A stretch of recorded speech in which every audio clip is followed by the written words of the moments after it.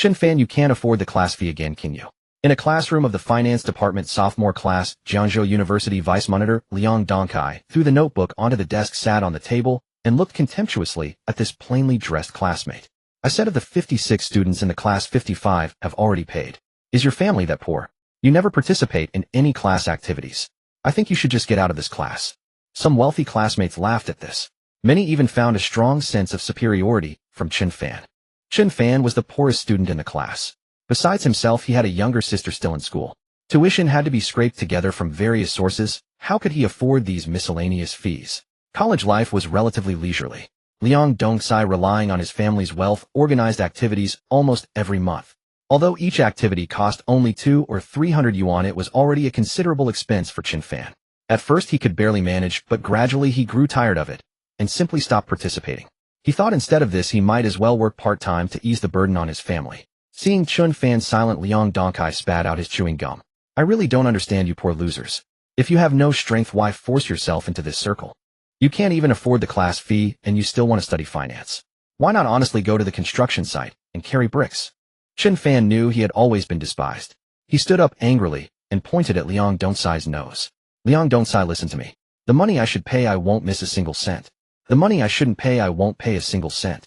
Your family just has a few stinking rich coins, so what's the big deal? Oh, this poor loser is getting tough. Liang Dongkai retorted unceremoniously, I'm nothing special, but if you have the guts, just pay the money right. What's the use of all this bullshit? Or maybe you kneel down and beg me, and I'll help you pay for it. Ha ha ha. The class burst into laughter. Chen Fan couldn't bear the humiliation. He turned and walked out of the classroom. Behind him came Liang Dongkai's sneer, idiot. You deserve to be poor for life. Chen Fan's footsteps faltered. He clenched his fists but forced himself to swallow the anger. I don't believe I'll be poor forever. Beep beep. At the school gate, traffic was heavy. Chen Fan was lost in thought when a Maserati came speeding toward him. Bang! Chen Fan directly crashed into the car. His head hit the ground hard. Oh! The girl in the car panicked. She didn't get out but immediately covered her eyes. Hearing that someone was hit, many people gathered to watch. Zhao Linlin hurriedly got out of the car and shouted at Chen Fan, hey, are you okay? Do you need to go to the hospital? The girl driving the car was none other than the famous campus belle Zhao Linlin. She came from a wealthy family, and her family's company was said to be worth hundreds of billions. Zhao Linlin had been cherished like a star since childhood. Seeing that she had hit someone, she was at a loss and panicked. Chen Fan got up feeling a splitting headache. His body staggered, and he fell again. Hey, don't die on me.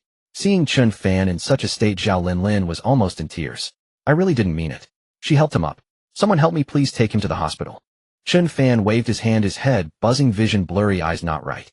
He shook his head vigorously, but before he could say anything, a discordant voice came from the side. Oh, what a performance. Acting quite well. Zhao Daskullflower, don't bother with him. He can't afford the class fee, so he's out here staging a hit and run. He really knows how to pick his target, knowing you're rich. Liang Dongkai had appeared at some point, sneering. Zhao Linlin frowned slightly, but seeing Chen Fan injured, she still felt a pang of conscience.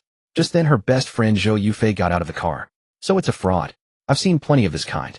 Why are you so kind? Then she pulled a few bills from her bag and angrily threw them in front of Chen Fan. Ha, stop pretending. Your goal is achieved. I hate this kind of person the most. She didn't want to look at him any longer and pulled Zhao Linlin to get in the car. Yufei, stop it. I don't think he's faking it. I really did hit him. Zhao Linlin was about to go back when Chen Fan suddenly stood up, grabbed the money on the ground, and shouted angrily. The army can be deprived of its commander, but a man cannot be deprived of his will. Damn it. He threw the money hard into Zhou Yufei's face, then limped away. Hey, Zhao Linlin's heart was full of mixed feelings. Chen Fan lay in the dormitory for 3 days, feeling as if all his bones were falling apart. His head no longer hurt, but his vision remained blurry. He had no money to go to the hospital, so he had to endure it. Fortunately, his roommate Wang Hao brought him meals every day. Chen Fan, are you okay? Do you need to see a doctor? Chen Fan shook his head. His mother called. Son, how are you lately? Is your living expenses enough? Your dad killed a pig at home. We'll send you some money tomorrow. Mom, no need, I still have a few hundred from my part-time job. Keep it for my sister's tuition. You child, you haven't been given living expenses for months. Don't force yourself. I know, Mom. After hanging up, Chen Fan felt he couldn't stay in bed any longer. He rubbed his eyes and instinctively looked out the window. The girls' dormitory 100 meters away suddenly zoomed in like a telescope. Everything in the dormitory was crystal clear, even a hair on the floor. Holy shit. My eyes. Chen Fan couldn't believe it. He rubbed his eyes again and looked over. Yes, he could really see everything clearly. And it happened to be Zhao Linlin's dormitory. Zhao Linlin was resting her chin on her hand, looking worried, still thinking about the accident that day. Chen Fan turned his head and noticed a copper coin hanging on Wang Hao's keychain. It was a Yongzheng Tongbao from 1733 from the Baowu Bureau. Very valuable. What's going on? Was it that Zhao Linlin's collision gave him superpowers? Chen Fan went to wash his face and stretched his limbs. His gaze directly penetrated the cabinet door, revealing the contents inside. His eyes could actually see through things. He could even tell the origin of these objects. How did he suddenly acquire such a powerful ability? Chen Fan was surprised. He casually glanced again and saw Liang Dongkai and others in the next dormitory trading stocks. Up to the limit. Up to the limit. Yes, they were chasing a stock called Tongqing Real Estate. Liang Dongkai, being rich, directly invested 200 yuan. He also followed the trend of chasing limit-up stocks, believing that only stocks hitting the daily limit were reliable. Whether they opened higher or hit the limit again the next day, he thought he could always make money. But through his X-ray vision, Chen Fan clearly saw that 2 minutes and 30 seconds later this stock would break its limit. Then it would hit the lower limit and continue to fall the next day. Seeing Liang Dongkai and the group celebrating, Chen Fan shook his head with a cold smile. But he couldn't be sure if what he saw would actually happen. He was just curious about how he suddenly possessed such a powerful X-ray vision capable of penetrating walls. Just as he habitually looked toward the girls' dormitory, a curse came from next door. Holy shit! Tongqing Real Estate suddenly opened its limit-up board. It plummeted like a pile driver, dropping 20 points. I fuck your mother, a skyground board. I bought in at the limit up. Liang Dongcai's vision went dark. Hey, monitor, monitor. Several classmates quickly pinched his philtrum. They say chasing limit-up boards ruins 3 generations, and short-term trading destroys a life. A skyground board almost took that arrogant Liang Dongkai away. Heh. Chen Fan was astonished to find that the scene he had seen actually came true. Since the school offered a financial practice course, many people have regarded themselves as stock gods. There were also several stock traders in Chen Fan's dormitory. One even called himself the financial prince, skipping dates with his girlfriend to stay in the dorm all day playing stocks. But not a single one actually made money if they all lost like fools. Chen Fan had advised them before telling them not to touch this stuff that ordinary people can't beat the market makers. They refused to believe it, saying that a finance major who can't trade stocks might as well go lay bricks. And he was deeply confident in his own abilities. I'm a finance major, how can I not beat those clueless retail investors? To confirm whether he could truly see through everything, even the future trend of stocks, Chen Fan casually opened his roommate, Liang Gao's laptop. He randomly picked a few stocks to verify and found that he could indeed see their future trends. One of them, called Tianfu Medical, was about to hit the limit up. Liang Gao returned from the next dorm. What are you doing? Nothing, I'm just looking at this stock. It should hit the limit up soon. Bullshit. Liang Gao glanced at it and said unhappily, this stock has been sideways for months. It's like an ECG, every day 2 cents can last all day. A typical junk stock. He didn't have this special ability, so of course he didn't believe it. But what Chen Fan saw was clearly a soon-to-be limit-up trend, and the next day it would spike and fall. Hey, did you guys know? Liang Dongkai just got a skyground board. 200,000. He went for the limit-up board, ha. Liang Gao laughed until tears came. The feeling of losing 40,000 in a minute was really damn sour. Wang Hao said nonchalantly, it's fine. His dad has money. It's not fine, he's so angry he could have a heart attack. Just as they finished, suddenly, Tianfu Medical surged sharply. From a drop of over 3 points, it directly hit the limit-up board. Liang Gao and Wang Hao stood there stunned, both staring blankly at Chen Fan. Damn, your mouth is blessed. At this moment, he felt deeply regretful. Why didn't he sell the stocks he held and buy Tianfu Medical?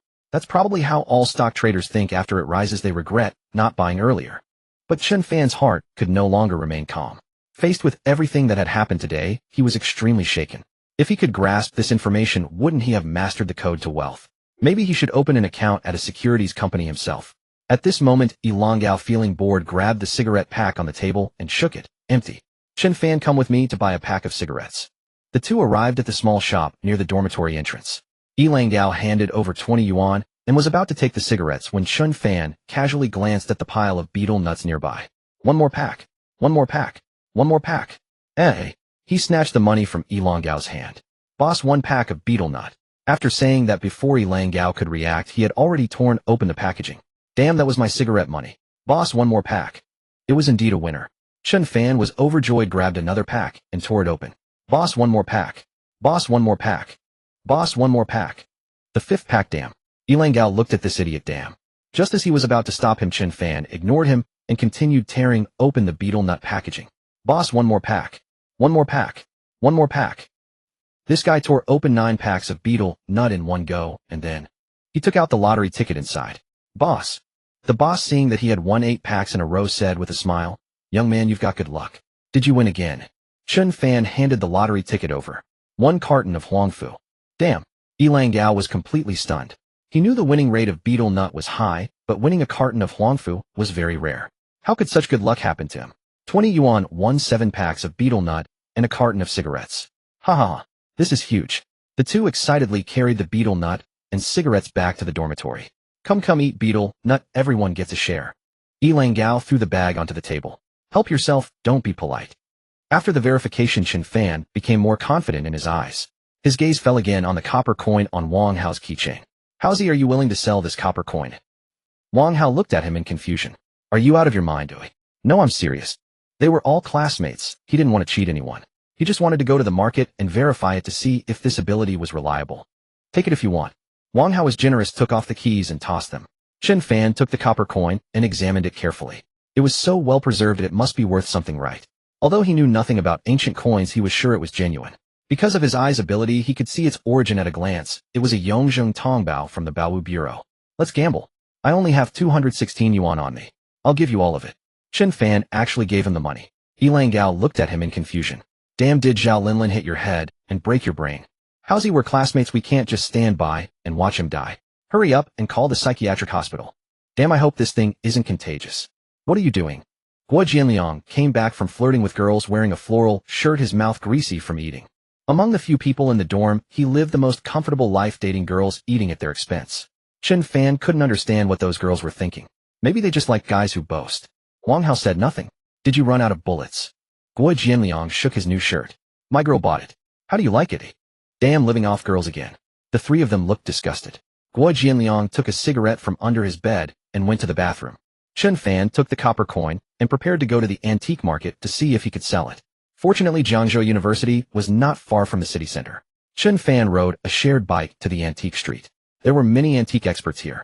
He deliberately hung the copper coin on his keychain, placed it at the most conspicuous spot on his waist. Although it said that good wine needs no bush, when selling things you shouldn't ask people, you let them come to you. Otherwise it would lose value.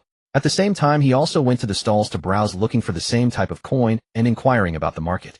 He casually glanced ordinary copper coins, unknown manufacturer. Obviously, these were all fakes, just artificially aged to look old. Chen Fan deliberately picked out a Yongzheng Tongbao and asked, "Boss, how much is this?" The stall owner glanced at him. 2,000. Wow. Chen Fan's hand trembled, and he threw the coin back on the stall. "This thing can sell for 2,000.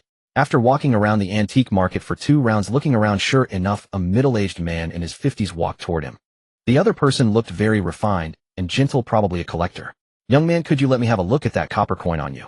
Chen Fan looked him over. "What do you want, eh? Don't misunderstand. I can tell you're not in this business. Let me have a look at this coin. If it's genuine, I'll take it." Chen Fan took off the keys. "What's genuine or not? Back in my hometown, we hang them on keys in bunches." The middle-aged man took it and examined it carefully. "This quality, it's the one, no mistake." He couldn't help but beam with joy. "Little brother, how much can you sell this for?" "Huh." The fish took the bait. Chen Fan blurted out, "for 1,000. The other man burst into laughter. "You're clearly an amateur. Yongzheng Tongbao comes in many varieties. Yours is from the Baowu Bureau. It's still worth a bit, but if it were from another bureau, I wouldn't even bother." After the appraisal, the middle-aged man spoke seriously. "Tell you what, I won't cheat you. 800 yuan, and it's mine." Chen Fan snatched it back. "With antiques, it's valuable only if you like it, otherwise it's worthless. Final price 2,000. Take it or leave it. 1,200, not a penny more." The middle-aged man, genuinely interested, offered a fair price. In fact, Chen Fan had checked online. A genuine Yongzheng Tongbao of this version was worth between 1,000 and 2,000 yuan. But he had paid Wang Hao 216 yuan, and if he didn't even make 1,000, it wasn't worth it. At least 1,400, no negotiation. The middle-aged man smiled. 1,400 doesn't sound good. I'll give you 1,380. Deal. The middle-aged man, a connoisseur himself, paid promptly and handed Chen Fan a business card. "Young man, if you find anything else worthwhile, come find me at by Bao Zhai on Wenzheng Street." Seeing the 1,380 yuan in his WeChat, Chen Fan finally believed his own eyes. Since he could discern the origins of these antiques, what was there to fear? The door to wealth had opened. He didn't want to waste time. He wandered through the antique street again. Genuine items were indeed extremely rare, but not entirely absent. Sometimes antique dealers collected treasures from the countryside without even knowing their true value, inadvertently selling them cheaply to others. That was the essence of bargain hunting. At a stall ahead, a multitude of items were displayed: pottery, purple clay, porcelain, jade jewelry, a dazzling array. Chen Fan swept his gaze over them, and his eyes lit up. He spotted a quart snuff bottle from 1832. Among the dozen or so snuff bottles on the stall, only this one was genuine. All the rest were fakes or worthless common goods. Chen Fan, playing the amateur, casually picked up a counterfeit and asked, "Boss, how much is this?" 5,000, the stall owner replied with a glance. What a joke.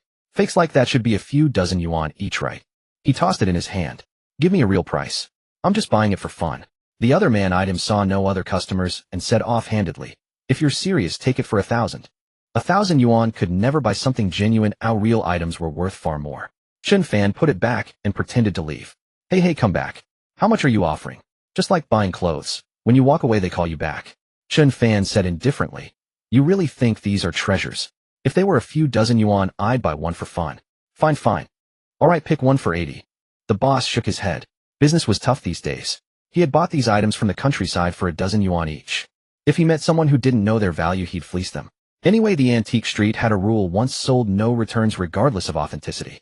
If you bought a fake, it meant your eyesight was poor and you had to accept the loss. If you found a genuine piece, that was your fortune. Chen Fan paid 80 yuan and took the snuff bottle. By Baozhai right. Chen Fan rode a shared bike and followed the phone navigation to Wenzhong Street. There were many tea houses and some antique shops along this street. This was Jiangzhou's famous leisure street. The people living here were laid back, completely free from the oppression of a big city. Those who owned shops here had basically achieved financial freedom, spending their days drinking tea and walking their birds. As for whether their shops opened for business, they didn't really care. Chen Fan arrived at by Baozhai, and the middle-aged man who had bought his coin was just there. "Hey, little brother, what brings you here?" Chen Fan looked around the shop, his eyes dazzled by the countless antiques. At a glance, everything was ancient treasure. Truly a connoisseur. Almost every item he collected was genuine. Chen Fan pulled out the snuff bottle he had just found. "I have something here. Care to take a look?" "Oh, you do have quite a few treasures. Why didn't you show it earlier?" Then he suddenly realized, "You didn't find this as a bargain in the antique street, did you?" Chen Fan smiled. "Do you want it or not?" The man took it and examined it carefully, then pulled out a magnifying glass. Inside the snuff bottle was a painted scene of a lady. After inspecting it, he said, "This is indeed an antique, but it's not an imperial item. Just an ordinary quart snuff bottle. How much do you want for it?" Chen Fan replied, "Managers, though we only met today, it's fate. I don't know much about the antique trade. Just give me a fair price. If I think it's worth selling, I'll sell. If you treat me fairly, I'll bring more items to you in the future." The implication was clear: if you try to cheat me, this is our only transaction, and there won't be a second. Zhuahandong smiled. "Tell me first, how did you get this?" "Didn't you just guess, eh?" Chen Fan didn't hide it. Zhuahandong exclaimed in surprise, "You really did find it there?" He gave Chen Fan a thumbs up. This young man, claiming to be an amateur, was probably lying. If he truly knew nothing, how could he have found such a treasure? He thought for a moment. "Since you trust me so much, I'll give you a fair price. This snuff bottle is worth about 60 to 70,000 on the market. What profit margin can you give me?" He was also shrewd. The value was clear. You need to make money, and so do I. It all depended on how greedy you were, and whether you were worth dealing with. Chen Fan hadn't expected the man to throw the question back at him. He was direct. "Give me 50,000. Whatever you earn beyond, that is your business." "Done. Deal." Zhuahandong grew increasingly fond of this young man, decisive and bold. He transferred 50,000 yuan to Chen Fan's account. "Little brother, if you find anything else good, come back to me." Zhuahandong personally saw him to the door and watched as Chen Fan rode away on a shared bike. In one morning, he had flipped 2 items and earned 51084 yuan. Chen Fan's confidence grew. University classes weren't too demanding, so he could come to the antique market anytime to hunt for bargains. But he couldn't miss the stock market. So he went to a securities firm and opened an account. He kept 3,000 yuan aside and deposited the rest into his stock trading account. This money was his seed capital. Perhaps this little fish could one day grow into a capital shark in the market. Back at the dormitory, a few of them were teaming up for a gaming session. "Treats on me today," Chen Fan announced. "This guy's even sicker than before." Yilang Gao snapped his laptop shut, eyeing Chen Fan with a curious expression. Wang Hao quickly stood up. "Don't pass it on to me." Guo Jianliang asked, "Can I bring someone?" "Bring them, sure." Chen Fan knew he had a girlfriend as sweet and petite freshman. "You can all bring your girlfriends." Since he'd made some money, Chen Fan was never stingy. Wang Hao touched his forehead. "You're really sick. Yilang Gao, call an ambulance." All 3 of those animals had girlfriends while he was the only single one. If it weren't for his thick skin from growing up in the countryside, his hands would have been rubbed raw. Moreover, unlike Gui Jianliang, he wasn't thick-skinned enough to take the initiative even if he met a girl he liked. At 5:30 p.m., Gui Jianliang dressed up and left first. Lang Gao asked in confusion, "Are you really treating?" Wang Hao said, "You're not going to take us for rice noodles, are you?" I didn't even bother to call Nan Nan. His girlfriend's name was Qin Nan from the economics and trade class. Chen Fan smiled. "I can tell by fortune telling that you're about to come into a little money today." Ding. A WeChat transfer of 1164 yuan came through. Holy crap. Wang Hao jumped back, distancing himself from Chen Fan. Lang Gao, quick, hide the soap in the bathroom. Damn, I'm not coming back to sleep tonight. Lang Gao stared at Chen Fan. Where did you get the money? I know. Zhao Linlin paid you a lot, right? I sold his copper coin. It was like borrowing a hen to lay eggs. Chen Fan didn't want to take advantage of the money that belonged to Wang Hao. Hearing that, Wang Hao finally relaxed. That copper coin was worth that much. Yes, sold it for 1380. Then tonight I'm paying. Don't you dare fight me for it. It's been ages since I showed off in front of my girlfriend. Wang Hao said loyally. Chen Fan certainly wouldn't let him pay since he still had over 1,000 yuan saved for emergencies. At 6:30 p.m., everyone headed to the back street of the school. It was a one-stop strip for food, fun, and entertainment packed with barbecue stalls, restaurants, inns, and KTVs. Lang Gao's girlfriend arrived too, Su Keqing, an accounting major with short hair and a round face. They picked an outdoor spot, and Chen Fan hailed the waiter to order. Hey, where the hell is Gui Jianliang? Speak of the devil, and he appears. Gui Jianliang came with 3 fellow townsfolk and pulled up chairs to sit down. Why didn't you get a private room? Sitting outside has 0 class. Lang Gao shot him an annoyed look. Weren't you supposed to go get your girlfriend? She wasn't around, and I happened to run into these 3 hometown buddies. He then turned to them, don't be shy, order whatever you want. These are all my bros. Wang Hao couldn't take it anymore. Guests don't bring extra guests. That's the rule. What the hell was this? If it weren't for Qin Nan's sake, he would have walked out. Chen Fan knew they were looking out for him. Gui Jianliang was a freeloader who never knew when to stop. It's fine. But Lang Gao and Wang Hao had already called their girlfriends. He couldn't dampen their spirits. Then Qin Nan asked Chen Fan, why don't you find a girlfriend? There's a really pretty girl in my dorm. I can introduce you. Gui Jianliang finished ordering. He can't even afford the class fees. How's he going to afford a girlfriend? Wang Hao couldn't hold back anymore. As if you've spent a ton on your girlfriend. Gui Jianliang said shamelessly, what do I need to spend on a girlfriend? Just playing around. Why take it so seriously? That remark darkened the faces of both Qin Nan and Su Keqing. You guys just play around? Lang Gao cursed. Gui Jianliang, can you shut that mouth of yours? Don't listen to his nonsense. That animal's got no humanity. Both of them scrambled to soothe their girlfriends. Damn, one sentence from him nearly ruined the rest of his romantic life.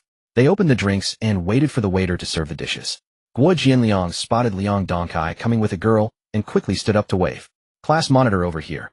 The girl beside Liang Dongkai was tall and strikingly beautiful, especially her legs. Truly captivating. In the midsummer heat, she wore a Korean-style denim shorts with tassels, instantly grabbing everyone's attention. But when Liang Dongkai reached for her hand, she instinctively pulled away. Gui Jianliang, the bootlicker, pulled out a chair and sidled up. You two sit here. I'll go tell the waiter to add more dishes. Order whatever you like. He waved his hand. Boss, 2 more packs of cigarettes.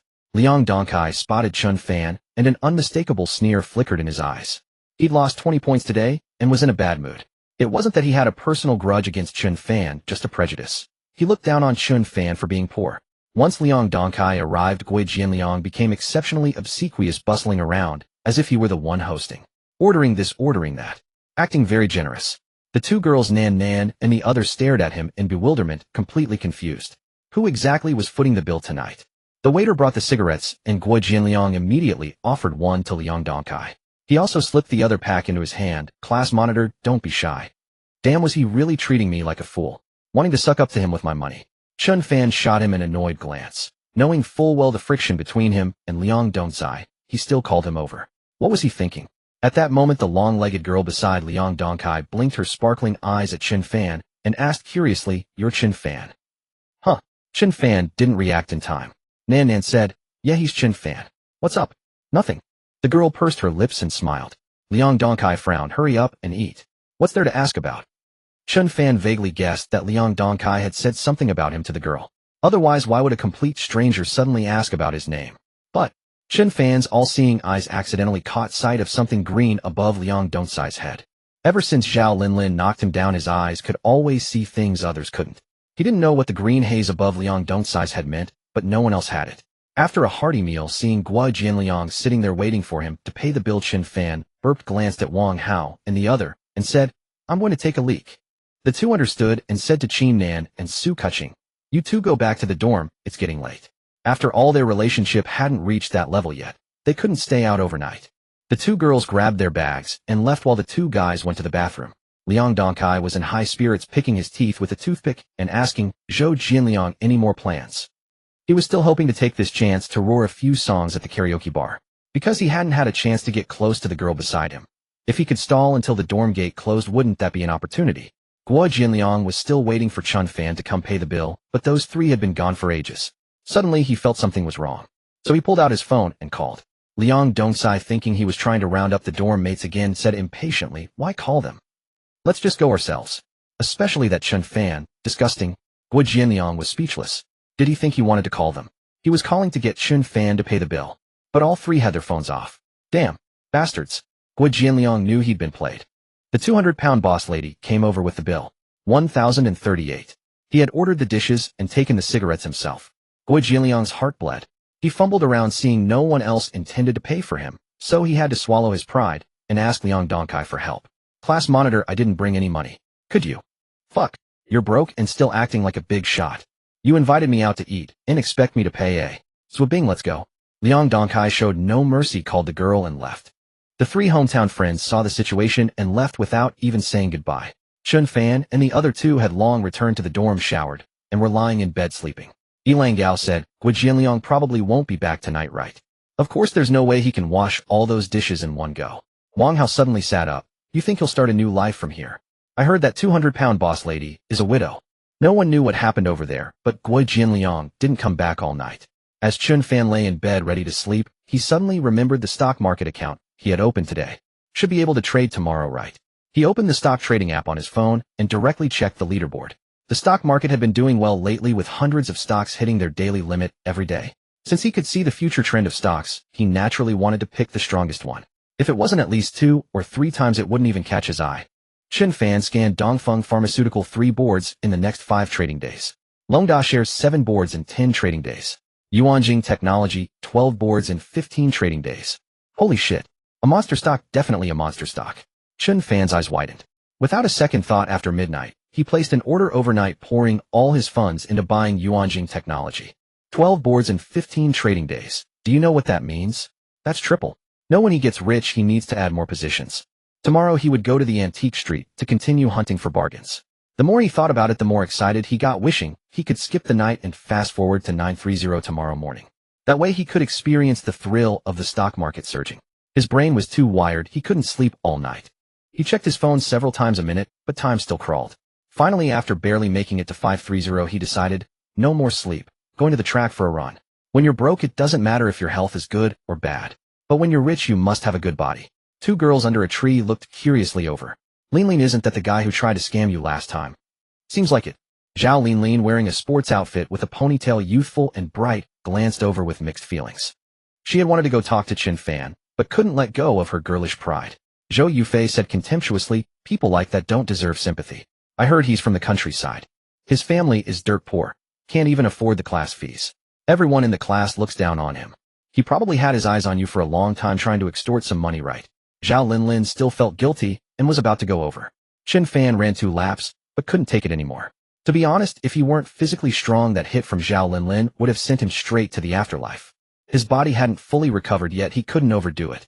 Chen Fan did a few sets of stretches, grabbed his clothes, and headed back to the dorm. He had no idea that Zhao Linlin had been feeling guilty about hitting him. At 9:05, he saw from his phone that Yuanjing Technology actually opened low. Holy shit, isn't this a godsend? He had placed a buy order in the early morning. He didn't know if it would go through in time. As the opening time approached, Chen Fan's heart grew more tense. 926 thump thump thump. His heart was pounding so hard. After all, this was his first time trading stocks.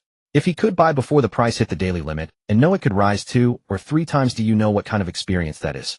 927 thump thump thump. 928 thump thump thump. 929 thump thump thump.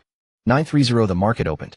The stock price dipped, slightly wobbled for a moment, then suddenly surged downward, dropping over 4 points, breaking through Chen Fan's predetermined buy price, and abruptly turned upward. Then it shot up like a rocket, rising. Whoosh. In a flash, it hit the daily limit with over 2,000 lots of buy orders, quickly sealing it. In just those 2 minutes, Chen Fan broke out in a cold sweat. He didn't react until the stock price was locked at the daily limit. The system showed filled. All 48,000 yuan of his funds were fully invested. In that instant, he made a net profit of over 6,000 yuan. Awesome. Just as the trade was completed, Liang Dongkai from the front row let out a holy shit. Damn. He had hit another daily limit down today. Chen Fan had expected it. He had seen yesterday that Tongqing real estate would continue to fall today, and it opened with the main force sealing it, leaving no chance to escape. Looks like it's going to keep falling. Slap. Yilang Gao beside him suddenly slapped his own face, probably regretting not listening to Chen Fan. He should have bought Tianfu Medical instead. But Tianfu Medical wasn't doing well today either. It hit the daily limit yesterday, then rose and fell back today. If he chased it at the wrong time, he'd probably fall into another trap. Before exiting the trading app, Chen Fan took another look at his account, feeling overjoyed. Tomorrow was the weekend. Chen Fan didn't bother with it anymore, put away his phone, and went to class. At noon, Gui Jianliang finally returned. His face was haggard with dark circles under his eyes. Who knew what he had gone through last night? But the guy said smugly, "The boss lady promised to help me lose weight." There was an evening event in the class, but Chen Fan didn't have to attend since he hadn't paid the fee. He planned to visit the antique street tomorrow to see if he could find a bargain. Now the university campus was filled with couples cooing and cuddling everywhere, a place that only rubbed salt into the wounds of singles. So he simply went back to the dormitory to sleep. Wang Hao called saying that Qin Nan wanted to introduce a girlfriend to him. She was a girl from their dorm, quite pretty. Chen Fan showed little interest and declined on the spot. When a man had no capabilities, he shouldn't drag a girl into it. Moreover, he didn't want to sit there helplessly watching her pay for the date. How embarrassing would that be? Early the next morning, he rode a shared bicycle to the antique street to wander around. Recently, he planned to cram up on antique knowledge to avoid being cheated when he eventually found a treasure. The antique market was quiet today, with few people and sluggish business. Chen Fan strolled around, possessing a far greater advantage over others. He didn't need to examine each item closely. A single glance sufficed to tell whether it was genuine. In fact, if he wanted real goods, shops like those on Wenzheng Street were full of them. But their items were expensive, guaranteed authentic. Of course, there were occasional mistakes. Chen Fan wasn't a collector, so why would he buy such things? The main issue was that he was too poor, earning only a few thousand yuan a day. The only thing he could do now was to hunt for bargains in the market. With a bit of luck, he might find one or two genuine pieces. As he passed a stall, he suddenly spotted an antique. It was a large general's jar from the late Qing dynasty with scenic and human figures. Chen Fan walked over casually. The stall had many items, including numerous jars and pots. But nowadays there were too many fakes. Chen Fan picked up a plate casually, and the stall owner asked, "Young man, want to buy one?" "How much?" The stall owner glanced at him. "You name a price. It's the first sale of the day." Chen Fan thought to himself, "If I name a price, I'm afraid you'd beat me to death." He put down the plate and picked up the jar. The item was definitely genuine, no doubt about it. He just wanted to check if there were any damages. The item was in good condition. Chen Fan said, "I don't really understand these things. My grandma told me to buy a jar to store peanuts." The stall owner scoffed disdainfully. "Cut it out. I've seen people like you. All those who come here to scavenge bargains say the same thing. Last time a young guy said he knew nothing, and he picked up a snuff bottle from my stall. Then he resold it for over 100,000. Damn, who leaked the news? Actually, it didn't sell for that much." Chen Fan wiped his sweat. He couldn't be bothered to haggle. "Will you sell it for 500? Not a penny less than 10,000. The stall owner was very arrogant. As long as someone asked the price, he would fleece them mercilessly. Chen Fan put down the jar. "Then keep it for your peanuts. Young man, add a little more." This stall owner was hilarious. He probably didn't even know he had a treasure here. "This is a fake from the late Qing." Hearing this, Chen Fan almost laughed out loud. So the stall owner thought the jar was an imitation.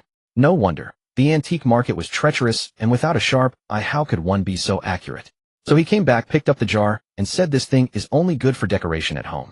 It would show its true colors in front of an expert." "How about 800? The stall owner said, "Make it around 1,000 and take it away." "I'm not fooling you. This is the best imitation I have." Seeing how serious the stall owner was, if Chen Fan didn't have the discerning eye, he would have been scared away. "Fine. 1,000 it is." He paid, took the jar, and left. The stall owner washed his back and thought, another idiot. Made a pure profit of 800 today. This jar had cost him 200 to acquire. Sigh. Nowadays rich kids just love to show off. Dressing so shabbily on purpose. Did they think he couldn't tell? At Wenzheng Street, when Chen Fan arrived with the jar, he found a man in his 30s at the entrance of Baibao, Zhai, also holding a jar identical to his. Damn, could this thing really be fake? Had he been fooled? So a hand-on smiled at the man and said, "Sorry, we don't accept this here. You're the fourth person to come here with this jar today." Chen Fan suddenly felt he had been cheated and wondered if he should even take out his jar. But Zhai Handong had already spotted him. "Hey young man, you're here. Have a seat." Chen Fan felt extremely awkward, but he braced himself and walked in with the jar. The man looked at the jar in Chen Fan's hand, equally embarrassed. Needless to say, he was also a victim of the scam. So you got this jar too? Zhua Handong shook his head. Recently, a batch of these jars has suddenly appeared in the market. They're quite well made, and every day someone comes in with one. Chen Fan said mine is genuine. He also noticed a hint of joy between the man's brows. Perhaps this uncle had some good news recently. At that moment, a girl with a backpack walked in. Dad. Huh? Who called me Dad? Chen Fan turned around. A pair of particularly beautiful long legs came into view.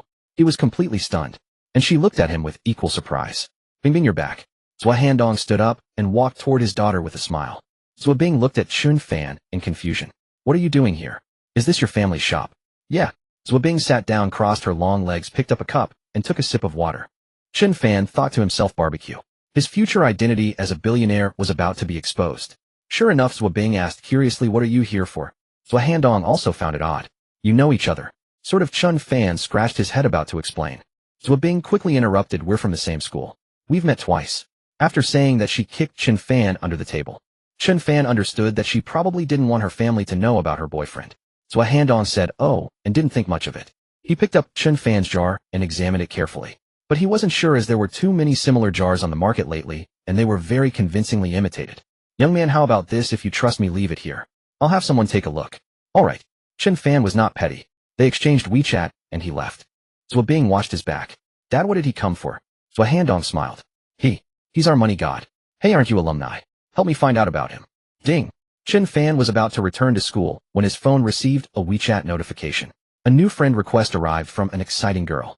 He clicked on the profile picture and was immediately struck by her stunning long legs. Zhua Bing.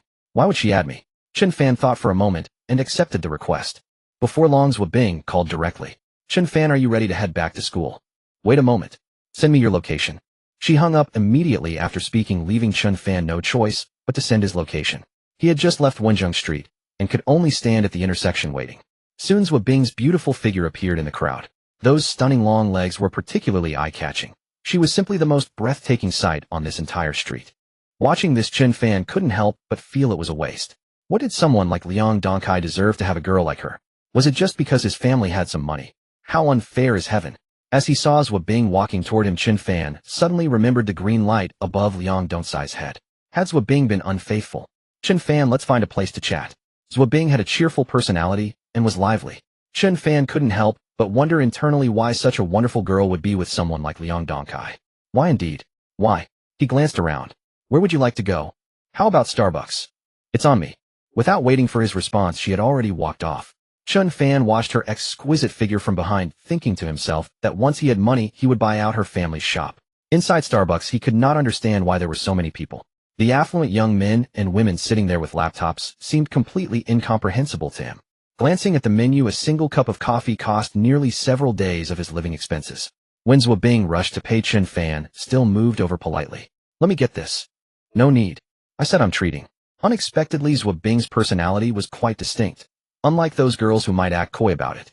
Some would pretend to insist on paying while really expecting the other person to foot the bill. Why don't you go sit over there?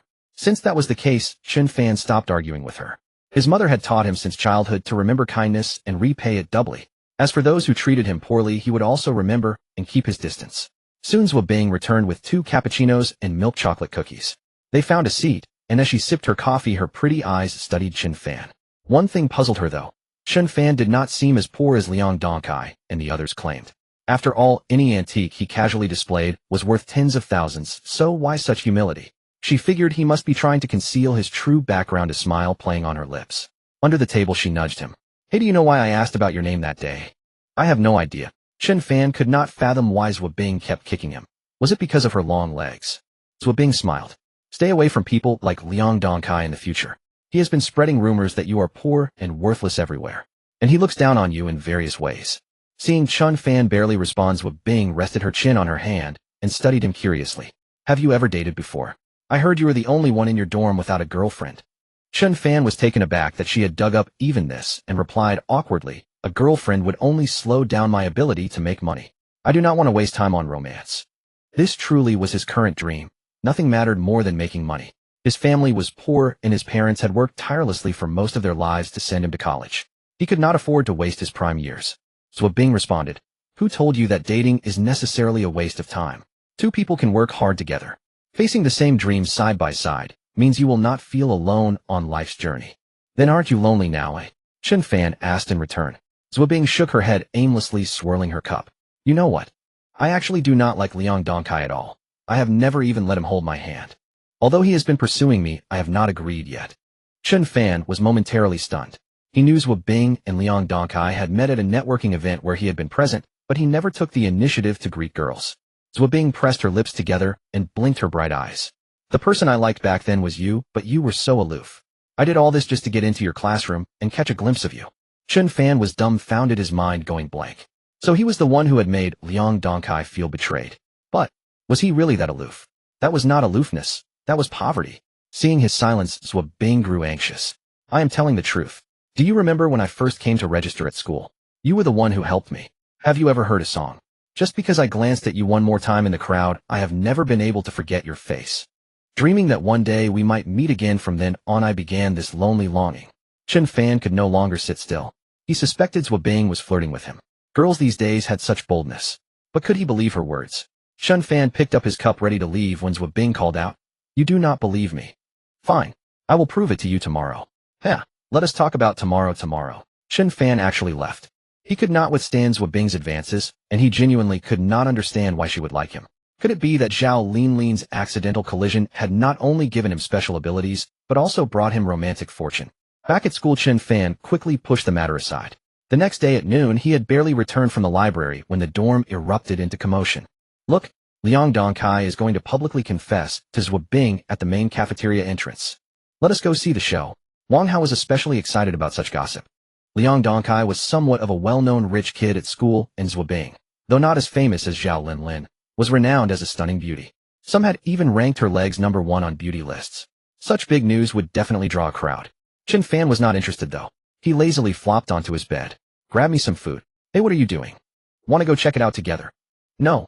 Hardly had he declined Wang Hao when his phone suddenly rang. The screen displayed an exciting girl. Who is it? Wang Hao naturally did not know this was Zhou Bing's WeChat. Chen Fan hesitated for a moment before answering, What is up? Come to the main cafeteria entrance now quickly, do not make me angry. Chen Fan pondered for a moment and rushed to the cafeteria entrance with Wang Hao. The area was already packed with onlookers layer after layer. Across from the main cafeteria was the school cinema, which had a row of long steps. The steps were covered with vivid red roses and colorful balloons. Liang Dongkai, dressed in a suit, held a bouquet of flowers in both hands, making himself look like a prince. He looked proudly at the surrounding crowd, then glanced up at Zhou Bing, standing high on the steps, feeling as though the moment he reached the pinnacle of his life was about to arrive. Chen Fan couldn't fathom what Zhou Bing was up to. Liang Dongkai's confession to her had nothing to do with him. Seeing the crowd gathered at the cafeteria entrance, Chen Fan silently stood aside. Zhou Bing's eyes swept over the crowd below, as if searching for someone. In this youthful era, such grandstanding was not uncommon in schools. Liang Dongkai was ecstatic, believing this spectacle would surely make waves across the campus. He would become renowned, and together with Zhou Bing, they would be hailed as the perfect couple. Chen Fan received another call. He hadn't expected to be so busy today. Zhou Bing had just called, and now Zhou Handong was calling. He stepped aside to answer the phone. That was when Zhou Bing spotted him. A faint smile curled at the corner of her lips. Zhou Handong, of course, had no idea his daughter was the center of attention. Little brother, the appraisal for that jar you gave me is out. It's genuine. The market price is 52,000. I'll give you 40,000, leaving a profit margin of around 10,000 for me. How does that sound? Let's do it your way. Chen Fan didn't hesitate and agreed immediately. Zhou Handong said cheerfully, Great, I'll transfer the money to you now. Little brother, pleasure working with you. Next time you're in the city, I'll treat you. Zhou Bing. Zhou Bing. A chorus of voices suddenly erupted from the cafeteria entrance. Afraid Zhou Handong would hear the commotion, Chen Fan quickly ended the call. Looking up, he saw Liang Dongkai holding a bouquet of flowers walking up the steps one by one. Zhou Bing stood there, her tall figure like that of a proud little princess. Liang Dongkai knelt before her and shouted, Zhou Bing, I love you. Will you be my girlfriend? He then presented the flowers with both hands. Zhou Bing's gaze drifted to Chen Fan in the distance. Smiling, she said, I can't say yes. Huh? Why? Liang Dongkai was stunned. This wasn't following the script. He had put so much thought and effort into arranging this venue. He had successfully created a spectacle that drew a massive crowd. He glared at Zhou Bing in anger. Zhou Bing said, I think this is too rash. Liang Dongkai, how about we leave this decision to fate? What did she mean? The crowd below buzzed with confusion, staring at Zhou Bing. Bing plucked a single rose from his bouquet. This is a randomly chosen flower. We'll decide by plucking its petals whether I should say yes to you. That way we'll know if we're destined to be together. What do you all think? Yes. Yes. The crowd cheered. Liang Dongkai smiled, thinking she wanted excitement. Fine, he'd play along. His gaze lingered on her exquisite long legs, his impatience mounting. Bing's delicate fingers began plucking the first petal. Yes. No. Yes. No. By the 8th petal, Bing paused. Only the last petal remained on the receptacle. An odd number meant yes. Liang Dongkai rejoiced. See, the last one says yes. Haha, this is fate. The heavens want us to be together. Bing, just say yes. Be my girlfriend. He stood up to embrace her. The crowd below began to chant together together. Oh, wait. Bing suddenly shouted, clutching the last petal in her hand. Yes, fate has chosen for us. The final answer is yes. But I choose to defy fate. With a tear, she ripped the last petal in half. No. See, the last half says no. So I can't say yes to you. Liang, don't sigh from now on, stop pestering me. I will never say yes. With that, she threw down the bare stem, clapped her hands, and walked away. She left Liang Dongkai standing there, his face flushing red and then pale. Had he been played and humiliated in front of so many people? Furious, he cast the flowers to the ground and slunk away in disgrace. Chen Fan, watching from afar, chuckled. So this was Bing's way of proving herself to him. Today she had thoroughly slapped Liang Dongkai's face. Just as he was about to leave, he received a WeChat message from Bing. Well, didn't I tell you, From now on I'm going to pursue you. Ahem. Chen Fan was deeply embarrassed. This Bing was quite the flirt. And incredibly bold. Chen Fan didn't reply. He saw his Handong's WeChat transfer. 40,000 yuan. Well, he had money again. Without a second thought, he transferred it all into his stock account, hoping to add to his position on Monday. Chen Fan had checked the market for Yuanjing technology. In the previous 2 days, it hadn't been locked at the daily limit. There had been violent washouts. If he was fast enough, he could still get in. What he really looked forward to was opening the Chi-Next board, which would allow him to make 20 or more in a single day.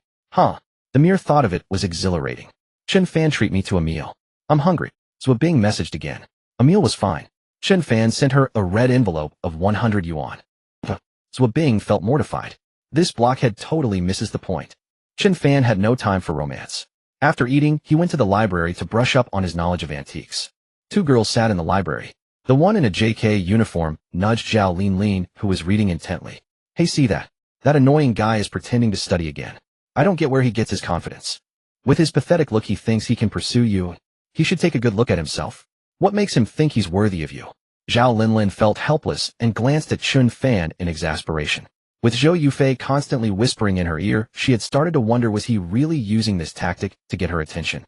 Zhou Yufei put down her book and walked over. Chen Fan was engrossed in his reading, genuinely thirsty for knowledge. He needed to master antique knowledge to avoid being cheated when he encountered valuable items. To his surprise, Zhou Yufei said arrogantly, Hey, are you done? Is it fun to keep following Linlin around? Hey, what's wrong with me reading? The library isn't your private property. Chen Fan couldn't understand what was wrong with this girl. Why was she mocking him for no reason? He glanced at her JK outfit and suddenly blurted out a sentence in English. Zhou Yufei's face turned crimson. She glanced at Chen Fan, lowered her head, and quickly scurried away. Zhao Linlin saw her return with a lovesick look and asked, What happened? Zhou Yufei fidgeted. Oh my god, it turns out he likes me. What did he say to make you blush like that? He said, If you never abandon, I will in life and death. If you never leave me, I'll be with you till death. Yay, Linlin, I'm in love. Zhao Linlin looked at this lovesick fool. Not necessarily. What if he meant, either you leave me or we die together? Chen Fan had spent 2 days in the library, finally enduring until Monday. His account now held 5400 plus 4000 yuan. At 9:25, he eagerly opened the stock trading app on his phone. Yuanjing Technology's trend today opened low and climbed high, first hammering down sharply, then quickly surging to the daily limit. After this round of shaking out weak hands, there was no longer any chance to buy in. The main force directly pulled 7 consecutive limit up boards, then another fierce shakeout followed by a continued rally, setting a record of 12 boards in 15 trading days. Chen Fan's heart tightened, feeling as if it might leap out of his chest. During these 15 trading days of the main force's rally, he needed to do nothing but lie back and count his money. Triple. Chen Fan calculated that by the time of the harvest, his account would directly become over 2000. Of course, during this period, he still had to keep earning money to complete his initial accumulation as quickly as possible. At 9:30, the morning session officially began. Chen Fan placed a buy order and waited for it to execute. Life with a cheat code was so satisfying, knowing exactly when it would drop and when it would soar. Moreover, his capital was so small that it wouldn't affect the market maker's operations at all. He would be a happy little fish swimming in the ocean of the stock market. Yeah. After completing the operation, Ilangao's excited voice came from the other side. The commotion drew the attention of the classmates, and only then did Ilangao realize he had lost his composure. He made a funny face, then lay on the desk pretending to be dead. Soon a message from him appeared in the WeChat group. I finally made some profit today. The stock I bought went up 3 points. Chen Fan. Guo Jianliang, treat us. Damn it, you guys ripped me off last time, I'm going to eat back. Wang Hao, I'm done. The experts misled me. Slap. Liang Dongsai, sitting in the front row, gave himself a fierce slap. Damn it. Is there no end to this? 3 consecutive limit down boards already. Chen Fan saw him clenching his fists, his eyes nearly popping out with rage. His 2000 had suffered 1 limit down to limit up swing and 2 limit down boards. Chen Fan estimated for him of the 2000 invested, only a little over 1300 remained. What a fucking thrill. But hey, I'm happy. Just as he was secretly gloating, Zhuo Bing sent him a message. Hey, what do you mean? You've been avoiding me for 2 days. If you don't show up to see me at noon, I'll make an official announcement. Then we'll see if Liang Dongkai comes after you. Liang Dongkai was already mad enough to kill. His almost girlfriend had dumped him in front of everyone, making him lose all face. What do you want? Chen Fan thought for a moment and replied to her. Given Zhuo Bing's temperament, she might actually do something like that. Zhuo Bing snorted. I want to eat. You're treating. I'm going to fleece you today. Just a meal. What was the big deal? Now Chen Fan truly understood the ancient saying, 1,000 gold pieces spent will return again. Even if he spent all the 2000 plus yuan on him, the stock market would earn it back for him tomorrow. To appease Zhuo Bing, Chen Fan decided to take her out for a meal. She would choose the place, and his only task was to pay. After class, Chen Fan went to the back street. Zhuo Bing was wearing a pair of blue denim shorts, listening to music with earphones. When she saw Chen Fan approaching, she took out one earbud and put it into his ear. Does this song sound good? Just because I took one extra look at you in the crowd, I could never forget your face. Oh, wasn't that the song Legend? Chen Fan returned the earbud to her. Let's go eat barbecue. Zhuo Bing pointed to a shop ahead. Chen Fan was fine with whatever. This was a place he had never been to before. His mother had always taught him if someone treats you, you must treat them back. So he generally avoided eating at others' expense for fear he couldn't afford to return the favor. But today it was Zhuo Bing who wanted to come. They chose a seat by the window on the second floor. Zhuo Bing took off her earphones and looked at him with suspicion in her beautiful eyes. Why have you been avoiding me these 2 days? No, I haven't. He held up the menu to block her view, changing the subject. What do you want to eat? Zhuo Bing wasn't fooled. She pressed on, still denying it. You were with someone in the library saying, if you never abandon, I will in life and death. What do you mean? Chen Fan's hand trembled. She knew about that. Who had leaked it? Seeing Zhuo Bing's little tiger expression, Chen Fan put down the menu. Are you eating today or not? She didn't have the right to control him, did she? Zhuo Bing glared at him, fiercely pouted, snatched the menu, and ticked off every item on it. This guy actually had the nerve to flirt with other girls. The thought infuriated her. She had already announced that she was officially pursuing him. Yet he went and said to someone else, if you never abandon me, I will be with you in life and death. Men were indeed all big pig trotters. Chen Fan felt a pang of pain seeing her order so much. He snatched the menu back from the waiter and crossed out half the items. Rather than waste money, he would rather send it home for his parents or his sister's education. Soon their order arrived. But everything came in a single portion, including the tableware drinks. Hey, why is there only 1 pair of chopsticks and 1 bowl? It was you who crossed them out. The waiter looked at him oddly. Is something wrong? Zhuo Bing burst out laughing and said to the waiter, you can go now. We'll take care of ourselves. It turned out this was a couple's restaurant where everything came in pairs. Chen Fan had asked to remove half, turning it into a single-person set. The waiter was not surprised. Most customers here were couples. Some were particularly lovey-dovey, using only 1 set of chopsticks and bowl. The boyfriend would feed the girlfriend 1 bite for you, 1 bite for me. She thought Chen Fan was playing that game too. Zhuo Bing took a sip of the drink and handed it to Chen Fan. It was the straw she had licked. She wanted to see if he would drink from it. Chen Fan. Let's order another set. Zhuo Bing rolled her eyes at him. I don't mind, why do you care? She forcefully shoved the straw into his mouth. Then she put the grilled meat into 1 plate, and they took turns eating. 1 bite for you, 1 bite for me. Chen Fan felt extremely awkward. Was this the legendary couple's set meal? Seeing his expressions, Zhuo Bing couldn't help laughing. This guy really had never been in love before. How amusing. She rested her chin on her hand and stared at Chen Fan. From now on we are officially a couple. No flirting with other girls. Are you that eager to be in love? Chen Fan looked at her long legs and felt a flutter. Then tell me, what are the benefits of being in a relationship? Zhuo Bing gave him a resentful glance. What do you want? Chen Fan thought seriously for a moment. I want to go to the Little Woods. Zhou Bing's face suddenly flushed crimson. She pinched the soft flesh at his waist. I didn't expect you to be so naughty. Chen Fan winced in pain. I just want to experience it, okay? Will you agree? Zhou Bing bit her lip for a long time, hesitated, then said, I'll do whatever you want, okay? After finishing the meal, Chen Fan paid the bill. 199 yuan. For someone whose net worth had just exceeded 100,000, this price was already quite expensive. But he still paid with great nonchalance. Money wasn't the issue, he just didn't want the girl to call him a broke loser. The two of them arrived at the small grove behind the school. Chen Fan, there are too many mosquitoes here. Let's go back, shall we? Chen Fan, we can't do this. We've already crossed the line. No, Chen Fan, this is my final bottom line. After a stalemate of over 10 minutes, Chen Fan decided to send her back to the dormitory. Zhou Bing looked at the red welts on her legs from mosquito bites. I'm never going to a place like this again. Let's go to a hotel. I'll buy some medicine to help you apply it. Chen Fan felt a bit apologetic, never expecting such a poor experience for a first date. He really couldn't understand those who frequented the grove. Where did they get such enthusiasm? Were they really so indifferent to the environment? Zhou Bing rolled her eyes. If we go to a hotel, would you still have the mind to apply medicine for me? She didn't want to give her body to him before the relationship had even begun. Seeing her insistence, Chen Fan had no choice but to give up. With no important classes in the afternoon, he was too lazy to go to the classroom. Lying on his dormitory bed, he repeatedly looked at his own hands that had succeeded in their mischief. Zhou Bing was really something. Her figure was amazing. If they got married in the future, their child would never go hungry. The guy lay on the bed reminiscing about the abundant spoils from earlier. Achieving such a result on a first date was something many couldn't even imagine. Now looking back on the whole process, Zhou Bing had indeed been good to him. Just as he was about to open his phone, Zhou Bing sent a WeChat message. Pig, what are you doing? Huh, even the nickname changed. She had called him Chen Fan just now. Chen Fan replied, I'm thinking of you. Really? Really, how could it be fake? Alright, I'm thinking of you too. Don't do that next time. We've only just started after all. Chen Fan said gloomily, have you ever played games? What? What does that have to do with games? Chen Fan, it seems you haven't played games. Think about it. You finally leave the novice village, and then you have to start all over again. It's really discouraging. Zhou Bing sent a disdainful emoji. Big pig trotter. Anyway, from now on, without my permission, you're not allowed to make any moves. You'll lose me as your boyfriend. How about this? As long as you don't make me go back to the novice village, I'll agree. Zhou Bing. It seemed she had tacitly agreed. Chen Fan snickered to himself. This kind of thing was really addictive. Now he wanted to see Zhou Bing again. But Zhou Bing wasn't stupid. She absolutely refused to come out again. She had a dance class in the afternoon, so after a few words she logged off. The guy lay on the bed wondering what to do.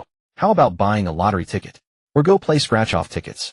He opened his phone to search for lottery winning numbers, wanting to see if he could actually buy a lottery ticket. If it worked, wouldn't it be great to win 100 or 200 million directly? But when he opened Baidu to check the winning numbers for future lottery draws, sorry, there was nothing at all.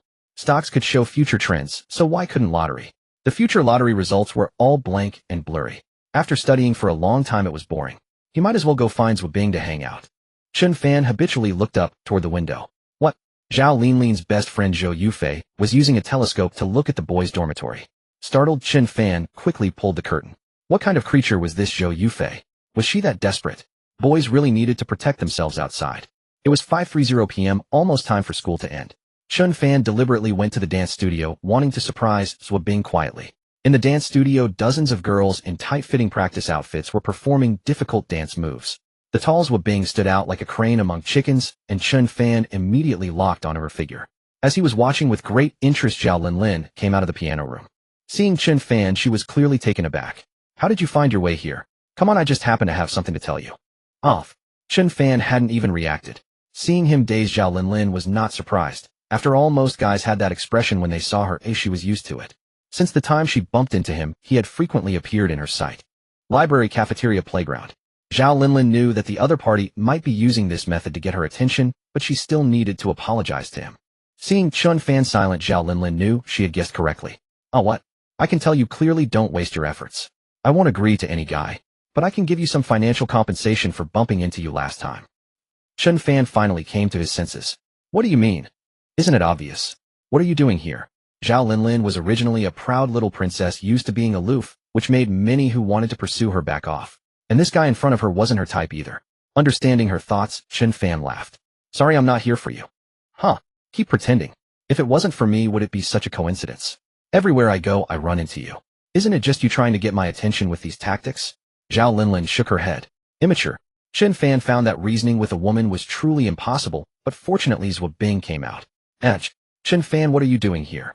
Chen Fan ignored Zhao Linlin, turned around, and walked up to Zhuo Bing naturally, putting his arm around her waist. I'm here to pick you up. Come on, let's go eat. Zhuo Bing's body stiffened. She initially wanted to push his hand away, but seeing Zhao Linlin's astonished expression, she casually stuffed her clothes into Chen Fan's arms. Fine, but I need to go back to the dormitory to take a shower first. Watching the two figures walk away, Zhao Linlin was petrified. The cold and proud goddess's expression became extremely complicated.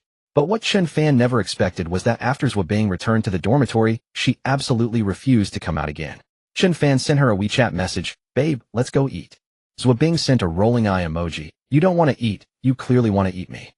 Chen Fan, I swear on your conscience that I'll take you back to the dorm after we eat. Zhuo Bing, another day. I'm on a diet tonight. Seeing her stubborn refusal to come out, Chen Fan had to give up. What a good girl, already thinking about saving money for him. Back in the dormitory, Yilang Gao and the others had all returned. Seeing Chen Fan, he said excitedly, "Come on, I'm treating tonight. The stock I bought today made 3 points. Forget it. Your little money isn't even enough to fill a tooth gap. Damn. This is a major turning point toward victory, a sign of my embarking on a billion-dollar life. Cherish the present. In the future, you'll find it hard to even see me." Yilang Gao was full of bravado. No way around it. Today was the first time he had made money from stock trading, so let him be proud for a while. They went to a barbecue stall on Back Street this time. Guo Jianliang asked, "Are there any girls?" Wang Hao retorted, "None. He made 3 points on his 4,000 yuan principal, just to drag you out for barbecue. What more do you want?" Guo Jianliang patted his chest. "Next time it's on me." The group was speechless. Damn it, he's trying to slip away again. The four of them ordered over 100 yuan worth of barbecue and a case of beer. Before they could start eating, Wang Hao's phone rang. It was Qin Nan. "What are you doing? Why aren't you replying to my messages?" Wang Hao, afraid everyone would make Yilang Gao pay again, lied to Qin Nan. "I was just showering. What's up?" "I'm hungry." Yilang Gao, being generous, said, "Tell her to come over. What can a girl possibly eat?" Wang Hao hadn't even responded when Qin Nan had already overheard. "You guys are out carousing again." Yilang Gao snatched the phone. "We're at Back Street. Come over soon. Wang Hao ordered your favorite sausages." Since Qin Nan was coming, why not invite Su Kuching as well? Guo Jianliang couldn't sit still. "Damn it, didn't we agree not to bring girlfriends? I'll call Mao Xiaojun." Chen Fan kept to himself. His relationship with Zhuo Bing wasn't public, and Zhuo Bing herself preferred not to draw attention. After all, she had just publicly rejected Liang Dongkai. If Liang Dongkai found out she was with Chen Fan, he would hate him to death. What a damn shame. His stocks kept falling, and now he's lost his girlfriend too. Soon Qin Nan arrived with a girl. Seeing everyone, Qin Nan greeted them cheerfully. "Hey, you guys are living the good life, partying every day." Wang Hao said, "That's him finding joy in hardship." "What do you mean?" Qin Nan asked, confused. Chen Fan explained, "Our financial prince has only made 3 points since he started trading. Over 100 yuan, and now he's inflated." Qin Nan sighed. "I feel bad ordering food now." Yilang Gao said, "No worries, don't listen to their nonsense." Qin Nan asked Wang Hao, "What about you? Still trading stocks?" Wang Hao shook his head vigorously. "I don't touch that stuff." Just then Su Kuching and Mao Xiaojun arrived. Another 100 yuan worth of barbecue was added. Among the 8 people present, there were 3 couples. Qin Nan glanced at her roommate, the girl she had been telling Chen Fan about all along. Her name was Tang Jing. She was indeed very beautiful, though she barely spoke. They say Sichuan produces stunning women, and Tang Jing's looks could easily outshine all the girls present. Even among the entire university, she would likely rank near the top. She was not short either, at least 165 meters. Whenever she arrived, Guo Jianliang couldn't stop staring at her. Interestingly, Qin Nan had not introduced her or even mentioned her name. But while drinking, Tang Jing deliberately called Chen Fan's name multiple times. Chen Fan smiled and guessed what Qin Nan was doing. It was similar to a blind date, wasn't it? Let Tang Jing take a look first. If there was interest, then a formal introduction would follow. If Tang Jing wasn't interested, there would be no need to bring it up, sparing everyone from awkwardness. They drank until past 10. Chen Fan stood up. "I'm going to the restroom." "I need to go too." Guo Jianliang quickly rose, worried about repeating last time's incident. But this time was different. Chen Fan had already settled the bill. Guo Jianliang glared at him, displeased. "Damn it, you really know how to play favorites." Chen Fan ignored him. "Why the stark difference? Don't you know in your heart?" When Yilang Gao went to pay, he discovered the bill had already been covered. He tossed a cigarette to Chen Fan. "Who told you to pay? Are you looking down on me? I finally got a chance to impress my girlfriend, and you ruined it." "Ha ha." Everyone burst into laughter. Wang Hao said, "Let's go." This idiot wins and still acts modest. His relationship with Qin Nan was still at a rather innocent stage, just holding hands, so there was no special program after the late-night snack. Everyone went their separate ways. Tang Jing, what do you think of Chen Fan? Qi Nin asked on the way back to the dorm. Tang Jing smiled slightly. He's okay. She had been forcibly dragged along by Qi Nin, who said everyone in the dorm already had a boyfriend and didn't want Tang Jing to remain single. Tang Jing claimed she didn't want to date, but couldn't resist Qi Nin's earnestness. So Tang Jing made a request: don't mention the introduction, yet let her take a look first. If she liked him, she would consider dating. If she felt nothing, then there was no need to bring it up. This was what they had agreed upon, which is why Qi Nin eagerly asked for her opinion. Mao Xiaojun, though from a different dorm, had grown close after hanging out a few times. Seeing Qi Nin wanted to introduce Tang Jing to Chen Fan, she voiced her concern. I heard from Gui Jianliang that Chen Fan's family is very poor. Tang Jing, I suggest you think twice. Qi Nin replied, I think family background doesn't matter. What matters is whether he treats you well. I know Chen Fan somewhat. Though his family isn't well off, he's a loyal friend. As for you, Mao Xiaojun, you've known Gui Jianliang for so long. I heard he's quite unreliable. Be careful. Yeah, I've heard that too. He especially likes taking advantage of girls. Su Keqing added. Hearing everyone evaluate Gui Jianliang this way, Mao Xiaojun fell silent. Naturally, she was somewhat displeased. Qi Nin said, if I were you, I'd choose Chen Fan over someone like Gui Jianliang. I've heard him call Chen Fan a poor bastard many times outside. Seeing them start to argue, Tang Jing joked. Qi Nin, you're defending Chen Fan so much. Could it be you want to switch partners? My Wang Hao is great. Why would I switch? It's just that we're worried Mao Xiaojun might get deceived. The girls chatted and laughed all the way back to the dorm. On Chen Fan's side, Yi Gao asked, Chen Fan, how much was tonight's meal? I'll transfer you the money. Never mind. Wait until you catch a limit up first. Yi Gao said, damn it, you look down on me. I'm not hiding anything. I already borrowed 10,000 yuan online. I'll add to my position right away. Damn it. Chen Fan jumped up. Are you crazy? You dare touch that stuff? Pay back that loan immediately. Idiot, actually borrowing online loans to trade stocks. But Yi Gao dismissed it. Don't worry, I know what I'm doing. Wang Hao also panicked. Damn it, pay back the online loan tomorrow, or else. But Yi Gao refused firmly. He was determined to turn things around with this money. Seeing him lost in obsession, Chen Fan secretly felt sorry for him. That morning, upon opening his trading app, he found that Yuanjing Technology had unsurprisingly hit the daily limit again, entering a frenzied phase of consecutive limit up boards. There were already 2 such boards, and with 10 more he could finally sell his position. Chen Fan calculated his gains from this round of trading coming out with about 2,000 yuan plus.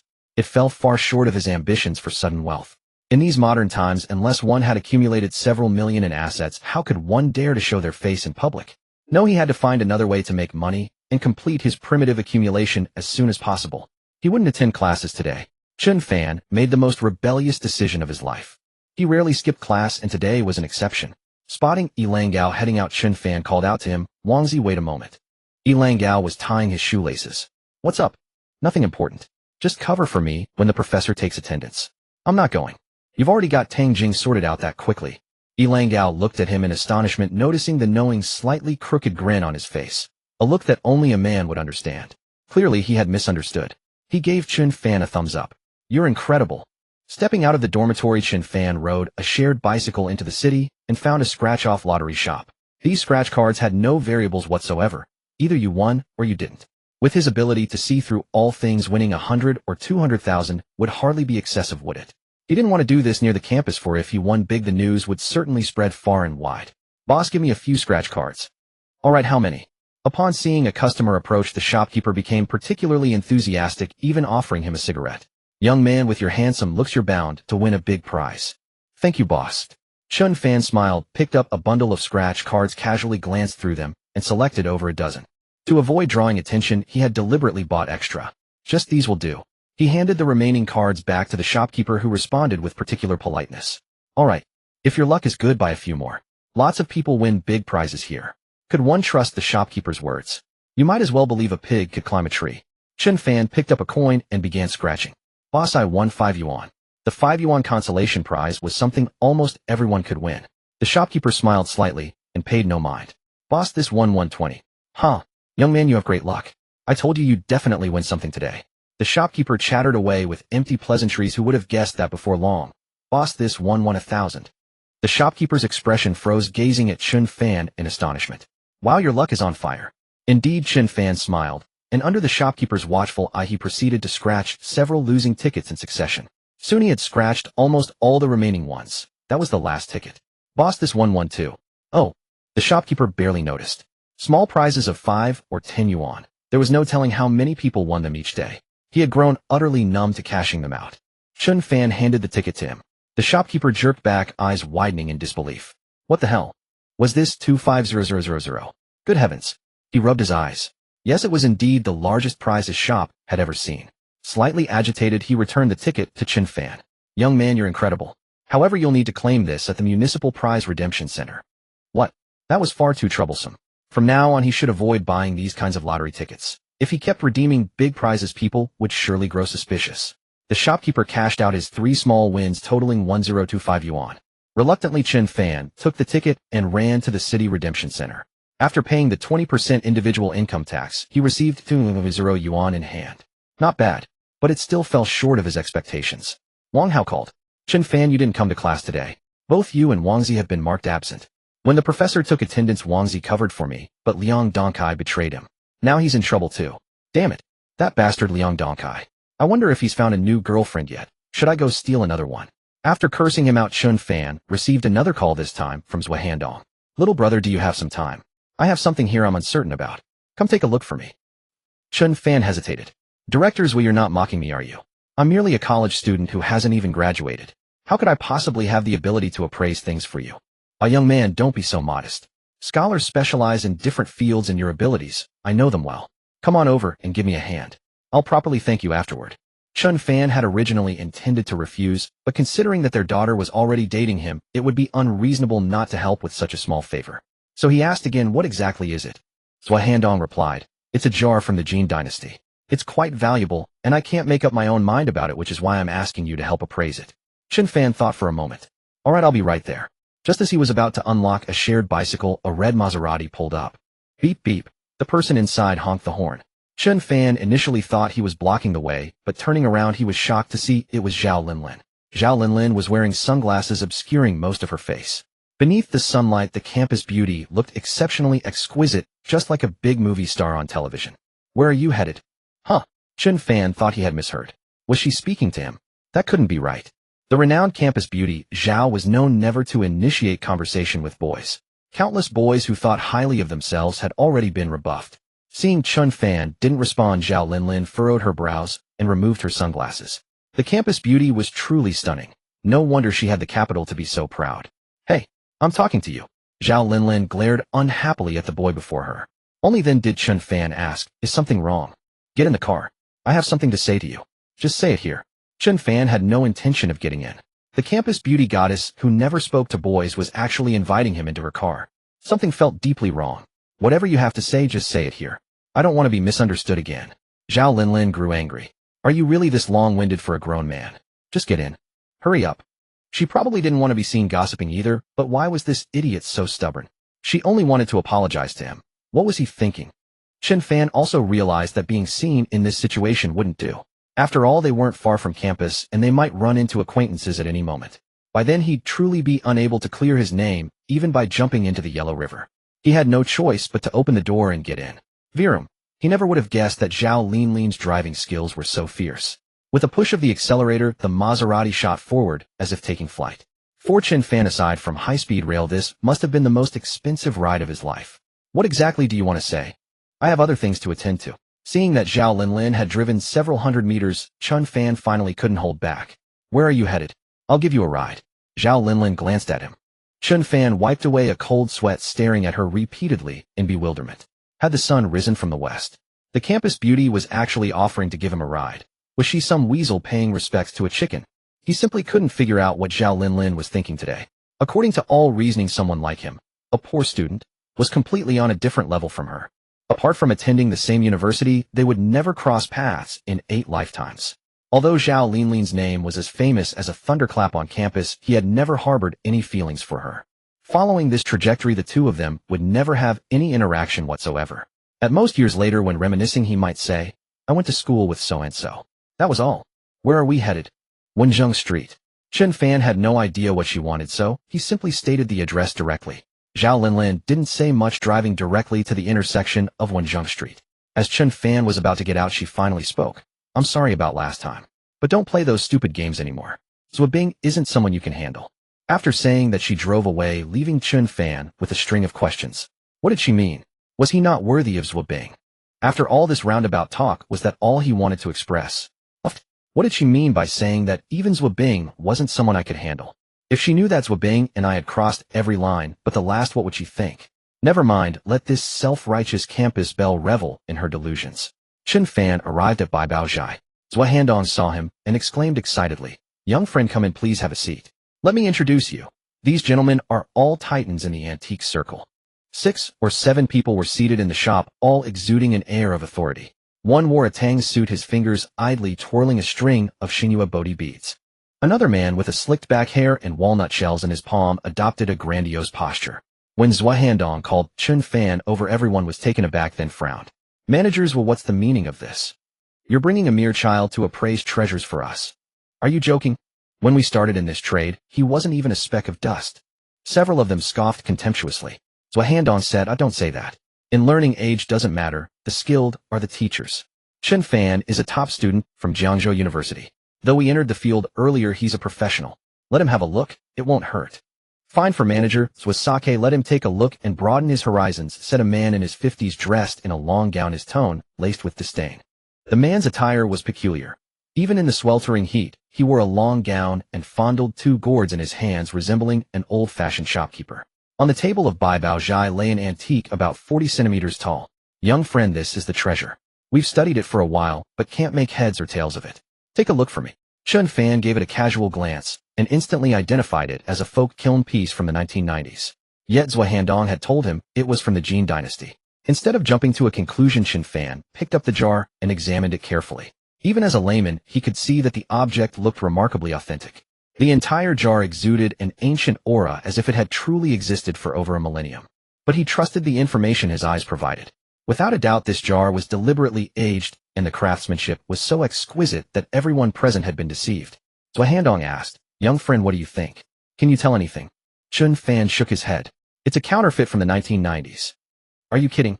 The man in the long gown stood up. "None of us could see it. How can you claim it's a 1990s imitation?" "Yes, is there any evidence?" Another man in a tang suit asked reluctantly. They all agreed it was from the Jin dynasty, yet Chen Fan said it was a 1990s fake. You believe a brat's words. He doesn't know a thing. Regardless of whether this treasure is real or fake, how can he be so sure it's from the 1990s? Exactly. Zhua Handong was also puzzled. Even the most skilled appraiser could only approximate the age, but Chen Fan insisted it was a 1990s imitation. This truly stumped Chen Fan. Could he tell these people that his eyes had special abilities? Seeing everyone's doubt, he shook his head and decided to play the role of a sage. "In this trade, the more profound you seem, the more convincing you are." He cast a detached glance at the group. "I can only tell you it's a 1990s imitation. If you insist on treating it as a treasure, that's your business. It's not my money at stake." The crowd fell silent. Chen Fan added, "You're all experts in this field. Do I really need to spell it out?" He pointed at the dozen antiques displayed on the shelves of Bai Baozhai. "This is from the early Southern Song dynasty. This is from the Qianlong period. This is from the Wenjing era of the Han dynasty. This is Yuan dynasty blue and white porcelain." He identified each piece, leaving the group dumbfounded. The kid really had skills. He could pinpoint the origin of these antiques at a glance. The men were all friends of Zhua Handong, and they knew exactly what treasures he had in his shop. The circle was small. News of a new acquisition spread instantly. Since Chen Fan's words were spot on, could it be that they had all been mistaken? Just then Zhua Handong took a call. "MMMIC. After hanging up, he said, "It's been confirmed. It is indeed a modern imitation." To be safe, Zhua Handong had sent the jar to an authoritative institution for authentication. Unexpectedly, the experts there also identified it as a recent imitation dating to around the 1990s, though they couldn't pinpoint the exact year. The group stared at Chen Fan in amazement. He was right. Recalling how he had effortlessly named every antique in Bai Baozhai, they couldn't help but admire him. After all, with so many people studying it for so long, only Chen Fan had seen through it. "Young man, you're amazing." The middle-aged man in the tang suit gave him a thumbs up. "Young friend, come by my shop sometime." The man handed Chen Fan a business card and extended an invitation. The man in the long gown also said, "You're welcome to visit any time." The previously cold and indifferent crowd now turned enthusiastic, each offering their card. Chen Fan, ever humble, collected them properly. Managers was sorry for the trouble. After the others left, Zhua Handong said excitedly, "Young friend, I have another treasure. Could you appraise it for me?" Zhua Handong went upstairs and brought down a rectangular box. It contained a scroll of calligraphy and painting. The box was ordinary, nothing special. He opened the box and took out the scroll. A particularly exquisite painting over a meter long and about 80 centimeters wide. Zhua Handong said, I bought this for 8,000 yuan. It should be authentic, but something feels off. Chen Fan looked closely and sensed that the painting was indeed strange. Through his penetration vision, he spotted two signatures, one from 1756 by Zheng Xie and another from 1938 by Huang Yuan. Chen Fan had no idea who Huang Yuan was, probably an obscure figure, but the name Zheng Xie startled him. When the scroll was fully unrolled, it revealed an ordinary landscape painting signed by Huang Yuan. To a layman, the painting was decent, yet there was a hidden signature beneath it. Chen Fan was puzzled. This was the trickiest case he had encountered since acquiring his extraordinary ability. I need to take a closer look. Chen Fan leaned in, examining the painting with intense focus. Ding! A message came in on the phone. Energetic girl pig, what are you doing? I miss you, Chen Fan. He glanced at Zhua Handong beside him and said, I'm at my father-in-law's place. A thud. Zhua Bing's hand trembled and her phone fell to the floor. How did that guy go to my dad's shop again? She was so scared that she quickly retracted the message. Chen Fan carefully examined the painting, gently twisting the paper with his hand. It's clearly one painting, yet why are there two signatures? He moved the box aside and observed intently. Lifting the painting, he scrutinized it against the light. His pupils changed, and his gaze penetrated the surface of the painting. Oh my God! So that's how it is. Chen Fan put down the painting and said to Zhua Handong in a daze, father-in-law. Oh no. President Zhua, you've made a huge profit. Zhua Handong quickly asked, what's going on? Chen Fan sighed with emotion. A painting bought for 8,000 yuan. I can only say you're really lucky. This is a painting within a painting. Off. Zhua Handong was astonished. Quick, tell me the reason in detail. He was already impatient. Chen Fan said, if I'm not mistaken, there's another painting behind this one. A genuine work by Zhang Banxiao. Off. Zhua Handong was so excited that he plopped down onto the floor. You're not joking, are you? Chen Fan said helplessly, you're practically my father-in-law. I wouldn't deceive anyone, but you. Why don't you try to tear the painting apart? This painting by Huang Yuan was certainly not worth much. If sold on the market, it would fetch at most 20 to 30,000 yuan. But if it were truly by Zhang Banxiao, that would be remarkable. At the very least, it would be worth millions, possibly tens of millions. Zhua Handong, somewhat excited, immediately fetched a basin of water and slowly soaked the edges of the painting with a brush. Then he carefully peeled off the top layer of paper. Sure enough, beneath it was hidden another painting. Indeed, a calligraphic work by Zhang Banxiao. Although he couldn't confirm it for the moment, he had at least seen its appearance. Young brother, you really are something. I knew I hadn't misjudged you. Zhua Handong excitedly grabbed Chen Fan's shoulder. If this painting is genuine, I must thank you properly. Chen Fan was calm. No need for thanks. It's a trivial matter not worth mentioning. That won't do. You know, with those people around just now, I didn't dare take it out. You must keep today's matter a secret for me. Genuine works by Zhang Banxiao were already extremely rare, and Zhua Handong didn't want to publicize it. Moreover, based on his own experience, this painting couldn't be fake. Zhua Handong wanted to host a banquet for Chen Fan, but Chen Fan declined, citing matters at school. Then next time you must not refuse. Zhua Handong picked up his phone and transferred a red packet of 20,000 yuan to him. Just a small token, please accept it. President Zhua, how can I take your money? Chen Fan was about to return it, but Zhua Handong became anxious.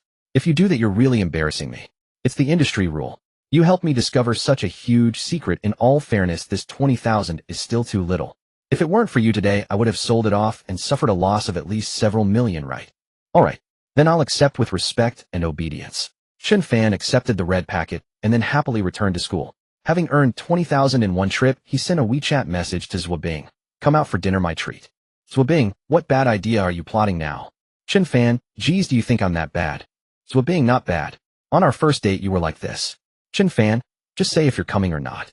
Today your dad gave me 20,000. Zhua Bing, damn. What did you do? Her own dad actually gave him 20,000. Then she must go. Ask what this guy did at her dad's shop today. I'll change clothes. Seeing that Zhua Bing finally agreed to come out, Chen Fan smiled happily.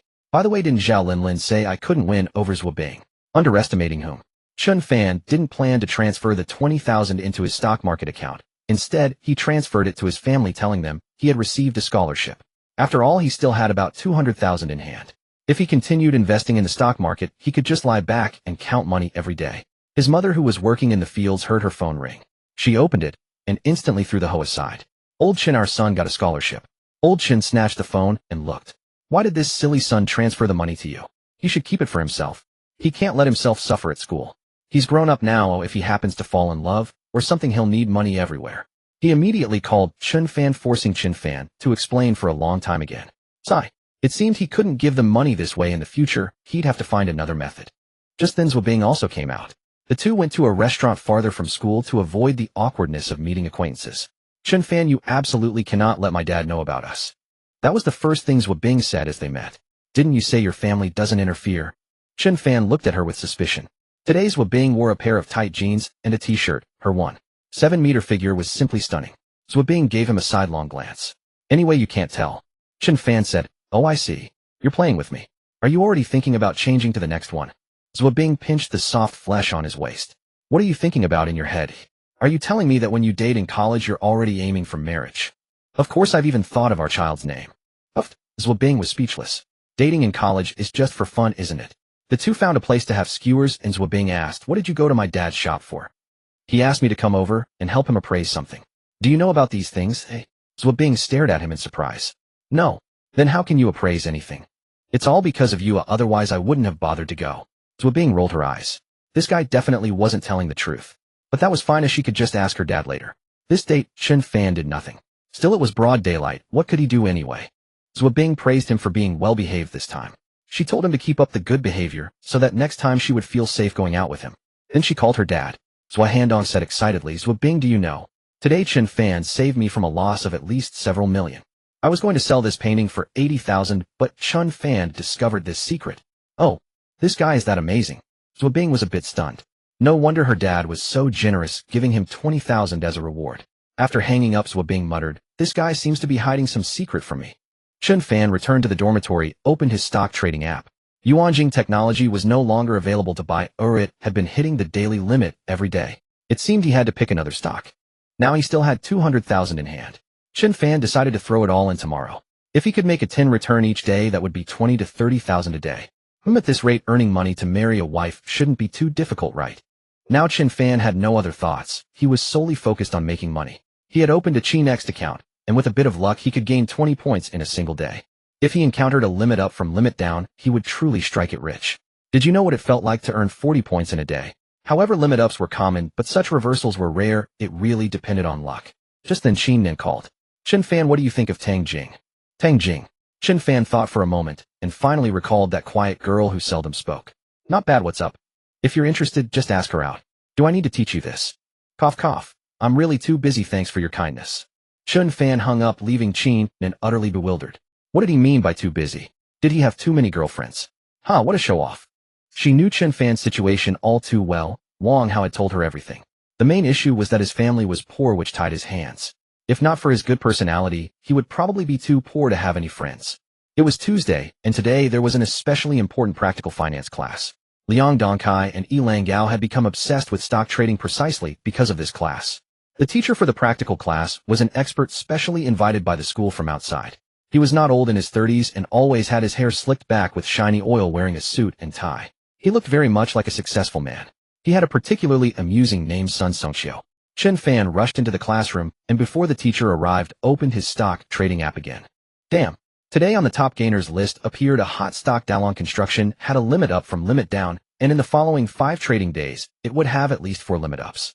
It seemed luck was on his side lately. Whatever he thought of came true. Chen Fan's nerves tightened, and he quickly acted, using all the remaining 200 yuan in his hands to buy Dalong Construction at the limit down price, then quietly waited for the trade. Because it opened at the limit down, and only after half an hour would it suddenly break the board and soar. 10 minutes later, the class bell rang. Professor Sun walked to the podium carrying his laptop. Today we continue our practical course. Students who have opened accounts, please raise your hands. Whoosh. In the classroom, a sea of hands went up. Almost everyone raised their hands. Chen Fan did not raise his hand. Professor Sun's gaze fell on him. Why aren't you raising your hand, classmate? Can't you even afford the 1,000 yuan practical training fee? Everyone turned to look. Liang Dongkai shouted loudly, Professor Sun, don't mind him. He's the poorest student in our class. Not to mention the 1,000 yuan practical fee, he can't even come up with the 200 yuan class fund. He relies on the school's poverty subsidy every year. Ha ha. The classmates burst into laughter. Professor Sun's brow furrowed. For you finance students, the most valuable thing is practical training, especially being able to trade alongside me. This is your good fortune. I'm sure you've often seen me on various financial programs. Alright, I won't say more. Cherish this opportunity. Next, I'll teach you how to select stocks. Chen Fan had no intention of listening to the lecture. He opened his stock trading app, and kept waiting for his own stock to be executed. The previously purchased Yuanjing technology continued its one-character limit up, so of course, he didn't touch it. He just let it keep rising. As for Dalong Construction, even though Chen Fan knew it wouldn't break the board until 10 o'clock, he still felt a bit excited. Moreover, this was a Chinex stock. What did a limit up from limit down mean? Oh my god, he was going to be rich. Good gracious. He now had 2.0 yuan in hand. The stock price of Dalong Construction was 8.06 yuan, and Chen Fan bought 24800 shares. To Chen Fan's surprise, Professor Sun was right there on the big screen, listing several stocks. Tianjin Environmental Protection, Beihua Heavy Industry, Dalong Construction, and Jiangzhou Lithium. Chen Fan noticed that 3 of the 4 stocks he listed had appeared on yesterday's top gainers list. Especially when he saw Dalong Construction, he couldn't help but smile slightly. These 4 stocks had their characteristics. Tianjin Environmental Protection and Jiangzhou Lithium were recent strong performers. Beihua Heavy Industry was an ordinary stock with mediocre performance, but its trend was steady, rising at a 30-degree angle. Meanwhile, Dalong Construction had been falling all the way with 6 or 7 consecutive limit downs. Moreover, each limit down was a 20 drop. Such a stock was very likely to be designated ST. At that moment, Yilang Gao was also looking at his phone. Chen Fan snatched it away. Damn, you're still playing it even though you've already lost a lot. This guy started with 1.000 yuan, and now he has about 5.000 left plus the 9.000 he borrowed from online loans totaling 14.000 yuan. Without a word, Chen Fan cleared his positions. He also bought Dalong Construction with it. What are you doing? Fuck, you've screwed me over. You son of a bitch. The stock market operated on a T1 basis. Stocks bought today could only be sold tomorrow. Yilang Gao saw that he had bought Dalong with his stocks and felt like dying. But Chen Fan ignored him and returned the phone with a grin. Chen Fan had actually always wanted to help him, and when he happened to see Professor Sun mention this stock, he did him a favor. To his surprise, Yilang Gao had actually opened a Chinex account. That meant the funds in his account had once exceeded 1.000. No wonder he had lost his previous girlfriends. At that moment, Professor Sun on the stage asked, which classmate would like to answer? How should we choose among these 4 stocks? Chen Fan casually replied, of course choose Dalong Construction. It will rise the most. Professor Sun's face immediately turned green. Stand up. Get out. What a clueless fool shouting nonsense. A stock like Dalong Construction was a trap. It had already had 6 or 7 limit downs. How much money could you pour into it? Always remember, we must never choose stocks that are in a unilateral downtrend. We should only trade strong stocks. Chen Fan was kicked out of the classroom, and he simply left. I gave you a chance to get rich, but you didn't want it. Liang Dongkai was the loudest. His family was rich, and he had deposited 2.0 when opening the account, but then under Professor Sun's guidance, the classmates executed trades on the spot, buying Tianjin Environmental Protection and Jiangzhou Lithium. Yilang Gao stared at his account where Chen Fan had bought Dalong Construction and felt like crying, but had no tears. Sure enough, as soon as Professor Sun guided everyone to buy, the stocks rose 5.6.7 points. They shot up to over 9 points. They were about to hit the limit up. A group of people shouted excitedly. Professor Sun was also grinning widely, earning the title of Stock God from the students. Yilang Gao sent Chen Fan a message. Damn it, you owe me a meal. Just after the message was sent, the classroom erupted with a chorus of eh. Someone pointed at the big screen. Professor Sun, look. Professor Sun turned around leisurely. Holy shit. The 2 stocks that had been rising nicely just moments ago suddenly plummeted in a straight line. From a gain of over 9 points, they dropped to just over 2 points, then to -2, -3, -5. The broader market also seemed to be doing a high platform dive. The classroom was in utter shock. Professor Sun tugged at his tie. What was going on? With such a good market, why did it suddenly reverse? Don't panic, everyone. It might just be a technical adjustment, Professor Sun reassured them. Look at Dalong Construction, a female student suddenly shouted. Dalong Construction broke its limit down and shot upward. Like a rocket, it soared straight up. 3 seconds. It instantly hit the limit up. 40 points. Oh my god, how was that possible? Yilang Gao was dumbfounded. With 1 limit up from limit down, he had recovered all his previous losses. Chen Fan, you're amazing. After coming to his senses, he quickly sent Chen Fan a message. Dinner is on me tonight. The market took a heavy hit, but Dalong Construction staged a comeback against the odds. Professor Sun's face could no longer hold its composure, as if today's market trend was solely designed to slap him in the face. The other students were fine, but Liang Dongcai, trying to show off, lost another 10+ percentage points on top of his already disastrous losses. Oh my god. At that moment, he felt like banging his head against the wall. Wang Hao, damn it, I'll never trust experts again. To avoid upsetting his girlfriend, he didn't even dare tell Qin Nan that he was also trading stocks. Fortunately, his investment was small, only 1,000 yuan. Professor Sun wiped his sweat and said, Today's lesson teaches us that the stock market is risky, but one must be cautious when entering. He continued, let me see which of you have risk awareness. Raise your hand if you didn't lose money. Everyone remained silent. Ilan Gao stood up and said, Teacher, I made 40 percentage points. Whoa. All eyes in the class turned to him, and some girls even cast admiring glances. Ahem. This student, how did you do it? Ilan Gao chuckled, casually showing off. I analyzed Dalong construction. It had hit limit down for 6 or 7 consecutive days. Things will turn when they've reached the extreme. Today it should open. He continued. As the saying goes, be greedy when others are fearful. Besides, there were signs of capital inflow, so I didn't hesitate to go all in with my entire position. Well, you're amazing.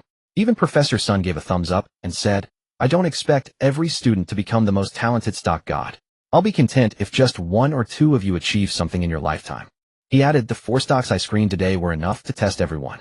This also shows that most people are not suitable for stock trading. He said, this student is good. Keep up the hard work. Then, that's all for today's lesson. Practice on your own now. Professor Sun hurriedly left with his laptop. As he walked out of the classroom, his back was soaked with sweat. Prince, teach me how to trade. Prince, you are my idol. Prince, I love you, let me be your girlfriend. In the classroom, Ilan Gao was surrounded by a group of classmates. Chen Fan's casual little favor had made his moment of glory. Some girls even wished they could throw themselves into his arms. If they found a boyfriend like him, wouldn't they have endless money?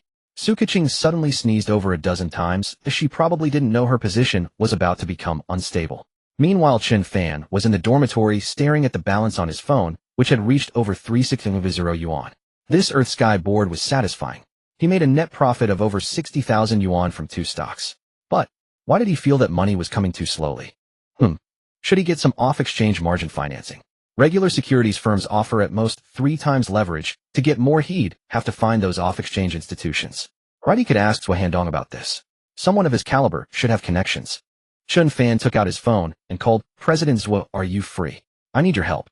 As soon as he hung up, Zhou Bing sent a message. Hey pig, let's go on a date. He replied, busy now. What are you up to again? Leaving me hanging like this, aren't you afraid I'll be stolen away? I'm going to see my future father-in-law. Zhou Bing was speechless. What are you going to see him for again? Who is your girlfriend after all? She was always a bit worried when Chen Fan went to see her father. What if this guy let something slip and sold her out? I'm going to butter him up. See if I can win you over sooner. Zhou Bing rolled her eyes. Tell me when you get back. Chen Fan didn't even want to go to class. He went downtown to find Zhou Handong. When Zhou Handong heard that Chen Fan was looking for off-exchange margin financing, he looked at him in surprise.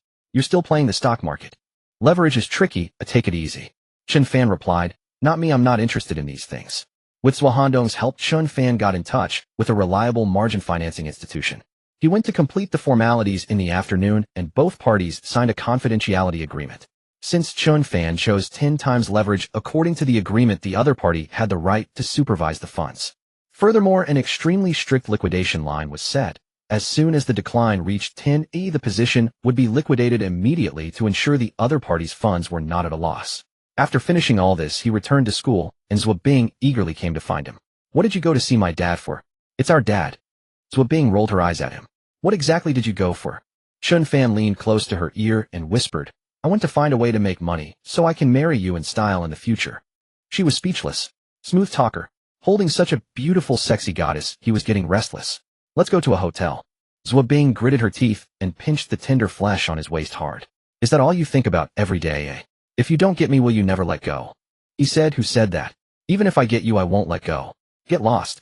The two flirted, and Zhou Bing didn't stop him from being too forward. But she always held the final line. Chen Fan had no choice. He took her to a movie, and then walked her back to the dormitory. That night, the financial prince did not return to the dorm. Guo Jianliang was lying on his bed playing games listlessly. Wang Hao asked him, why aren't you going on a date? Date my ass, we broke up. Off. Wang Hao asked, what happened?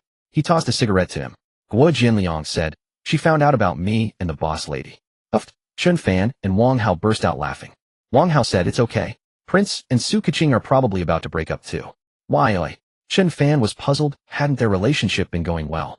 Wang Hao laughed. Today, Prince impressively caught an Earth Sky board, and several girls in the class invited him to the hotel to exchange experiences. Chen Fan wiped his sweat. Was he helping him or hurting him? Would Su Keqing blame him? 3 couples in the dormitory, and suddenly 2 were split. Love in college is really unreliable. May 21st, Wednesday. This was the day Chen Fan took off.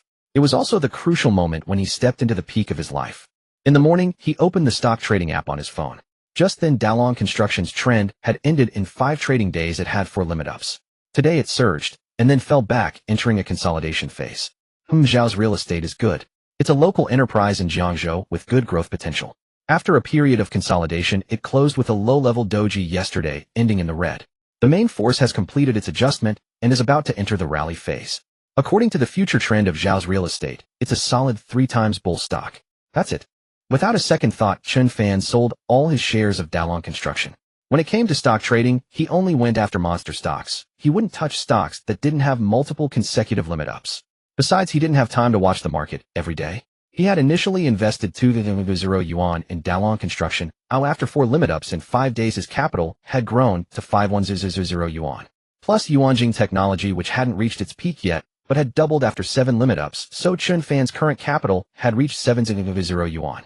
Now he wanted 10 times off-exchange margin financing, going all in, with 7 million yuan into Zhao's real estate. Zhao's real estate opened 3.37 lower today, with the current stock price at 8.36 yuan. Dumping 7 million yuan into it, if it hits the limit up, that would be a solid 7,000 yuan profit. That would directly equal the total of all his previous capital, an unimaginable windfall. Chen Fan clenched his fists, feeling a little excited inside. A life with cheats is truly different. When he went to lunch, he finally caught sight of Yilang Gao. Lately the guy had been getting a bit cocky, openly dining with 2 girls. Guo Jianliang cursed jealously, that bastard's getting too full of himself. And here I thought I was the only playboy in the dorm. If Su Keqing finds out, he'll be in for it. Before he could finish, Su Keqing arrived. Damn, trouble's coming. Wang Hao was about to warn Yilang Gao when Su Keqing, her face dark, walked up to him and the 2 girls. What do you mean? You don't answer calls, you don't reply to messages. Yilang Gao looked at her and said, let's break up. Why, oi? Su Keqing looked aggrieved, baffled by the sudden breakup. Do you even need to ask? We've been together this long, and you're still not okay with anything. Ask any guy who wants to stay stuck in the newbie village forever. After all this time, you won't even let me touch you. Su Keqing burst into tears, covered her face, and ran off. Chen Fan shook his head, blaming himself. Why did he have to help him mess with stocks? Today, Dalong Construction had risen again. He wondered if Yilang Gao had sold. Chen Fan didn't bother to check the rest of the market. Just then his phone rang. Shanjiao Li. He pulled out his phone and looked helplessly at Guo Jianliang and Wang Hao. Who changed my ringtone? The caller ID read, an exciting girl. Chen Fan glared at them and answered. Chen Fan, come over now. I'm cornered at the dorm entrance. Huh. His girlfriend was being harassed, so Chen Fan naturally stepped up. As he rushed off, Wang Hao winked at Guo Jianliang. Something's up again. Let's go. They hurried over and saw Chen Fan heading to the girls' dormitory. What's he doing here? Could he be secretly involved with some girl too? Zhou Bing lived in building 6. A BMW was parked at the entrance, surrounded by a crowd. A boy stood there holding roses, blocking the way. Zhou Bing, I know you're testing me, but you must believe in my sincerity. I'm serious. For you I'd give up the entire forest and spend my life only with you. For you I'd sacrifice everything. Zhou Bing, say yes. I truly like you. Chen Fan arrived and saw the flower holder was the shameless Liang Dongkai. Rejected by Zhou Bing last time, he still wouldn't give up and kept pestering her.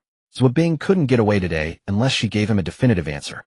Looking at the flowers in Liang Dongcai's hands, Zhou Bing was speechless. Sorry, I have a boyfriend. Don't lie to me. How could you have a boyfriend? The whole school knows I'm chasing you. Nearby, many onlookers started cheering. They just love drama. They were even more curious whether Zhou Bing would accept Liang Dongcai. From upstairs, a girl shouted, if she doesn't say yes, will you be my boyfriend? Hearing that someone was pursuing Zhou Bing again, Zhao Linlin watched quietly. The last time Zhou Bing rejected Liang Dongcai had caused a huge stir on campus, skyrocketing her popularity. All conversations revolved around her. Even Zhao Linlin, the campus belle, was overshadowed. And with Zhou Bing's naturally long legs, she had always been highly popular.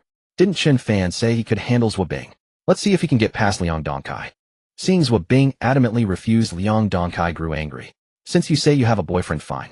Call him over. If I see it with my own eyes, I'll give up. Zhou Bing was anxiously waiting. Why wasn't that bastard Chen Fan here yet? Just then Chen Fan arrived. Zhou Bing walked over quickly. I'll come clean. Liang Dongcai, Chen Fan is my boyfriend. Seeing Chen Fan, Liang Dongcai laughed instead of getting angry. Are you kidding me, Zhou Bing? You're putting on an act. Do you even know who he is? He's the poorest guy in our class. Go ask around if you don't believe me. Besides, he's not even fit to tie my shoes. If you're going to find someone, at least pick someone with some status, so I can believe it. Zhou Bing said, so what if I like him? What's it to you? Chen Fan glanced at Liang Dongcai. So what if you drive a BMW? What's there to show off? A cheap BMW like that, I wouldn't even look at it. Ha ha ha. The crowd around burst into laughter. The poorest guy in the class actually said he looked down on a BMW. Don't forget you're still on the school's poverty relief fund. Liang Donkai reached for Zhuo Bing's hand, but she stepped back to Chen Fan. Liang Dongsai, you don't believe me. Fine, I'll prove it to you right now. Zhuo Bing turned, wrapped her arms around Chen Fan's neck, and suddenly pressed her lips to his. Chen Fan didn't hesitate. He held her tightly and responded. Oh, oh. The crowd outside the girls' dorm erupted. Boys and girls alike screamed. How romantic. Liang Donkai felt utterly humiliated, his face green with jealousy. He furiously threw the roses away. Damn it, Chen Fan, just you wait. I'll make you pay. He got into his car and drove off in a rage. Zhuo Bing let go of Chen Fan, her lively eyes sparkling with joy. She wrapped her arms around his neck. Chen Fan, I like you. Then, she pressed her lips to his again. More public display of affection. The two young people were lost in the moment. Some busybodies pulled out their phones. Click, click. Chen Fan inwardly panicked. He was going to be the headline of the school news today.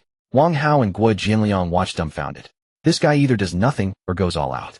The two beasts suddenly felt that all their previous girlfriends paled in comparison.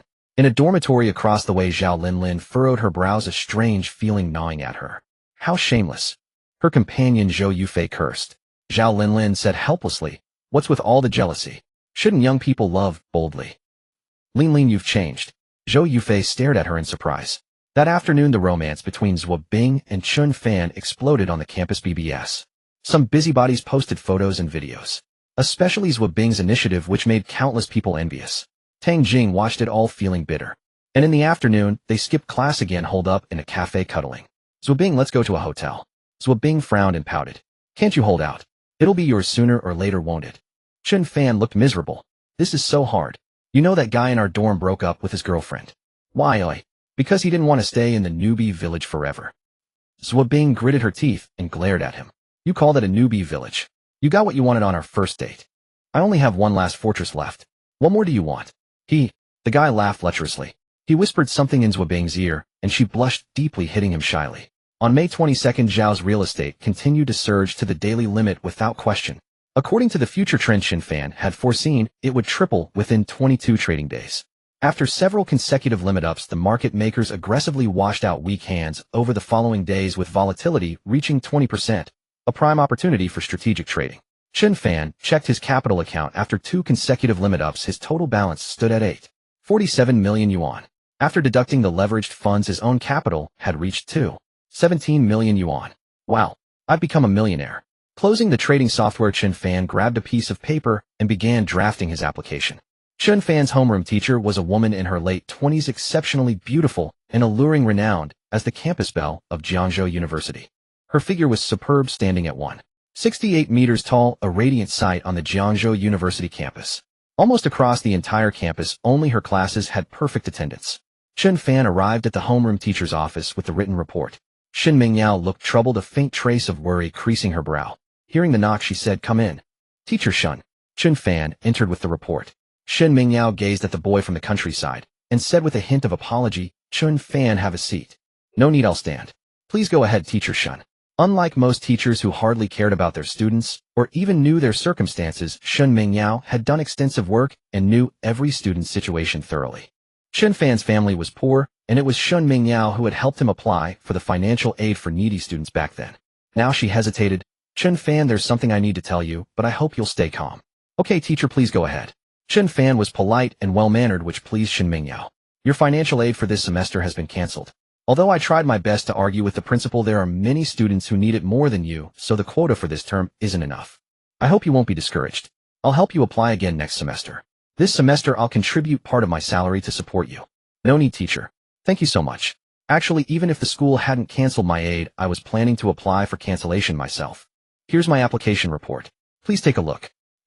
Shin Mingyao never imagined that this difficult matter would be resolved so easily. She took Chen Fan's application report, her mind a whirlwind of thoughts. Chen Fan.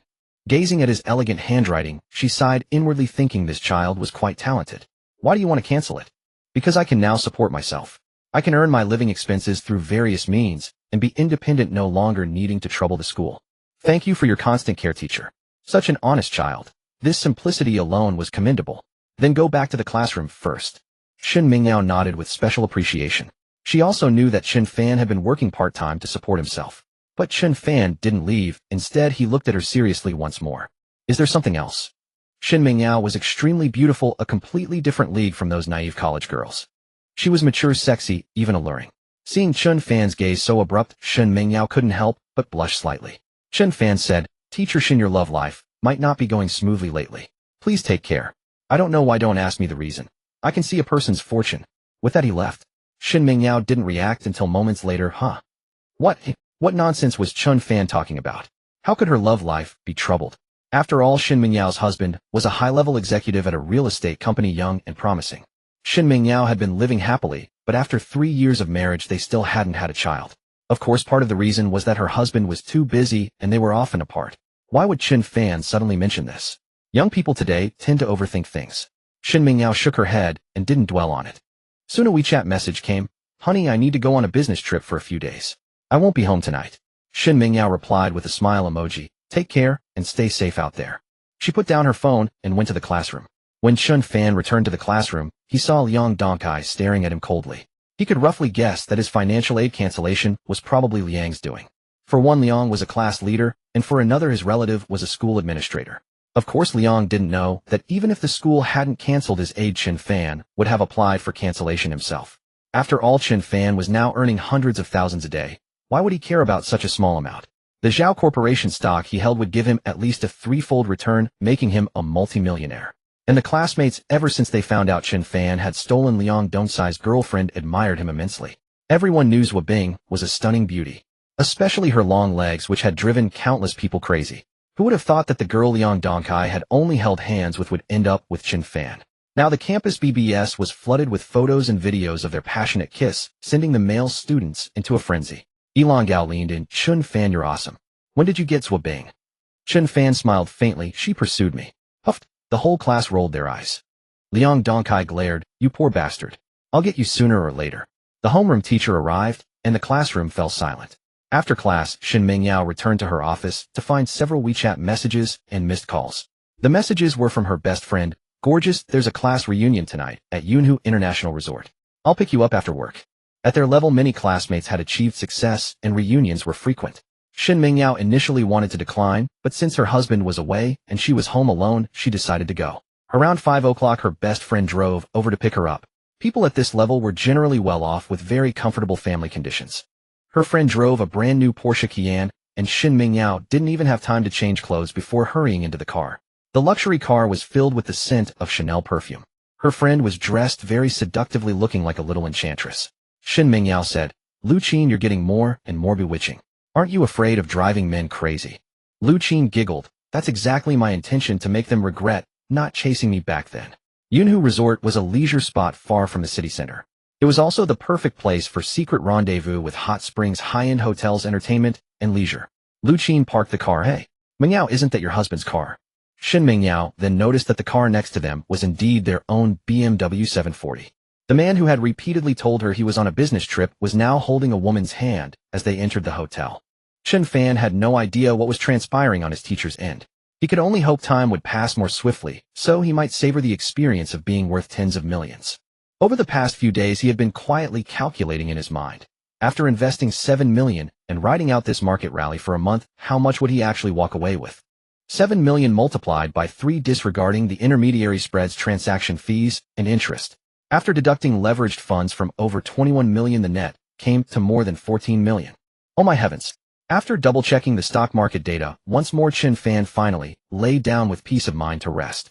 Teacher Shun had a devastating quarrel with her husband at the Yunhu Resort Center. Heartbroken to the point of despair, she had already considered divorce. Her closest confidant's pleas fell on deaf ears. Chen Fan was resting still, pondering when he might head to the antique street to scoop up hidden treasures, when he suddenly received a message from Zhao Bing. Chen Fan, am I pregnant? Uffed. Seeing the message, Chen Fan was thoroughly startled. He immediately called her, but Zhao Bing didn't answer. She continued texting, I'm in class. Ever since this morning, I've just felt terribly unwell. Nauseous. Do you think it's possible, eh? Good heavens.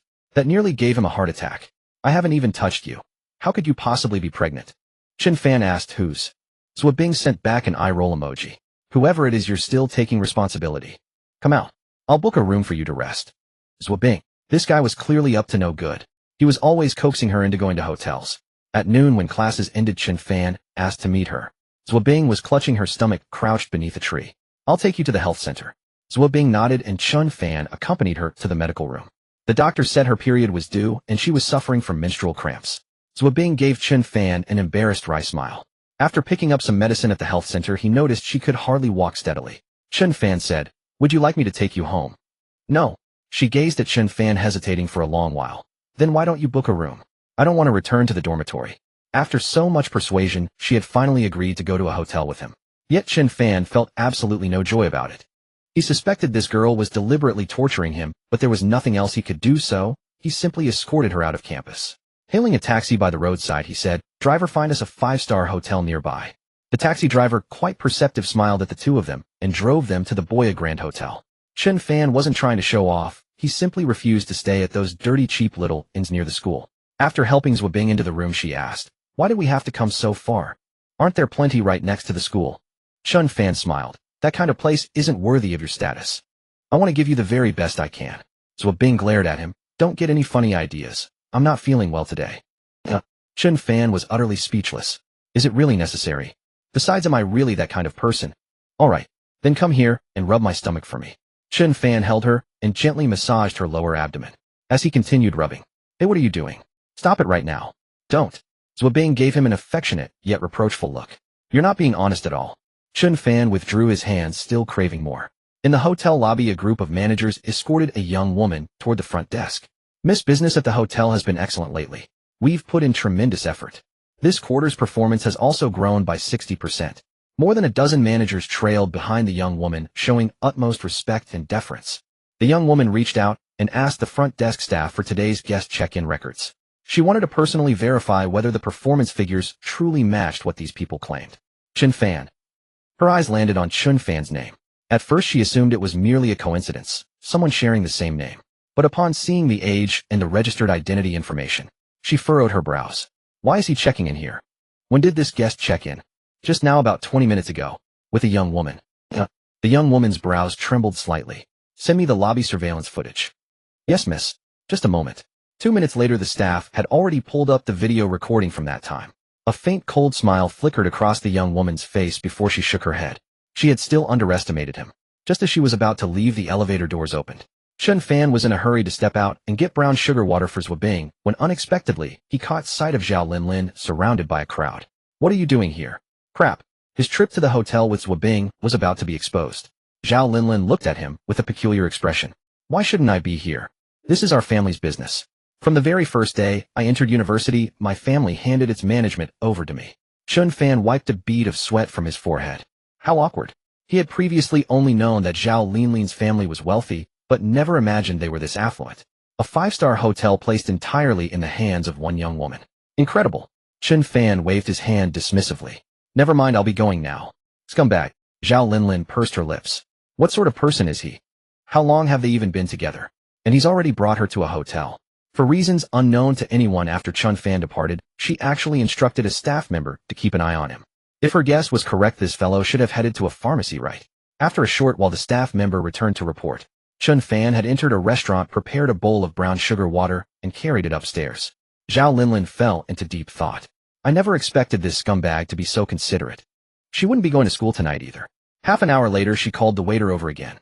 Bring a fruit platter to room 8916, and keep an eye on what's happening inside.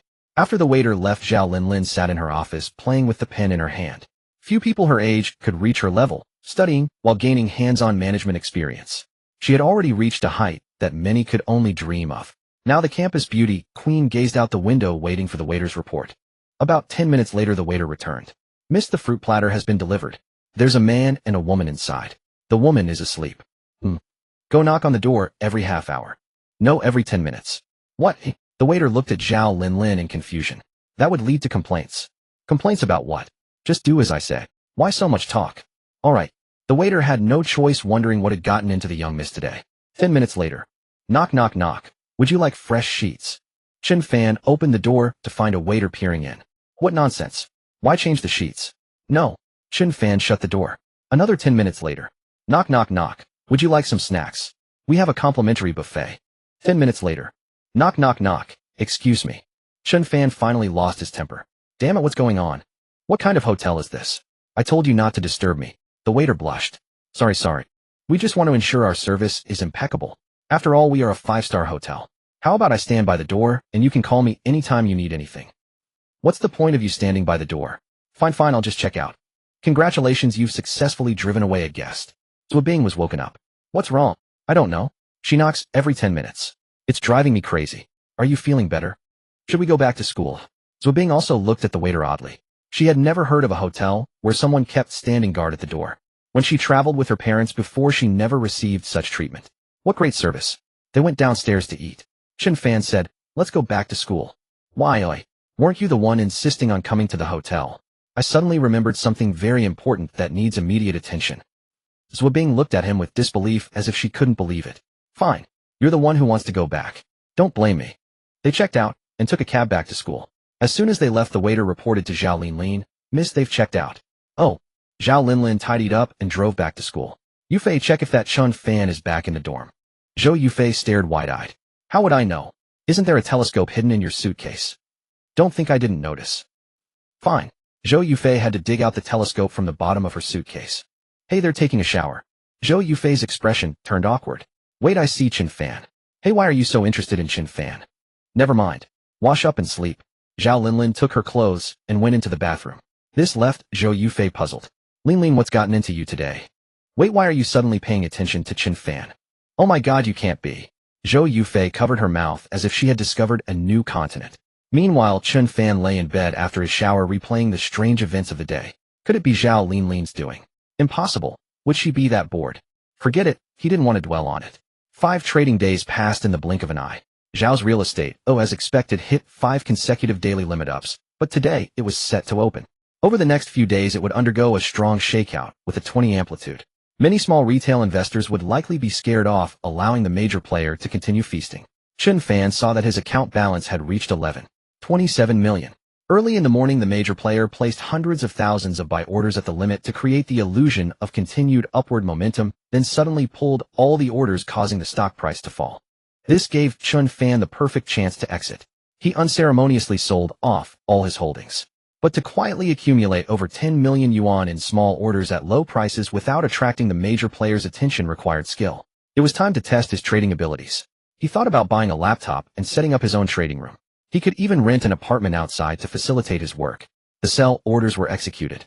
The major player in Zhao's real estate pressed down the price, creating a long upper shadow on the K-line chart. Volume surged and turnover rate increased. To scare off retail investors, the major player pushed the price down, relentlessly breaking through 8 points. Today's suppression, tomorrow's limit up, the day after tomorrow's limit down. Such a smooth strategy. So why wait? He would milk Zhao's real estate for all it was worth. Without much deliberation, he kept placing small and medium buy orders. Zhao's real estate had a total market value of hundreds of billions, with daily trading volume fluctuating between 2 to 300 million yuan. Chen Fan's mere 10 million or so was unlikely to attract much attention.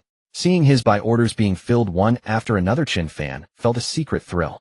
Even the major player probably couldn't tell how many people were buying at the low. But these small retail investors were never a concern for the major player, as the stock price was about to hit the limit down. 20 minutes later, Zhao's real estate hit the daily limit down.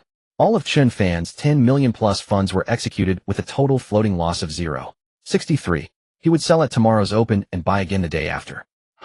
Thinking about it, the major player of Zhao's real estate must be crying. Trade completed, he exited the trading software. Next, he needed to rent a place. Meanwhile, the top brass of Zhao's group were in a meeting. The chairman decided to use this wave to push the company's market value to a new level. Then, at an opportune time, they would reduce their holdings to cash out, freeing up capital for new projects. Little did they know a small fish was slowly growing in their pond. Teacher Shin, the homeroom teacher, had been absent from work for several days. None of the students knew what had happened. The school soon assigned them a new homeroom teacher, an old man with sparse hair. Why isn't Teacher Shin coming? Many speculated, but only Chen Fan felt a jolt of alarm. Could the fortune he had witnessed the other day have come true? That day he had noticed a hint of green over Teacher Shin's head. After much deliberation, he decided to give Teacher Shin a heads up. The next day, Teacher Shin didn't show up. But this kind of thing wasn't something he could control, and Teacher Shin seemed too fragile. Even if her husband had someone else, why would she stop coming to work? That noon, Chen Fan browsed rental listings on his phone. He stumbled upon an ad for a high-end apartment nearby. A 1-bedroom unit, fully furnished, move-in ready, with a monthly rent of 2,000, utilities not included. Although the rent was a bit steep, Chen Fan decided to check it out. The location was very close to the school, less than 300 meters in a straight line. It was just outside the school walls. During his lunch break, he contacted the agent and went to see the apartment. It was indeed a high-end neighborhood with strict security at the entrance and a beautiful environment. Safety was top-notch. The apartment was on the 26th floor, and all the windows were the floor-to-ceiling type that Chen Fan loved most facing the school. A faint, pleasant fragrance of a woman lingered in the room. The decoration and furnishings were extremely satisfying. Chen Fan fell in love with it at first sight. I'll take it. How much deposit? He still had a few thousand yuan on hand, so he signed the contract directly. Here's 5,000 for the deposit. I'll transfer the rent the day after tomorrow. The agent was accommodating and immediately handed over the keys. From that moment, Chen Fan was the tenant of the apartment. After the agent left, Chen Fan looked around. The room was spotless, not even needing cleaning. Moreover, the landlord seemed to have left in a hurry, leaving some clothes behind for storage. Now he needed a computer, and perhaps multiple in the future. He examined the room's layout. It basically didn't need any changes. The landlord already had a ready-made work desk sufficient for his current needs. But he was out of money. How awkward. The rent was 2,400, and with 2 computers, it would probably cost around 4,000. He'd have to reduce some holdings tomorrow. Sigh, I'm still too poor. The next morning, Zhao's real estate surged to the daily limit, but it would hit the down limit again tomorrow. Chen Fan sold off all his shares, waiting to buy back after the limit down tomorrow, as it would soar again. At that moment, the market maker sneered, thinking another small retail investor had been scared off. Now Chen Fan had a large amount of cash, but it could only be withdrawn from his account tomorrow. So he took a day off, studying hard and making progress every day. On the 3rd morning, he immediately transferred 1,000 yuan out and plunged the rest back into Zhao's real estate. He paid the rent and went to the computer market to get a laptop and a desktop. With these 2 tools, he could showcase his skills and officially enter professional stock trading mode. When Chen Fan dragged the 2 computers back to the rental apartment and opened the door, there was a woman lying on the sofa. She was wearing a tight-fitted dress, black stockings, and her hair was curled in big waves, looking very seductive. Chen Fan was thinking that her hairstyle looked just like Teacher Shen's. Then she sat up upon hearing the door open, and both of them froze. A Teacher Shen. Chen Fan, what are you doing here? They asked in unison. Teacher Shen looked at Chen Fan dragging 2 boxes and seemed to understand. You're really diligent, skipping class again to work part-time. Chen Fan blushed and quickly replied, yeah, I might as well keep busy. Running errands, every bit counts. Teacher Shen tugged at her short skirt awkwardly. You're such a good kid, your parents would be proud. Alas, it's my fault for not getting your subsidy approved, otherwise you wouldn't have to work so hard. Teacher, really, it's fine. What I earn with my own hands feels more substantial. He brought the computer boxes inside. The systems were pre-installed, and he just needed to plug them in. Hey Teacher Shen, why are you here? Shen Mingyao explained awkwardly. I came to pick up some clothes, but I was so tired that I lay down on the sofa for a while. Chen Fan understood. This was Teacher Shen's apartment. What a coincidence. If she found out he had rented her place, how would he explain? Watching Chen Fan skillfully connect the power and clean up the trash on the floor, Shen Mingyao didn't leave immediately. Instead, she asked, how did you get the key to this place? The landlord left the key with the security guard, told me to just set up the computers. Oh. Shen Mingyao watched him with interest. After he finished setting everything up, Shen Mingyao showed no sign of leaving. Chen Fan had no choice. Teacher Shen, I'll be going now. Shen Mingyao said, no rush on leaving too. I just came to grab a couple of clothes. Let me carry that for you. Chen Fan offered to help with her suitcase, and they entered the elevator together. Shen Mingyao was tall and slender, around 28 or 29, with a mature, unique charm. Chen Fan caught that pleasant perfume scent again. No wonder. When I entered, I thought that fragrance was familiar. It was Teacher Shen's apartment. Teacher Shen, why did you suddenly resign? Shen Mingyao smiled bitterly. Didn't you remind me? Chen Fan was taken aback, so that was it. No wonder she looked a bit haggard. So where are you heading now? I don't know. I'll relax my mind for a while first. Maybe I'll come back after some time. Ding. The elevator reached the 1st floor. Shen Mingyao headed to the parking lot to get her car. Chen Fan couldn't help but say, Teacher Shen, I have something to tell you. Shen Mingyao paused slightly and turned around. Go ahead. Actually, love is just a small part of life. There's no need to treat it as your everything. Losing it, there's still so much joy in life. For example, work-life goals, dreams. Chen Fan said earnestly. Shen Mingyao stared at him as if feeling a bit of an illusion. She hadn't expected a student to see things more clearly than her in this regard. She shook her head, a wry smile flickering again. Thank you, Chen Fan. I'll be fine. You're right, love isn't everything. I should have higher pursuits. He watched her get into the car. The silhouette was truly beautiful. Chen Fan waved. After the car drove away, he returned to the rental apartment. He booted up both computers, testing the internet connection and stock trading software. The internet was already set up, he just needed to renew the subscription. Chen Fan did not intend to stay here. He would return to the dormitory at night to avoid arousing suspicion about any illicit activities. Many couples on campus had already rented apartments outside to live together. No sooner had he left the residential complex than he unexpectedly ran into Chen Nan and Tang Jing. The two were equally surprised to see him emerging from the building. Chen Fan greeted them, but Tang Jing's face darkened considerably, and she turned away without a word. What's wrong with her? Chen Nan rolled her eyes at him helplessly. You're the one who made her angry, aren't you? Tang Jing. Wait for me. Chen Nan turned and chased after her, leaving Chen Fan scratching his head in bewilderment. How did I make her angry? Chen Fan had originally planned to clean the cafeteria today. Each cleaning session earned him 20 yuan. He did it 3 times a week. After cleaning, he could also get a free meal, which was a decent deal for a needy student. However, Chen Fan came today to resign. To his surprise, as soon as he entered the cafeteria, a group of students surrounded him. Oh, isn't this the needy student who's chasing after Zhuo Bing? Heh, how amusing. Are needy students nowadays so shameless?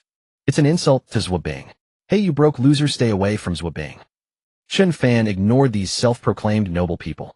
He was now worth tens of millions. He felt somewhat disdainful to associate with them, so he got his meal and found a seat. In the corner of the cafeteria, 2 girls watched the scene indifferently. This kept man is truly amazing. He can take all that abuse without a word.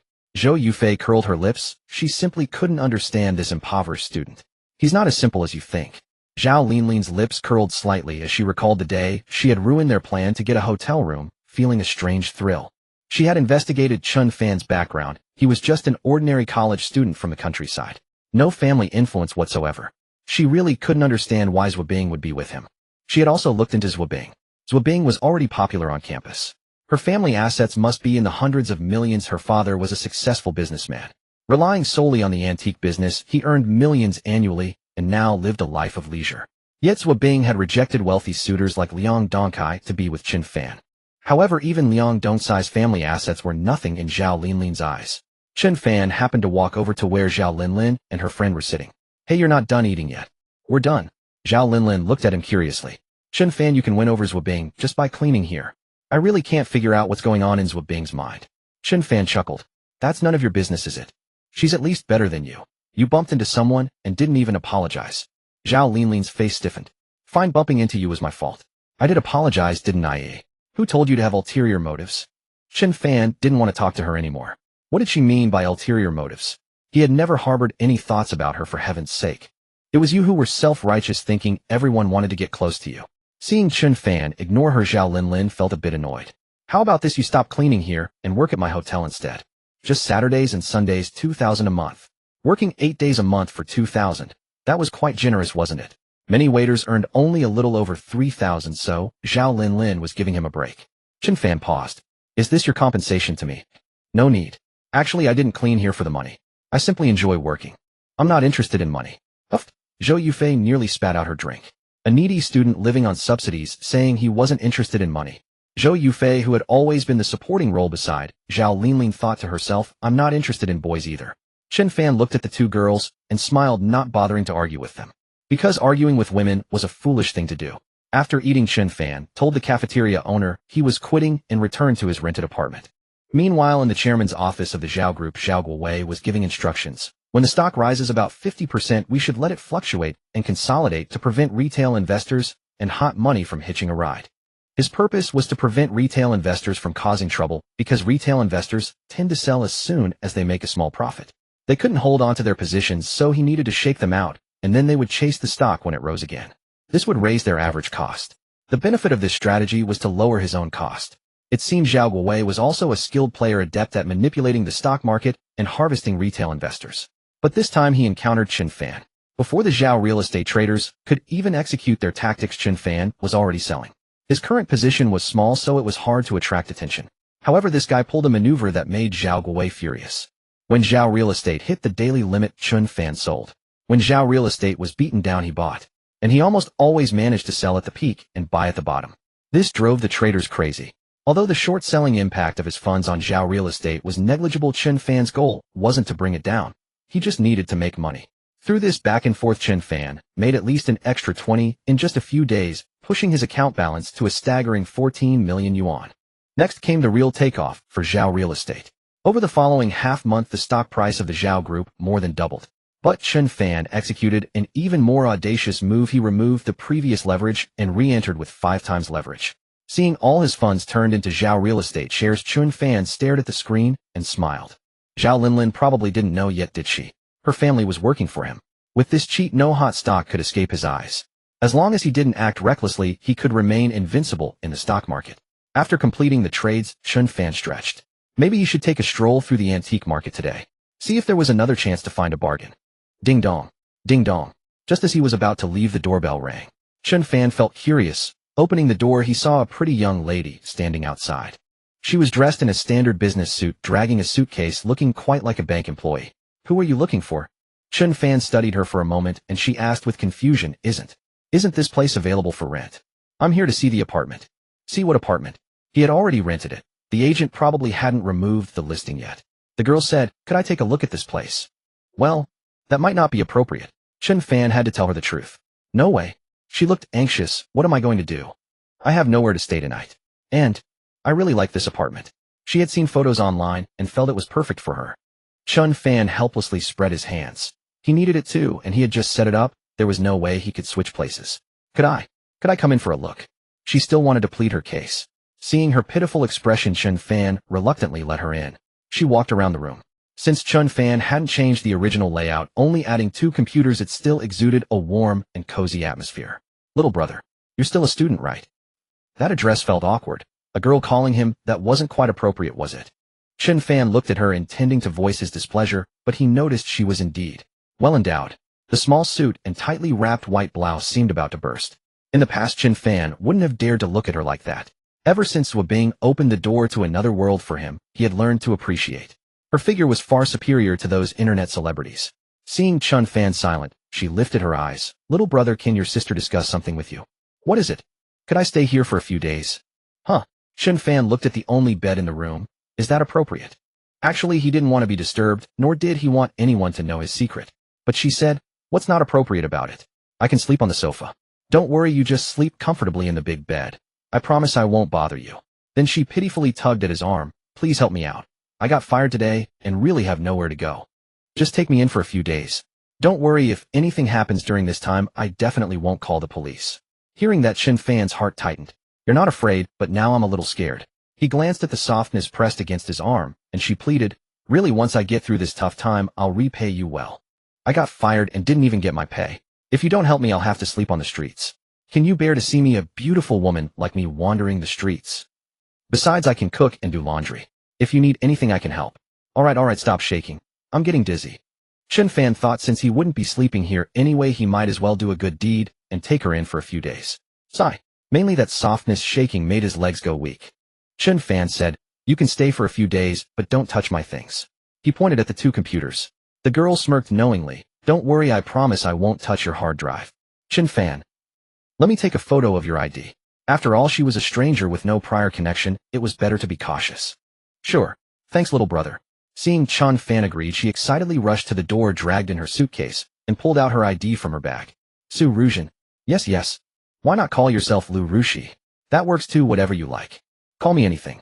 Su Ruzhen stared at him happily. Want to sign a contract? No need, you're only staying a few days.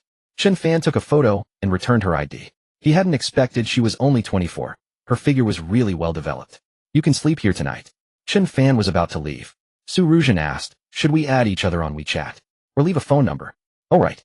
Chen Fan came back, added her on WeChat, and noted her phone number. It seems she wasn't planning to run away. After Chen Fan left, Su Ruzhen hung her clothes in the wardrobe, tidied up, and started cleaning.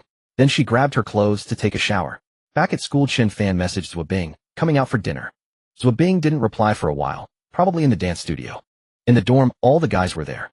Guo Jianliang was lying on his bed chatting with a girl. Wang Hao was sitting there smoking, and Yilong Gao looked like a wilted eggplant, completely dejected. His head was wrapped in bandages. He must have been beaten. What happened?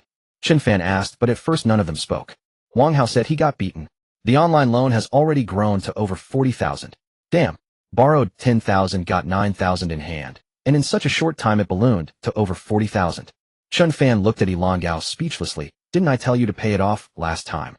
Yilong Gao drooped his face. I saw the trend was good and wanted to make another profit, but I ended up losing everything. What about those 2 girls? They ran away. No money, who would stay with me? How realistic. Wang Hao said the debt collectors said if he doesn't pay up the day after tomorrow, they'll take his legs. No sooner had he spoken than Ilan Gao stood up and rushed out. Where are you going? Chen Fan stopped him. I'm going to sell a kidney. Get lost, you worthless piece.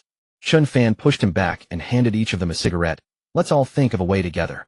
Wang Hao said, I'll talk to Qin Nan and see if we can scrape together 2 or 3,000. In this regard, Wang Hao was always quite loyal. What about you? Chen Fan asked Gui Jianliang, who shook his head. I have no money. Someone like him would never help anyone except bragging. Chen Fan said to Ilan Gao, stay in school for the next 2 days, don't go anywhere. With that he turned and walked out. Ilan Gao called after him, where are you going? To get you some money. Let me see if Zhuo Bing has any. As soon as he reached the dormitory entrance, he ran into Su Keqing. Why are you here? Su Keqing looked haggard, her eyes red. She gritted her teeth and pulled out a wad of cash from her pocket, shoving it into his hands. Give this to him. It's all I have. After saying that, she turned and ran off. Chen Fan felt a stir in his heart. Those 2 girls who had enjoyed the good life with Ilan Gao had run away, but it was Su Keqing who remained devoted. True friendship is revealed in times of adversity. The matter of Ilan Gao must be resolved, but no compromise can be made either. These unlicensed online lending companies have ruined countless lives. Many girls have also fallen into their traps, and reporting to the police may barely bring them to justice. Chen Fan pondered the best solution. That's right, why not leverage the power of the internet and public opinion? All right, that's settled. After formulating a plan, Chen Fan withdrew some money. Together with the money Su Keqing had given, it amounted to nearly 10,000, and Wang Hao would contribute a bit more later. It wasn't that Chen Fan was unwilling to pay, he could afford it alone. However, he had to use this incident to teach Ilan Gao a lesson. Wang Hao's money represented brotherhood. Su Keqing's money represented love. Chen Fan had to make Ilan Gao remember those who helped him, and he himself couldn't play the hero. Furthermore, he didn't intend to give them that much. Repay 40,000 in just a few days. These people were too ruthless. After preparing everything, he called Zhuo Bing and asked her to come out. Zhuo Bing had just taken a shower, the tips of her hair exuding a faint fragrance. Seeing her again in her favorite denim shorts, Chen Fan shook his head helplessly. Next time he would buy her a dozen pairs of trousers. Such beautiful long legs didn't need to be seen by everyone. What's up? Chen Fan hadn't made it clear on the phone, only saying he had something to discuss with her. Zhuo Bing had come out in a hurry. Chen Fan led her to a secluded spot on the sports field. In the distance, several couples were embracing under the trees. Zhuo Bing grew anxious. Last time you didn't want to go to the hotel, so why bring me to a place like this? What are you thinking? Chen Fan was speechless. A roommate in our dorm is in trouble. I want you to help. Upon hearing it was serious, Zhuo Bing pouted and said, oh. When we meet those people, if you see the situation going wrong, call the police. Zhuo Bing nodded but asked worriedly, can you guys handle it? Chen Fan said, it's fine, worst case we'll get beaten up. Remember, no matter what happens, don't come over. Keep the evidence safe. Chen Fan returned to the dorm. Ilan Gao and the other 2 hadn't gone out. He took out 2,600 yuan from his pocket. This is from Su Keqing. Be a decent person from now on. Look how badly you've hurt that girl. Huh. Su Keqing is so devoted. Wang Hao couldn't help but give a thumbs up. Love it, love it. Prince, if you don't want her, don't ruin her. Waste is shameful. How about giving her to me? Ilan Gao glared at that guy and said, get lost. He really hadn't expected Su Keqing to come forward to help him, but Su Keqing's circumstances were limited. For a girl to do this much, there was nothing more to say. Chen Fan said, after this is over, go apologize to her and try to win her back. Having a girl treat you like this is the blessing of your lifetime. Damn it, stop talking. Ilan Gao's eyes red ran out.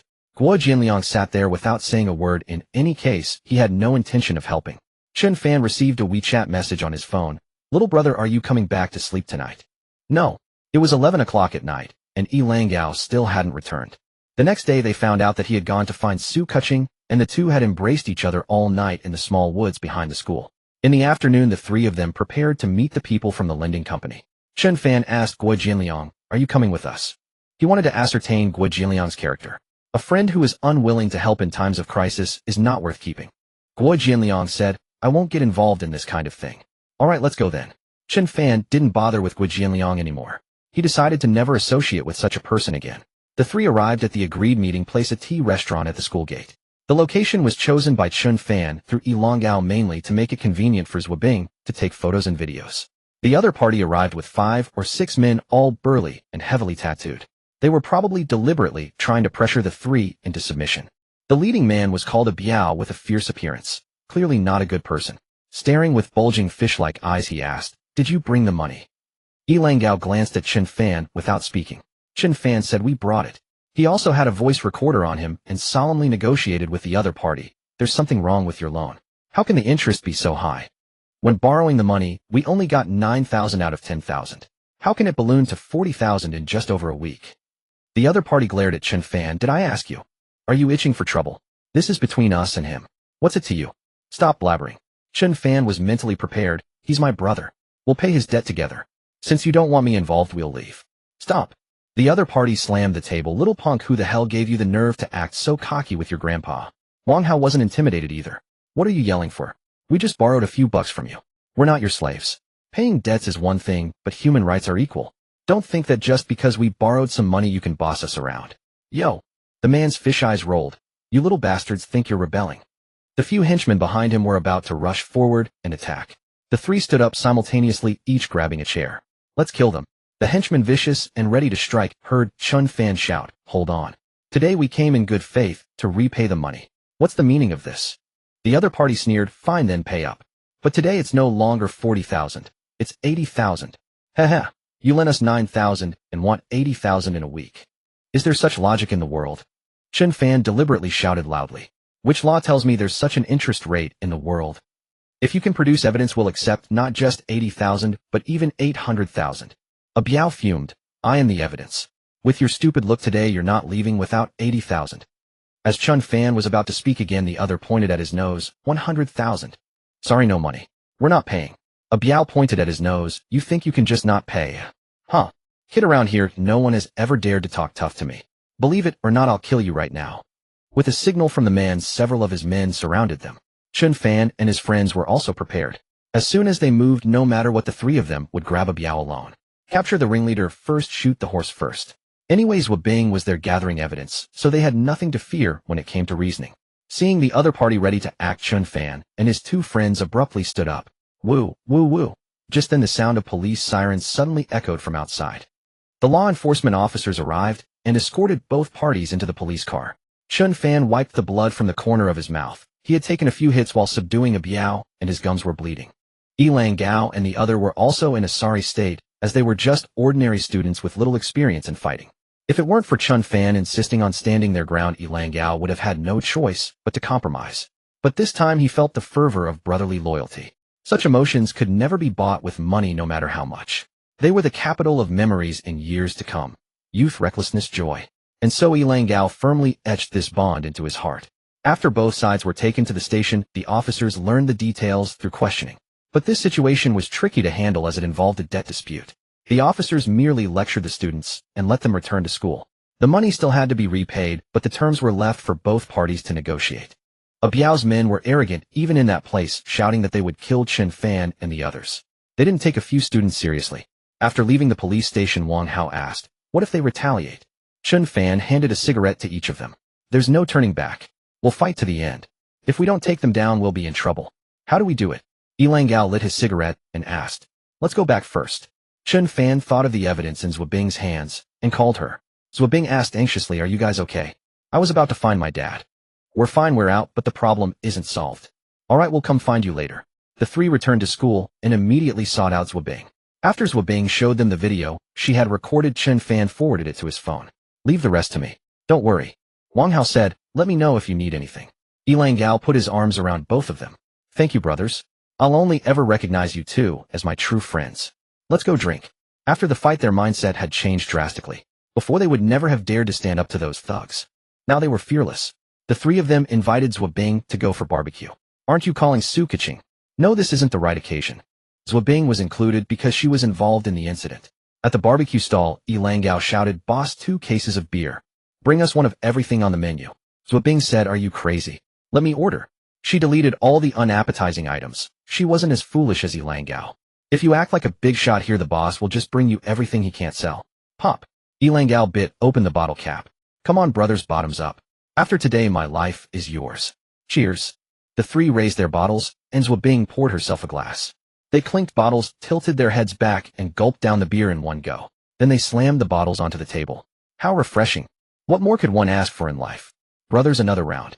Gulp, gulp. They downed another bottle each. Bing glanced at the three, but said nothing. She wouldn't try to stop them or tell them to quit. If they wanted to drink, they should drink to their heart's content. She would handle the aftermath later. After 3 bottles, Yi Langgao belched. That Guo Jianliang is a real bastard. I'm never hanging out with him again. Guo Jianliang had always been disloyal, but whenever there was free food, he would always try to take advantage. Chen Fan said, that's not necessary. In life you can't treat everyone as a brother, nor can you bare your soul to everyone. There will always be only a few true confidants.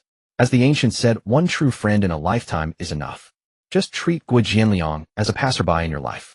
There's no need to deliberately antagonize him. Zhuo Bing looked at him in surprise. Her boyfriend was truly different. She had indeed noticed an unusual aura about Chen Fan. This was something many people couldn't achieve. Wang Hao nodded. True. As they ate barbecue, Yi Langgao shouted, Zhuo Bing, eat up. Order whatever you want. Don't mind us. I'm not going to mind you. Zhuo Bing smiled, being very sensible. She sat beside Chen Fan, occasionally handing him a skewer she had taken a bite from. Don't worry, I've tested it for poison. Seeing the two of them flaunting their affection, Wang Hao and Yi Langgao looked disgusted. The 3 of them drank heartily and ate ravenously. Chen Fan gave Zhuo Bing a meaningful glance. Go settle the bill later. I know. Zhuo Bing remained composed, she had already prepared. That night the 3 finished 2 cases of beer, and Zhuo Bing had 2 bottles. Watching them stagger, barely able to walk straight, Zhuo Bing just smiled. When you're young you should let loose and not restrain your nature. Let it be free. That is youth. She quietly paid the bill and saw the 3 swaying along the roadside. Just as Zhuo Bing was about to approach, she saw those shameless guys pull out their things to relieve themselves. Damn. Zhuo Bing turned away, pretending not to see anything. Emboldened by the alcohol, the 3 of them put their arms around each other's shoulders and started singing. A man should be self-strengthening. Watching them run wild and be free, Zhuo Bing felt a pang of envy. This was a privilege exclusive to boys. Girls could never do this. After seeing them back to the dormitory, Zhuo Bing left. When Guo Jianliang saw them return reeking of alcohol, he cursed, Damn you bastards, went for a late-night snack and didn't call me. Hearing this, Yi Langgao, already drunk, flared up and glared at Guo Jianliang. What else can you do besides mooching off others? Guo Jianliang, it's not that I don't treat you like a man. It's that you don't know how to be one. Do you know what we 3 did today? We fought those loan sharks. We took a few hits ourselves. If the cops hadn't come fast, we'd be dead there. Where were you when we were risking our lives? And you have the nerve to complain about not being invited for a snack. Even if I had called you today, would you have been able to eat? Guo Jianliang scolded, sat down on his bed. Chen Fan stopped Yi Langgao. All right, enough. Let's drop it. Guo Jianliang stubbornly said, Damn, you went to fight and didn't call me.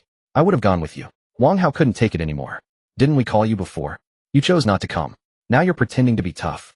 All right, let's all say less. Wash up and go to bed. They were all dorm mates. If they didn't get along, they could keep their distance. There was no need for constant quarrels. The next day, Chen Fan found a social media influencer. After meeting them, he made a request. Expose this matter, and the bigger the commotion, the better. After reviewing the video materials, the person replied, It's possible, but the fee is quite high. This social media operator was a man in his 30s, not tall, under 1.7 meters. He appeared quite shrewd. Chen Fan asked, How much do you want? 20,000. The person stared at Chen Fan for a long time before stating that amount. Because anything more would likely exceed what he could afford. After all, he was still a student. Chen Fan said, I'll give you 40,000, but you must amplify this matter. After all, if there was a trending topic, generating buzz was beneficial for his own traffic. Perhaps his own account would go viral, which would be an intangible asset. Unexpectedly, this student was so generous. The person nodded and said, Leave it to me. Chen Fan paid him a deposit of 20,000 with the remaining 20,000 to be paid upon success. The person took the money and left. Chen Fan did not go to school, but returned to his rented apartment. Su Ruzhen was on the sofa eating chips and watching a variety show. Seeing Chen Fan return, she quickly stood up and brushed off the chip crumbs. Little brother, why are you back so late? Chen Fan noticed she was wearing a tight-fitting dress, and her long, elegant legs were dazzling. She seemed to realize something and instinctively pulled at the hem of her short skirt. Go ahead and sit. I'll get you some tea. Chen Fan said, No need, I just came back for something. Hey, why are you still here? Su Ruzhen bit her lip. I haven't found a job yet. You're not going to kick me out, are you? Seeing her so nervous, Chen Fan said, No, that's not it. He casually opened his computer, preparing to check the stock market, and saw Su Ruzhen standing there properly with her hands crossed. Hey, why are you standing? Go about your business. I don't have anything to do. Little brother, do you want me to do the laundry? Or I could cook. You don't need to eat at school for lunch. Could she even cook? Chen Fan was somewhat skeptical, but judging by her appearance, he figured he might as well let her try. So he nodded and said, All right. Then I'll go buy groceries. Su Ruzhen glanced at him, wanting to say something, but holding back. Chen Fan looked at her. You don't have money, do you? Uh-huh. Chen Fan. He had some money left on him, so he handed it to her to buy groceries. Chen Fan logged into his stock trading software. Zhao's real estate was performing well. It had already hit 5 consecutive limit up boards. Zhao's real estate was a big catch. Its target price was to double twice. Now Chen Fan had nothing to do but wait quietly. He would exit before the other party sold off. With his capital now substantial, he could no longer chase limit up boards every day as he used to. He could only take a medium to long-term approach, otherwise once he intervened, he would alert the other party. Market operators weren't fools. If tens of millions, or even hundreds of millions of capital intervened, it might be fine for large-cap stocks, but if it involved a small-cap stock worth only a few billion, it would immediately scare them off. So now Chen Fan had to take a long-term approach, otherwise he would need to find an assistant to manage trades for him. By the time the market was about to close, Su Ruzhen finally returned. "How is it? Aren't you hungry?" What she brought back was not groceries, but fast food. "Didn't you go buy groceries? You had the food cooked before coming back, right?" Looking at the fast food on the table, Chen Fan was speechless. Su Ruzhen gave an apologetic smile.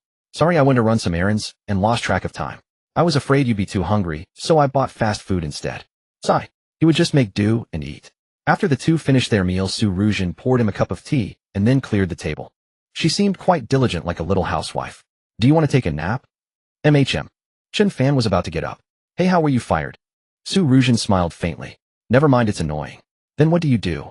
"I'm a temporary bank worker." "Oh." Chen Fan entered the bedroom and lay down on the large bed. It smelled good. This fragrance seemed the same as the one on Su Ruzhen. There was no doubt that she had slept here last night. When Chen Fan entered the bedroom, Su Ruzhen was lying on the sofa. After sleeping for over an hour, Chen Fan got up. Su Ruzhen heard the noise and also sat up. "Are you going to school so soon? Will you come back to sleep tonight?" "No." Chen Fan walked to the door. "Hey, what are your plans recently?" Su Ruzhen shook her head. "Then do you know how to trade stocks?" "Yes, I was trained." "Really? Are you going to teach me?" Chen Fan did not answer her directly, but stared at her for a long time. Su Ruzhen became a little nervous. "What's wrong? Is there something wrong with me? If I offered you a job, how much salary would you expect per month?" Chen Fan asked suddenly. Su Ruzhen was startled. "That depends on what kind of job.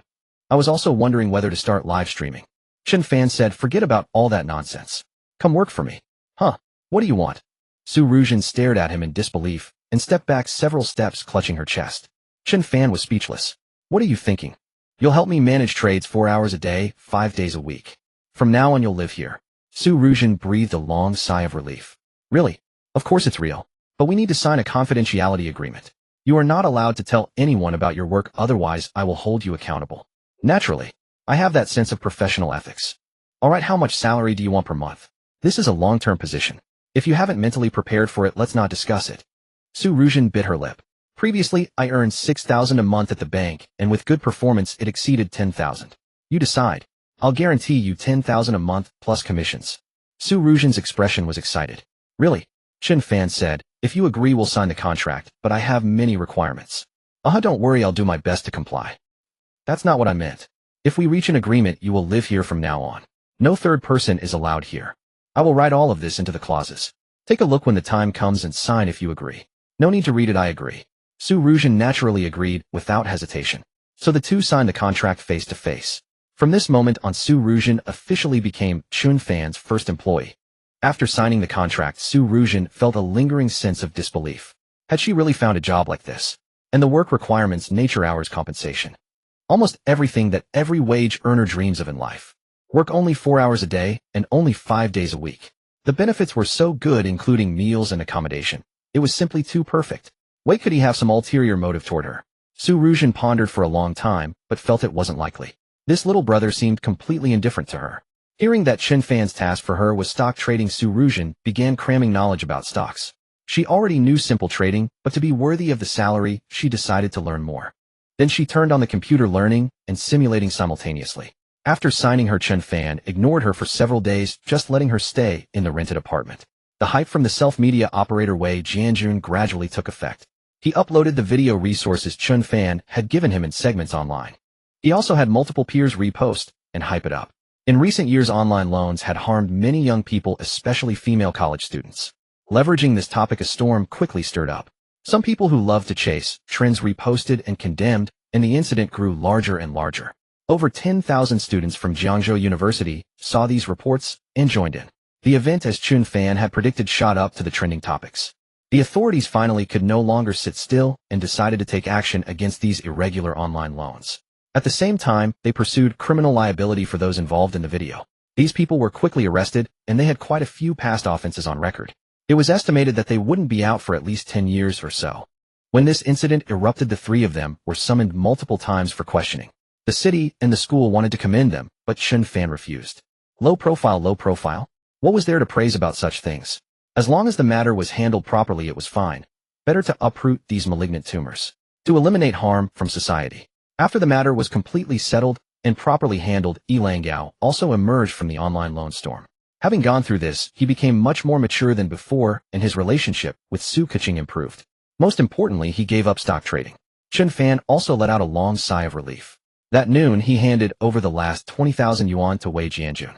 Seeing how straightforward he was, Wei Jianjun patted his shoulder and said, "Little brother, come to me if you have any more work." Okay. They had already exchanged WeChat and contact info. After seeing Wei Jianjun off, Chen Fan returned to the apartment.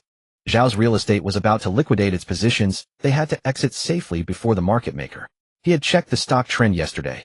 Tomorrow the market maker would drive up the price to unload, then slowly oscillate for a few days before dropping again. Su Ruzhen had not left the apartment for a whole week, constantly simulating reading and cramming knowledge. Chen Fan called out to her, "We'll do a live trading session this afternoon." "Oh, great. She was overjoyed. Up to now she still didn't know Chen Fan's background, only that he was a sophomore in college. Chen Fan turned on the computer and logged into the capital account. In half a month, Zhao's real estate had surged crazily, with 15 consecutive limit-up boards. The stock price had quadrupled, making it a major demon stock in the real estate sector. At this moment, the total capital in Chen Fan's account displayed 154 million yuan. Oh my god! Seeing the amount in the account, Su Ruzhen was stunned. The little brother was a billionaire. Actually, that wasn't entirely accurate. Here, the 5 times leveraged margin funds Chen Fan had borrowed earlier were included. After deducting these off-exchange funds and interest, Chen Fan would have about 120 million yuan left. From entering with 5 times leverage to breaking through 120 million, Chen Fan had truly milked Zhao's real estate. Seeing himself become a billionaire, Chen Fan felt a little excited. Tonight, he would celebrate properly. In the afternoon, Chen Fan took the reins himself. While the market maker wasn't paying attention, he began to reduce his position. Currently, there were over 2,000 lots of large orders on the board, with the stock price at 96.67 yuan. Many people were probably waiting for it to break the 100 yuan mark. In fact, tomorrow it would break 100 and then drop. Chen Fan smiled slightly. Those 2,000 plus lots of large orders had a total value of 193 million yuan. The total value of all his shares was only 154 million yuan. It was practically tailor-made for him. Haha. He flashed a wicked smile, selected all, and clicked the lightning cell. Whoosh! In an instant, 154 million yuan devoured 70 of the orders, sealing the limit-up board. Little did he know this smash tore a gap in the limit-up board, and some wary retail investors fled. At that moment, the traders at Zhao's real estate panicked. Damn! What's going on? Not good. Funds are fleeing. Quick report to the chairman. Who the hell was causing trouble behind the scenes? Hadn't they already greased the wheels with those institutions? Today wasn't the unloading day. A call was made to the chairman's office. Zhao Guowei's face turned pale. What's going on? Hurry up and plug it. They were about to reach the harvest season. How could someone ruin things? In the trading room, several traders hurriedly propped up the board, spending over 100 million yuan to seal the gap. Chairman Zhao Guowei was on the phone cursing, "You have no integrity. We agreed on a phased withdrawal. Whoever dares to cause trouble, don't blame me for being rude." No, President Zhao, hear me out. We really didn't. We haven't sold a single share. Maybe it's some retail investor. Several major institutional investors all claimed they hadn't caused trouble. But Zhao Guowei was roaring with rage. After laying the groundwork for so long, he was relying on this plan to reduce his holdings and cash out. If something went wrong at this critical juncture, his subsequent investment plans would be ruined. But Chen Fan's smash had shaken market confidence. Many people, seeing decent gains, exited one after another. Retail investors could slip away lightly, but the market maker wasn't so comfortable. If he wanted to exit, he would need such a massive amount of capital to take over the positions, otherwise the stock would fall endlessly. Seeing retail investors and hot money trying to flee, Zhao Guowei had no choice but to order a limit-down seal. Go ahead and smash, let's see who has stronger strength and more chips. Once sealed by the market maker, retail investors couldn't run even if they wanted to. He had to admit this move was truly ruthless. That day, Zhao's real estate went from limit up to limit down, leaving a terrifying solid green bar. But Chen Fan had already cashed out safely, smiling slightly at the over 100 million yuan in his account. Starting tomorrow, he would reposition his portfolio. Now after removing leverage, he broke up the large position into smaller ones. He would do both medium to long-term and short-term trading. With a net worth of over 100 million yuan, he decided to leave only 120 million yuan in the stock market and transfer the rest for daily expenses. He also transferred 200 yuan to his parents. At the same time, he paid Su Ruzhen 1 month's salary in advance to make her feel secure and dedicated to working for him. Su Ruzhen suddenly couldn't control herself as she hugged him excitedly and gave him a kiss. "Little brother, you're so good to me."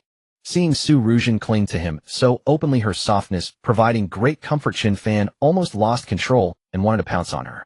As his hand descended, he suddenly halted. No, this couldn't happen. If she became his girlfriend, she would boss him around. She would also manage his money. She wouldn't work hard for him anymore. Su Ruzhen had been extremely excited, just now still immersed in her thrill, when Chen Fan lunged toward her. Girls have their needs too, but Chen Fan suddenly stopped, leaving her feeling ticklish inside. What did he mean? She looked at Chen Fan only to see him pick up his clothes and leave. Hey, what are you doing? Leaving her abandoned here like that? What kind of guy is he? She was furious and picked up her phone to make a call. Little brother, what's wrong with you? It's not right to leave someone hanging like this, she said. Chen Fan replied. You should focus on your work and stop acting recklessly. Oh, I wasn't doing anything reckless. Being a few years older, Su Ruzhen quickly understood. Don't worry, I won't bother you. I'll work hard. That would be best. Chen Fan took a deep breath, striving to calm himself. But the impact Su Ruzhen had on him was unforgettable. After enduring torment within for a long time, he finally dialed Zhou Bing's number. Zhou Bing, let's go out. I have class tonight. Then wait for me after class. What do you want now, eh? I want to celebrate with you. Having become a billionaire, he felt someone should share in his joy.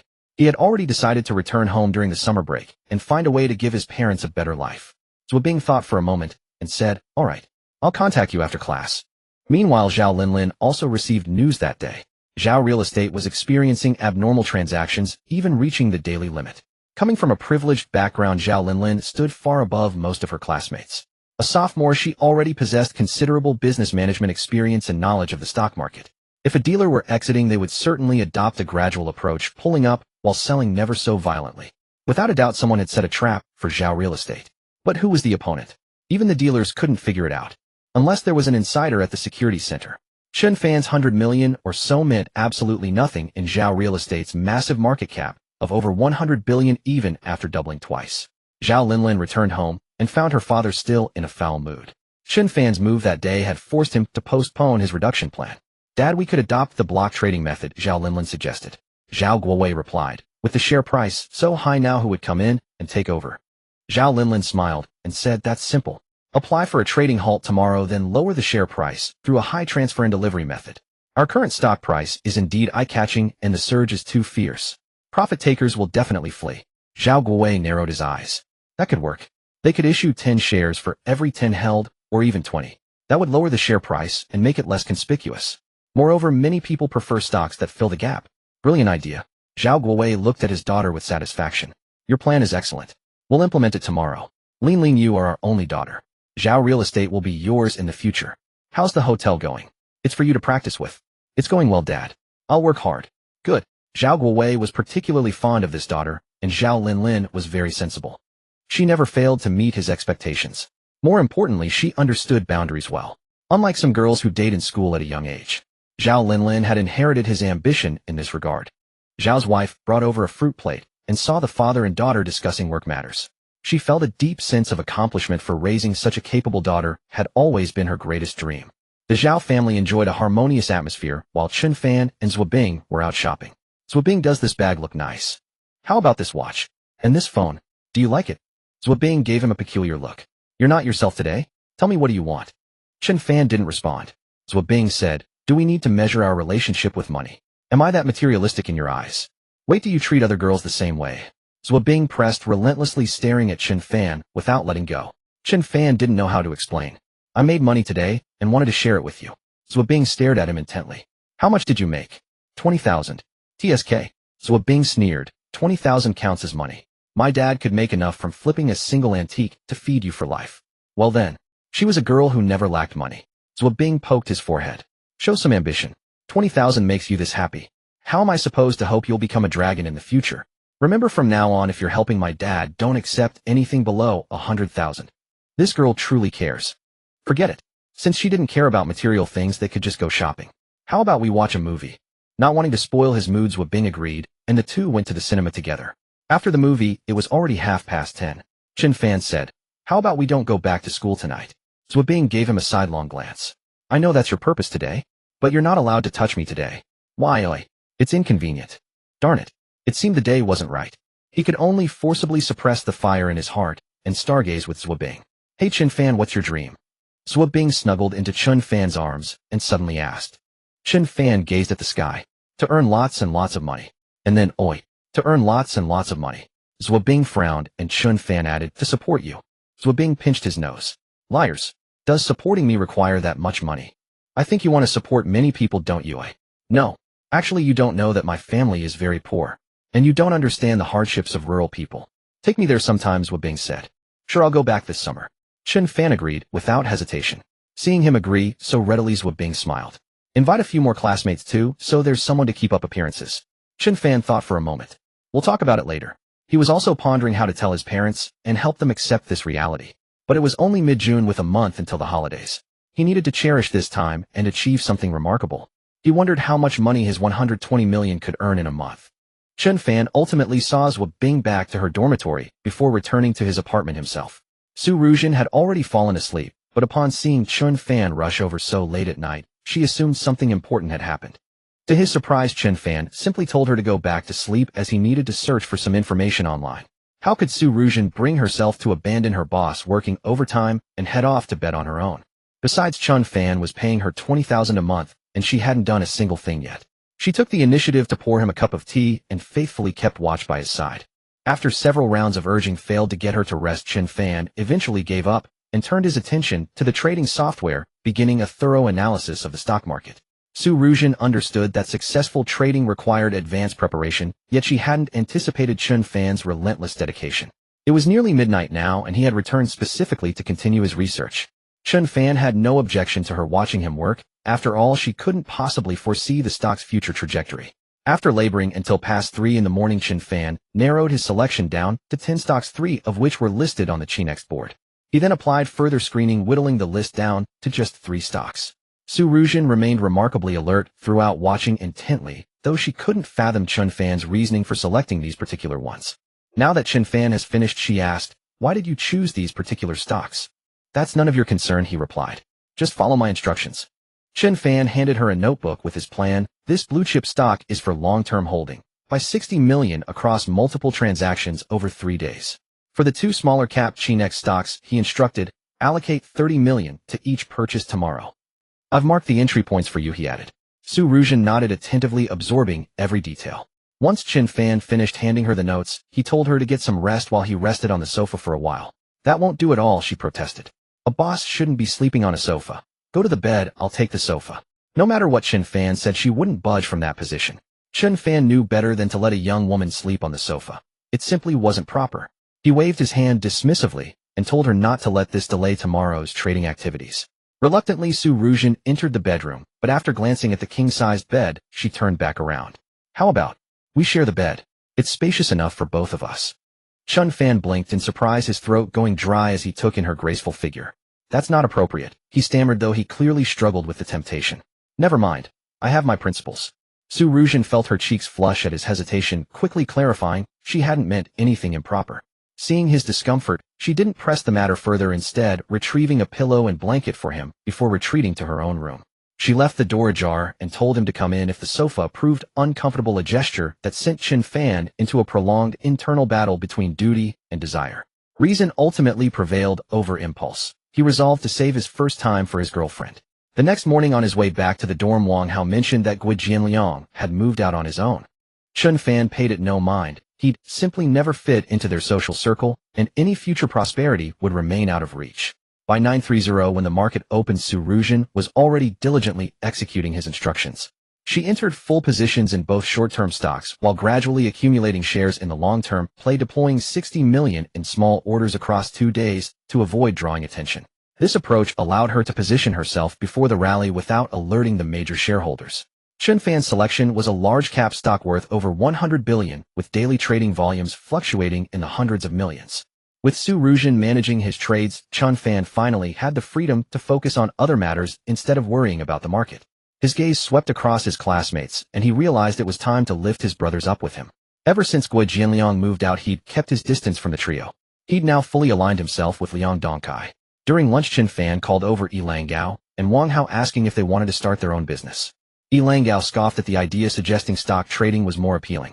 Chen Fan kicked him playfully, warning him not to be so dismissive. Wang Hao asked if Chen Fan had connections, and he confirmed he did, proposing they open their own late-night eatery instead of just dining out, with Su Keqing and Qin Nin joining them to help run it. Lang Gao caught on to something, asking why Zhou Bing wasn't included. Chen Fan explained that Zhou Bing came from a wealthy family with an extremely successful father, making her an unsuitable match. Both fell silent after that. Wang Hao acknowledged the situation, but noted his limited funds, jokingly wondering if they'd have to resort to desperate measures like Gui Jianliang did. Chen Fan dismissed this thinking as too narrow-minded. Don't worry about the money, Chen Fan assured them. Contribute what you can while find investors. Wait, are we just working for someone else's profit? Lang Gao raised his doubts, still harboring hopes for quick riches rather than the hard work ahead. Chen Fan warned him that if he didn't ground himself in reality, he wouldn't be doing justice to Su Keqing. My goal is straightforward. I just need to earn back a year's tuition fees. Chen Fan turned to Wang Hao for agreement, and he nodded, recognizing it would ease his family's financial burden. What a small-minded approach, Lang Gao sneered dismissively at the pair. Someone at your level could never comprehend a higher calling. Just chasing easy money, Lang Gao scoffed. Chen Fan snapped back, questioning whether he actually wanted to proceed, which finally silenced him. Fine, let's do it. Consider it an opportunity for you to experience life firsthand, Chen Fan told him, and the two shared a laugh over the joke about making the young master uncomfortable. Just then Qin Nan and Su Keqing approached, asking what schemes they were hatching. Chen Fan explained they were planning to open a late-night food stall, and she enthusiastically agreed to help. Great idea. It'll be a real taste of entrepreneurship, and we can lend a hand too, Qin Nan said brightly.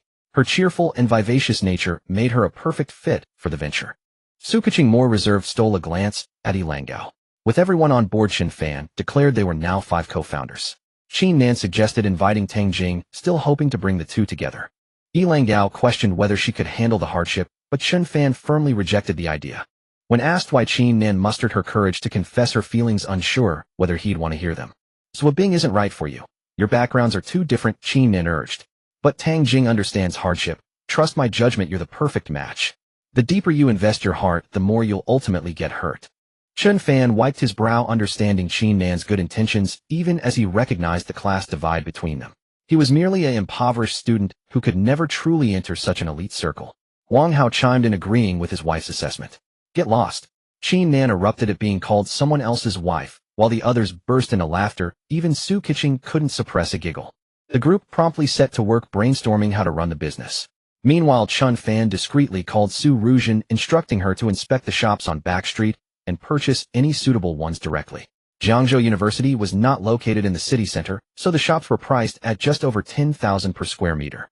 Su Ruzhen completed the market operations in the morning, and having nothing else to do, she headed to the backstreet of the campus. In business, there were always those who struggled to manage. Not everyone could turn a profit. Similarly, some restaurants and late-night snack stalls simply failed to make money. Su Ruzhen identified 2 promising shops and sent photos to Chen Fan for confirmation. Glancing at the images, Chen Fan recognized both locations and instructed her to negotiate the prices and purchase both directly. An hour later, Su Ruzhen relayed the outcome of her negotiations with the owners. The 2 shops would cost 3,200,000. Chen Fan didn't hesitate. He bought them. That evening, Chen Fan deliberately returned to the apartment to meet Su Ruzhen. She needed him to accompany her the next day for the property transfer procedures. Additionally, Chen Fan reviewed her trading activities for the day. 2 short-term positions had been entered, half of the long-term stock was bought, and the remainder was expected to be fully acquired tomorrow. Su Ruzhen asked cautiously, I still don't understand why you chose these 3 stocks. She had analyzed them for a long time, yet they seemed to contradict the theories she had learned. Theories in books certainly differ from actual combat. You can't just memorize books and rigidly apply formulas. Look at them. Have they gone up or not? The long-term stock was still oscillating and would likely open lower tomorrow. The 2 Chinex stocks had already risen, one by 8% and the other by 13%. This was also the question that intrigued her. She had bought at the morning open, and by afternoon the prices had surged. How could Chen Fan be so formidable? Every stock he targeted rose. Seeing the 120 million in his account, Su Ruzhen was utterly astonished. He decided not to go back to his dormitory tonight and would stay here for the night. Su Ruzhen said he could sleep on the bed while she still had some work to do. as the boss Chen Fan didn't stand on ceremony. Sleeping on the sofa was indeed uncomfortable, and he would wake up with aches all over. In the middle of the night, Chen Fan rolled over and felt something soft and warm in his arms, incredibly comfortable. Half asleep, he didn't think much of it, as such experiences were rare for him. Only Zhuo Bing had ever treated him like this. Then he dreamed of being with Zhuo Bing, their bodies entwined in passion. But at the critical moment, he was awakened by the urge to urinate. He saw Su Ruzhen lying on the bed with her clothes disheveled and awkwardly walked into the bathroom. Su Ruzhen also woke up, and when Chen Fan emerged, she seemed to realize what had happened. She tugged at her clothes. "You sleep so restlessly." Chen Fan blushed and went to the living room. Su Ruzhen asked, "Aren't you going back to sleep?" "No, I'm going for a morning run." How could he sleep? If he lay down again, something would surely happen. Chen Fan changed and left while Su Ruzhen yawned and lay back down. She also enjoyed sleeping in. It was just past 5, the sky barely light. Chen Fan, like a wild horse with nowhere to vent its energy, galloped across the track. He ran 5 or 6 laps, without stopping, still brimming with energy. Su Ruzhen was like a dose of poison. Chen Fan caught his breath and continued running. The sky gradually brightened, and more figures appeared on the track.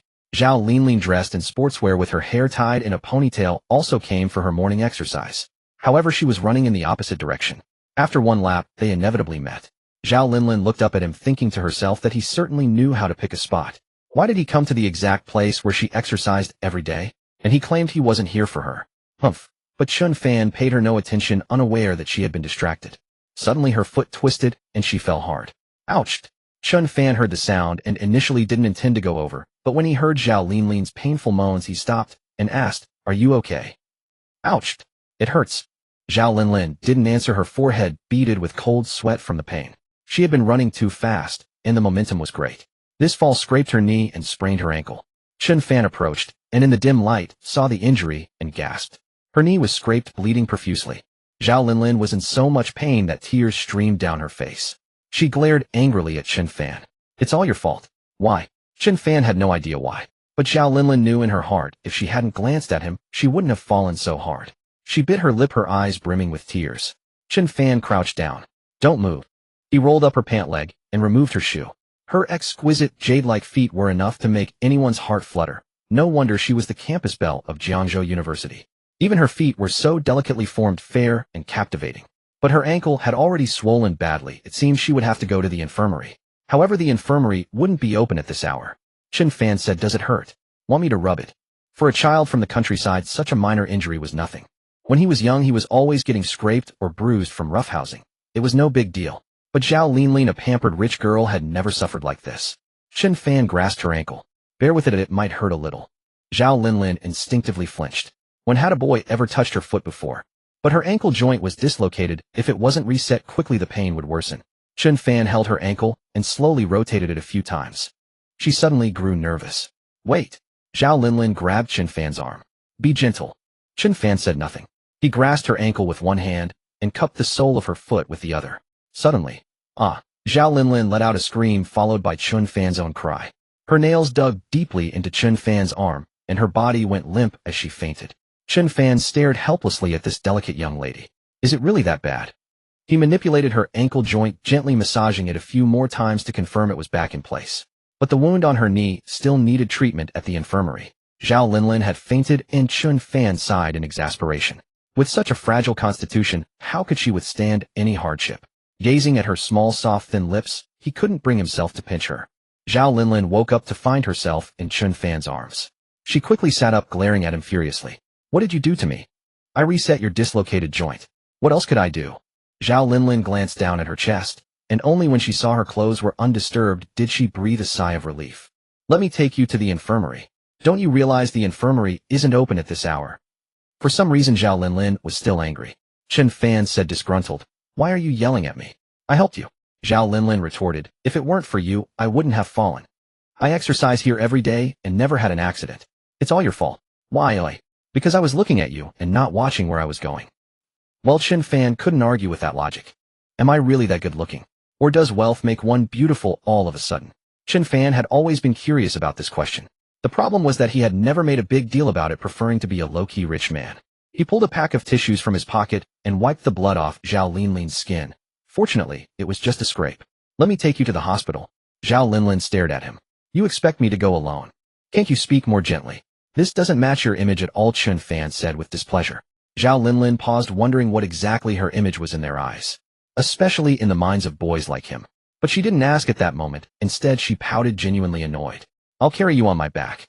Chen Fan helped her up and then crouched in front of her. Zhao Linlin looked around. It was just dawn, and there weren't many people on the playground. She hesitated for a moment. You might as well just go get my car. I'll have Zhou Yufei bring the keys over. Fine. Chen Fan arrived at the entrance of the girls' dormitory. The just-awakened Zhou Yufei was still in a daze. What are you doing here? She only realized the surprise when she handed the car keys to Chen Fan. Without another word, he turned and headed to the parking lot. Zhou Yufei rubbed her eyes. What's going on? Why did Linlin ask me to give him the keys? Oh, they couldn't be. Zhou Yufei grew unsettled. Hadn't they agreed that this one was for her? Well, best friends were so unreliable. She already had so many suitors, yet she wouldn't even leave the poorest one for me. Though Chen Fan's family was poor, he had managed to get a driver's license. A luxury car like a Maserati, however, was something he had never driven before. After a simple familiarization with the controls, he carefully pressed the accelerator. He had heard that such cars accelerated extremely fast, so he didn't dare stomp on it. When Zhao Linlin saw him drive the car over, she said angrily, if you'd been any slower, my wound would have healed by now. Human beings are strange creatures. Zhao Linlin had always been resistant to physical contact with boys, but for some reason, she didn't feel repulsed by Chen Fan this time. Perhaps it was because she had seen Chen Fan and Zhou Bing kissing passionately at the girls' dormitory entrance that day, openly pursuing youthful dreams, letting go of inhibitions, free and unrestrained. These things sparked her longing. She had always kept herself closed off, but deep down, she was also someone with aspirations. It was like watching a TV drama where the male and female leads break free from worldly conventions to pursue their true selves. Such plots were the ones that most enchanted girls. Perhaps Zhao Linlin's heart was stirred as she too wanted to experience that kind of joy. Some said that if you didn't fall in love in college, you were wasting your time. College should have love and also joy. The car arrived at the city hospital at just past 6:40. Chen Fan helped her register for emergency treatment. The doctor was a woman in her late 30s, very beautiful. Seeing the delicate skin on Zhao Linlin's knee scraped raw, she couldn't help but say sympathetically, how did you fall like this? She glared at Chen Fan. You're a lousy boyfriend, aren't you? Such a pretty girlfriend, and you can't even protect her properly. Even I feel sorry for her. Chen Fan was extremely embarrassed. Doctor. All right, just hold her and don't say anything. Chen Fan was speechless. He could only support Zhao Linlin and watch as the doctor treated her wound. Zhao Linlin looked up at him. Doctor, he's not my boyfriend. Oh. The doctor gave an awkward smile and looked at them again. No matter, college students are allowed to date now. No need to hide it from your parents, they'll understand. After all, everyone was young once. Chen Fan was utterly defeated by this wise doctor. But seeing how carefully she treated Zhao Linlin's wound, she must be a very devoted mother. Young man, bring her back in 2 days to change the dressing. She specially reminded them as they were about to leave. Chen Fan acknowledged and helped Zhao Linlin up to leave. She quickly said, hey, carry her on your back. Her foot can't bear weight. Chen Fan looked at Zhao Linlin awkwardly. He had offered earlier to carry her, but she had refused. He hadn't expected the doctor to be the best wingman. Zhao Linlin turned to glance at the doctor, who nudged her. What are you standing there for? He's already crouched down. Had I crouched down, how could Chen Fan remain indifferent? Zhao Linlin blushed deeply and awkwardly leaned onto Chen Fan's back.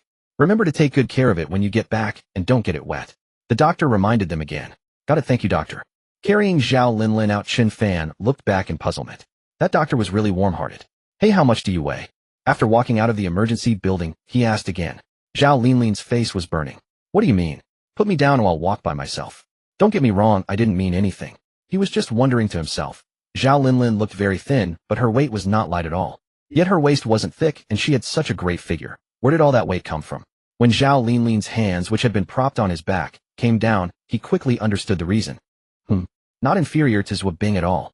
Were girls nowadays developing so well? Chen Fan's mind wandered, and he thought of Su Ruzhen from last night. The sensation. The parking lot was about to appear, but at that moment Chen Fan suddenly wished he could go slower, that the road could be longer. Zhao Linlin's heart was in turmoil, her head buzzing. She didn't even know what she was doing. She kept asking herself in her mind, Zhao Linlin, what's wrong with you? This guy already has a girlfriend. Are you out of your mind? When they reached the car, Chen Fan set her down.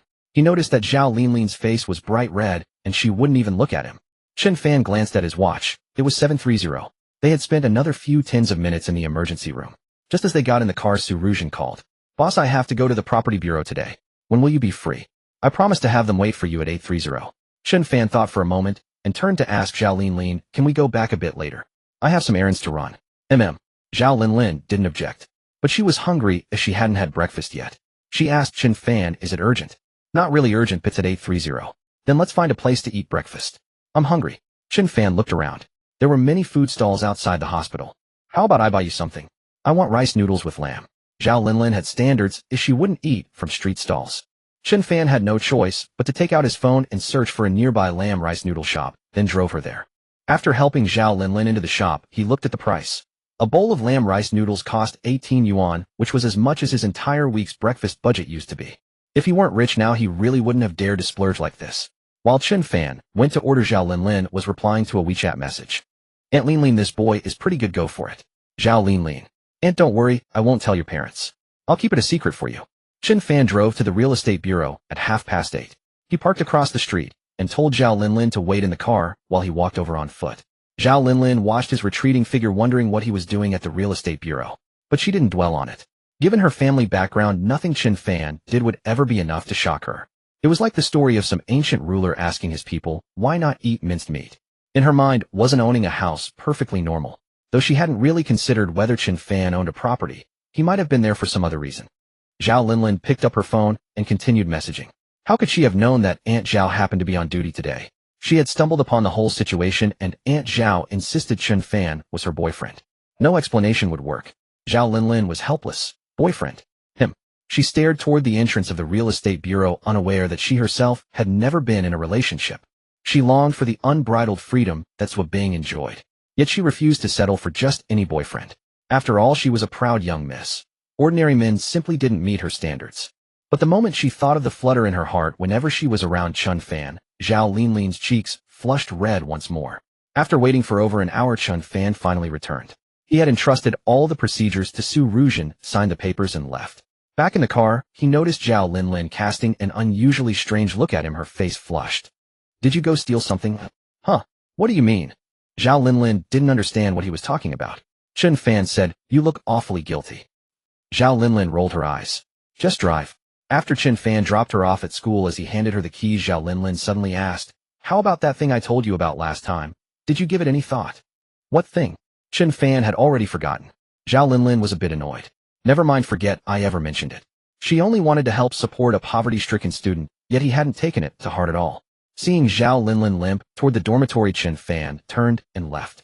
He hadn't even offered to walk her upstairs. But some things have a way of coinciding. No sooner had Chen Fan reached the entrance of Building 6 than Zhao Bing appeared from somewhere. Why are you here? I was just looking for you. What's wrong? I heard you're planning to open a barbecue shop. Why didn't you tell me? Chen Fan was startled, worried she had found out about him taking Zhao Linlin to the hospital. Fortunately, it was about that. He pulled Zhao Bing aside. How could I not tell you? I was counting on you, the wealthy investor, to put money in. Come on, I'll show you the location. He hadn't intended to involve Zhao Bing in this venture since she didn't need to start a business. His intention had merely been to let Yilonggao Wang Hao and the others experience the hardships of entrepreneurship early on. After all, certain matters could not wait until after graduation. Who would have thought Zhao Bing was interested? Though she was likely just having fun with it. It hardly made sense for her to manage a shop in reality. The two of them headed to the back street where two shops had closed due to poor management, and their landlord was preparing to leave Jiangzhou. Once the transfer procedures were completed, the property rights would fall into Chen Fan's name.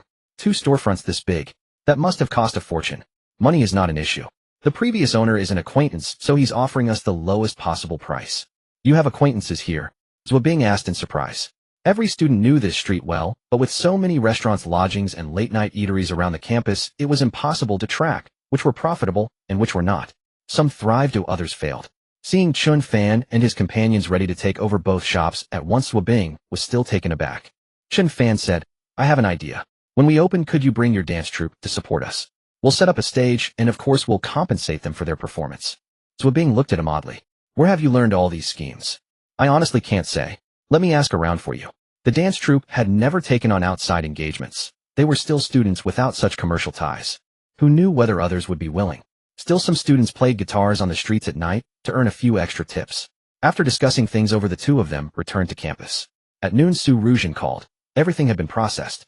Chen Fan agreed, telling her to stand by and reach out when needed. In the afternoon, the group gathered. Chen Fan announced the shop was secured and urged everyone to get moving. They divided the tasks and used spare time to renovate the space, planning to open on a chosen day. As for the partnership funds, Lang Gao and Su Keqing contributed 4,000 yuan, while Wang Hao and Qin Nan pooled 5,000. Zhuo Bing provided 10,000. Lang Gao and Wang Hao said to Chen Fan, "Your family situation is limited, so don't worry about it. Just chip in with a token effort. Consider it your share regardless." "Can it work like this?" Chen Fan replied, "Sure. Then I'll just take a salary and skip the dividends." Zhuo Bing interjected, "This 10,000 represents our share as co-investors." All right then. They had a wealthy girlfriend on their side. These two storefronts together cost only half of what a single one would normally rent for, which meant they had acquired 2 spaces for the price of 1. Watching everyone scrub the walls and work diligently on the shop, Zhuo Bing included energetically pitching in. Chen Fan smiled as he answered Su Ruzhen's call. "Boss, both Chinex stocks hit the daily limit up. The net profit from yesterday to today stands at roughly 28%. All right, keep an eye on them. They'll likely keep rising. We may need to sell and switch tomorrow." 28% of 60 million came to 76.8 million, a solid profit. Meanwhile, the other long-term investment, 60 million already deployed, was simply waiting for its moment to soar. That evening, after a day's hard work, everyone grabbed some late-night snacks and headed back to sleep. "I'm not returning to the dorm tonight." Chen Fan mentioned he was heading to the apartment. The two of them gasped, "Holy cow, so quick. Already made a move." Sick. Fearing they would misunderstand, Chen Fan clarified, "It's not Zhuo Bing. Don't talk nonsense." Damn. The pair fell dumbstruck once more. This bastard had another girl besides Zhuo Bing. What a scoundrel. Chen Fan was at a loss for words. "That's not what I meant. I'm going to a friend's place. Don't say ridiculous things." After he left, Lang Gao asked enviously, "Howsy, did you succeed?" Wang Hao shook his head. "Not yet, but I've got halfway there." "And you?" Lang Gao flipped him off. "Trash." "Hey, you succeeded? Has Su Keqing agreed yet? Quick, tell me." Lang Gao pulled out a small square plastic packet. "Figure it out yourself." Wang Hao caught it in his hand, extremely excited. "Is this thing reliable? I've heard they can leak." "Seriously, do you really think you're a pile driver? Besides, can't you at least be gentle about it?" Wang Hao eagerly stowed it in his pocket. "Thanks for the advice. There'll be a proper reward when the job is done." Wang Hao eagerly stowed it in his pocket. "Thanks for the guidance. Once it's done, I'll make it worth your while." Chen Fan returned to the apartment where Su Ruzhen was wearing. She had just finished bathing, and given the late hour, she hadn't expected Chen Fan to show up. However, the pajama fabric was so silky that one glance revealed she wasn't wearing anything underneath. Chen Fan felt somewhat embarrassed. "Would you like to go change into different clothes?" Su Ruzhen said. "Never mind, there's no one else here anyway." She cast a charming glance at Chen Fan and teased, "They say it's a waste to let fertile water flow to another's field. If I'm not afraid, what do you have to be afraid of?" "Fortunately, I'm not that kind of person." Chen Fan opened his computer and began making plans for tomorrow. Su Ruzhen brought him a cup of coffee, then quietly sat nearby without disturbing him. Chen Fan spotted that the 2 Chinex stocks he had purchased the previous day would spike and then fall tomorrow. So he started drafting an operation plan for Su Ruzhen based on the projected peak positions. One stock would surge 13.66%, while the other would climb to 16.72% before pulling back. Since Chinex stocks can hit their 20% daily limit in a single session, the subsequent reversal would be equally sharp. While conducting his research, Chen Fan unexpectedly stumbled upon a remarkably impressive stock, Eastern Divine Dragon, which had hit 7 consecutive limit-up days. Chen Fan's hand trembled slightly. This was a Chinex stock. While regular stocks typically surged 10% per day, meaning 7 limit-ups would double the price, this one moved at 20% per session. Quite extraordinary. After careful analysis, Chen Fan discovered the stock's total market capitalization was only around 6 billion, yet its daily trading volume over the past few days had reached 2 or 300 million. This was a major overhaul. "This is the one." Chen Fan wrote out the trading plan and handed it to Su Ruzhen. "Per our usual arrangement, sell those 2 stocks tomorrow and establish a new position. Buy in batches without alerting the market maker. By tomorrow, we should have over 80 million in funds. Put it all into this stock." "Understood." Su Ruzhen noted it carefully. Chen Fan finished his coffee and prepared to leave, but she said, "Why not stay here tonight? It's already so late." It truly was very late. Returning to the dormitory would require climbing over the wall. He glanced at Su Ruzhen, who looked somewhat flustered. "Why are you looking at me like that? I wouldn't do anything inappropriate." Chen Fan pointed toward the bedroom. "Then go ahead and sleep. I'll rest on the sofa for a while." Watching Su Ruzhen's seductive figure disappear into the bedroom, Chen Fan clenched his teeth. Tomorrow he would lay everything out to Zhuo Bing. He could no longer wait. Otherwise, he truly might suffocate. He was 20 years old this year. Did he really need to remain so chaste? It had taken nearly a week to get the shop ready, and Chen Fan stocks had risen for an entire week. That long-term position had already kicked in, surging 59% over 7 trading days. The Chinex stock Eastern Divine Dragon, which he had recently positioned with Su Ruzhen, had climbed 7 consecutive limit ups. The total market value of the shares she now held approached 400 million. In the world of stock trading, Chen Fan's wealth grew at a geometric rate. But as capital increased, the complexity of execution grew proportionally greater. Moreover, it was impractical to deploy all funds chasing limit-up plays. His future efforts would need to shift toward medium to long-term strategies, diversifying across positions rather than placing all eggs in one basket. Nevertheless, none of this posed a problem. Chen Fan could continue hiring. After completing this round of short-term trades, he awarded Su Ruzhen a bonus of 100,000 yuan. Su Ruzhen gazed at the transfer notification on her phone. "Boss, I already advanced last month's salary. Why are you giving me a bonus again?" "Take it," Chen Fan said. "Cherish these moments while they last." "What?" Tears immediately welled in Su Ruzhen's eyes. "Are you driving me away? Do you no longer want me?" She had been working with Chen Fan for less than a month, yet he had already given her 120,000 yuan. Where could she find work like this? Seeing Su Ruzhen's tear-streaked face, Chen Fan chuckled. "What are you crying for? You silly girl. I mean, while we're making money now, enjoy it. Who knows what the stock market will bring tomorrow?" Su Ruzhen finally broke into a smile through her tears. "You're too cruel. I really thought you were getting rid of me. If I perform poorly, you can scold or criticize me." Chen Fan said with some difficulty, "You're perfect in every way. The only issue is that you're too beautiful." Su Ruzhen blushed and gazed at him with a hint of resentment. "Boss, do you have a girlfriend?" "Of course." "Oh." She pursed her lips. "Rest assured I won't bring you any trouble." Chen Fan looked at her appreciatively. "Good." She understood the situation. He transferred another million to Su Ruzhen. "Go pick up a car this weekend." Hearing that Chen Fan was buying a vehicle, Su Ruzhen nodded excitedly. "Then let me choose a business model. How about a Mercedes E300? Chen Fan replied indifferently, "Whatever. Just pick something suitable. It's merely a means of transportation anyway." Su Ruzhen recorded his instructions in her notebook. "I've written everything down. Is there anything else?" "That's all." After finishing work matters, the two sat down to chat. Chen Fan asked, "What was the reason you were fired?" Can I skip answering that?" Su Ruzhen seemed quite embarrassed. "You must." "All right." Su Ruzhen bit her lip. "They kept pressuring me to accompany executives to social events, and they had ulterior motives." Chen Fan looked at her in surprise. "You don't strike me as such a conservative person." "Oh my, what are you saying? I simply lose my composure around you. After all, who wouldn't be drawn to a handsome young man?" Chen Fan felt somewhat embarrassed. His attempt at teasing had backfired. Su Ruzhen looked up, her eyes sparkling. "Really, I won't bring you any trouble. If you have any desires, just... Ahem. Let's focus on work instead. You already know I don't lack girlfriends." "All right." Su Ruzhen gazed at him with an expression of fond resentment. That weekend the barbecue shop was set to open. Zhou Bing informed Chen Fan that she had arranged the dance troupe. Since it was her boyfriend's establishment, they were eager to support it free of charge. They had one condition, however, a discount whenever they came to dine. Chen Fan laughed. He had imagined it would be a more complicated matter. As long as they came, free admission was fine. After all, every member of the dance troupe was as beautiful as a flower with extraordinary figures. With such enchanting women around, how could the business fail to thrive? After finishing their preparations, they asked what name to give the shop. Chen Fan replied that the sign was already made, Indulgent Youth. Everyone paused confused. Indulgent Youth. Very well. You're the boss. No one objected. For the grand opening, they did not print flyers. Instead, they posted numerous advertisements on the campus BBS and alumni messaging groups. A stage was erected outside the shop, equipped with a sound system costing hundreds of thousands. Customers could enjoy barbecue while watching performances, and when the mood struck, they could even take the stage themselves to play an instrument or sing a song.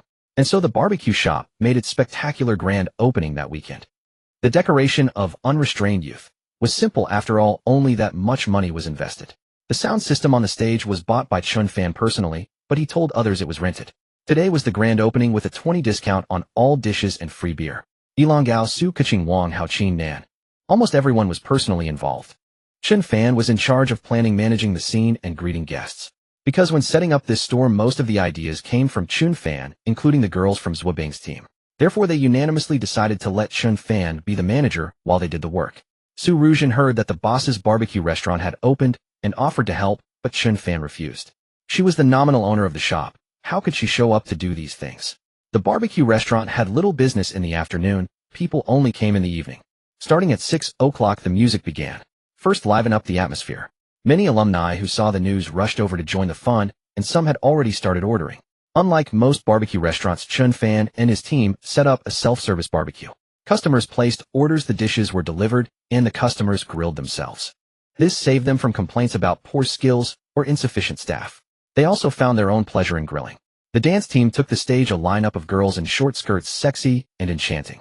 Watching them stand neatly on the stage, boom cha-cha. With a kick of their long legs, the stage instantly erupted in screams. 8 young ladies showcased their dance moves on stage, and the audience even forgot about the barbecue. Some were drooling as they watched. Elang Gao and the others were busy preparing side dishes and delivering drinks. Qi Nan and her friends helped with ordering, while Zhou Bing handled the cashier. For some unknown reason, there were especially many people today, and seats were filled in no time. Many people were not there for the barbecue, but to watch the show. After all, the girls in the dance team were rarely seen in daily life. There was also a young lady playing the drum set nearby with a strong electric fan, blowing. Her hair flew wildly as she played with great enthusiasm. The performances came one after another, creating a fantastic atmosphere. Chen Fan kept arranging for extra simple tables, adding over a dozen tables temporarily. In the dormitory, Zhao Linlin stood on the balcony looking at the back street of the school. Yufei, I don't want to eat at the cafeteria today. Zhou Yufei looked toward the barbecue restaurant. Me neither. Then how about we grab a quick bite outside? Okay. The two left the campus, and ahead was a deafening music. Linlin, shall we go check it out? Zhou Yufei stared curiously at this side. Zhao Linlin frowned. They really had made it a lively affair. Quite business savvy. A few students running a shop like this had already mastered commercial traffic generation. Unrestrained youth was packed with customers, while some neighboring shops were desolate.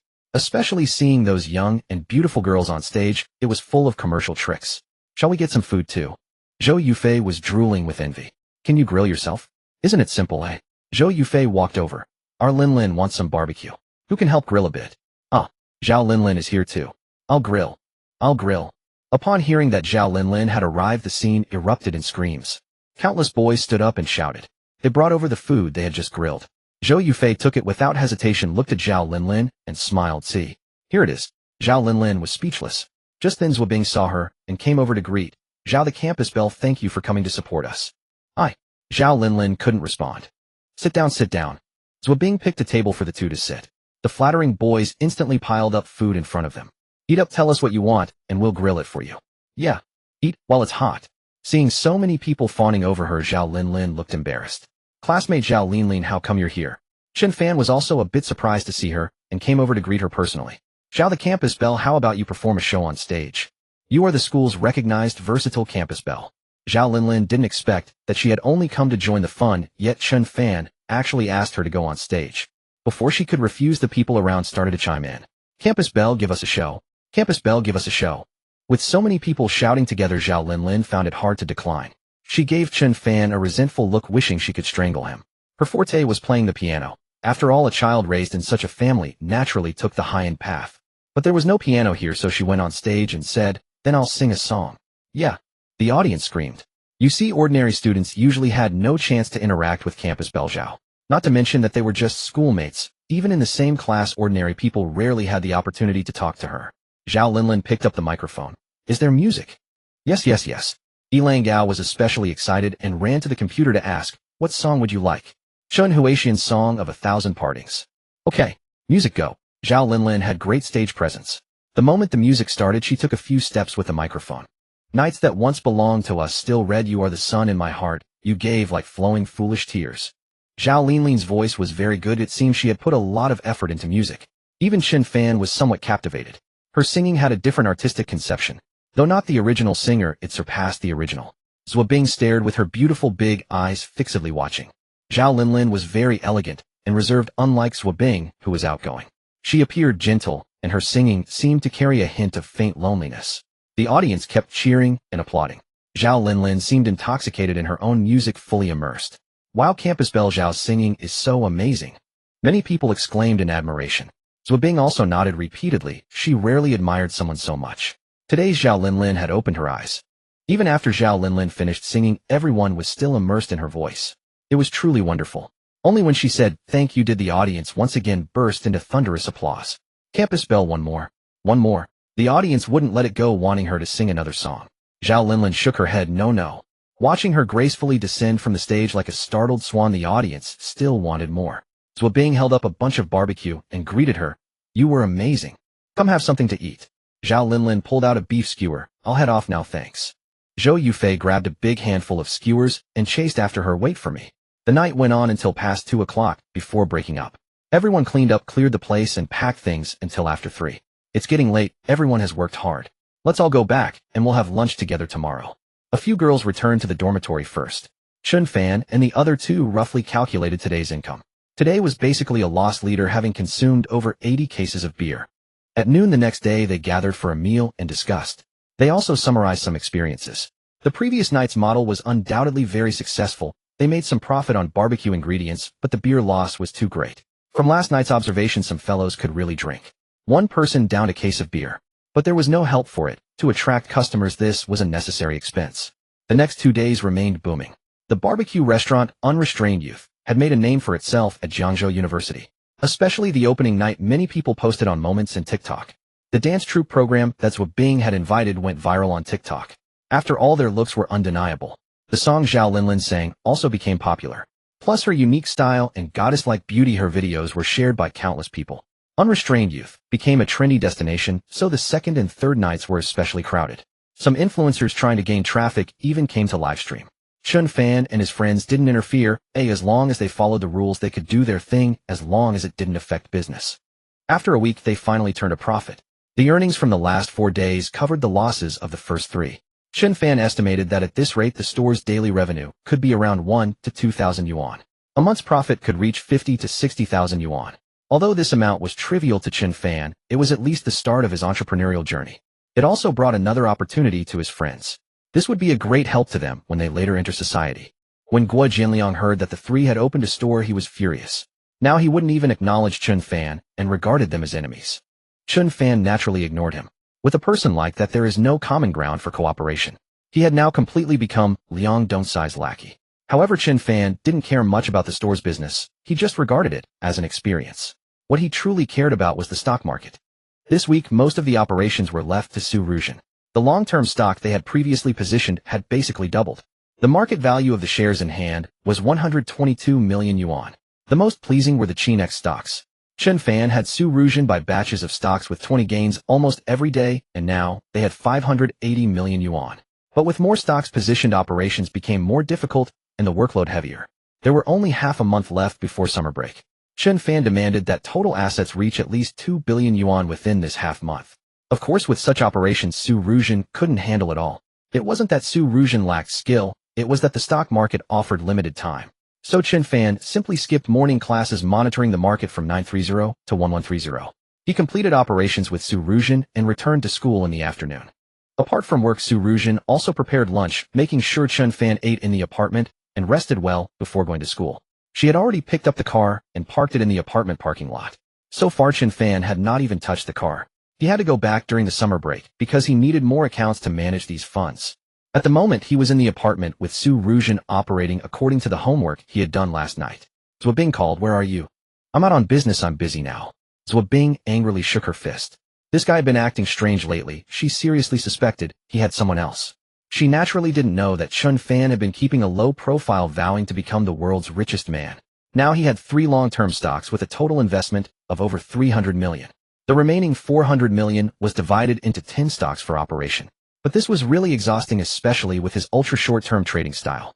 Of course, short-term profits were the most substantial. However, it annoyed the market makers. They didn't know which lunatic was making 20 profit from them every day and then running away. After hanging up with QuietlyBecame, Chen Fan said, "I'll take over the rest, you take a break." Su Ruzhen was considerate. "Then I'll go cook. Finish lunch early so you can go to school." Seeing her go to the kitchen, Chen Fan was lost in thought. After finishing his work, he walked into the kitchen. Su Ruzhen was indeed virtuous, wearing an apron and cutting vegetables. This feeling gave Chen Fan a strange illusion. Su Ruzhen noticed him staring and blushed. "What's wrong? Is there something wrong with me?" "No, it's fine. I didn't expect you could cook." Su Ruzhen smiled sweetly. "Then keep me by your side, and I'll cook for you every day." "That won't do. You shouldn't be a cook. I want you to become a business elite." Su Ruzhen's heart leaped with joy. "Really?" Chen Fan nodded. As the saying goes, if you never abandon, I will in life and death. Of course, I'm not talking about love. Su Ruzhen rolled her eyes at him. "Why can't I have love? Am I not worthy?" "No, because I already have a girlfriend. You are my best partner." Su Ruzhen pouted. "Someday I will have you." She wasn't stupid, she knew what Chen Fan meant. He was afraid that becoming girlfriend and boyfriend would hinder his progress. Thus he would lose focus on work. Chen Fan was in a developmental stage, what he needed was not love, but someone to strive with him. This guy thought it through clearly. In fact, she had also done analysis and judgment during this period, operating based on the stock market knowledge she had learned, but the results were unsatisfactory. Yet the stocks Chen Fan picked hit the daily limit every day. This puzzled her. Could someone be born a king of the stock market? After many tests, Su Ruzhen conceded. He simply had the talent. Since that was the case, she would follow him wholeheartedly. After all, he treated her well. Su Ruzhen simply made 2 meat dishes and 1 vegetable. She dressed casually at home, basically in pajamas. Chen Fan said, "When you have time, go shopping and buy some higher-end clothes. It's on me." Chen Fan still had the 5 million yuan he hadn't spent, so he directly transferred 100 to Su Ruzhen. Su Ruzhen was startled. "Why are you giving me so much money?" Chen Fan smiled. "Money is meant to be spent. If not spent, why earn it? From now on, all your expenses are on me. After this busy period, I'll buy you a car. Just pick whichever you like. Girls should be pretty, but remember not to be too flashy. Keep a low profile when needed." Su Ruzhen bit her lip, looking at Chen Fan with emotion. "You're so good to me. How can I repay you?" Her heart was truly moved. When she worked at the bank before, those who said they were good to her all had ulterior motives. Now she wanted to repay Chen Fan, but he never took advantage of her. Girls are easily moved. Chen Fan pinched her cheek. "Work hard, and we will own the whole world in the future." Su Ruzhen nodded vigorously. "Chen Fan, come over here." Just as he was about to head to school, Wang Hao called, urging him to rush to the barbecue restaurant. Chen Fan exchanged a few words with Su Ruzhen and left hurriedly. At the barbecue restaurant, Qin, Nin, Su Kuching, and the others were all there. So was Tang Jing, sobbing pitifully. Chen Fan had no idea what had happened, so he quickly asked, "What's going on?" Qin Nan said, "Something happened to Tang Jing's family. Her father was in a car accident, and the doctor said they need 200 yuan for the surgery. For an ordinary family, 200 yuan was an astronomical sum. Tang Jing's family was from Sichuan, ordinary townsfolk who had some savings, but bought a house last year. They were still saddled with hundreds of thousands in loans. Now her father's accident had left the family unable to scrape together any more money. Her mother had decided to sell the house, but no one was buying it anytime soon. Everyone was now racking their brains to help her. But how could a young girl like her come up with 200 yuan for her father's surgery? Yilang Gao and Wang Hao suggested everyone chip in a bit. However, the restaurant's funds were limited as it had only opened recently. Even if they gave her all the money, it would be a drop in the bucket. Tang Jing was close to Qin Nan, and Qin Nan couldn't bear to watch her suffer alone. "Why don't you take a leave and go back to see for yourself? We'll figure out the money together," Chen Fan said to Tang Jing. Tang Jing's eyes were red from crying. She knew that Chen Fan and the others came from modest backgrounds. None of them were well off. 200 yuan was a huge sum for anyone. Yilang Gao suggested giving Tang Jing all the cash from the restaurant. No one objected. But Tang Jing shook her head. How could she not know the consequences? If she took all the cash, their newly opened restaurant would go under. Without funds, how could they keep it running? She didn't want to drag everyone down. "Thank you for your kindness, but I really can't take this money." Tang Jing wiped her tears, stifled her sobs, and left. The room fell silent. Chen Fan glanced at the others. "Don't worry about Tang Jing. I know a friend, let me see if I can borrow some money from him." Yilang Gao said, "Don't put on a brave face, Chen Fan. We all know your family is even poorer than ours. How could you have a rich friend?" Wang Hao said, "Let's all pool our resources. Even if we have to close this restaurant, so be it. All right, let's do it your way." Qin Nan gave the money to Tang Jing. Since everyone was so united, Chen Fan didn't want to go against their wishes. He said to Qin Nan, "Send me her WeChat." Qin Nan, without thinking twice, shared Tang Jing's WeChat with him. Chen Fan opened it and sent a friend request. "I'm Chen Fan," who knew what Tang Jing was doing. It took over 10 minutes before she accepted. Chen Fan messaged her, "Come out for a moment. I'll wait for you in the small grove behind the school." Tang Jing didn't reply, but she did come.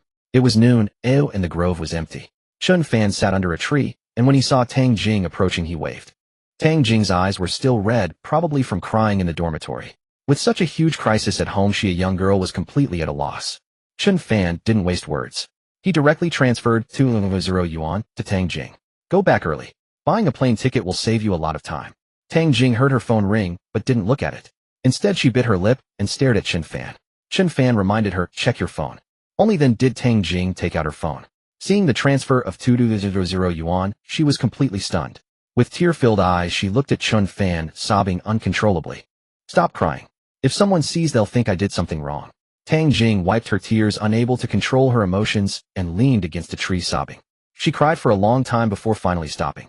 She could hardly believe the transfer on her phone. "Where did you get this money?" She had heard that Chen Fan's family was not well off and that he received a school subsidy. Earlier, Chen Fan had even worked part-time in the school cafeteria. Where did he get such a large sum? Chen Fan said, I know a friend who runs an antique shop. I borrowed it from him. Use it for now, but I don't want you to tell anyone about this. Tang Jing wiped her tears. That's so much money. I won't be able to pay it back anytime soon. What if someone asks? Don't worry, I'll handle it. I wouldn't do anything I can't manage. Trust me. For now, the most important thing is for you to get back home. We'll talk about the rest later. Tang Jing said, her eyes red. Thank you, Chen Fan. Why say that? We're all schoolmates. I help when I can. Transfer the money to your mom first so the surgery isn't delayed. Tang Jing thanked him again and finally accepted the money. That afternoon, she took leave and went back to her hometown. Everyone had planned to close the restaurant for the night, but Chen Fan said Tang Jing hadn't taken the money. Business had to go on. But soon everyone realized a problem. Since they opened the barbecue restaurant, they had no time for dates. That didn't align with their dreams. But Chen Fan said, we see each other every day, busy like dogs. What dates? Wang Hao and Yi Langgao exchanged glances. Those two had planned in the dormitory earlier to make some progress, but they found they had no time to execute the plan. As for Chen Fan, he often didn't return to the dormitory. Who knew what he was up to outside? Only Zhu Bing was there for the fun of it. She had joined purely out of interest. She didn't care about making money. But Zhu Bing had made it clear she would help when she had time, and if she didn't, no hard feelings. She was working for free, no salary. Seeing everyone so exhausted, Chen Fan suggested hiring more people next semester. After all, the semester was about to end, and there probably wouldn't be much business. Chen Fan went to the apartment building 3 days after Tang Jing left. Su Ruzhen was especially happy to see him. She took out new clothes. Quick, try them on. If they don't fit, we can go exchange them. Chen Fan had given her 1,000 yuan to buy clothes, and she had bought 3 suits for him. Each suit cost over 2,000 yuan. 1 Armani, 1 Versace, 1 Givenchy, 1 of each. In addition, she bought brand-name underwear, belts, and shoes. The total came to over 8,000 yuan. Chen Fan was speechless. I told you to buy them for yourself. Why are you buying these for me? No, it's fine. Seeing Chen Fan's displeasure, Su Ruzhen blushed, bit her lip, and said aggrievedly, I'll go exchange them tomorrow. Chen Fan realized he had been too harsh, and explained, you didn't get my point. A girl should dress elegantly, so that not everyone will try to take advantage of you.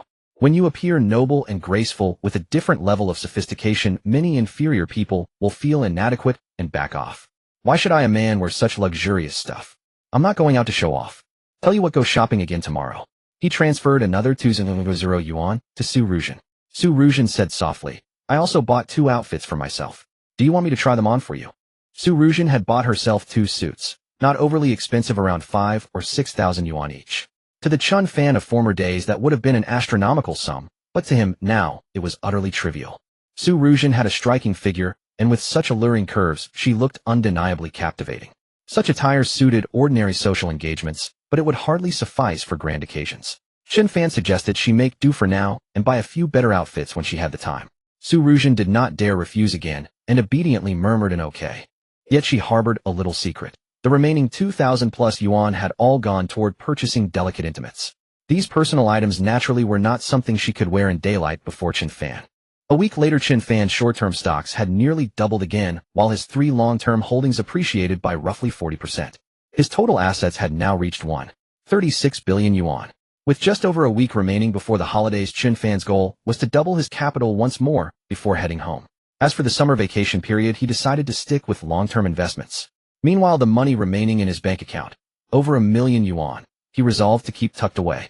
He preferred to keep a low profile and avoid drawing attention. That day, after completing his trading operations with Su Ruzhen, he took note of Zhao family real estate stock. Following the previous round of dividends and aggressive bonus share conversions, Zhao Guowei had seized the opportunity to reduce his stake by 12%.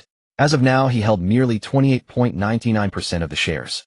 Nevertheless, he remained the largest shareholder, retaining decisive control over the company. Tang Jing had returned from her hometown. She had not originally planned to come since summer vacation was imminent. In gratitude for everyone's help, she had brought an array of local delicacies from her hometown. Once the night snack shop closed for the evening, Tang Jing offered to treat everyone, eager to properly express her thanks. Chen Fan suggested, then let's just have a barbecue at our own shop. No need to go anywhere else. Besides, we didn't really contribute much. You even returned all the money to us. Tang Jing agreed, but insisted on footing the bill that evening. Several of them gathered to enjoy the barbecue. Zhu Bing had been occupied with dance training lately and rarely visited the shop. When Chen Fan called her, she said she was far too exhausted and had no desire to move. Dancing was grueling as they were preparing for a municipal competition and had been intensifying their training regimen. After finishing their late-night meal, it was already past 3 o'clock. Chen Fan suggested, "Why don't we skip heading back to the dorms and find a place to chat?" Wang Hao caught on immediately. "Let's go to a hotel." The night snack shop had kept them busy for over half a month, so they had managed to save some money. Yilang Gao raised both hands in enthusiastic approval. "Then let's go to the hotel and book 3 rooms." "What do you mean? You're all pairing off. Book 3 rooms, and what am I supposed to do with Tang Jing?" Chen Fan replied, "You go ahead. I'll just climb over the wall to get in." "But keep pretending." Yilang Gao nearly revealed that Chen Fan often spent nights elsewhere. Chen Fan shot him a sharp glance, and he immediately fell silent. At that hour there truly was nowhere else to go, and the snack shop had no beds, so they headed to the hotel nearest the campus and booked a suite. 688 yuan. In truth, such a hotel suite consisted of only a bedroom with a mahjong table in the outer area. Wang Hao spotted the mahjong table and immediately proposed, "Shall we play some mahjong?" Chen Fan showed no interest. Unexpectedly, Chen Fan was also keen. Everyone can play around. Those who don't want to can go rest inside. Yilang Gao actually had other plans and glanced at Su Keqing. Su Keqing blushed and turned her head away. Chen Fan observed this and understood. The holidays were just around the corner, and they were about to part ways. He guessed they were hoping for some private time together. He found an excuse. "I'll step out for a bit. You all play." Tang Jing had no interest in mahjong either. She had mainly followed along to properly thank Chen Fan. Seeing Chen Fan leave, Tang Jing said, "I'll go too. I have something to attend to." At this hour in the middle of the night, what could she possibly have to do? Chen Fan grinned shrewdly and nudged Wang Hao with her foot. Wang Hao caught on and covered his mouth to stifle a laugh. Everyone understood now. After the two of them left, Yilang Gao remarked, "Tang Jing seems to have feelings for Chen Fan, doesn't she?" "Yeah, I think there might be something there," Su Keqing observed. "But what if Zwabing finds out?" Chen Fan shook her head. "Zwabing is from a completely different world than us, frankly. I'd rather bet on Tang Jing and Chen Fan. I trust Chen Fan will make his own choice, so let's not interfere." Yilang Gao had been holding back for a while. "I can't stay up late. Let's go book another room." Wang Hao was momentarily taken aback. "You can't stay up late." But the moment the words left his mouth, he regretted them. Wasn't that essentially offering her an opportunity? So dumb, like a pig. Su Keqing was pulled out by Yilang Gao, leaving only Chen Fan and Wang Hao alone in the room. Wang Hao touched the small raincoat he had concealed in his pocket for over half a month, his palms growing clammy with nervous sweat. "Chen Fan, wait for me." Chen Fan had just stepped out of the hotel when Tang Jing followed. "Why are you coming out?" It was already past midnight. Chen Fan had planned to return to the apartment to sleep, never expecting Tang Jing to follow. "Aye." Tang Jing approached her, head bowed. "How about we find a place to sit for a bit?" "Sure." Since she had come all this way, Chen Fan could not bear to refuse. The two left the hotel and walked along together. Outside the Jiangzhou University campus lay a large man-made lake. It was summer and the lakeside spot seemed like a perfect destination. "Why didn't you rest in the hotel with them?" They sat down by the lakeside as Chen Fan asked. "I just wanted to thank you. That's all. No need to be so polite." "But..." Tang Jing grew anxious. "With such a large sum of money, how are we ever going to pay it back?" "I've already told you not to rush. I'll handle the money matters. Don't put any pressure on yourself," Chen Fan reassured her. Tang Jing replied, "That won't do. I can't let you bear all of this on my behalf. How about this? I won't go home for summer vacation. I'll find a job and work hard to earn the money to repay you." Seeing her stubbornness, Chen Fan pondered. "You're only a sophomore. What kind of good job do you think you can find? Even if you earned 10,000 a month, when would you finish repaying all this money? Then what should I do?" Tang Jing looked at him anxiously. After a moment's thought, Chen Fan said, "Just focus on your studies. We'll figure it out when the time comes." "But what if the creditor starts demanding payment?" "It won't happen. I told him it might take years to repay. Though if you really want to find work, I actually know of a place. But it won't be immediate. You might need to wait." Since Chen Fan had helped her unconditionally, Tang Jing trusted him completely. She nodded vigorously. "Yes, I can wait. As long as I can earn the money, that's all that matters." Chen Fan smiled. "I never expected the once proud you to become someone so different." Tang Jing's face flushed red as she explained, "I wasn't proud. We simply weren't close back then. All right, go back first. Once things are settled, I'll let you know." Chen Fan rose to his feet. He genuinely needed to return to the apartment for some rest. Meanwhile, Tang Jing's heart raced like a startled deer as she nervously made her way toward the campus gate. Chen Fan had initially intended to register a company, but doing so would involve tax issues. He wished to avoid such complications. For now, personal stock trading spared him this headache. That evening, Chen Fan had no idea how Yilang Gao and the other three spent their time. He went to the apartment while Tang Jing returned to the school. The next morning, those two bastards did not show up in the classroom. Chen Fan figured they must have been unable to get out of bed. Liang Dongkai came around again to collect the class fee, planning to hold a class meeting on the last day of the semester. This time Gui Jianliang was the one assisting with the fee collection. He collected the class fee from the seat neighbor, but did not so much as ask Chen Fan a single word. In his eyes, Chen Fan was forever the one who could not afford to pay. Since Liang Dongkai had also mentioned that attendance was not mandatory for everyone, Chen Fan, with a clear conscience, once again skipped paying the class fee. Chen Fan agreed without hesitation. The two of them grabbed a meal in the cafeteria and ate together. Unexpectedly, Zhao Linlin and Zhou Yufei also arrived as she glanced at them from afar and called Zhou Yufei away. Zhu Bing didn't notice any of this. Chen Fan, shall we go on a trip during the summer break? Chen Fan looked at her. Who's going? Zhu Bing picked the fatty meat from her bowl and put it on his. Just the two of us. Definitely not. If our families found out, they'd scold us to death. We could invite Qin Nan and the others along. I have to go back home during the break, we'll see then. Chen Fan wasn't sure if he'd have time. For him, time was incredibly precious. Every trading day yielded at least a 10% profit. Sometimes with a bit of luck, he'd snatch a ground-to-ceiling board on the Chinext. His current capital was 1.36 billion, and he aimed to double it before the summer break. I'll call them and ask. Zhu Bing was about to dial Qin Nan when Chen Fan stopped her. Better not call now. Why, oi? They probably haven't woken up. Huh? Zhu Bing was puzzled. It's already noon. Don't you guys open at night? Chen Fan gave a suggestive smile. They stayed up all night last night. Staying up all night at university was perfectly normal. Many single guys could even spend days in internet cafes. Then take me to a movie this weekend. Zhu Bing made a small request. Perhaps because the break was approaching, Chen Fan sensed Zhu Bing becoming more clingy. Actually, even if she hadn't mentioned it, he was planning to ask her. As for the summer break, he'd go back home and come back soon. So Chen Fan didn't feel the sorrow of parting. In the afternoon, Yilang Gao and the other guy finally showed up, but Qin Nan and Su Keqing didn't appear. Chen Fan guessed the reason immediately. Those two rascals had been up to no good last night. He figured the girls were too shy to show their faces. After all, it was their first time. Even if no one said anything, they'd feel a bit guilty. And Chen Xian could tell from the two guys' lewd expressions. Especially Wang Hao, whose face was grinning like a fool's. There were many red marks on his neck and chest. Yilang Gao grinned and handed Chen Fan a cigarette. Thanks for the assist. Hey, how did it go with Tang Jing last night? Chen Fan glared at the rascal. Don't talk nonsense. I wasn't even with her. That's a shame. Wang Hao said, it's my fault. I should have booked another room. Alright, stop. Chen Fan spotted Zhu Bing approaching from afar and shot the two a stern look. He was a virtuous man who kept his purity, unlike those two who were always scheming to get with their girlfriends. It seems Zhu Bing really wanted to go out, so she came to ask Qin Nan and the others for their opinion.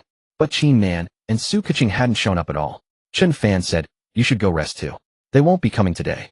Zhu Bing said it was fine since she had nowhere else to go. So she stayed to help at the shop. Qin Nan and Su Keqing were in their respective dorms. Wang Hao had been pestering for that all semester, and last night, he couldn't hold back. She half agreed and gave in. But Tang Jing was in the dorm. Qin Nan asked nervously, when did you get back? Tang Jing didn't think anything of it. I came straight back to the dorm yesterday. She noticed the red marks on Qin Nan's neck. What's wrong? Are you allergic? Qin Nan blushed bright red at the question. But it also confirmed that Tang Jing really didn't know. Only someone who hadn't experienced it would ask. She tightened the collar of her shirt and brushed it off with vague words. Su Keqing was also in her dorm. Her personality was even more reserved than Qin Nan's, as she didn't dare go out at all and lay in bed pretending to be unwell after returning. The week passed quickly. Chen Fan still skipped morning classes every day and went to the apartment to trade with Su Ruzhen. Friday afternoon was free too, so he decided to set aside a day to accompany Zhu Bing. He told Yilang Gao and the other guy that he was taking the day off. Zhu Bing had become clingy, holding his arm when no one was around. Chen Fan, how long will you be gone before you come back? It's hard to say. Why don't you come with me? Zhu Bing blushed and rolled her eyes at him. I don't want to. Going back with him would definitely let his family know. And she wasn't ready to meet Chen Fan's family yet. Then stay at home for a week and come back. We'll see. I really can't confirm now. I don't care. You have to take me to the seaside. I've already discussed it with Qin Nan and the others. Are they all coming too? Chen Fan hadn't paid attention to that. Zhu Bing nodded. All right then. Since everyone had agreed, Chen Fan had to comply. In the afternoon, he went shopping with Zhu Bing and bought her a few dresses. Chen Fan originally planned to buy ones costing tens of thousands, but Zhu Bing insisted on not having them. She said they were too expensive and would raise suspicion from her family. Besides, she didn't need such luxury. She only knew Chen Fan dabbled in antiques with her father. She had no idea how much money he actually had. Although her family was well off, Zhu Bing didn't like to waste money. Later they went to see a movie. It was past 9 and Chen Fan was about to suggest she stay overnight, but then Zhu Bing's mother called. Zwabing, aren't you coming home tonight? Zwabing lied. Mom, it's almost the break. The school has activities and I can't get away. No, I'm coming to pick you up. Zwabing's mother was quite domineering and didn't give her any leeway. Zwabing looked at Chen Fan with a hurt expression. I have to go back. Chen Fan also felt a bit regretful. Judging from Zwabing's demeanor today, she had seemed mentally prepared. He had to comfort her. Then go back now. See you the day after tomorrow. Zwabing nodded, then suddenly threw her arms around Chen Fan's neck and kissed him. Chen Fan, I love you. Chen Fan's heart leaped, and he held her tightly. His heart was no longer calm, his breathing became rapid. I love you too. Summer vacation was finally approaching, and the campus was filled with couples struggling to part. Chen Fan didn't feel that kind of sentimentality because he had no intention of staying at home for long. However, everything he was doing now he did not want too many people to know about.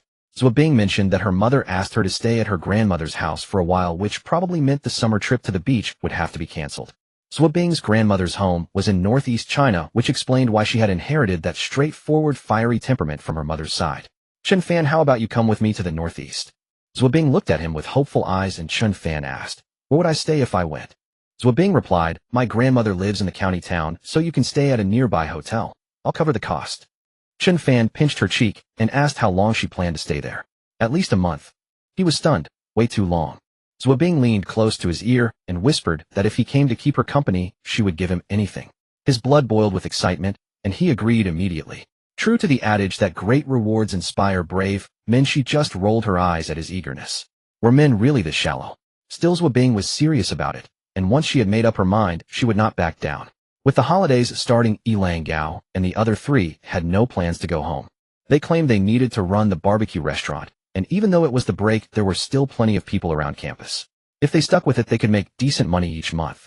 What was more, their parents were thrilled to hear they were starting their own business, so all four of them had legitimate reasons to stay, and Chen Fan did not bother asking about their living arrangements. These young people who had just discovered the sweetness of romance were bound to clash over time.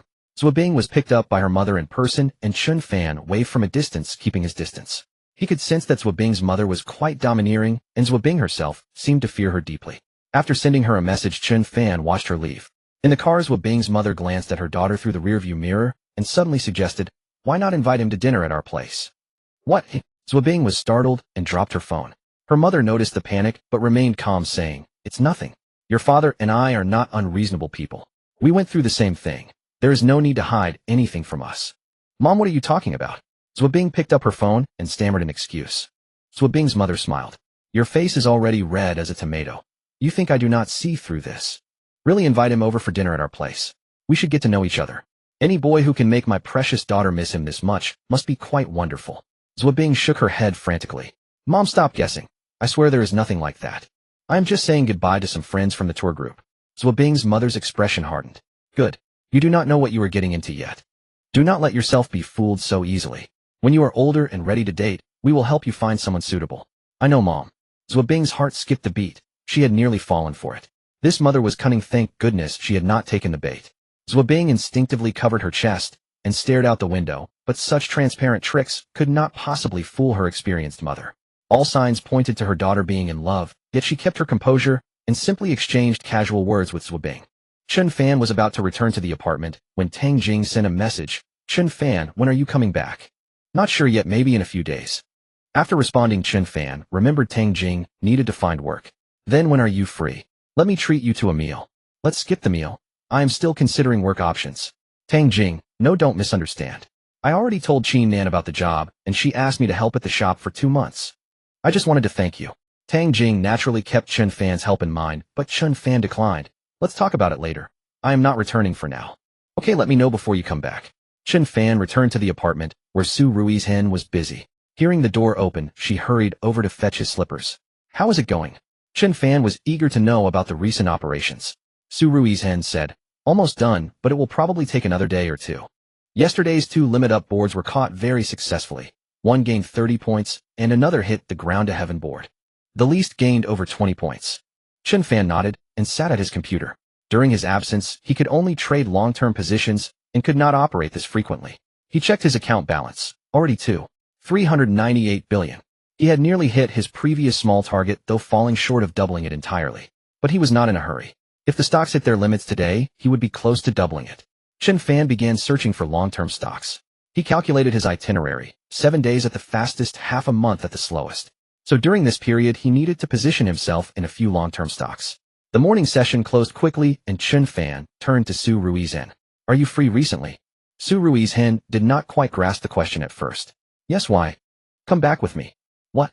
Going to meet the parents already? Immediately after saying it, she realized what she had said, her pretty face flushing red as she explained, I did not mean that. Chen Fan smiled. Indeed, we are going to meet the parents, but you will definitely need to help me with some things. Yes, I will follow your lead. Then let me go cook first. Let's skip it today, we'll eat out. Chen Fan did not want her to work too hard, and after all, he could not treat her like a nanny. He looked at the charming Su Ruizhen. Go change into something nice first. Somehow he simply liked seeing Su Ruizhen dressed up beautifully. Of course, if she looked too sloppy, it would ruin his appetite. Su Ruizhen returned to the room, did not even lock the door, and came out directly after changing. Does this look okay? She wore a small suit with a white shirt underneath, her figure wrapped in curves that were incredibly alluring. She looked very much like a career woman, and Chen Fan nodded in approval. This was exactly the kind of polished look he appreciated from Su Ruizhen. Very professional, perfectly suiting her role. The two of them left the apartment and sat in the newly purchased Touareg for the first time. Where are we eating? Pick somewhere you like. That day when buying the car, Su Ruizhen had originally gone to see a Mercedes, but after that incident online, she turned around and walked into the nearby 4S dealership to buy a Touareg. Chen Fan sat in the back seat. The new car felt decent, just the smell was quite strong. The Touareg could be described as a very understated vehicle with decent configuration. This aligned with Chen Fan's intention. He did not want to show off either. After all, with only 20-something hundred million, there was nothing worth flaunting. Su Ruizhen had spent so much time with him and gradually understood his personality, so she found a rather ordinary restaurant. The two of them had a simple meal and then returned to work. Unexpectedly, as soon as they entered the restaurant, a glamorous-looking woman walked toward them. Isn't that Su the beauty? Yo, why are you eating at a place like this? What? No longer under the protection of the bank manager. Su Ruizhen's face turned cold upon seeing the woman. Huang Yinyan, what do you mean? Did I step on your tail? This woman used to work in the same bank as Su Ruizhen. Relying on her looks, she flirted around. Rumor had it she had connections above. But after Su Ruizhen arrived, she fell out of favor and was neglected by the higher-ups. Unfortunately, Su Ruizhen refused to play along and repeatedly rejected the leader's ulterior motives, which led to her being fired in a fit of anger. Huang Yinyan resented Su Ruizhen for stealing her spotlight, so she couldn't help but mock her upon seeing her. She glanced at the man behind Su Ruizhen and sneered contemptuously. How I thought with such aloofness you'd find a decent man. But he doesn't look like much to me. Chen Fan was always low-key and didn't care about his attire, so Huang Yinyan naturally looked down on him. Su Ruizhen retorted bluntly. Even if he's not much, he's still 10,000 times better than your man. Huang Yinyan spat. A man who's lost his job has nothing to be cocky about. With that, she swayed her hips and went upstairs to a private room. Chen Fan felt a wave of disgust at the woman. Though she had some looks, she was too much of a drama queen. Her face was caked with thick powder and her lipstick was smeared like a ghost's. Seeing her leave, Su Ruizhen cursed angrily, slut. Forget it, don't stoop to her level. It lowers your standard. Chen Fan called the waiter and ordered a few dishes. They didn't drink, just ate casually. Su Ruizhen said, back when I worked at the bank, she was always targeting me. After being sidelined, she hated me to the bone. Chen Fan smiled. Who told you to pick this place? I wanted to take you somewhere nice, but you chose such a common restaurant. Su Ruizhen frowned in frustration. I thought you liked to keep a low profile. How was I supposed to know we'd run into her? Chen Fan said, since she's eating here, it shows she's not doing that well either. Su Ruizhen nodded. Banking jobs are tough now. Salaries are tied to performance. Either you have connections above, or you're exceptionally capable. She's only barely hanging on through her looks. If I'm not mistaken, she's probably here to drum up business. Oh, Chen Fan had also heard that in banking one had to meet monthly performance targets. Failing to meet them meant losing bonuses at best, and being eliminated at worst. The banking industry had long lost its former glory. Perhaps Su Ruizhen made the right choice by quitting. After the meal, Chen Fan told Su Ruizhen to settle the bill. Chen Fan stood up to go to the restroom, but the waiter said the one on the first floor was clogged, and he'd have to go to the second floor. From the private rooms on the second floor came bursts of laughter, accompanied by Huang Yinyan's coquettish voice. Xiao Huang, your waist is so smooth, so slender, and your skin is so nice. Brother Lu, you're so bad. Come on, let me toast you. Alright, let's drink a cross-cup toast. A fat oily hand wrapped around Huang Yinyan's waist, and she sat down on his thigh. Brother Lu, how much quota can you help me with this time? Depositing a few 100,000. Let's talk after we drink. Brother Lu was nearly 50 and looked particularly greasy, but Huang Yinyan didn't mind at all. The two linked arms and drank a cross-cup toast. After finishing the cup, Brother Lu didn't let her go. He hugged Huang Yinyan and said, "Come on, give me a kiss." Huang Yinyan shot a seductive glance and pressed herself against him. Ugh. Chen Fan accidentally witnessed this scene and covered his mouth as he rushed into the restroom. "Wait, someone's outside." Huang Yinyan slipped off Brother Lu's lap and ran out to look. Seeing it was Chen Fan, she sneered, "TCH, and I thought it was someone important. Turned out to be a poor loser like you. Never seen the world, have you?" Chen Fan saw the red mark on her low-cut chest and naturally understood what they had been doing in the private room. "Yeah, I've never seen the world." Chen Fan looked at Huang Yinyan's appearance and casually pulled out his phone. He transferred 10 million from his stock account balance. Then he held it up to Huang Yinyan. "See what this is." Holy crap. Huang Yinyan's eyes went wide. "Wait," she grabbed Chen Fan's hand. 10,000, 10,000. Damn, 10 million. Instantly, she was filled with envy. She never expected this poor loser to have 10 million in savings. 10 million is nothing. Chen Fan scoffed and turned to go downstairs. Wait. Huang Yinyan chased after him. Handsome. She grabbed Chen Fan's hand and tried to rub it against herself, but Chen Fan pulled away in disgust. Back in the restroom, he applied hand sanitizer. "Don't touch me." Okay, I won't touch you." "Handsome, could you deposit your money in our bank? I'll give you the highest interest rate." 10 million. That was a huge client.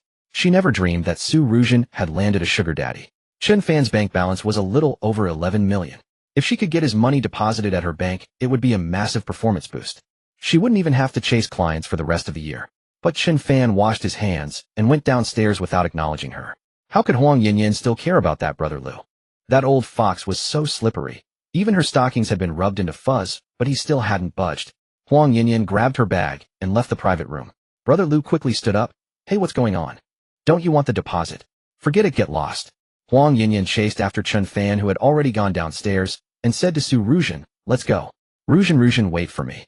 Just as the two were leaving the restaurant, Huang Yinyan caught up, shamelessly grabbing Su Ruzhen's arm and addressing her as sister left and right. Su Ruzhen was completely bewildered. "What do you want? I was wrong earlier. I offended you. After all, we were sisters once. Can you be magnanimous and help me out? Since you're not working at the bank anymore, could you put in a word with your boyfriend?" Su Ruzhen looked at Chen Fan in confusion. "What happened?" Chen Fan said, "Ignore her." Huang Yinyan clung to them shamelessly. "Ruzhen, please help me. I'll thank you afterward." Su Ruzhen was annoyed with her. "We'll talk later. I'm busy now." "Alright, I'll contact you later. Take care." Just moments ago, she had been arrogant and mocking. After Chen Fan went to the restroom, she was shamelessly clinging to them. Su Ruzhen was puzzled.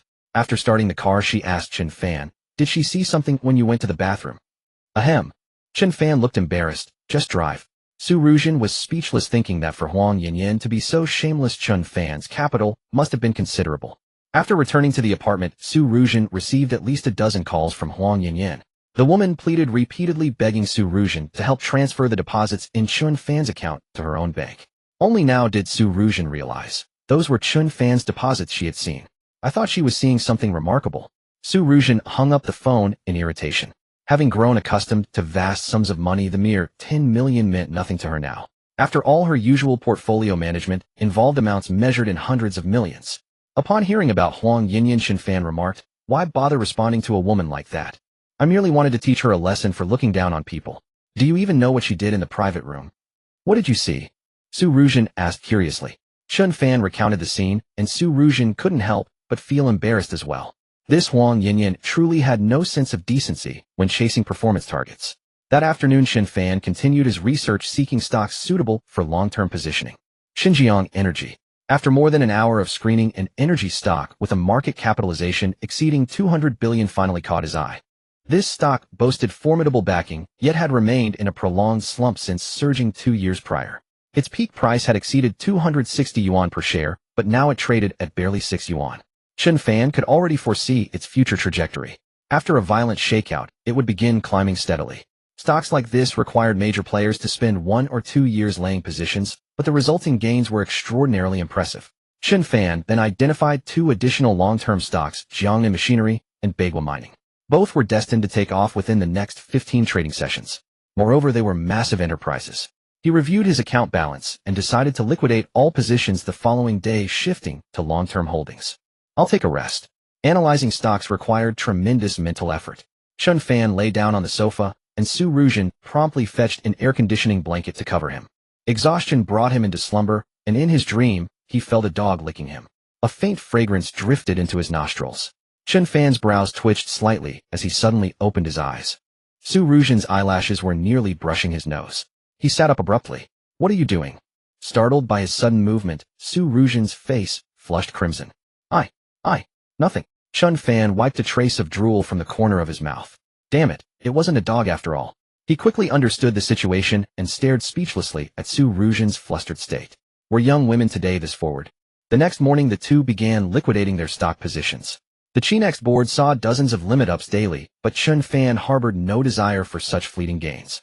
After clearing everything, he checked his total funds 3.068 billion. Excellent. Perfect. In just over a month, he had amassed 3 billion yuan, completing his initial capital accumulation. Now was the time for him to truly shine. With 3 billion in hand, he would surely be considered a tycoon anywhere he went. However, he was in no rush. He decided to withdraw the 80 million at the decimal point the following day as spending money, while the remainder would continue operating in the stock market. That afternoon, he began positioning for the 3 long-term stocks. He had selected Xinjiang Energy, Jiangnan Machinery, and Bagua Mining.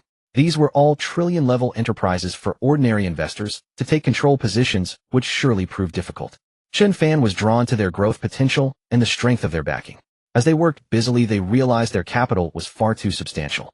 Trading at this gradual pace, who knew when it would be complete? Throughout the entire 2-hour afternoon session, they had purchased less than 300 million yuan. With 2.7 billion still remaining, how long would this take? Finding this method of operation too slow, Chen Fan proactively identified 2 additional long-term stocks: Dagua Heavy Industries and Jinhua Shares. Spread across 5 stocks, each position would amount to merely 600 million. Even so, it still took them a full 4 days to invest their entire 3 billion yuan. Of course, under normal circumstances, one should never invest so heavily all at once. Chen Fan dared to go all in precisely because he could foresee the future trajectory of these stocks. He then withdrew the remaining 80 million. Holding nearly 80 million and spending money, he said, "Ruzhen, you've worked hard these past days. Here's a reward, 1 million for you." Oh. Su Ruzhen was completely dumbfounded. Chen Fan had given her over 1.3 million yuan in total, and she had only been with him for a month. Su Ruzhen bit her lip. "Boss." Seeing her emotional state, Chen Fan smiled. "Work hard, and you'll have anything you desire in the future." Yes. Su Ruzhen nodded gratefully. "I'll follow your guidance." However, she gazed at Chen Fan. "May I give you a hug?" Before Chen Fan could respond, she lunged forward and embraced him tightly. Her hair brushed gently against his chest. Chen Fan could hardly contain himself. "Don't tempt me, or you'll regret it later." Su Ruzhen pouted coquettishly. I won't regret it. As long as you're willing, I'll obey whatever you say." Chen Fan cleared his throat, releasing her and gazing at her graceful figure. "I'll hold out a little longer." He took out his phone and sent a WeChat message to Zhuobing saying he was returning and hoping to see her once more. Upon receiving Chen Fan's message, Zhuobing replied depressively, "Chen Fan, I miss you. But my mother keeps me by her side, monitoring me almost 24 hours a day. I don't even have time to use the restroom. Oh, I'm going to my grandmother's house next week. When will you come see me?" Hearing how strictly Zhuobing was being controlled by her mother, Chen Fan replied, "I'll be returning these few days. I'll try to get there as soon as possible, okay?" Zhuobing sent a crying emoji followed by a long string of kiss emoticons. Chen Fan sighed. This future mother-in-law of his was truly a control freak. Her daughter was already grown. Was this necessary? Chen Fan truly wanted to see Zhuobing, but she simply could not get out. Chen Fan's hometown was at least 1,000 kilometers away from Jiangzhou. He had originally planned to fly back, but Su Ruzhen suggested driving instead. It would be more convenient with no need to rush, and they could enjoy the scenery along the way. For a journey of over 1,000 kilometers, they could simply spend a night on the road. Chen Fan agreed with her suggestion. Fortunately, he had little luggage, just a few changes of clothes. They had stocked up on water and snacks in the car.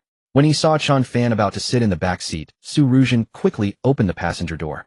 Chen Fan understood her meaning and smiled as he took the front seat. "We can take turns driving," he said. For such a long journey, Chen Fan didn't want her to bear the fatigue alone. Even though she was his employee, he felt it proper to show some concern. They left the city early in the morning and merged onto the highway. Chen Fan's hometown was in a rural village in Tongqing, over 1,000 li away, where his family had been farmers their entire lives. Most people in the village had chosen to leave and work elsewhere, with very few young people remaining at home. Of course, there were also some women and children who stayed behind. But in these times, too many people had flocked to the cities. Moreover, the hometown's hilly terrain was not well suited for mechanized farming. As a result, Tongqing's economy had never truly developed. Su Ruzhen was from Jiangnan, relatively close to Jiangzhou. Chen Fan had never inquired about her family background.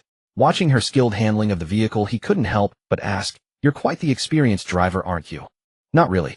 I've had my license for several years, but rarely get to practice. Chen Fan had also obtained his license, but barely drove. Yet Su Ruzhen clearly did not resemble a novice. However, she did have more opportunities to get behind the wheel than he did. After driving over 300 kilometers, Chen Fan suggested pulling into a service area to rest. Su Ruzhen obediently steered the car into the service area. Today she wore a dark suit with a white blouse underneath, the same outfit she used to wear when she worked at the bank. Chen Fan also appreciated that professional air about her. Recently, she had used the money he gave her to buy perfume. After they had lunch at the service area, Chen Fan said, "I'm thinking of setting up a company in the near future. I'd like you to run it entirely. How does that sound?" Su Ruzhen widened her eyes. "Really? Absolutely. From then on, you'll be my trusted manager. I'll give you a share of the equity. As long as you put your heart into it, I can guarantee you'll be worth billions." Su Ruzhen's heart skipped a beat. Billions? How many people dreamed of such a fortune? But she shook her head. "As a woman, I don't need that much money. Just like now, you've already given me over $1 million and I don't even know how to spend it." Chen Fan was speechless. But he admired her modest nature. A person who was too arrogant would never achieve greatness. "Then what is your dream?" Su Ruzhen glanced at Chen Fan and suddenly covered her mouth, giggling softly. "I won't tell you." "All right then." After resting for a while at the service area, they continued on their journey. Another 400 kilometers later, Su Ruzhen suggested, "Why don't we find a place to rest tonight? Driving in the dark isn't safe." Chen Fan checked the time. It was only a little past 6. "Let me drive." They didn't exit the highway until after 8 o'clock, still over 500 kilometers from Tongcheng. This was the provincial capital of the province where Chen Fan's hometown lay. After exiting the highway, they looked for a nearby hotel. Chen Fan had left for university in Jiangzhou after high school and was completely unfamiliar with the provincial capital. He had only passed through occasionally in the past. After dinner, they prepared to check into the hotel. Chen Fan had just parked when Su Ruzhen volunteered, "I'll go handle the check-in first." Chen Fan paid it no mind and retrieved the luggage from the trunk, walking into the lobby. "Hey, isn't this Chen Fan?" As soon as he reached the entrance, a security guard recognized him. Chen Fan looked at him curiously. "Chen Meng, what are you doing here?" "Haha, I work here now." Chen Meng was from the same village as Chen Fan, and the two had been close in their youth. Later, Chen Meng joined the military while Chen Fan went to college. Unexpectedly, after Chen Meng was discharged from service, he became a security guard here. Seeing Chen Fan carrying a bag and dragging a suitcase, Chen Meng quickly offered a hand. "Let me help." No need." Chen Meng was surprised to see Chen Fan at such an upscale hotel. "Are you staying here tonight?" Chen Fan scratched his head about to reply when Chen Meng smiled. "That beauty just now. Is she your classmate?" Yes, we went to the same school." "No wonder." Chen Meng chuckled and patted his shoulder, giving him a knowing look. If one could attach themselves to a wealthy young lady, it would indeed be a shortcut to success. But Chen Fan felt utterly exasperated. Not wanting Chen Meng to know too much about his situation, he hurriedly said, "I'll escort her back to her room first. I'll contact you later." "All right, give me your number." Chen Meng took his phone number and watched Chen Fan walk over with the luggage. Su Ruzhen had already completed the check-in and booked a suite. "Why did you book 2 separate rooms? That would be awkward." But since she had already settled it, he didn't press the matter. A hotel staff member held the elevator for them, and after ascending, they dropped off their belongings. The suite was nice with 2 rooms and 2 beds. Su Ruzhen explained, "The front desk said this was the only room left. I thought having 2 beds was actually quite convenient." Chen Fan didn't believe it for a moment. Was hotel business really that booming? Besides, this location wasn't even in the city center. But he didn't call out her excuse. With each sleeping in separate rooms, it was no different from booking 2 rooms. "Get some rest early. I ran into an old acquaintance and need to chat for a bit." Su Ruzhen nodded thoughtfully and took her clothes to shower on her own. Chen Fan came downstairs and happened to find Chen Meng about to finish his shift. "Let's go grab a drink." The 2 childhood friends hadn't seen each other in ages, and meeting in the provincial capital was rare.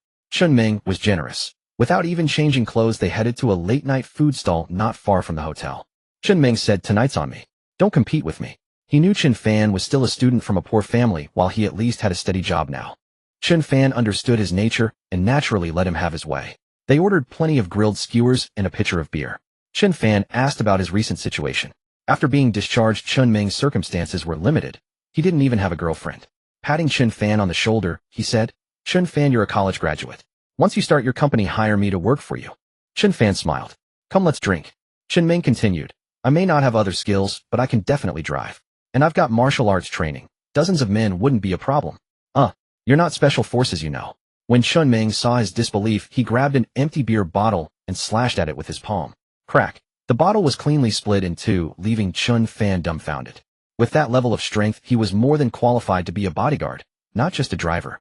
The next morning, Chen Fan greeted Chen Meng and then continued on his journey. Around 3 in the afternoon, the two finally returned to Tongqing County. Chen Fan's hometown was not far from the county seat, only 3 or 4 kilometers away. Although every village now had paved roads, there was no bus service to the village. Chen Fan told Su Ruzhen to find a hotel in the county town and wait for his message, then he hailed a motorcycle taxi to head home. "College student Fan, you're back," said the motorcycle taxi driver, who was also from the same village known as Ermatzi. In his 30s, he hadn't gone to work in the city, but instead ran a small shop at the intersection leading from the county to the village. He sold goods and occasionally gave passengers a ride. Sitting behind Ermatzi on the motorcycle, Chen Fan observed everything around him. Tongqing was still Tongqing, but he was no longer the Chen Fan of before. The feeling of returning this time was vastly different, carrying a sentiment unlike any before. The fields along the roadside were overgrown with weeds, and the farmlands that once thrived had long been abandoned. Now very few people cultivated the land. The young had gone to work in cities or moved away, leaving only the elderly alone. Upon reaching the village, Chen Fan paid 15 yuan, and Ermatzi turned back. Chen Fan carried his backpack to the doorstep and called out, "Dad, Mom." His mother came out upon hearing his voice. "Chen Fan, you're back." Chen Fan put his bag down inside. "Where's Dad?" "He went to the county town today." "Oh, and where's my sister?" "She went to a classmate's house and hasn't returned yet." Gazing at everything in the house, Chen Fan's mind was a whirlwind of thoughts.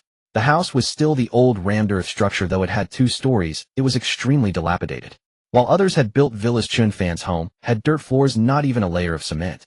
Looking at his family's impoverished circumstances, he pondered how to broach the subject with his parents. Before long, a car horn sounded at the gate. Chen Fan stepped out and saw his sister Chen Wan returning in a classmate's car. With her came 4 other classmates, 2 boys and 2 girls. The male classmate parked a half-new Hyundai by the roadside, deliberately flaunting the keys in his hand. His mother hurriedly greeted Chen Wan's classmates. "Brother, you're back." The 3 classmates sat by the door. His mother poured tea and brought out some sunflower seeds. The male driver placed the car keys on the table and asked Chen Fan, "There aren't even any cars in your village. How did you get back?" "Walk. Why didn't you let us know in advance? We could have picked you up." Chen Fan said it was fine, he had taken a motorcycle. "Oh, your place is a bit remote. No buses even run here. Our area is much more convenient. Almost every family has a car. Your family should buy one too." The girl beside him said, "How can you compare with your village? Your village is considered relatively wealthy in the county." The other 2 boys chimed in, "That's right. Even if he doesn't get into college, he'll still have a better future than others." The boy looked at Chen Wan with some pride. Chen Fan sensed that this boy probably liked Chen Wan, but he had no interest in chatting with these kids and returned to his room. He went to the backyard where pigs, chickens, and ducks were kept. The environment was terribly poor and mosquitoes were abundant. Now only one thought occupied Chen Fan's mind: how to make his parents accept this reality, or rather how to get them to move to the city. It was nearly 5 o'clock when old Chen returned from the county on his bicycle. Just as Chen Wan's classmates were leaving, Chen Fan took the bag from old Chen. "Dad, why are you so late?" Old Chen was pleased to see his son. "You're back? Good. Tomorrow come with me to the county to buy potatoes." Chen Fan nodded eagerly. "Sure." His mother, delighted by her son's return, specially killed a chicken. That evening the family enjoyed a warm and happy meal together.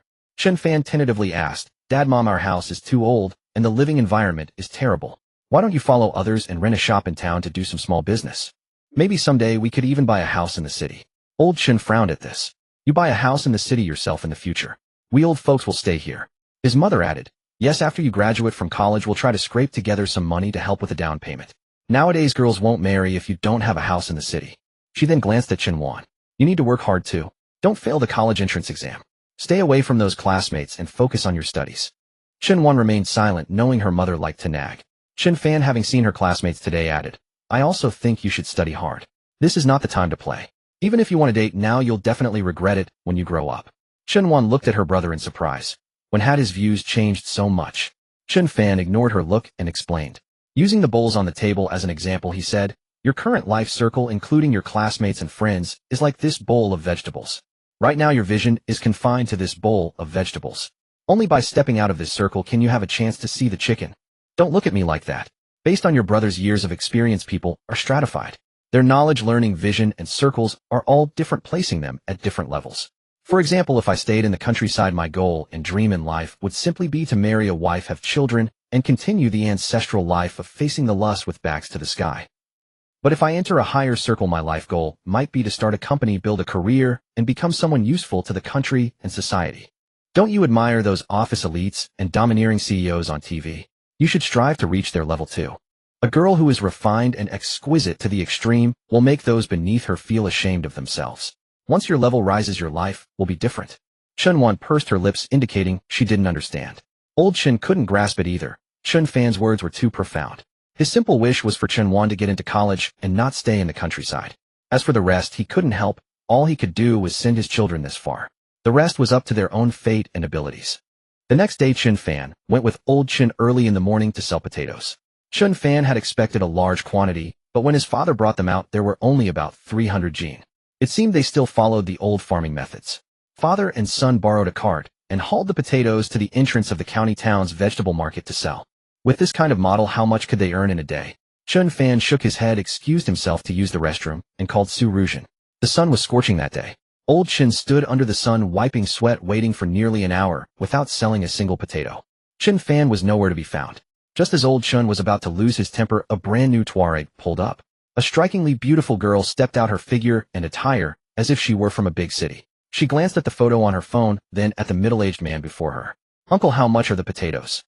After waiting for a long time, a customer finally arrived, and she was such a beautiful young woman. Old Chen was especially delighted. 2.5 yuan per caddy. How many do you want? Su Ruzhen picked up a pockmarked potato. "Your potatoes have a nice appearance, and the variety is quite good. How about this? Help me load them onto the truck, and I'll take the whole lot." Just then, Chen Fan arrived in time. "Dad, let me do it. You go and rest." Old Chen gazed at the misshapen potatoes he had grown himself. These potatoes were considered good-looking. Did city folks really have a taste for this sort of thing? Chen Fan energetically loaded the bags onto the truck, each weighing 50 caddies, and he finished them off in no time. Su Ruzhen looked at him, sturdy as an ox, and a faint smile crept across her lips. She even subtly brushed against him, making Chen Fan glare at her. "Uncle, that's 326 caddies. Let's call it 400. Your potatoes are excellent, so I'll give you 20 yuan per caddy. 400 caddies at 8,000 yuan, let's make it around 10,000, all right." Uffed. Old Chen, who had just taken a sip of water, spat it out. Was this how math worked? Potatoes at 2.5 yuan per caddy, she offered 20. 326 caddies, she counted as 400. 8,000 yuan rounded up to 10,000. Old Chen touched his forehead. Was he dreaming? Chen Fan was also speechless. Su Ruzhen was overacting. Old Chen asked nervously, "Miss, are you sure you haven't made a mistake?" "No mistake, no mistake. Uncle, where do you live? Let me give you a ride home. I want to see if you have any more of these potatoes at home. I'll take them all." Chen Fan hadn't expected her to deviate from the script. He grew anxious. "There's none left at home. Just these." Old Chen shot him a fierce glare. "You foolish son. With such a golden opportunity, how could you say there's none?" He quickly replied, Yes, there are some, just 100 caddies or so meant for feeding the pigs."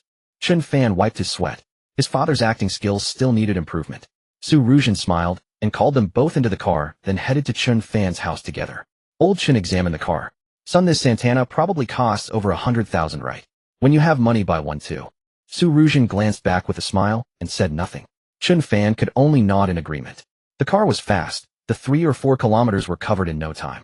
The car stopped at the door, and Su Ruzhen looked around as if she had never seen such things. Chen Fan watched from the side, unable to hide her envy. This sister was simply too beautiful, wasn't she? After taking a couple of sips of tea, Su Ruzhen went inside and exclaimed, "Uncle, do you still have any more bowls like this one?" Old Chen was taken aback. "What's wrong?" Su Ruzhen said, "Wow, this bowl is an antique. Will you sell it?" The bowl was indeed an old one, passed down for decades. But Old Chen couldn't believe it was an antique. Chen Fan's mother said, "Miss, this isn't an antique. It was brought from my maiden home when I got married." Su Ruzhen said, "Whether it's an antique or not, I really like this bowl. Sell it to me." Chen Fan's mother hesitated. "Take it, then I'll give it to you." No, that won't do. I'll feel better if I pay for it. Count how many there are. I'll buy them all for 100,000 yuan each." Thud. Chen Fan's mother was so startled she fell to the ground. Old Chen wondered if this girl had a problem with her head. Otherwise, why would she buy his potatoes at 20 yuan per caddy and pay 100,000 yuan for a bowl? He felt something was off. Chen Fan watched Su Ruzhen's performance and stayed silent. After all, she wasn't a professional actress. Her performance was a bit off, and it would inevitably be exposed sooner or later. "Uncle Annie, how much do you want for these ducks?" "I'll buy them for 10,000 yuan each. I need free-range chickens and ducks for my restaurant business." Old Chen and his wife were dumbfounded. Now they were certain the girl had mental issues. She wanted everything she saw and offered astronomical prices. But Su Ruzhen wasn't done. "And this stool, sell it to me too." I want this bed as well. I'll take everything in your house. Quick-witted, Chen Fan finally saw through it. Sister, I think what you really want is my brother, isn't it? Huh? Old Chen and his wife suddenly realized. They both stared at their son in disbelief. So that's how it was. Chen Fan looked embarrassed. Why did she have to blurt out the truth? Only then did Su Ruzhen let out a charming laugh. Your sharp little sister. To be honest, I do like your brother. I'm his senior at school, and I've been chasing him for over a year, but he keeps refusing. So since he's on summer break, I secretly followed him to your home. She walked over and took Chen Fan's arm. This time you can't chase me away. Old Chen and his wife exchanged glances. So this was her real goal. She was after their son. But the girl was indeed very pretty. She seemed to be a wealthy heiress. Since she had taken the script this far, Chen Fan had no choice. He pulled his hand back. Can you stop messing around? Su Ruzhen giggled and pressed close to him. Is it wrong to pursue my own happiness? Uncle Auntie, he's bullying me. Please scold him for me. With such a beautiful girl chasing after him all the way to their home, the old couple was at a loss for words. Chen Fan's mother quickly asked Su Ruzhen to sit down, then glared at her son. What are you standing there for? Go wash some fruit for her. Su Ruzhen watched Chen Fan go inside, covering her mouth with a stifled laugh. Then she took a bank card out of her bag. Uncle Auntie, there's 1 million yuan in this card. Use it to build a new house, maybe a small villa. That way you'll have some face in the village. How can we accept this? Old Chen hurriedly declined. Su Ruzhen said, we'll be family soon, so why be polite? My family's assets are worth tens of billions. What's 1 million yuan? Just don't tell the villagers about it to avoid any trouble. Once the house is built, when Chen Fan and I come back, we won't have to stay in a place like this. And if my family ever visits, I'll be proud. Hearing this, old Chen and his wife thought it made sense. For their future daughter-in-law's pride, they should indeed renovate the house. The two looked at each other. Su Ruzhen pressed the bank card into their hands. They hesitated for a long time before finally accepting it. Chen Fan watched with wide eyes. This future sister-in-law was incredibly generous. 1 million yuan, just like that. After giving the money to old Chen and his wife, Su Ruzhen said to Chen Fan, Sister, let me take you to the street to buy some clothes. Thank you, sister-in-law. Chen Fan was grinning from ear to ear. Having such a wonderful sister-in-law suddenly appear was like a windfall from heaven. Mother glared at her and said, Aren't you ashamed? How can we trouble them? Chen Fan started to say Mom. Then corrected herself, I mean Aunt.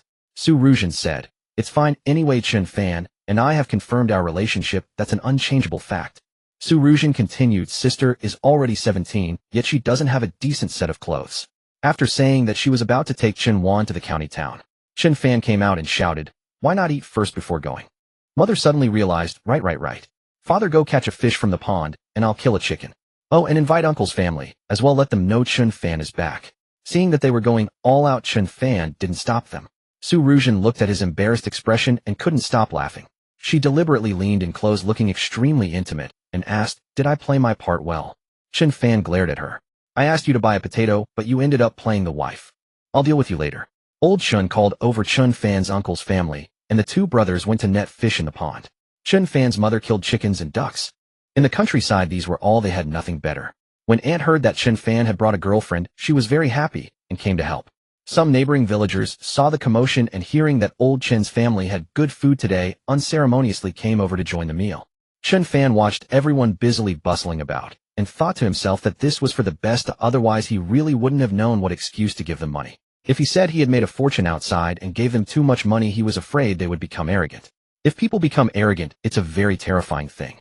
Too much money could also bring them trouble, even disaster. There's a saying, virtue must match status. Chen Fan saw through this very clearly. If Chen Fan had found a wealthy wife outside and her family provided the money for them to build a house, that would save a lot of trouble. The lunch was lively and courteous. 7 or 8 dishes, more than a dozen people. Uncle and Aunt looked at the beautiful Su Ruzhen, each feeling envious in their hearts. Their nephew was so lucky. If only their own sons could have such fortune. The neighbors were also extremely envious. When they asked about Su Ruzhen's family background, she only said that her family ran a business, a listed company. By saying this, she laid the groundwork for Chen Fan to send money home in the future. Otherwise, if a person suddenly became wealthy for no reason, it would certainly arouse suspicion. Everyone ate and drank together, all saying that old Chen and his wife were blessed. Taking this opportunity, Chen Fan said, Dad, let's rebuild the house. He continued, if Ruzhen's family comes and sees this, it wouldn't be proper. Yes, we should build it, Uncle chimed in repeatedly. Old Chen knew very well that the money had been given, and they were just waiting for him to prepare. Chen Fan then said, I'll have someone draw up a blueprint for you. Build according to the blueprint, don't build this old-fashioned house anymore. Uncle said, That's right, Chen Fan is a college graduate after all. It's right to listen to him. You don't have much experience, so don't interfere. Just help with the work. Alright. Old Chen had no say anymore. After the meal, Chen Fan and Su Ruzhen took their sister to the county town to buy clothes. Old Chen and his wife stayed home chatting with the guests. Before long, the whole village had heard the news. They said Chen Fan had brought back a girlfriend from a big city. Su Ruzhen took Chen Wan shopping from head to toe change. Everything new. Sister-in-law will buy you new ones. They bought all the clothes for the 4 seasons. That meant 10 sets for spring, 10 for summer, and 10 for winter. Chen Wan was a bit stunned. Did rich people buy clothes by emptying out the entire store? The way the wealthy consumed things completely reshaped her understanding. Su Ruzhen then transferred another 100,000 yuan to Chen Wan, saying, "Don't let your brother know. From now on, when you study, don't ask the family for money. Make your own decisions." She added, "But don't go wild." Chen Wan nodded understandingly. However, she still told Chen Fan. Chen Fan counted on his fingers. Su Ruzhen had already spent over 1 million yuan, hadn't she? Still, he had to admit that Su Ruzhen really knew how to handle people. So he quietly transferred 10 million yuan to her account. Beep. Hearing the notification, Su Ruzhen opened her phone to check. She suddenly let out a startled cry as if something had happened. She had spent 1 million for the Chen family, and he had given her 10 million. She glanced at Chen Fan in the distance, but didn't say anything for now. Then she bought clothes for Chen Fan's parents. She also bought some fruit and snacks to bring back since there were still guests at home. In the evening, the house continued to be lively. Chen Fan downloaded some construction blueprints for rural homesteads from the internet. He chose a courtyard house design. There were too many fancy villa styles nowadays. Chen Fan's family's homestead was large enough, so he decided to build a 2-story courtyard house. He gave the blueprint to old Chen. There was nothing to hesitate about. Just find a feng shui master to check the date, then hire a construction team and start. As for the old house, it was worthless, so they could just tear it down. With money in hand, old Chen felt more at ease. Since his daughter-in-law was so supportive, they might as well go ahead. It happened that the feng shui master had checked the date, and 2 days later was an auspicious day. As long as old Chen's family was ready, they could start immediately. As for the groundbreaking ceremony, it was just a symbolic gesture. The actual work could proceed at a leisurely pace. Chen Fan had planned to stay home for a week to half a month, but he didn't expect to get this matter settled so quickly. He intended to have the whole project contracted out with old Chen supervising. Uncle had been working in construction for years, so the house project was entrusted to him. The next day, they demolished the old house, and on the 3rd day, they held a groundbreaking ceremony. Then cement, sand, and steel bars were brought in. Chen Fan's family temporarily stayed at a neighbor's house, and the new house construction began. He stayed at home for a week. During this time, Zhou Bing frequently sent messages, and sometimes called quietly. She urged Chen Fan to come over soon, because in a few days she would be taken away by her mother to another place. This year's plans had suddenly changed. She wouldn't be allowed to go to her grandmother's house. Zhou Bing had no idea what her mother was up to. She was being watched closely every day. Chen Fan waited until the foundation of the house was finished, and everything was proceeding smoothly, then said goodbye to his parents, and returned to Jiangzhou ahead of schedule. During this time, Su Ruzhen had been staying at a hotel in the county town. Now it was finally time to leave. She packed her luggage and bid farewell to Chen Fan's family. Old Chen and his wife had grown very fond of this future daughter-in-law, as if they couldn't wait for the two to have children. Seeing them leave, they reluctantly saw them off for a long distance. The two drove onto the highway. Su Ruzhen asked Chen Fan with a grin, "Boss, did I perform well during this time?" Chen Fan glared at her and said, "If you don't come back with me next time, how am I supposed to explain?" Su Ruzhen laughed tinklingly and said, "As long as you're willing, I'll follow you for the rest of my life." Chen Fan was speechless. Eager to meet Zhou Bing, they decided not to stay overnight in the provincial capital and headed straight back to Jiangzhou. If they grew too tired midway, they would find a place to rest. They took turns driving, spending over 10 hours to finally arrive in Jiangzhou at 3 in the morning. To let Zhou Bing know he was back, Chen Fan posted a moment on social media, traveling day and night. Back in the apartment, they said nothing more, washed up, and went to sleep. The journey had been too exhausting. The next morning, Zhou Bing saw Chen Fan's post and smiled happily. Chen Fan had been too cautious to send messages lately, because his mother was keeping a tight watch. This post was a signal. Just as Zhou Bing was enjoying it, her mother came knocking. Knock, knock, knock. Zhou Bing, get up. Mom, I'm not going today. I want to sleep in. Zhou Bing protested. Her mother pushed the door open. What do you mean? It's only been a few days of exercise. If you don't study hard now, how can I hand over the business to you later? Zhou Bing's mother ran her own trading company of moderate size with a net worth of tens of millions. In the broader society, she could only be considered above average, but not at the top. Zhou Handong dealt in antiques and had a net worth of around 100 million. The couple each pursued their own careers and did not interfere in each other's business. Zhou Bing said angrily, "I don't want to go. Can't you let me rest for one day?"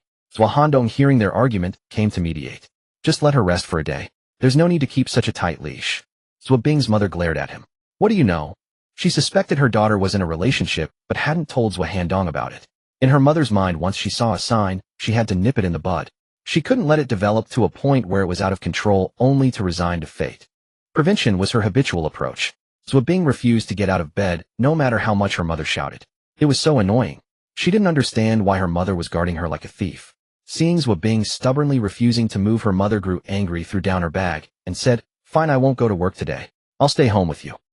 Zhuo Bing was speechless.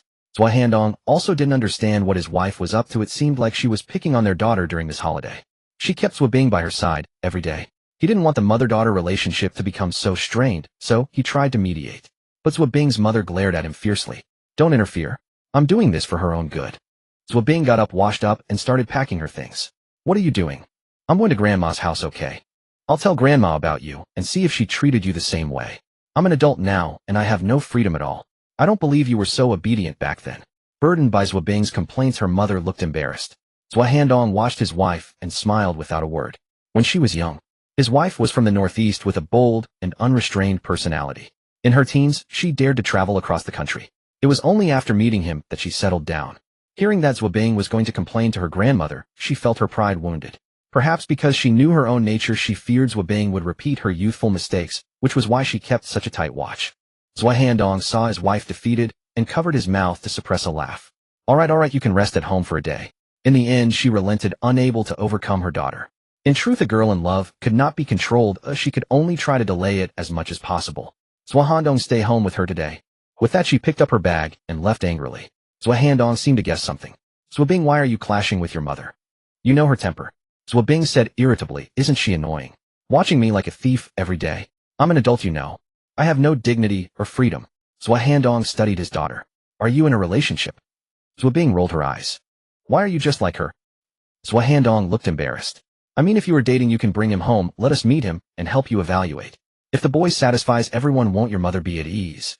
Don't try to trick me. You two are too sneaky." With that, she plopped onto the sofa. "Dad, go about your business. I'll rest at home." Zhuo Handong, more diplomatic than his wife, said, "Why don't you watch the shop for me? I have something to do today." "Why, whenever I want to make time to date Chen Fan, do you all do this?" Annoying. At that moment, she really wanted to run away from home. "No," Zhuo Bing snapped. Zhuo Handong was only testing the waters. After all, his daughter's future was very important to him. It wasn't that she couldn't date. As parents, they should help screen. What if she met a scumbag? "I'll go to the shop. You handle lunch yourself." Zhuo Handong picked up his bag and left. "Got it." Zhuo Bing was annoyed. As soon as her parents were gone, she immediately called Chen Fan. "Hey pig, are you back? I got back at 3 this morning. Where are you? I've been waiting for your call." Zhuo Bing thought for a moment. "Find a discreet place. My mother is watching me closely." "A discreet place? Then I'll get a hotel room." Only in a hotel would her mother not find her. If they went shopping, what if they were caught? Whatever. Zhuo Bing stood up, packed lightly, and admired herself in the mirror. Not bad. Still so beautiful, youthfully vibrant. She went out and hailed a taxi on the street. "Miss, where to?" Zhuo Bing suddenly noticed a car behind. Looking closer, it was her mother. Oh my god. She hadn't gone to the office. She had been watching from downstairs the whole time. Zhuo Bing was speechless. To Xinhua bookstore. After the taxi driver dropped her at the bookstore, Zhuo Bing bought a random book and took the taxi back. She went to buy books. Could I have misjudged her? Watching her daughter go upstairs, Zhuo Bing's mother pondered. She picked up her phone and dialed. "Zhuo Bing, I'll come home for lunch." Zhuo Bing was fuming. This meant she couldn't go out. "Got it," she replied irritably and hung up. Then, seeing her mother's car drive away from the windows, Zhuo Bing dejectedly called Chen Fan. "Where are you?" Chen Fan said, "I'm about to head to the hotel. Are you out yet?" "Don't bother. I can't get out today." "What? Then where are you? I'll come see you." "No, I'm being watched like a hawk." "That's okay. I'll just come to your window and take a look without disturbing them." Zhuo Bing felt warmth in her heart. Her gaze fell on the hotel across from the residential complex. "I'll send you my location. Come here. I just need to be back by noon." Chen Fan checked the time. It was past 9. Without another word, he rushed to the hotel across from Zhuo Bing's residential complex. Chen Fan checked into the hotel and immediately told Zhuo Bing the room number. Zhuo Bing arrived in 10 minutes. They embraced as soon as they met, holding each other tightly without a word. Zhuo Bing clung to Chen Fan like a little pet. They held each other for over 10 minutes before Chen Fan picked her up and carried her to the sofa. At this moment, neither of them had any impure thoughts. They simply wanted to hold each other tightly to ease the pain of longing. "Chen Fan, did you miss me?" After a long while, Zhou Bing lifted her head, stroked Chen Fan's chin, and asked, I missed you like crazy, otherwise why would I rush over so urgently? Love you. Zhou Bing smiled contentedly and pressed her cheek against Chen Fan's chest. What's up with your mom? Why is she watching you so closely? Did she find out something about you? Chen Fan couldn't understand why parents would keep such a tight rein on their grown-up child. Zhou Bing's face darkened at the mention of her mother. I don't know what's gotten into her. She's been watching me since the holidays started. Chen Fan's heart tightened. Did she find out about us at school? Zhou Bing thought for a moment and shook her head. She didn't know. Sigh. It seemed they couldn't be too flashy. Maybe the news from school had reached her ears. What does your mom do? The two were snuggling. Zhou Bing talked about her family background, a comfortably well-off middle-class family. Life was worry-free. Forget it, I don't want to care anymore. Let her know if she wants. Actually, I don't get it. She's been busy lately. Her current company space is too small, and she's planning to move. She hasn't found a better location yet. Busy as she is, she still has time to keep an eye on me. Chen Fan's heart stirred. Where does she want to move to? I don't know. She probably wants a more upscale place. Zhou Bing lay in his arms. Chen Fan suddenly had an idea. The two spent over an hour cuddling in the hotel. This time Chen Fan was truly well-behaved, not making any moves as before, just holding her tightly. Zhou Bing felt secure and enjoyed it. Around noon, Zhou Bing said reluctantly, I need to go back. My mom is coming home for lunch.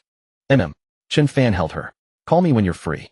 Zhou Bing nodded vigorously, wrapped her arms around his neck, and planted a kiss. Smack. The two young lovers, reluctant to part, lingered together once more. When a girl is in love, she becomes especially clingy. Chen Fan experienced this feeling for the first time. After checking out, Zhou Bing slipped out through the back door. Back home, she texted Chen Fan. Love you. You're mine. Chen Fan looked at his phone and smiled. What a clingy little imp. Just then Su Ruzhen called. Boss, are you coming back for lunch? Yes. Chen Fan quickly returned to the apartment. Su Ruzhen, wearing a small apron, was cooking. When she saw Chen Fan enter, she handed him a pair of slippers. Did you go do something bad? Noticing the marks on his neck, she felt a twinge of displeasure. She thought this guy with such a fine cabbage right here, yet he went out to steal a bite. Chen Fan naturally denied it. What? Nonsense. Still denying? Your neck is full of red marks. Su Ruzhen tossed him a towel. Go look in the bathroom yourself. Chen Fan went into the bathroom. Damn, he had been too absorbed earlier and didn't notice. He wondered if Zhou Bing had any marks too. Chen Fan sent her a WeChat message. Zhou Bing replied with a helpless emoji. It seemed he needed to be more careful next time, or her family would find out eventually. Ruzhen, I need you to do something this afternoon. Chen Fan returned to the living room and said seriously. Su Ruzhen said, go ahead. There's a building in Xinjiku, right? Go buy it. Huh? Su Ruzhen was stunned. Why do you want to buy a building? She knew about that building, over 50 floors. Word was the developer had cash flow problems and was planning to sell it as a whole. Such a building would cost several $100 million. Who could afford that? She couldn't understand why Chen Fan suddenly wanted to buy a building. He explained, we can't stay cooped up here forever, can we? Buy it and set up a company. From now on, you're CEO, Su. Everything in the company is under your charge. Of course you're under my charge. Su Ruzhen rolled her eyes at him. Have you ever taken charge of me? There was a hint of resentment in her words. Lunch was ready.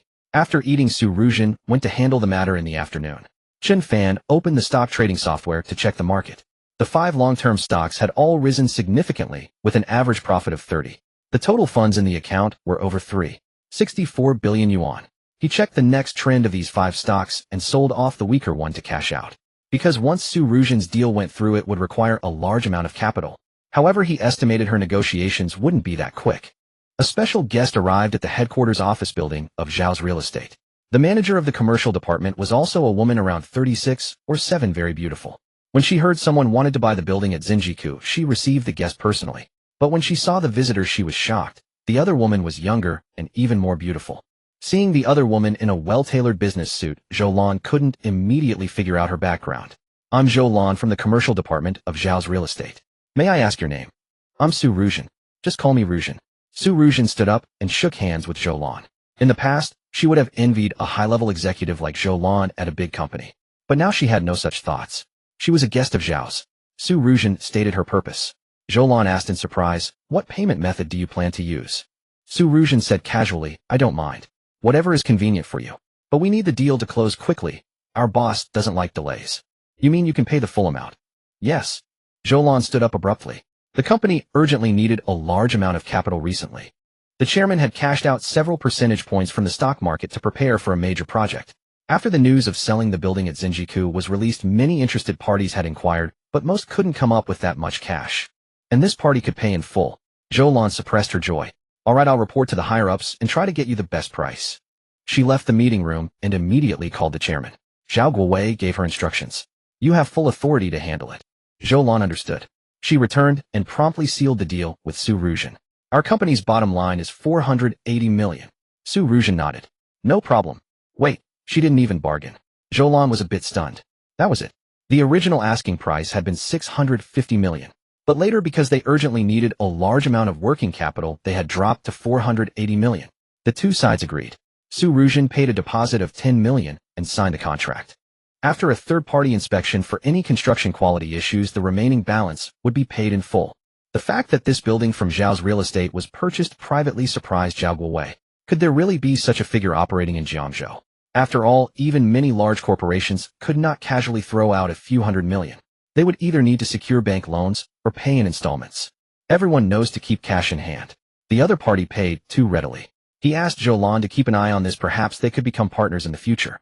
The third-party inspection report would take a week to emerge, so Chen Fan instructed Su Ruzhen to hurry up and register a company. Su Ruzhen would serve as the legal representative. Su Ruzhen understood that Chen Fan's commercial empire was about to officially begin. The company was named Blueprint Investment. While Su Ruzhen went to handle the company registration procedures, Chen Fan made a phone call to summon Chen Meng.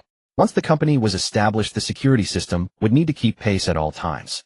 Upon receiving the call, Chen Meng heard he could earn triple his current salary and without hesitation resigned on the spot, taking an overnight high-speed train to Jiangzhou City. That evening, Chen Fan invited him out for a late-night meal. Then he arranged for him to stay overnight at a hotel. The following morning, Chen Fan brought him to meet Su Ruzhen. As they had agreed beforehand, Su Ruzhen was the boss while Chen Fan was merely the introducer. Chen Meng had met Su Ruzhen and given her demeanor he believed her.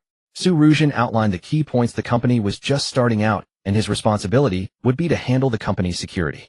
For now, he would serve as Su Ruzhen's driver since she was quite busy during this period. Grateful that Chen Fan had introduced him to such an excellent opportunity, Chen Meng asked Su Ruzhen, when Chen Fan graduates, can he come join our company? Su Ruzhen suppressed a smile, but she could not expose Chen Fan's identity. We will see about that. He told me you are excellent, specifically recommended you. Work hard. Chen Meng was very pleased, for here they were paying him 10,000 a month. The work was also light. After settling Chen Meng's employment, the report from the third-party inspection agency also arrived. The entire building met construction standards with no safety or quality issues. Thus, both parties formally completed the handover, and Su Ruzhen made the payment. From this moment on, this building became Chen Fan's personal property, and it was private property not incorporated into the company's assets. Blueprint Investment Co., Ltd., was officially established with a registered capital of 10 million. Shortly thereafter, Chen Fan founded another company. This time the legal representative was himself. This company would be used to hold shares in Blueprint Investment. Of course, Su Ruzhen did not understand these tactics. She was merely an executor. During this period, Chen Meng followed Su Ruzhen everywhere. When receiving the property, he gazed at the towering skyscraper. Good heavens, is this the company headquarters? Su Ruzhen said, from now on, all security for this building falls under your command. You will have dozens, even over 100 people under you. Chen Meng chuckled, scratching his head. Thank you, Manager Su, for your trust. However, the company's management system will be very strict. You must work hard. Su Ruzhen admonished him once more lest he become conceited. While she was busy with the company registration matters, Chen Fan continued his daily operations. But now his main strategy was long-term positioning, so he did not need to monitor it every day. Having freed 600 million in capital, there was now 40 billion in his account. He would continue to lie low. There was no need to draw anyone's attention. I will just be a small retail investor in the stock market. Chen Fan shut his computer and called Su Ruzhen. Has the leasing of the company building been arranged? It is done. Someone came to inspect the premises yesterday. Good. Put up the advertisements. You have worked hard during this time. Let me treat you to a meal tonight. What would you like to eat? Can I order anything I want? Yes, of course. Are you sure? Su Ruzhen noticed he had fallen silent and covered her mouth, giggling on the other end of the phone. But she was also somewhat frustrated. What was going on with this guy? Why was he so indifferent toward her? Was there something wrong with her? What was wrong? One day you will not escape my grasp. Su Ruzhen simply did not believe Chen Fan could remain unmoved. Then Chen Fan called Zhuo Bing. Is your mother keeping a tight rein on you recently? Figure out a way to get her to visit Xinjiku. Zhuo Bing did not understand. She has been busy lately looking everywhere for suitable premises, but none have been adequate. Tell her to go. Ideally do it subtlety, for your mother is too shrewd. Zhuo Bing was speechless. Is this how you treat your future mother-in-law? Chen Fan stated firmly, if not for her, I would have succeeded long ago. Now she has caused me to be 20 years old and still a virgin. Get lost. Zhuo Bing rolled her eyes. But she still followed Chen Fan's advice. This time, without her mother calling back, she went directly to her mother's company. Mom, I do not want to eat at home tonight. Let us go out for a meal. You have worked hard these past few days. My treat. Huh? Zhuo Bing's mother looked completely bewildered. Had she been angry with herself only a few days ago? Why had she changed so much today? Oh no. Could something have been stolen? She looked at her daughter carefully. That evening the family of 3 went out to dine. Zhuo Bing specifically requested the restaurant in Xinjiku. This did not arouse her mother's suspicion. Instead, it allowed her to notice the leasing advertisement on the building across the street. The entire building had LED signage. Zhuo Bing's mother's eyes brightened. Hadn't it been said only for sale, not for rent? Why was it now available for lease? She immediately had someone inquire and learned that this building had been sold for 480 million. Good heavens. Truly wealthy. Even combining her and her husband's funds, they could not afford this building. And they were considered successful people, referred to by others as esteemed business owners. This dinner left Zhuo Bing's mother very pleased. For tomorrow, she could inspect the premises. If she could set up her company here with this prime location and the grandeur of the building, the entire corporate image would become impressive and sophisticated. That evening, Chen Fan was making plans with Su Ruzhen. With such a large building, we could open a hotel ourselves. Su Ruzhen suggested. Running a hotel is not our strength. We can take a controlling stake and let someone else operate it. Chen Fan thought of Zhao Linlin. Was she not running a hotel herself? Since they had purchased this building, they should make full use of it. With over 50 floors besides office space, a hotel was certainly necessary. Now Chen Fan wanted to spread out his industries, not merely make money in the stock market. The following morning, Su Ruzhen received a call from Zhuo Bing's mother. The two arranged a time to meet face to face. Chen Fan informed her that they could waive the rent and instead take a controlling stake through the form of rent. Su Ruzhen was puzzled. Did Chen Fan also intend to involve himself in such a small company? Of course, she did not know that this woman was Zhuo Bing's mother. Once he obtained a controlling stake in her mother's company, would not this future mother-in-law be at his mercy? Unexpectedly, Zhuo Bing's mother was quite sensitive. When she heard that the lessor intended to take control of her company, she chose to refuse. In the end, Su Ruzhen leased her an entire floor of the building at a relatively favorable price. Chen Fan named the building Yunfan Building. Others might not grasp Chen Fan's intentions, but Su Ruzhen understood them well. This building marked another starting point for Chen Fan's career. The time will come when I ride the wind and cleave the waves. I'll set my cloud-like sail to cross the vast sea. He was about to enter the industrial world. Yet Zhuo Bing's mother could not fathom why she was so fortunate as to secure the lease of an entire floor of the Yunfan building at such a cheap price. She even asked Su Ruzhen, who replied that she was the first client to come for leasing, so she was given a discount. Zhuo Bing's mother could only accept that explanation. Otherwise, she could hardly assume that someone coveted her beauty. Zhuo Bing's mother was a woman of elegance, and Zhuo Bing was even more outstanding. In the afternoon, Zhuo Bing sent a message saying she would go with her mother to check the renovation progress of the Yunfan building. Chen Fan glanced at the time and headed over as well. Previously, Su Ruzhen had been managing the Yunfan building affairs, and Chen Fan had only visited once. This was his second time, and coincidentally, Lantu Investment Company was also under renovation. The top 10 floors of the building were reserved by Chen Fan. The floors below the 20th were for the hotel, while the 20th to 40th floors were for leasing. Zhuo Bing's mother was ambitious. She wanted the 46th floor. She did not wish any other company to be above hers, and she regarded this new company as another starting point for her career. Although the hotel was not yet set up, Chen Fan had already reserved space for it. Its elevators were separate from those of the commercial zone upstairs. Half of the first floor lobby belonged to the hotel, accessible from the south. The commercial zone was entered from the north with no interference between the two sides. Chen Fan arrived downstairs and happened to see Zhuo Bing and her mother getting out of the car. Taking advantage of her mother's distraction, Zhuo Bing smiled at Chen Fan. Chen Fan noticed Zhuo Bing's mother. As a northern woman, she stood at least 1.70 meters. Her figure was exceptionally good, and standing beside Zhuo Bing, they looked like a pair of sisters. Unhurried, Chen Fan followed them into the elevator. Zhuo Bing's mother glanced at Chen Fan, but seeing only an ordinary boy, she paid him no attention. Chen Fan stood behind her level with Zhuo Bing. Zhuo Bing secretly traced a few strokes on Chen Fan's palm with her finger and made a playful face. Chen Fan responded without hesitation, pinching her thigh. "Young man, are you a renovation worker here?" Zhuo Bing's mother suddenly asked. Chen Fan hummed in acknowledgement. "Yes, ma'am. Anything I can help with?" Zhuo Bing's mother turned back to size him up again and said to Zhuo Bing, "See, this is what happens when you don't study. At such a young age, you can only do this hard and exhausting work on the construction site." Chen Fan was speechless. "So your purpose in asking me was just to put me down?" Zhuo Bing was also speechless. Chen Fan glanced at Zhuo Bing's mother. Yes, I am someone who didn't study. Someone who can only carry bricks on the construction site.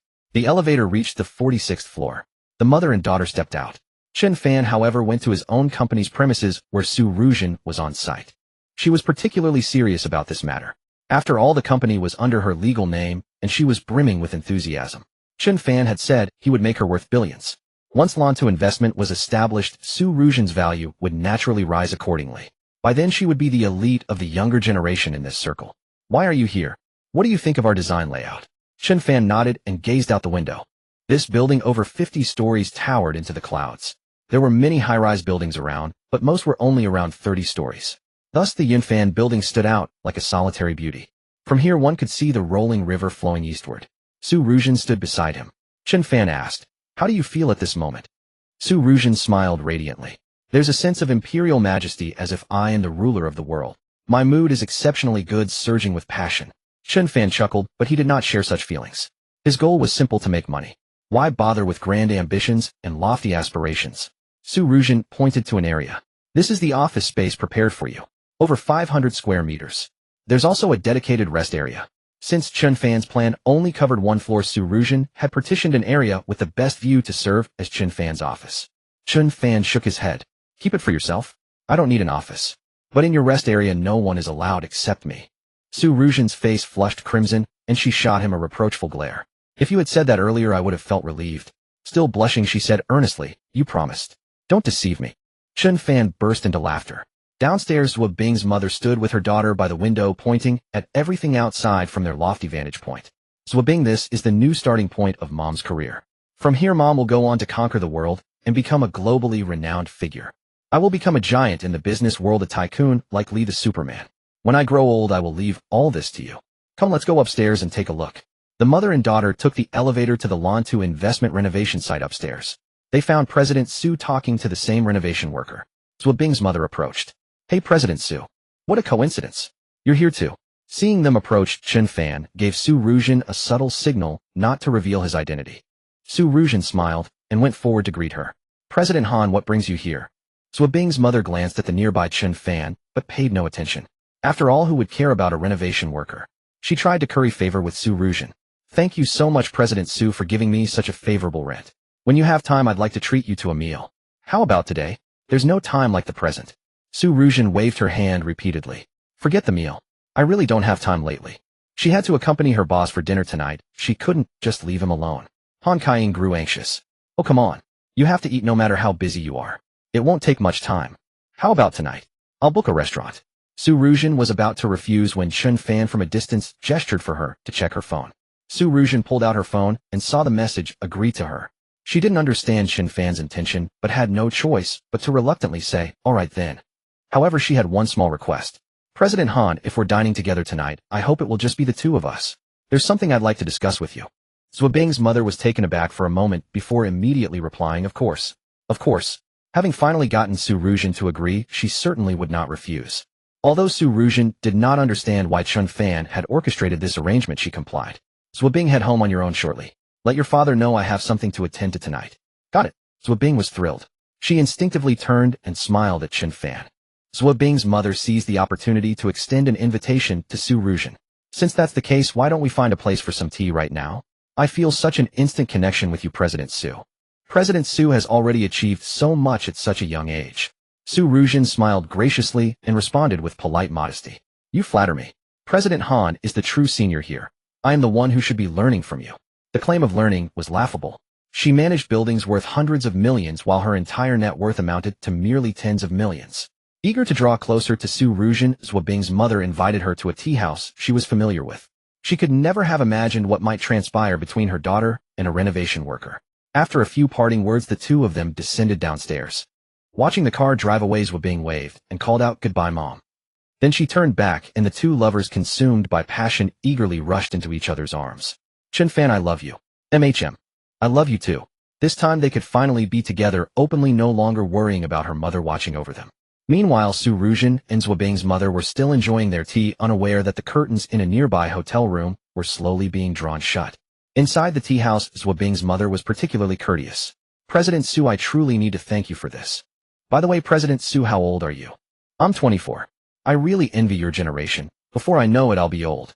Gazing at Su Ruzhen's youthful figures, Wabing's mother could not help but feel envious. So young yet so accomplished, beauty and intelligence combined in one person. A girl like that must be rare indeed. Where is your family from, President Su? Wabing's mother sipped her tea, gradually building rapport with Su Ruzhen. Suddenly Su Ruzhen's eyebrow twitched inexplicably. She had a vague sense that something was about to happen, but her orders were clear: keep Wabing's mother occupied for as long as possible. Tea, then dinner, followed by some wellness treatment. Surely that would take several hours, right? Su Ruzhen kept wondering, what was Chen Fan planning? What was he up to? The clever Su Ruzhen seemed to catch on to something. Her cheeks flushed crimson, and she silently cursed under her breath, "You bastard." The two of them stayed in the hotel room for over 3 hours, reluctant to part. It was not until Zhua Handong called that Zhua Bing suddenly remembered she had forgotten to tell her father she would not be coming home for dinner. Oh no, will my mom get suspicious? Not at all. She's too busy to even notice. All right. Zhua Bing finally relaxed. Hey, you seem to know President Su quite well. Chen Fan nodded. Do you really think our mom could have rented such affordable office space on her own? Oh, so you were behind this all along. She found it hard to believe. Chen Fan came from a modest family, which was precisely why he had always worked so hard. Besides his regular campus jobs, he also took on odd work on the side. According to her father, he had met Chen Fan at the antique market. She never expected that he would know someone of Su Ruzhen's stature. To Zhua Bing, Su Ruzhen was undoubtedly a major businesswoman. After all, her parents' combined assets amounted to barely 100 million or so. Of course, she could never have imagined that Chen Fan was the true mastermind behind everything. They stayed at the hotel until past 10 before Zhua Bing finally had to leave. Chen Fan was careful this time, making sure not to leave any marks on her neck, and he walked her to her doorstep before taking a taxi home himself. He was truly exhilarated that day, having finally won over Zhua Bing and tasted a new form of joy in life. Upon returning to the apartment, Chen Fan headed straight for the bathroom to take a shower. To his surprise, Su Ruzhen had returned before he had even finished showering, and she had brought him food. From behind the partially open bathroom door, Chen Fan asked, "How come you're back so soon?" Su Ruzhen looked at him. "What do you mean? Don't you want me to come back?" "No, I didn't bring any clothes inside." "TCH. It's not like you haven't seen it before," Su Ruzhen said with a snort. "When exactly have you seen it?" Chen Fan could not shake the feeling that something was off. Su Ruzhen suddenly blushed deeply. "I'll go fetch your clothes." Seeing her reaction, Chen Fan grew anxious. That's strange. How could she have seen it before? Had she been peeping at him? As Su Ruzhen brought the clothes over with a guilty expression, Chen Fan strongly suspected she had gotten away with something. After changing, Chen Fan stepped out and said solemnly, "Tell me the truth. Did you spy on me?" "What are you talking about? It was when you were sleeping at night." Su Ruzhen cut him off suddenly. Chen Fan shivered. "But you shouldn't have looked anyway. Is that my fault? I should count myself lucky I didn't take advantage of the situation." Honestly, she was far more shameless than he was. Chen Fan had no choice but to change the subject. "Get the company structure set up as soon as possible. We need to hire people for Chun Ming's side too." "Got it. I'm already on it. I'll have him gather his former comrades to form a security force." "That's right. We also need to establish a property management company. Let me think about this first." Chen Fan had his own considerations. The next day, he intended to visit the barbecue restaurant to assess their current situation. The following afternoon, Chen Fan arrived at the barbecue restaurant. He saw Yilang Gao and the others still there with Tang Jing continuing to work for them. "How has business been lately?" Chen Fan asked. Qi Nin said it was SOSO, not great, but not terrible either. They were making over 1,000 yuan a day. "Then close it down," Chen Fan said. "Let someone else handle this kind of thing." "Huh." Everyone looked confused. Wang Hao chimed in. "I think making over 1,000 a day during summer vacation is already quite good." Chen Fan asked him, "Have you done the math? If we're not losing money and everyone can make a little, let's hand it over." "I have an idea. What if we start a property management company?" "A property management company? How much capital would that require?"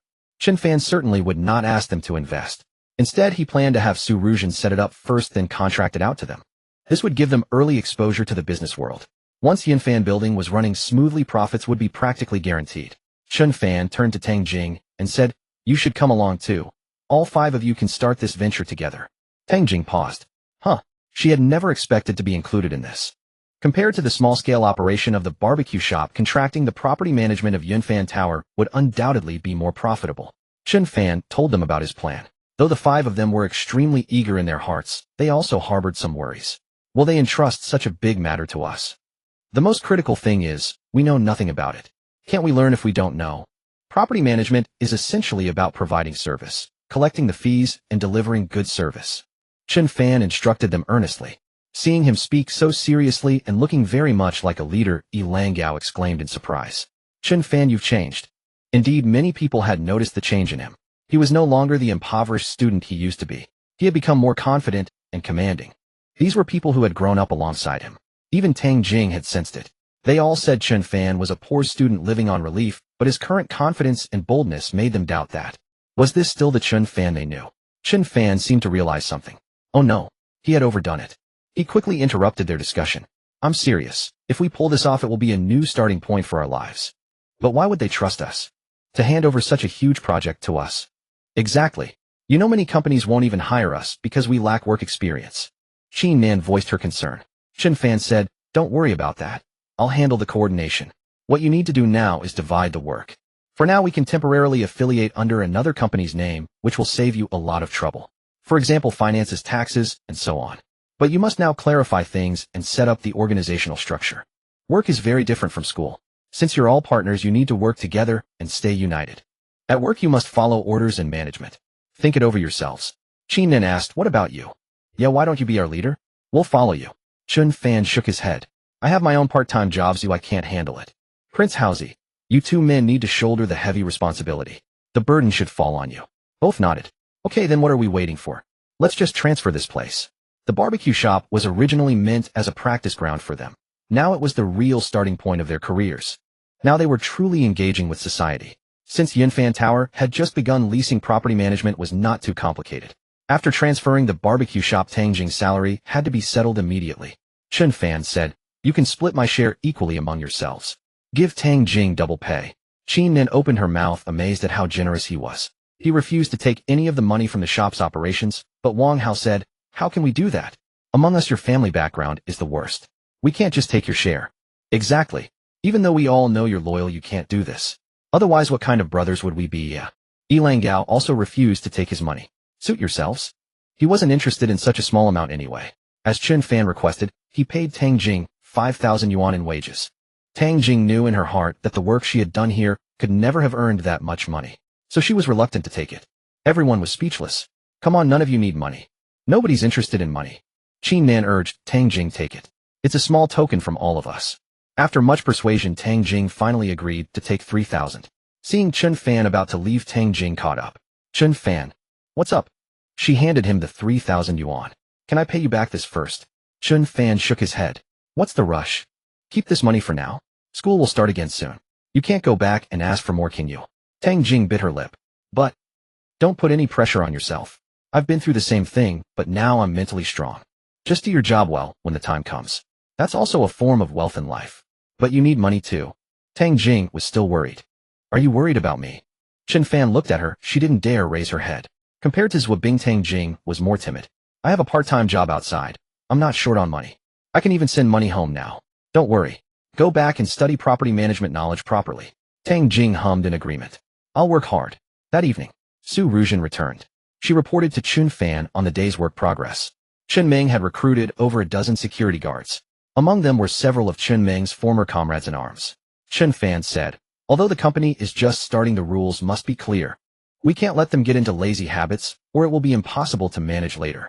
Also, about those students I mentioned to you, let them gain some experience and see if we can bring them into the company later. Chen Fan didn't give them a fixed salary. Instead, he told them to start their own business, a well-intentioned move. For now, the property management focus was on safety and fire prevention, maintaining the building's facilities, and handling the renovation debris from new companies moving in. Watching the company gradually operate and the staff slowly increase, Chen Fan began to brew a bigger plan. On the stock market side, Chen Fan continued his daily money-making routine. The funds in his account had already exceeded 6 billion. In half a month, the increase had reached over 50. With such a huge amount of capital, he could no longer move as nimbly as before, catching daily limit-up stocks every day. If too much capital got involved, the market makers would become cautious. Therefore, Chen Fan could only lay out long-term positions. Su Ruzhen was busier than ever handling all the company's internal and external affairs herself, so she had no time to help Chen Fan with trading. One day, Su Ruzhen was exhausted like a dog and collapsed onto the sofa as soon as she got home. Chen Fan said, "Come on, let's go get a massage." Su Ruzhen lay there. "I don't want to move." "No way. I'm taking you to enjoy yourself, and you won't go." Su Ruzhen hooked her foot around him. "How about you massage me? Any way you want." Chen Fan said, Xiaosu, you're getting a bit full of yourself lately. Daring to ask your boss to massage you. Su Ruzhen pouted. Cheapskate. I've never put up any guard against you, and this is how you treat me. Ahem. Chen Fan quickly changed the subject. The house back home has already reached the second floor. The main structure should be finished soon. Well, that's fast progress. Yeah, once they finish, I'll make time to go back. Hey Su Ruzhen, I've never heard you mention your family. When can I go visit your home? Su Ruzhen's face immediately turned flustered. What's there to see in my home? Noticing her unnatural expression, Chen Fan strongly suspected she was hiding a secret. If there's any difficulty, just tell me, he said solemnly. Su Ruzhen shook her head. What are you talking about? She rested her legs on Chen Fan's lap. Give me a massage. Chen Fan was left with no choice but to massage her calves. Su Ruzhen's legs were slender and straight, her ankles flawless. Her delicate feet were like exquisite jade carvings. Apart from Zwabing, Chen Fan had never admired a girl's feet from such close proximity.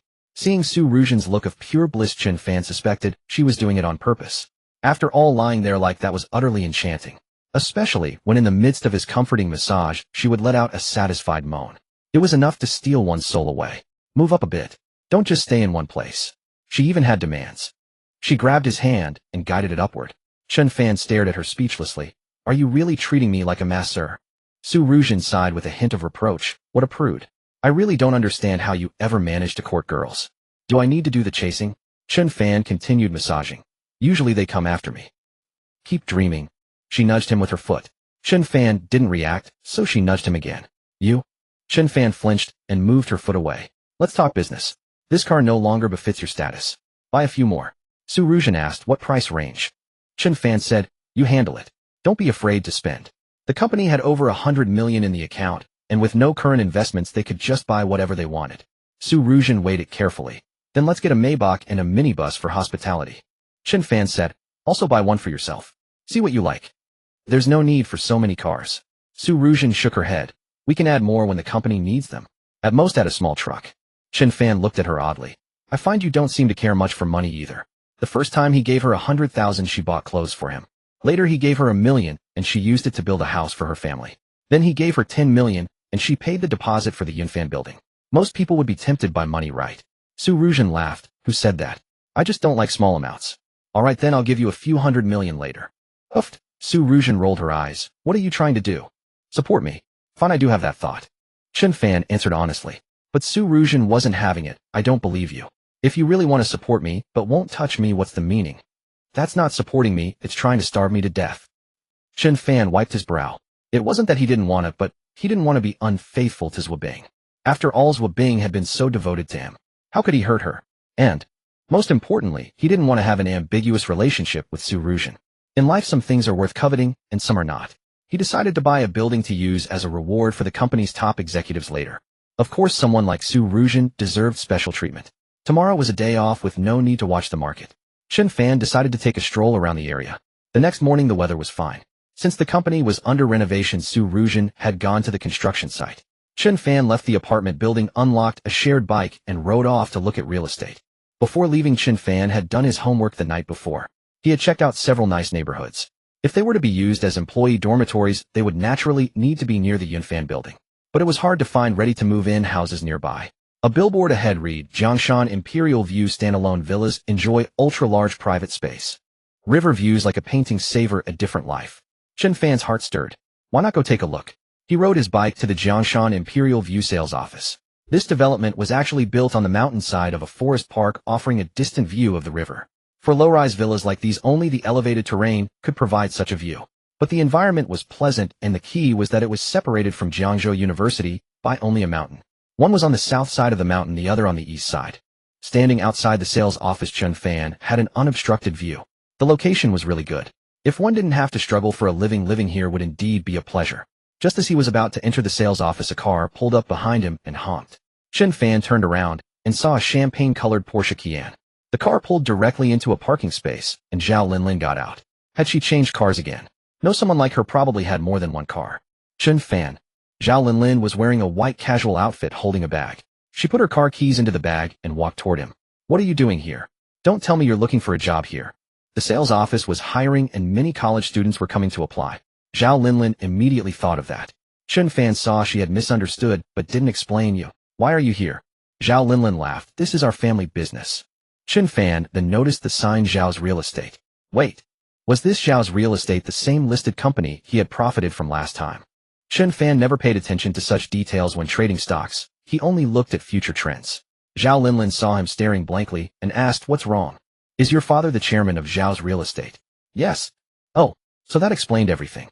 So the Zhao family's business was this big. After the stock price surge last time, it must be worth over 100 billion, right?" Of course, a market cap of 100 billion didn't mean they had that much cash, but it was still impressive enough. No wonder Zhao Linlin at such a young age could manage a hotel. "Do you want to work here?" Zhao Linlin asked. Chen Fan shook his head. "It's too far from school. You'd be better off coming to my place." Zhao Linlin extended another invitation. "I'll see." Chen Fan walked into the sales office. He was here to buy a house. If there was something suitable, he'd buy too. "All right, take a look then." Zhao Linlin went to the second-floor office area. Perhaps because she saw Chen Fan arriving with Zhao Linlin, a pretty saleswoman hurried over. "Sir, are you looking to buy a house?" She was tall, at least 168 centimeters, with very high facial features. As expected of a high-end villa development, all the staff in the sales office were quite attractive, especially the young lady who was serving him. Chen Fan noticed the name tag on her chest, Chu Yanfei. Though she couldn't be sure whether the young man in front of her had the means to purchase a house, she still received Chen Fan with professional enthusiasm. Chen Fan remained composed. "I'll just have a look first." The location was good, and there were a few ready-to-move-in houses, which was extremely rare in Jiangzhou. But the price? Even the cheapest villas here would cost tens of millions. However, to Chen Fan, who was worth billions, it was nothing. Working in such a place, not everyone has the opportunity to sell a villa.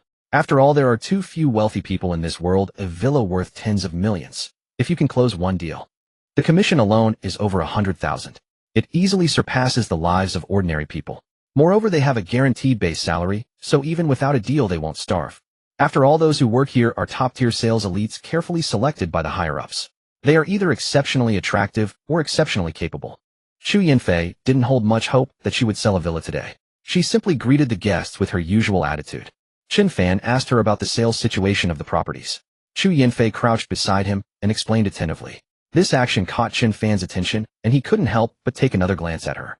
Zhao Linlin was busy upstairs as she had come to gather market information. The Zhao family had only this one precious daughter, and after graduation, she would directly take over the family's affairs. Therefore, Zhao Linlin had to familiarize herself with everything in advance.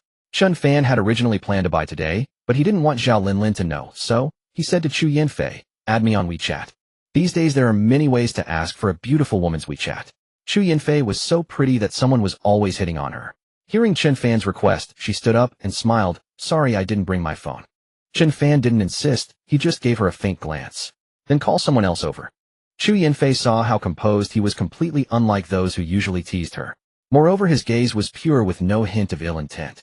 So she gritted her teeth and said, "Please wait a moment, I'll go get my phone." She hurried to the front desk, took out her phone, and opened the QR code. "Sir, is this okay?" Chen Fan scanned it, nodded, and said, "You can go back to work." Then he prepared to leave. "I'll see you to the door." Dressed in a cheongsam, Chu Yanfei courteously escorted Chen Fan to the door and bowed deeply. "Take care, sir. If you need anything, feel free to call me." Chen Fan glanced at the second floor. "If anyone asks later, just say I came to apply for a job. Don't say anything else." Oh, so he was here to apply for a job. Chu Yanfei felt a slight disappointment, but fortunately she didn't show it. She just nodded repeatedly and said okay. Chen Fan didn't hesitate and walked toward the shared bike he had ridden earlier. A person riding a shared bike probably couldn't afford a villa, right? Chu Yanfei returned to the hall. The manager came over and asked, "How did it go? Did the guests show any interest?" Chu Yanfei shook her head. The manager smiled and said, "Your judgment of people is still a bit off. I can size up a young man like that at a glance. Learn well. In this business, the waters run deep." About half an hour later, Zhao Linlin came down from the second floor and scanned the sales hall. "Hey, where's the person who came in with me?" The manager immediately trotted over. "Miss, are you referring to?" Zhao Linlin frowned and fixed her gaze on Chu Yanfei. "Didn't you receive him?" Chu Yanfei whispered, "He left about half an hour ago." "Oh, did he say what he came for?" Chu Yanfei thought for a moment. "He said he came to apply for a job." Just as she thought. Zhao Linlin gave a slight smile and instructed, "If he comes again, tell him we're not hiring." Off. The manager was also bewildered. Chu Yanfei was even more stunned for a long while. "I thought he had some connection with the young lady, but it turns out he's someone she dislikes." After seeing Zhao Linlin to the door, Chu Yanfei picked up her phone and prepared to delete Chen Fan's WeChat. But out of curiosity, she glanced at his moments. His moments were unremarkable. Aside from showing that he was a college student, there was nothing else to see. So he's still a student. Forget it, I won't delete him. Let him just sit there.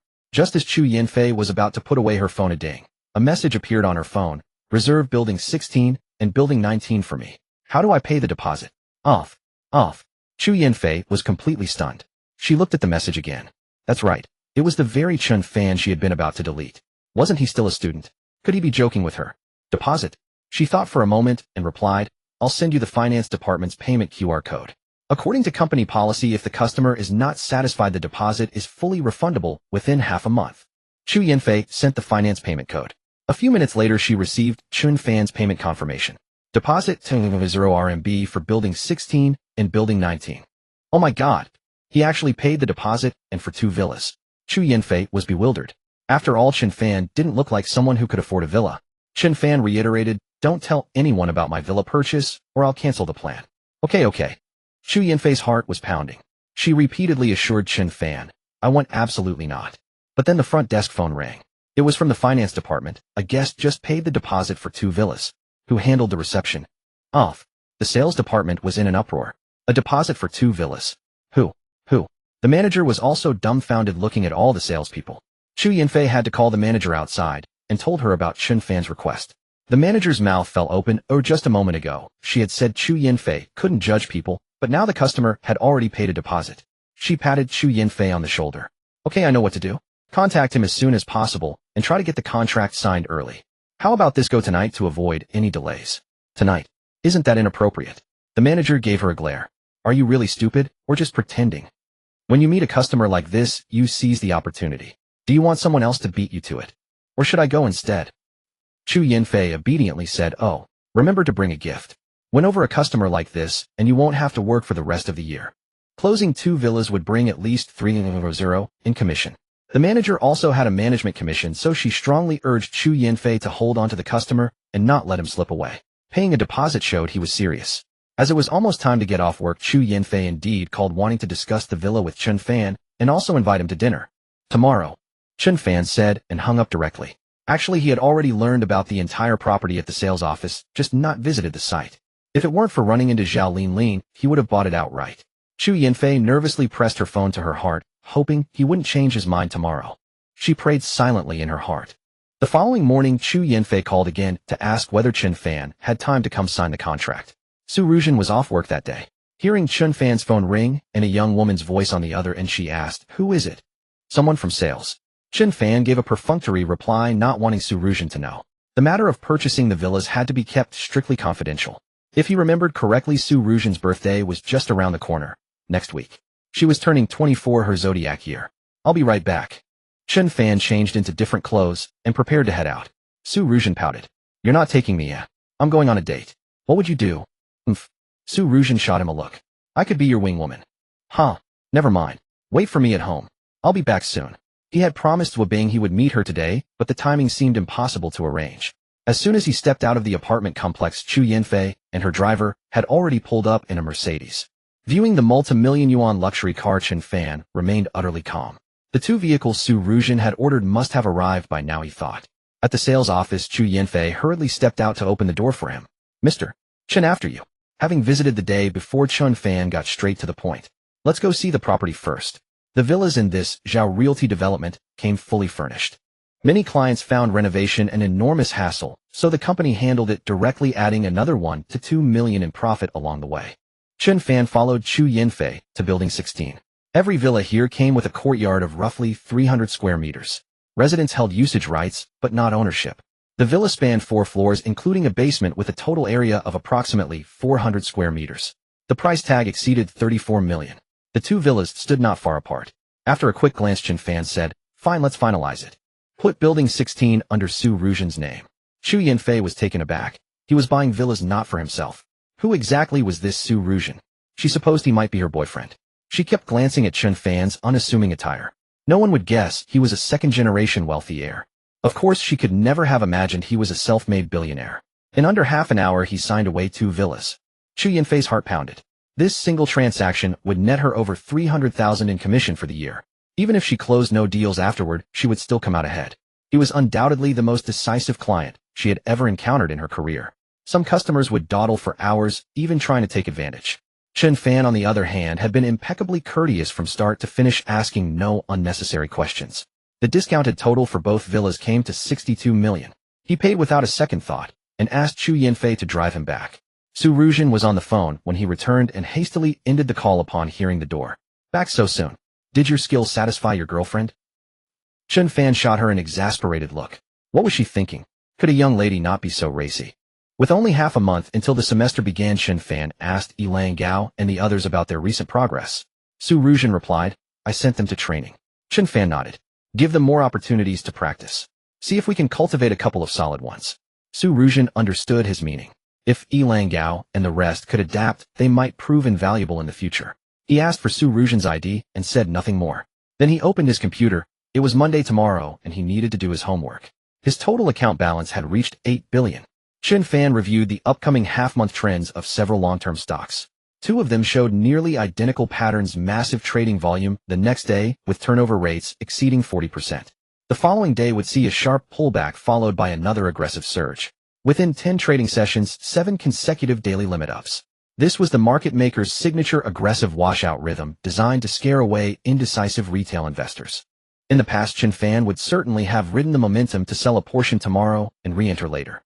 But with the massive capital now deployed, at least $1 billion in each stock, any significant sell-off on his part would surely alert the market maker. He decided to lie low and patiently await the second wave of gains. By then his account balance would undoubtedly exceed 10 billion. 100 billion. It would mark yet another starting point in his life. Taking advantage of Su Ruzhen's busy days, Chen Fan passed her identity information to Chu Yanfei. The two villas would be registered, one under Su Ruzhen's name, the other temporarily under his own. Right after completing the paperwork, Su Bing called. What have you been up to? Why don't you ever reach out to me first? You pig. Chen Fan explained. I'm working a part-time job, you know. Send me your location. I'm coming over now. Su Bing huffed, somewhat satisfied. She had snuck out during her mother's busy days to meet Chen Fan, just as he had done. School started soon, and after that they could spend every day together. Upon arriving at the hotel Su Bing had booked, Chen Fan had barely stepped inside when she pinned him against the wall. This girl was passionate as fire, and after days of being monitored by her mother, she could hardly contain herself. Afterwards, Su Bing rested her head on his chest. Dummy, you have to treat me well. She had only intended to date, never expecting to give herself to him. Chen Fan wrapped his arms around her. Of course. Even if I don't treat myself well, I'll treat you well. That's more like it. Su Bing smiled contentedly. Chen Fan said, let me take you shopping. No. She didn't want to waste a single moment of their time together. Chen Fan, however, wanted to give her a gift, but she always refused. She understood his thoughts perfectly. You know I don't need material things from you. Chen Fan pinched her cheek. You have to agree this time. I want something of mine on you. Su Bing was at a loss. I've already given myself to you. Aren't I yours entirely? Chen Fan rose. Wait here. I'll be right back. He ran to a nearby jewelry store. Wrap up this diamond necklace and bracelet for me. The staff were dumbfounded. Sir, please look more carefully. This necklace alone costs over 6 million, and the bracelet is another 800,000. Chen Fan didn't bother arguing. I told you to pack it. Can you not hear me? He placed his bank card on the counter. The staff member trembled. Yes, of course. Returning to the hotel with his purchases, Chen Fan found Su Bing lying on the bed. At the sound of the doorbell, she pouted. Where did you go? You're being so mysterious. I'll be heading back in half an hour. Chen Fan grinned and pulled out the 2 gifts he had just bought. Well, do you like them? Su Bing's eyes widened. Where did you buy these? Were they expensive? Not really expensive. Just a few hundred yuan. All right then. As long as you bought it, I like it. Su Bing tilted her neck. Help me put it on. Su Bing had a dinner party at home tonight that she absolutely couldn't miss. After returning home, she stood before the mirror admiring the necklace Chen Fan had given her. The pendant was quite beautiful. This guy actually has good taste. Something worth a few hundred yuan is so exquisite. Just then Han Kaiying came back. Hey, why haven't you changed your clothes yet? Wear a dress, be a proper lady. Stop exposing your legs all the time. Su Bing had no choice but to retreat to her room and change into a long white dress. Her swan-like neck complemented the diamond necklace, radiating boundless charm. Her fair jade-like arms were accentuated by the exquisite bracelet, shining even more brilliantly. With Su Bing's appearance, wherever she went, she was always the proud little princess in everyone's eyes. Zhua Handong returned. Are you ready? Let's go. Zhua Handong, dressed in a sharp suit, looked handsome and refined. He was the epitome of a distinguished, mature man. Han Kaiying also dressed up like a noble lady, wearing a purple long dress with a deep V neckline, revealing a patch of snow-white skin. Handong, bring me that necklace from my vanity table. This necklace was something Han Kaiying had bought herself for over 100,000 yuan. It was her most prized possession. Zhua Handong picked up the necklace and personally fastened it around his wife's neck. I'm really beautiful. My wife is the most beautiful. Zhua Bing was speechless. So her dad was the biggest simp after all. Let's go. As the couple came out of the bedroom, Han Kaiying was picking up her LV bag and changing shoes when she accidentally spotted the necklace around Zhua Bing's neck. Oh, Zhua Bing, when did you buy this necklace? Zhua Bing replied casually, I bought it when dancing at school. Why? Nothing, I just think it's very eye-catching. That diamond on your pendant isn't real, is it? How could it be? This necklace only cost a few hundred yuan. Zhua Handong laughed heartily. Let's go. It's just something for the kid to play with. No matter how expensive, it can't compare to your 100,000 yuan necklace. Of course. Han Kaiying smiled proudly, reaching out to touch the large pendant on her chest. Handong, when will you buy me another nice one? Sure. Zhua Bing was surprised to find her mother looking particularly feminine today. The family soon drove to a villa compound in the southern district of the city. Mother and daughter got out of the car with Zhua Handong carrying the gift he had prepared long ago. Today was the birthday of one of Han Kaiying's best friends, and everyone was taking this opportunity to get together. As soon as they arrived at the door, a middle-aged man greeted them with a grin. Oh, Handong, you're here. Come sit inside. They've all been waiting for you. Han Kaiying said, no way did they come this early. The family of three entered the house, and indeed the room was full of people. There were 7 or 8 women as elegantly dressed as Han Kaiying, each adorned in glamorous attire, chatting animatedly. These were all Han Kaiying's closest friends from her circle, ranging from slightly over 50 to young women in their late 20s. Oh, brother-in-law Handong is here. A young woman in her 30s with a very noticeable bust walked over and unhesitatingly linked arms, with Zhua Handong acting coquettishly. With his daughter present, Zhua Handong felt a bit awkward. An older woman nearby said boldly, Jiao Jiao, can you not be so forward? Be careful or Kaiying will throw a fit. Don't be silly. Right, Sister Kaiying? Han Kaiying said, I could smell your flirtatiousness as soon as I walked in. What, you like our Handong? How about I just give him to you? Ha ha ha. The villa erupted in laughter. The birthday celebrant herself came out carrying a tray of fruit, saying, watch your language, the kids are here. The young woman linking arms with Zhua Handong pursed her lips. Exactly, they often don't consider the occasion. The bold older woman replied, it's fine, they'll need to know sooner or later. We should learn from foreign customs and stop being so conservative. The sooner they understand, the better. Hey Kaiying, when did you buy that dress? It looks quite beautiful. How much was it? I want to go buy one too. Seeing them discuss these things, Zhua Handong walked to the courtyard to drink tea with a few men. Meanwhile, Zhua Bing sat beside her mother, reaching out to grab a piece of fruit and take a bite. Han Kaiying looked beautiful today, but everyone in this circle were wealthy ladies, people on the Tycoon level. She didn't dare to show off. It's not worth mentioning. I just saw the style and decided to buy it. How much was it? Sister Li, who was in her 40s, asked curiously. She was also wearing a particularly beautiful dress today, but it had cost over 30,000. Pressed repeatedly, Han Kaiying said, it was really cheap, only over 6,000 yuan. That is cheap, Sister Li replied. Mine cost over 30,000. The bold sister said, of course, who doesn't know you're a big rich woman? You have 3 villas, assets worth over 1 billion. Sister Li said proudly, not bad, you're not poor either, so don't tease me. Actually, their family's assets were estimated to be only 400 or 500 million. At this point, Sister He, the birthday girl, said, my husband bought me a necklace, let me show it to you. Great, everyone shouted excitedly. Sister He happily ran into the bedroom and took out a red box. Opening it in front of everyone, a beautiful necklace lay inside. The pendant style was somewhat similar to what Zhua Bing was wearing, except the diamond wasn't as large. Everyone gathered around. Wow, so beautiful. Sister He, this necklace must not be cheap, right? Sister He put it on and twirled around. How does it look? Not bad, right? Actually, Sister He wasn't tall, only about 1 meter 50 something. And she was a bit chubby with skin that wasn't fair either. The diamond necklace didn't match her well at all, but everyone nodded in unison. Beautiful, simply perfect. Hey Sister He, you haven't told us how much this necklace cost yet. Seeing everyone so curious, Sister He smiled mysteriously. Guess how much? I'd say at least 100,000 or so. Guess again. Sister He was very happy and enjoyed this feeling. The bold sister said, it should be over 200,000. Sister He smiled slightly. Her gaze fell on Han Kaiying's neck. Kaiying's necklace costs over 100,000 too. Han Kaiying felt a bit embarrassed. Why was she being compared again?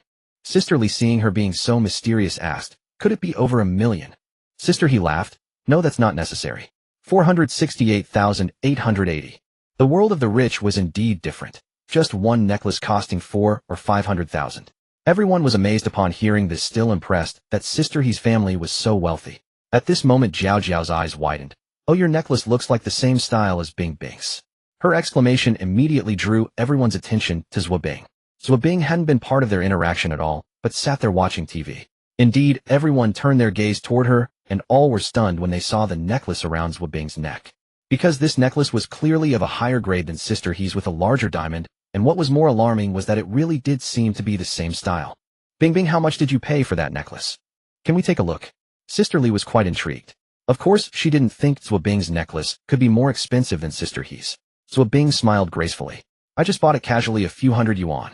She casually took off the necklace and handed it over. A few hundred yuan. The others were somewhat skeptical. They picked up Zwabing's necklace and compared it with Sister He's. This must be a fake, right? And diamonds this size are rarely real. If it were real, that would be incredible. The women chattered away, but they couldn't deny that Zwabing's necklace was indeed more beautiful than Sister He's. Sister Lee sneered, Sister He, I think you overpaid. A necklace worth hundreds of thousands is no match for Bing's imitation. Exactly the quality of high-end replicas these days is astonishing. They were about to return the necklace to Zwabing when the tall Sister Tao emerged from the restroom. Sister Tao was the youngest among their circle of girlfriends at 28. She ran a jewelry and precious metals business. Hey Xiao Tao, come take a look. I'm starting to feel that Bing's necklace doesn't seem like an imitation. Among them, of course, there were those who knew their stuff. Han Kaiying said, don't be ridiculous. It's just a child's toy, a few hundred yuan. How could it be real? Let's have a look anyway, it's not like we have anything better to do. Sister Tao took Zwabing's necklace, and her eyes lit up. Moi, what's wrong? The others asked curiously, especially Sister Li and Jiao Jiao. Sister Tao squinted, examining it closely, then looked at the mark on the back of the necklace. Every brand has its own mark. She said with certainty, you call this a few hundred yuan imitation. Bing, how much did you pay for this necklace? A few hundred yuan, right? Zwabing replied. Whatever Chen Fan gave her, whether cheap or expensive, Zwabing thought it was nice. Sister Tao then turned her gaze to her wrist. And this bracelet? Zwabing shook her head. It's really not valuable, don't ask. Sister Tao said gravely, Sister Kaiying, your Bing is too low-key. What's the matter? If I'm not mistaken, just this bracelet alone is worth 600,000 or 700,000. Off. The villa was filled with astonishment. No way. These women were considered wealthy, but for Zwabing, a girl, to casually wear a bracelet worth 600,000 or 700,000. That was something else. Even Han Kaiying couldn't believe it. No way. Really. I've been in this industry for so long, I can't be wrong. As for this necklace, it's a new model from overseas company H. The diamond on it is worth at least no less than 6 million. Thud. Hearing Sister Tao's definitive words, Sister Lee slid to the floor in shock. Sister He's face turned very sour. Are you sure? No mistake. I've been to the new product launches of that company. Bing's necklace is at least 6 million. Zwabing was stunned. Chen Fan, you idiot, are you crazy? Didn't he say it was only a few hundred? Or did I missed the word 10,000. Where did he get the money to give me such an expensive gift? Did he go dig up antiques again? While Zwabing was lost in thought, Han Kaiying and her circle of girlfriends were already dumbfounded. Han Kaiying looked at her daughter with suspicion, her mind already racing with wild thoughts. What exactly has my daughter been doing outside? Being able to afford a necklace worth millions. Sister Lee said discontentedly, Kaiying, your family is too low-key. Exactly, you told us it was a few hundred yuan, but it's actually $1 million necklace. Afraid we'd borrow money from you. Several of them started to mock. Han Kaiying looked awkward. Don't stir things up, what are you saying? Am I that kind of person? Despite saying that she was already far from calm inside. So everyone began to flatter Han Kaiying, saying how low-key she was and asking when she had struck it rich. After dinner on the way back, she started interrogating. Zwabing, come here. What is it, Mom? Tell me the truth, who gave you this necklace? Oh, I thought it was something serious. If you like it, you can have it. Shut up. Who's joking with you? Zwahandong walked over. What's going on? She's old enough. Right, Dad, you should control your wife. She's always watching me like a thief. Han Kaiying's face darkened. Both of you shut up. Zwahandong, you're still in the dark. Your daughter has made it big, wearing a bracelet worth 600,000 or 700,000 and a necklace worth over 6 million. She was the center of attention today. Off. Zwahandong stared at Zwabing in surprise. A 6 million yuan necklace. Let me see. Who gave it to you? I bought it myself. Still lying. Han Kaiying said angrily, if you don't explain clearly today, you won't get away with it. Zwabing was speechless. Mom, if you're going to be like this, I'll just move out. Seriously, I'm an adult. Don't I have any privacy or freedom? It's just a necklace, why make such a big deal? You? Han Kaiying was furious. Can't I control you? Zwabing didn't back down. If you force me, I'll take legal action. I'm sure I can support myself. Fine. You've grown wings. Han Kaiying was so angry she could spit blood. Zwahandong saw them at odds and tried to mediate. Zwabing, just confess. Your mother only wants what's best for you. She's afraid you've done something wrong outside. Dad, even you don't believe me. I'm almost 20. What wrong could I do? Zwabing argued firmly. But this necklace and bracelet, You can't explain them. Zhua Handong was a reasonable man. Seeing her parents so stubborn, Zhua Bing said angrily, "A male classmate gave them to me. Are you satisfied now? What male classmate is so generous? He can give you a necklace worth millions. What's going on between you two? Have you done something behind my back?" Han Kaiying immediately became alert upon hearing this. Zhua Bing was exasperated. How was I supposed to know it was so expensive? He told me it was only a few hundred yuan. Fine, I'll give it back to him tomorrow. So annoying. Han Kaiying stared at her daughter. Who is he? How far have things gone between you? Mom, have some decency. Are you trying to make me rebel like Neza? Zhua Handong quickly intervened. All right. If it really is a male classmate, invite him over tomorrow for a chat. After all, this concerns your lifelong happiness. Having a boyfriend like that should have made Han Kaiying happy. But she just couldn't accept it because Zhua Bing had found a boyfriend without her approval. Such behavior was unforgivable. At this moment, Chen Fan was about to sleep when Zhua Bing sent him a WeChat message. You were excellent today. Of course. He grinned lecherously. Zhua Bing nearly died of embarrassment on the spot. Screw you, that's not what I meant. Let's not dwell on your mysterious fortune for now, but why the hell did you give me this, eh? Now my parents know, and they're grilling me about its origin. So what do we do? Chen Fan never expected his gift to cause trouble for Zhua Bing. He had merely intended to give her a personal item, so that whenever she saw the necklace or bracelet she would think of him. How could he have known her parents were so shrewd? It seemed he needed a plan. Should he confess to Zhua Bing's parents? Would he have to reveal his hidden wealth? So Chen Fan said to Zhua Bing, how about we come clean? Come clean about what? Knowing my mom, if you confess, you're done for. You have no idea how controlling she is. Then let's meet her and see how she reacts. After much deliberation, Chen Fan decided that since he had caused the trouble, there was no point in hiding it any longer. But Zhua Bing disagreed. She had no idea how capable her boyfriend truly was. Let's talk later. I'm going to sleep. That was just her nature, especially when she was upset. Chen Fan lay on the sofa pondering how to resolve this mess. In the master bedroom of Zhua Bing's home, Zhua Handong was also trying to persuade his wife. She's an adult now, not a child anymore. Do you really have to be so strict? Besides, someone who can afford to give her $1 million necklace is probably not ordinary. They say it's better to guide than to block. Why can't you just loosen up a bit? Han Kaiying snapped. What do you know? She hasn't even graduated from college yet. I'm afraid she'll get into trouble out there. Anyway, I won't let go until I find out who this person is. Zhua Handong, seeing he couldn't persuade her, gave up. Fine. You're the smartest person in the world. He turned over and went to sleep. Sometimes he was really annoyed by his wife's temper. Honestly, did she have to be so domineering at home?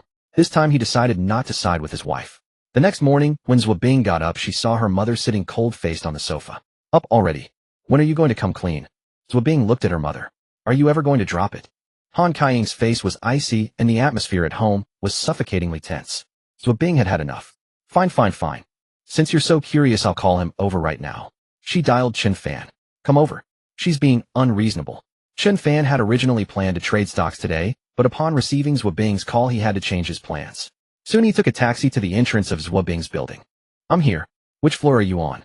Actually, Chen Fan had also thought it over many times last night. If Zhua Bing's mother was so stubborn and insisted on making things difficult for Zhua Bing, he would just show up. So he came today with an open heart, completely unfazed. Zhua Bing told him the floor and apartment number. A few minutes later, the doorbell rang. Zhua Handong hadn't gone out either. Seeing Zhua Bing open the door, he poured himself a cup of tea and sat down. Regarding his daughter's relationship, Zhua Handong was much more relaxed than Han Kaiying. The door opened. When Zhua Bing saw Chen Fan, she managed to smile. Come in. It's a full court trial today. Chen Fan didn't come empty-handed. He carried 2 bottles of Maodai, 2 boxes of Bird's Nest, and a red booklet in his hand. As he entered, he said, Hello, Uncle and Auntie. Uffed. Zhua Handong nearly choked when he saw Chen Fan. What are you doing here? Han Kaiying's eyes fixed on Chen Fan like she was interrogating a criminal. Seeing her husband's reaction, she frowned. You two know each other. Ahem. Zhua Handong was coughing so hard tears came out. Young man, sit. You didn't have to bring all this. Chen Fan said, It's the least I could do. Uncle Annie, actually you shouldn't blame Zhua Bing for our relationship. Blame me if you must. Shut up. Han Kaiying stood up displeased and scrutinized Chen Fan. Then she turned to Zhua Handong and Zhua Bing. Are you two in cahoots to fool me? What? Zhua Handong was taken aback, but quickly understood. By heaven, Han Kaiying, what are you implying? Humph. Zhua Handong, do you think you can fool me with that little scheme of yours? You're just trying to protect your daughter by finding some random guy to fob me off, aren't you? Do you think I'm blind? Him? Able to afford a multi-million-dollar diamond necklace. Don't think I don't know. He's just a renovator on a construction site. What? Zhua Handong was utterly confused. He looked at Chen Fan blankly. Young man, since when did you become a renovator? Chen Fan felt awkward. This is my building. I was helping a friend. Zhua Handong chided, then why didn't you come to my shop? No matter what, I wouldn't treat you unfairly. Han Kaiying said coldly, enough? Are you done with your little act? Zhua Bing, are you really not going to tell the truth? Zhua Bing was speechless. What do I have to say for you to believe me? Seeing her harassing his girlfriend, Chen Fan stepped forward without hesitation. Auntie, if you have questions, just ask me. Don't make things hard for Zhua Bing. She's a good girl. Han Kaiying glared at him. Do you think you're worthy of our Bing Bing? What? So after all this you don't believe we're in a relationship? Chen Fan retorted, Auntie, what do you mean? You think I'm too poor to afford $1 million gift? I just gave all the money I ever earned to the woman I love most. A man who does that. Auntie, is there something wrong with that? Zhua Handong said, how can you talk like that? Xiao Chun is just being low-key. He found several antiques for me. Shut up. Han Kaiying wouldn't allow him to collude with Chen Fan. Yes, I don't believe you. What proof do you have that you're Zhua Bing's boyfriend? Well, that. Chen Fan turned to look at Zhua Bing, who was already dumbfounded by her mother's behavior. Auntie, I know you don't believe me, but that's okay. He walked over to Zhua Bing and took her hand. Zhua Bing, there's no point hiding it anymore. Since Auntie is so curious, let's tell her the truth. With that, he put his arm around her. Auntie, we are truly in love. Please don't make things difficult for us. Zhua Handong covered his face and turned away in embarrassment.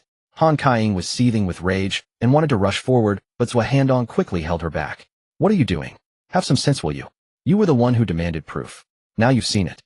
Han Kaiying threw off his grip and scolded, you've lost your mind. Zhua Bing, come here. Chen Fan released Zhua Bing. Zhua Bing looked at Chen Fan with delight, her smile radiant and sweet. She realized how joyful it could be to stand beside someone you love right in front of your parents. Chen Fan held Zhua Bing's hand and said, Auntie, please say whatever you wish. Han Kaiying was livid, wishing she could strike the mad boy down. Her daughter dating without permission was already unforgivable in her eyes. And he dared to do this right before her very eyes. At that moment, Han Kaiying felt a tremendous pain, as though something she cherished most had been stolen from her. Chen Fan noticed her expression and said solemnly, Auntie, I do not understand your mindset. Freedom in love is a principle established long ago. Zhua Bing and I are both adults. By all rights, you have no legitimate reason to prevent her from dating. If you forcibly interfere, that would be unlawful. Besides, I do not feel that using my own efforts to buy gifts for my girlfriend is anything shameful. If a woman can meet someone in this lifetime who is willing to pour everything he is into her, how blessed would that be? I find it hard to believe you do not yearn for such love. Cough, cough. Zhua Handong coughed awkwardly, unable to contain his embarrassment. Han Kaiying was left speechless by his words. Indeed, could she truly resist such longing? Who would not desire this kind of love? But she shot a furious glare at Zhua Handong. Seizing the opportunity, Chen Fan said, Auntie, the truth is your excessive control stems from your own insecurity. A woman with sufficient confidence can handle any situation. She can stand out among the crowd, remarkable and distinguished. Because of her confidence, she fears nothing. She harbors no worries. Not only in love, but also in career and family. If you believe Chen Fan and Zhua Bing dating is a mistake, I can step aside. But I would only call this cowardice. Children will eventually grow up. They have their own thoughts, their own convictions, and their own world. The more you control them, the smaller their world becomes.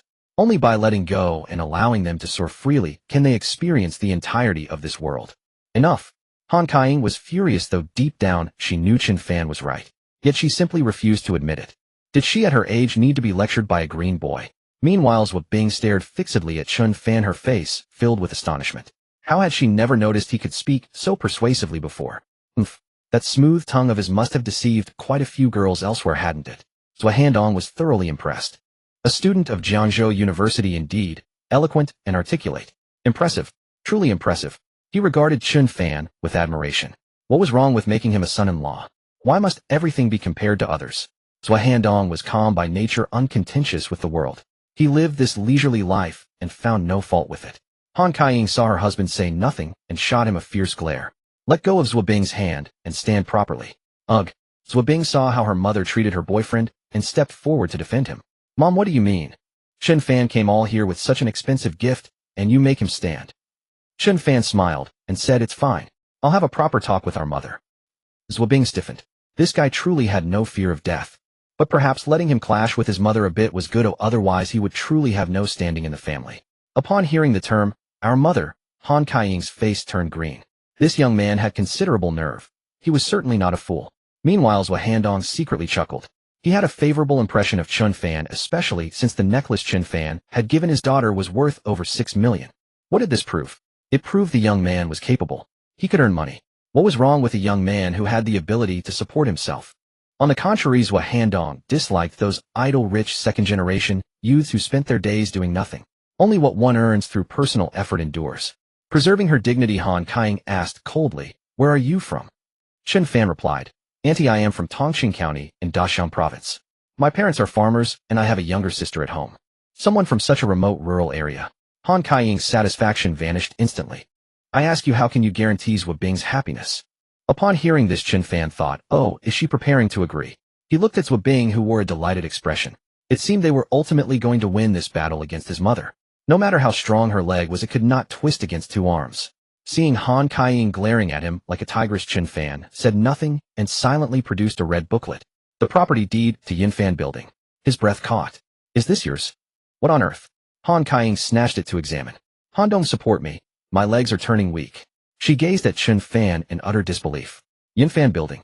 Was the space her company rented actually his? She stared fixedly at Chen Fan. "I refuse to believe this. This was too absurd. How is it possible? He actually owned the property of an entire building." Nonsense. She had clearly rented it from Lantu Investment Company. Han Kaiying's expression turned cold, though she felt something was amiss. Why would Lantu Company offer her preferential treatment? She looked at Chen Fan somewhat uncertain. Could this young man truly be the offspring of some prominent family? Even if not, his capabilities were extraordinary. As for whether the building was truly his, she would investigate later and find out. Realizing this, she felt she could no longer maintain her aggressive stance, yet she refused to lose face. So putting on a stern demeanor, she demanded, "What are your future plans? Will you develop in Jiangzhou?" Chen Fan replied, "That is uncertain. If I do well in the future, I will expand to larger cities, or even the whole world." Chen Fan was not exaggerating in the slightest. Yet Han Kaiying was displeased again. Young people should be pragmatic. Just tell me straight. Will you settle down in Jiangzhou in the future? Jiangzhou was merely the starting point of his career. Whether he would stay there in the future was truly hard to say. But what did this have to do with dating? Zhou Bing had said, "Aren't you dating just for the purpose of marriage now?" Chen Fan smiled and said, "If Auntie prefers, we can buy a house and settle down in Jiangzhou. This is no difficulty for me."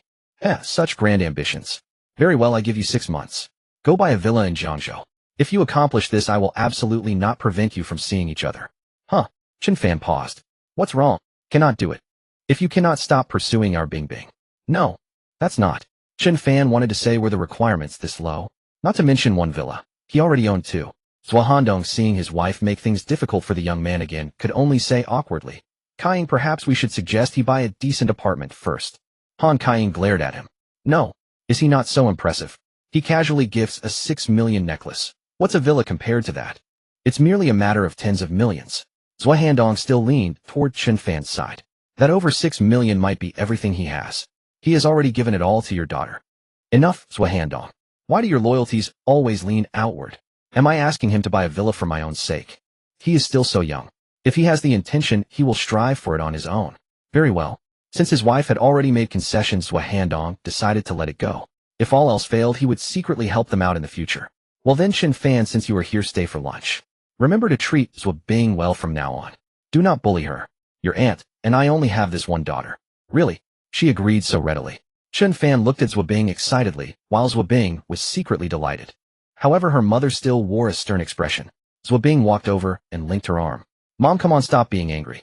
Let's go eat." Han Kaiying's unease might stem from her ignorance, leaving her uncertain. Upon meeting Chen Fan in person, she found that despite his humble background, he was capable, and so she accepted it. After all, parents' hearts leaned toward their children. To ease the atmosphere, Zhou Handong cooked himself. For this purpose, he even opened a bottle of wine. Patting Chen Fan on the shoulder, he said, "Come to the shop more often in the future to help me appraise items." The meal lasted over an hour. When Chen Fan left, Zhou Bing saw him to the downstairs. She hugged Chen Fan, saying joyfully, "Chen Fan, love you." Chen Fan pinched her cheek. "I'm heading back now. Remember to miss me." Watching Chen Fan disappear into the distance, Zhou Bing finally let out a sigh of relief. She had managed to win over her mother. Unexpectedly, the outcome was quite harmonious. The girl, brimming with joy, returned home with a smile. Chen Fan also went back to the apartment. Su Ruzhen was busy with company matters, so he opened his computer to trade. Total account balance 10,389 billion yuan. Oh, my God. It seemed the long-term returns were also good. Chen Fan carefully studied the future trends of these stocks, whom 2 of them should be liquidated. Chen Fan never lingered in battle. After all, with such a massive capital, if the risk came, he wouldn't be able to escape even if he wanted to. Therefore, many market makers sell while pushing up the price. Some unscrupulous market makers nearing the end almost dump at any cost. So his main task in the afternoon was to reduce holdings, even liquidate. In fact, the fastest way to sell was still at the limit up board. Because for a market maker to continue gaining higher profits, they had to seal the limit up board, creating a strong upward momentum for retail investors. Others naturally couldn't understand the subsequent trend, but Chen Fan could. Some market makers sealed the limit up board precisely to sell, causing it to repeatedly open and close. He let the chasing funds and then slowly maneuvered. Chen Fan saw that Jinhua stock, Jiangnan machinery, and Dagua heavy industry had reached their end. Tomorrow there would be a pump and dump phenomenon, and in the following trading days this trend would persist. Although it would hit the limit up board again at the end of the day after tomorrow, that was merely a final illusion. After that limit up board, the stock price would plummet, dropping by over 50%. This was of course unacceptable to Chen Fan. Seeing over 400 lots of large orders sealed at the limit up board, Chen Fan calculated. That was more than 600 million yuan. But his funds in these stocks were basically around 2 billion. Never mind, let's do a big one. Chen Fan timed it perfectly and directly sold 400 lots. Whoosh. On the board, the limit up board was instantly broken and all buy orders were consumed. The opposing market maker panicked. Damn, what the hell? Who the FCK is screwing me? Quickly seal it again. The market maker had pulled the stock price to this level and absolutely could not let it all be in vain. If they suddenly dumped now, it would surely alert retail investors. If all retail investors fled, what would they have left to play with? Gritting his teeth, the market maker sealed it again with over 200 lots of large orders. Chen Fan smiled. He knew the market maker would block. They couldn't let the stock price fall. So he sold another 200 lots, directly consuming the opponent's buy orders. As a result, Chen Fan successfully cashed out another 300 million yuan. Even so, there were still 1 billion yuan left in this stock that hadn't been withdrawn. Now he could only quietly wait for the market maker's next move. Having continuously reduced holdings and cashed out over 900 million yuan, the market maker must be cursing him in their heart. Of course, whether to block or let the stock price fall depended on the market maker's mindset and tactics. After all, the market value of this stock was over 200 billion. Sure enough, the market maker changed tactics. They no longer sealed the limit up board, but adopted a supporting approach, trying to keep the stock price from falling. Chen Fan smiled and ignored it. He continued to operate on another stock with similar methods. Soon Chen Fan had cashed out over 4 billion yuan from these 3 stocks. There were still over 2 billion yuan left in the stock market. He didn't plan to sell Xizjiang Energy and Bagua Mining because their subsequent trends would defy everyone's expectations. They turned out to be rare century-level monster stocks. So he continued to watch. Over the next 2 weeks, these 2 stocks skyrocketed. However, there was a massive volume in the middle with a turnover rate reaching over 60%. Chen Fan guessed that this might be the second or even third wave of hot money taking over. In fact, many monster stocks weren't the work of a single market maker, but a spectacle formed by successive hot money. After about half an hour of pause, seeing no further action from Chen Fan, the market maker analyzed the strength of their opponent. Over 900 million yuan. He should be exhausted by now. So the market maker sealed the limit up board again with a massive order of over 300 lots. This market maker was indeed a kind person. Time to harvest. Chen Fan said thanks and unceremoniously sold 300 lots of buy orders. Another 400 million yuan in hand, leaving only the original cost in the stock. FCK. The market maker was furious. They consecutively placed large orders of over 1,000 lots. 4,444. 4,444. 4444. They were getting a bit enraged, weren't they? Ignoring the rules, Chen Fan directly sold all his remaining chips. In the end, he threw in a few more lots, 886. I'm done, I'm out. 10 minutes before the close, Chen Fan sold all his chips, successfully cashing out 2.065 billion yuan. However, the market maker was also strong, sealing the limit up board again in the final minutes. This further boosted retail investors' confidence, convincing them that the stock would continue to rise. Chen Fan did not operate the other 2 stocks in the same way. He sold some and kept some, not going for the kill. But he decided to sell all of them tomorrow or the day after. Seeing the over 4 billion yuan balance in the account plus nearly 6 billion in holdings, this 100 billion valuation wasn't easy. Better keep a low profile. But Chen Fan's principle was to never hold more than 5 of a stock. He also avoided being in the top 10 of small cap stocks, staying under the radar. However, he had angered the market maker today. After the close, the latter was throwing a furious tantrum in the trading room. In just one day, about 2 billion yuan had run away, all of which he had taken in with his own real money. Damn it, I must find this opponent and make him suffer. But rage was useless. He had to change his strategy. Originally planning to sell tomorrow, he had to forcibly push up the price to continue driving market sentiment, and then find an opportunity to sell. After finishing the operations, Chen Fan stretched. He wondered how Su Ruzhen was doing. Should he go check? Su Ruzhen was supervising the construction site. She had specifically arranged for a large trading room to be decorated. Of course, the construction workers didn't know what this area would be used for. They just followed the blueprints. Su Ruzhen planned to hang a huge screen on the wall. Below would be dozens of computers. They would be gradually increased as needed. A professional trading center was taking shape. Chen Fan arrived at Yinfan building, where Chen Ming was patrolling. Hey Chen Fan, what brings you here? Chen Ming quickly handed him a cigarette. It turned out to be a pack of Dahongyin costing 20 yuan. Oh, you're living it up. Chen Fan lit the cigarette and took a puff, daring to smoke a 20 yuan pack. Chen Ming chuckled. Thanks to you for getting me this job. President Su has been good to me, giving me a salary of 10,000 a month plus bonuses. Keep up the good work. Chen Ming patted his chest. Don't worry, I'll work hard. Chen Fan went upstairs. Recently many new tenants had signed leases, but the price they paid was at least 1.5 times what Han Kaiying had gotten. This fact made Han Kaiying very happy. After all, she was the only one who got the lowest price. No one else could negotiate. Moreover, Su Ruzhen's tone was firm. We don't welcome companies without strength. She had a point. If you haggle over rent, it shows you lack strength. Such companies, once they move in, will eventually move out. To avoid the hassle, Su Ruzhen raised the threshold. Of course, if Han Kaiying didn't have a daughter like Zhou Bing, how could she have gotten such a price? The office area renovation was almost complete. Su Ruzhen saw Chen Fan coming and quickly went to greet him. What brings you here? Chen Fan smiled. Just checking on your progress. Su Ruzhen said happily. So what do you think? Is it okay? Pretty good. Chen Fan gave a fair assessment. He quickly noticed a problem. No matter what burden he placed on Su Ruzhen, she could handle it. Where could he find such an employee? The office area, reception area, lounge, logistics. Everything was managed neatly. Chen Fan looked at her approvingly. Tomorrow is your birthday. Take the day off.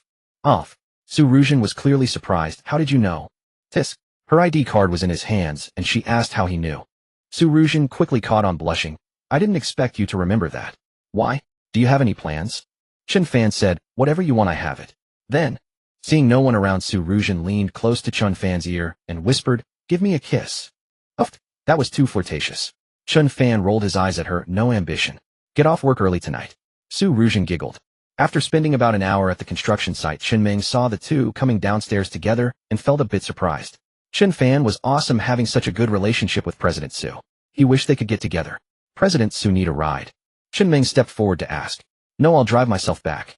Now Chen Ming and the others no longer had to rent outside. All the security guards lived in the dormitory on the basement floor. After all, security work required 24-hour shifts, 3 rotations. The two went to eat together, then returned to the apartment. Nothing else happened that night. The next morning, Chen Fan received a call from Chu Yanfei saying everything was ready and asking when he would come over. This was what Chen Fan had requested in advance, and he hadn't expected Chu Yanfei to be so diligent, finishing just in time. Today was Su Ruzhen's birthday, and since she had a rare day off, she slept in. It was already 9 o'clock, and she still hadn't gotten up. Chen Fan came out of the kitchen, taking off his apron. This was his first time cooking since moving into the apartment. Before, Su Ruzhen always did the cooking, and he as the boss only had to eat. Today was a special day, so he decided to show some care for this veteran employee. Dong dong dong. Are you up? Chen Fan knocked on the door, and a lazy voice came from inside. What is it? Let me sleep a bit more. Chen Fan couldn't care less. He went in and pulled her up. Get up, we have things to do today. But Su Ruzhen didn't want to move at all. Whether intentionally or not, she pulled hard, causing Chen Fan to lose his balance and fall directly onto her. Su Ruzhen took the opportunity to hug him tightly. What are you doing? Don't be like this. Can't you be a bit more reserved? A few minutes later, Su Ruzhen wiped her mouth. Boring, are you even a man? All right. Go wash your face and brush your teeth. We're going out soon. Chen Fan pushed her into the bathroom. After Su Ruzhen freshened up and came out, she saw the egg noodles on the table. Did you cook this? Who else? Happy birthday. Chen Fan handed her a pair of chopsticks. Su Ruzhen was touched. She stared at Chen Fan, then smiled wryly. Thank you, you're so thoughtful. Was that thoughtful? It was just a bowl of noodles. After they finished the egg noodles, Chen Fan urged her to change clothes. What should I wear? Su Ruzhen was really good at acting coy, asking for his opinion on such things. Chen Fan said, with your figure you'd look better without clothes. Oh. Su Ruzhen rolled her eyes at him. Do you really want to see? Then she made a motion to take off her clothes. Chen Fan turned his face away. That's enough. Keep flirting, and something will happen. Su Ruzhen snorted. Who's afraid of whom? If you've got the guts, go ahead. It's not like I'd refuse. Chen Fan couldn't be bothered to argue with her. Chu Yinfei was still waiting. Su Ruzhen changed into a tight pencil skirt and black stockings.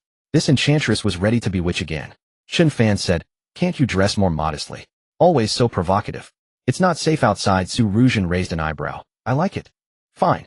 Chen Fan gave up, and they drove to the Jiangshan Daijing sales office.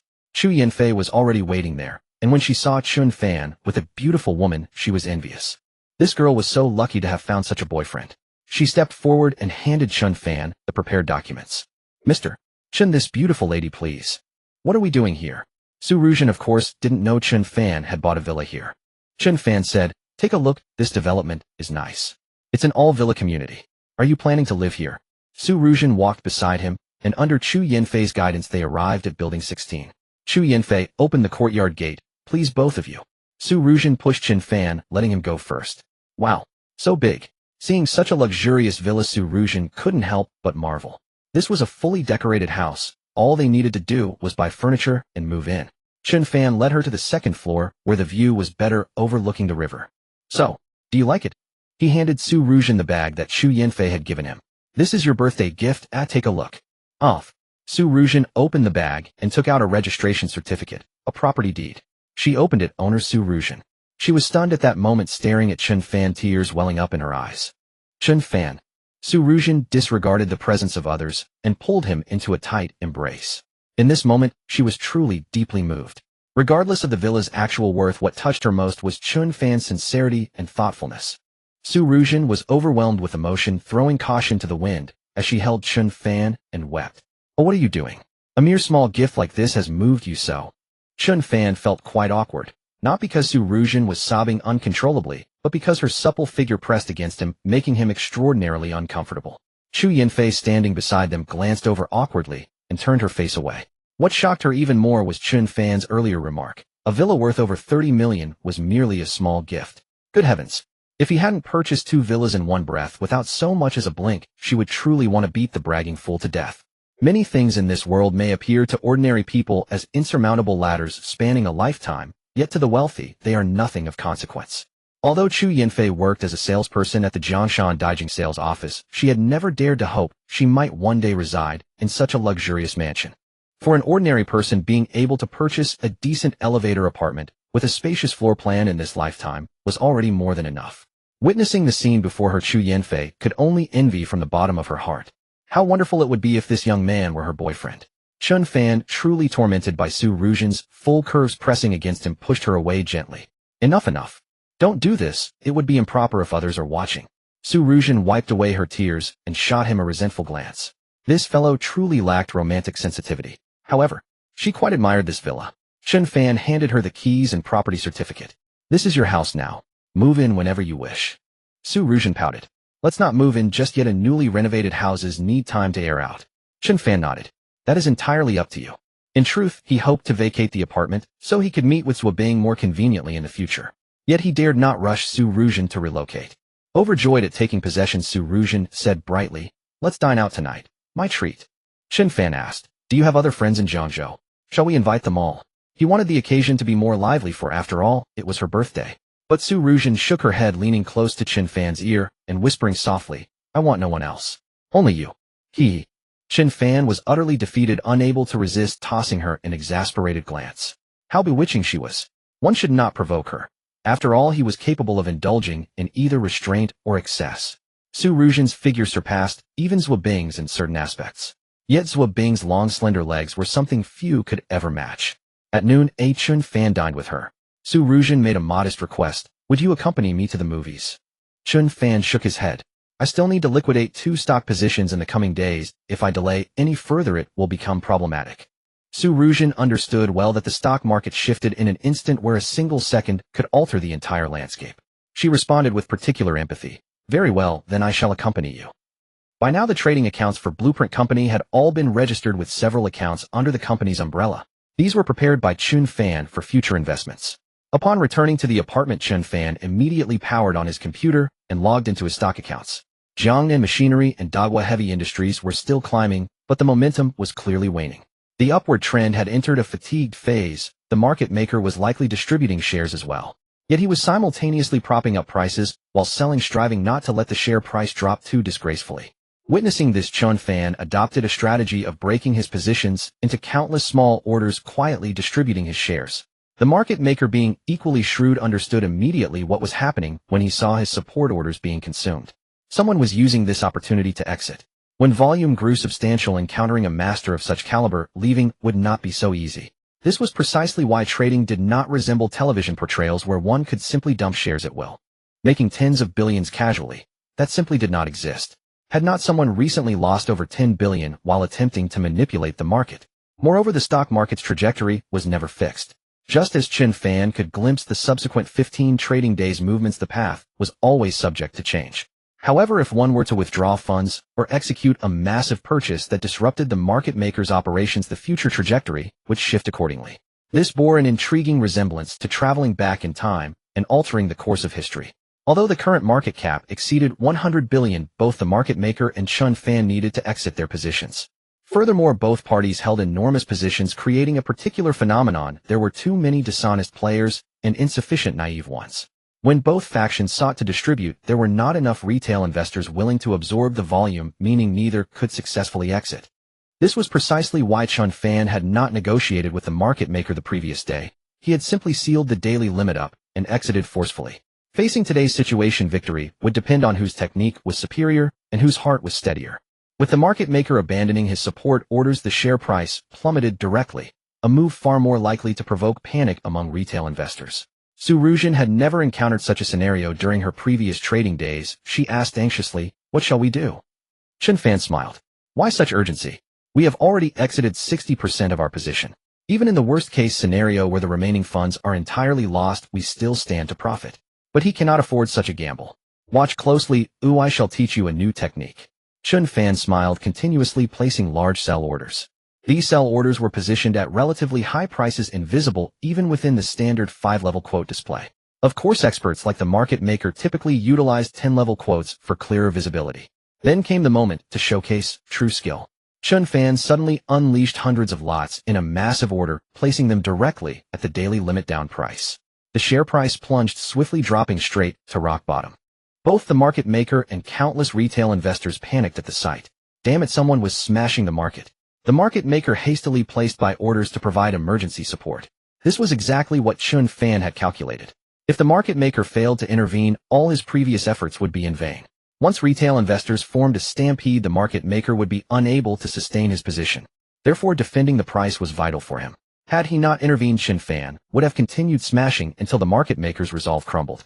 To stabilize sentiment, the market maker had no choice but to step in. Chen Fan's effort had taken merely a moment. Only hundreds of lots executed. Yet this single maneuver would leave a long lower shadow on today's candlestick chart. This move undoubtedly served as an assist to the market maker. Many uninformed retail investors believed this indicated an aggressive wash trade, for many instructors had taught them that a longer lower shadow signified stronger bullish momentum. The subsequent rally intensified further. In that moment, alongside the market maker's price defense, numerous opportunistic retail traders also followed suit and entered the fray. Chen Fan's sell orders positioned at higher levels were quickly absorbed. Within barely 10+ minutes, he had secured several hundred million in profits. Watching this unfold, Su Ruzhen cried out in admiration, "Brilliant! This fellow was simply a genius of the stock market." Su Ruzhen watched with pure delight. Having successfully liquidated their positions once more, Chen Fan excitedly patted her shoulder. "That's a wrap. Tonight, I shall celebrate your birthday properly." At 5:30 in the afternoon, Su Ruzhen had already bathed and changed into a black long dress. Her jet black hair cascaded over her shoulders, simple yet elegant. This is much cleaner now." Chen Fan nodded with satisfaction, watching her spray perfume. "Let's go, we'll have dinner." Considering they might drink that evening, Chen Fan asked her to summon Chen Meng. By now, Chen Meng was in charge of the security team and also served as Su Ruzhen's driver and bodyguard. Once Chen Meng drove over the newly purchased Maybach, the two got in to the Four Seasons seafood restaurant. Got it. Chen Meng was a loyal guardian. Chen Fan had grown up with him and knew his character well. He understood what he should and should not do. Since Chen Fan had arranged his job and often spent time with Su Ruzhen, he took them to be a couple. After dropping them off at the Four Seasons seafood restaurant, Su Ruzhen said, "Go find somewhere to eat yourself. Eat whatever you like today, or I'll cover it." "Yes, thank you, President Su." As a part-time bodyguard, Chen Meng did not indulge in extravagant food. Instead, he waited quietly in the car. Chen Fan and Su Ruzhen entered the restaurant, and he said the same thing, "Order whatever you want." Su Ruzhen gave him a seductive glance. What I want to eat you won't give me. Chen Fan called the waiter and ordered 6 or 7 seafood dishes plus 2 stir-fry dishes and a plate of vegetables. That's enough, that's enough. 2 people can't finish all that. Unexpectedly, Su Ruzhen was frugal. Miss, no need for so much. Chen Fan waved his hand. Go ahead. Oh, today is her birthday. Add a seafood longevity noodle. Alright, what would you two like to drink?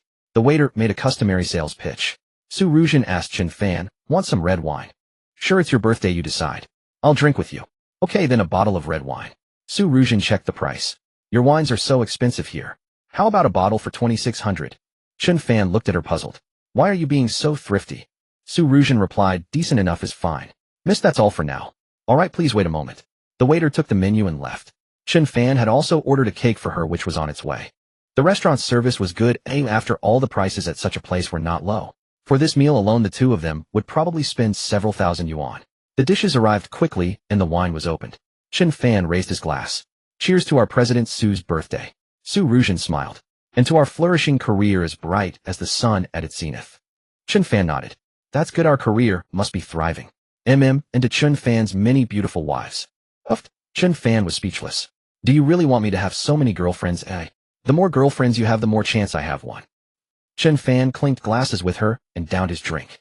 Stop teasing me, or one day I'll really take you. Su Ruzhen gave him a sidelong glance. Come on, who's afraid of whom? Alright, you win. Have some noodles. They're longevity noodles. Chen Fan pushed the bowl toward her. Didn't you cook noodles for me this morning? Now noodles again. Still, Su Ruzhen picked up a few bites. They chatted while eating and Chen Fan said, you need to get the company operational quickly. From now on, trading is entirely in your hands. For Lan Taguzi Company, Chen Fan had given Su Ruzhen 10 of the shares. The bottle of red wine was finished, and Su Ruzhen's cheeks flushed with a rosy hue. Her eyes glistened with intoxication. You can't hold your liquor. Who says? Dare to have another bottle. Forget it, we still need to cut the cake. No sooner had Chen Fan spoken than the delivery boy brought the cake. It was small but showed sincerity with the words, wishing President Su forever 18 written on it.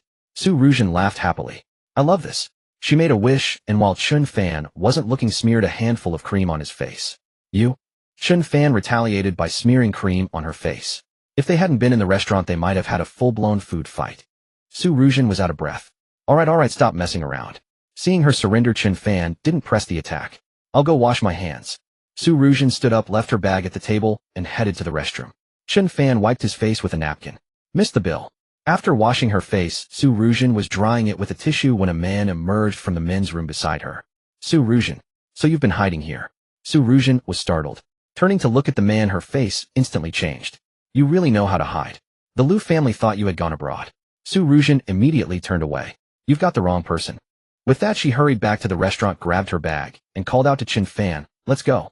But the man followed, and seeing Su Ruzhen with a young man, he shouted angrily, stop right there. Chen Fan sensed something was wrong. What's going on? The man glared at him coldly. And who are you? Kid, I advise you not to meddle. The Su family's affairs are none of your concern, and you can't afford to get involved. Su Ruzhen, that's enough. Seeing him venting at Chen Fan, Su Ruzhen also grew angry. My affairs are none of your business, and I don't need anyone's interference. With that, she grabbed Chen Fan and stormed toward the door. But the man wouldn't let her go. He rushed over and blocked them, pointing a finger at Chen Fan's nose. Kid, are you asking for death? Looking for a fight? Chen Fan rolled up his sleeves. It had been a while since he'd brawled. Growing up in the countryside, he had plenty of strength. He was confident he could take down this pale-faced pretty boy. Despite the man's sharp suit and dignified appearance, Chen Fan believed that with one punch he would be on his knees begging for mercy. Seeing this, Su Ruzhen stepped between them. If you have something to say it to me. The man glared at Chen Fan with fury. Fine, then come back with me, and I'll pretend nothing happened today. Su Ruzhen snorted. And if I don't? Then you have no choice. He glanced at Chen Fan.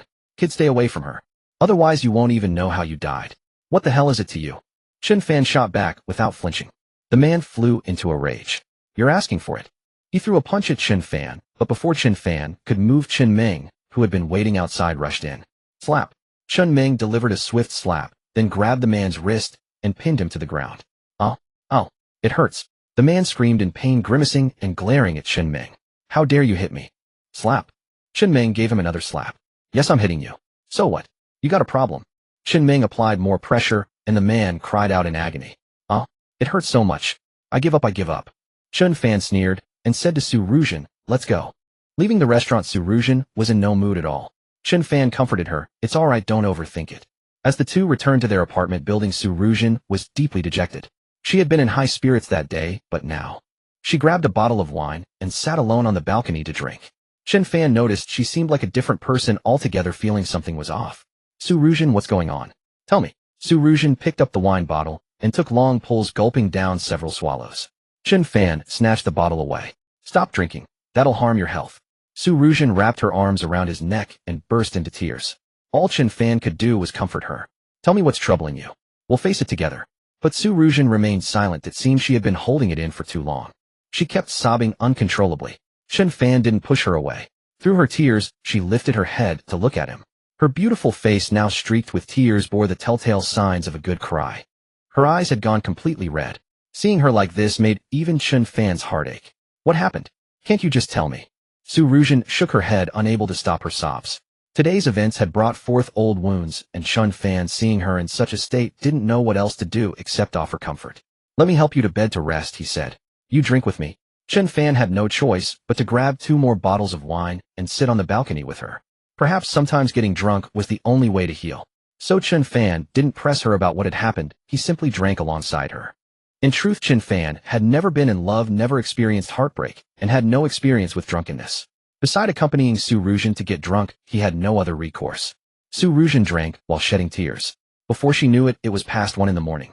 Seeing she was finally drunk with half a bottle left, Chen Fan bent down and carried her into the bedroom. He covered her with a light blanket and kept watch by her bedside. The night was deep and still, with no wind or rain. Even the air seemed to whisper of faint sorrow. The remaining half bottle of wine lay lonely in the corner. Chen Fan knew nothing of her past or the wrongs done to her, yet he didn't know how to comfort her at such a moment. Eventually, she cried herself to exhaustion and fell into a deep sleep on the bed. The next morning, Chen Fan woke from his own sleep to find a shirt draped over him. Su Ruzhen had already gotten up. Seeing Chen Fan awake, she said apologetically, "Sorry for making you suffer last night." Chen Fan stood up and stretched, feeling his entire body numb. Just as he was about to ask Su Ruzhen what had happened, Wang Hao called. "Chen Fan, we're back." "Got it. Let's talk later. I'm busy right now." Their training program had ended, and they wanted to meet with Chen Fan to discuss things. "Go wash your face and brush your teeth first. I made breakfast." As Chen Fan got up, Su Ruzhen spoke gently. She changed clothes and began tidying the room. Seeing her so industrious, like a devoted wife, Chen Fan felt a sudden warmth in his heart. But he still asked about the previous night. What exactly happened? Who was that person yesterday? "That's my cousin." Su Ruzhen no longer avoided the topic. After making the bed, she sat beside him. "You want to know why, eh? Tell me.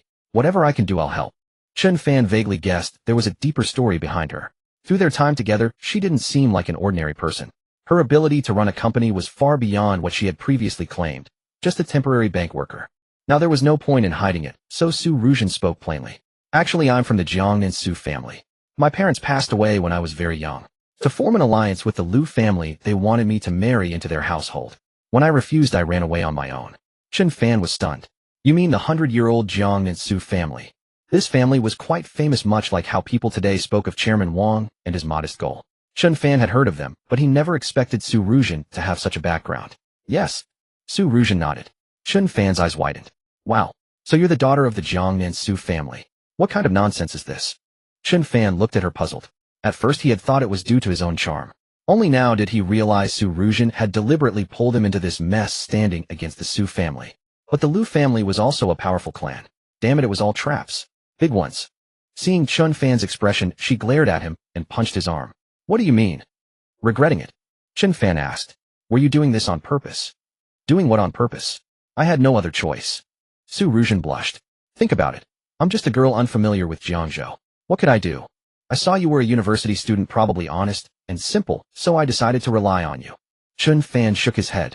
"All right, but since we've jumped into this pit, you're not allowed to change your original decision at any time.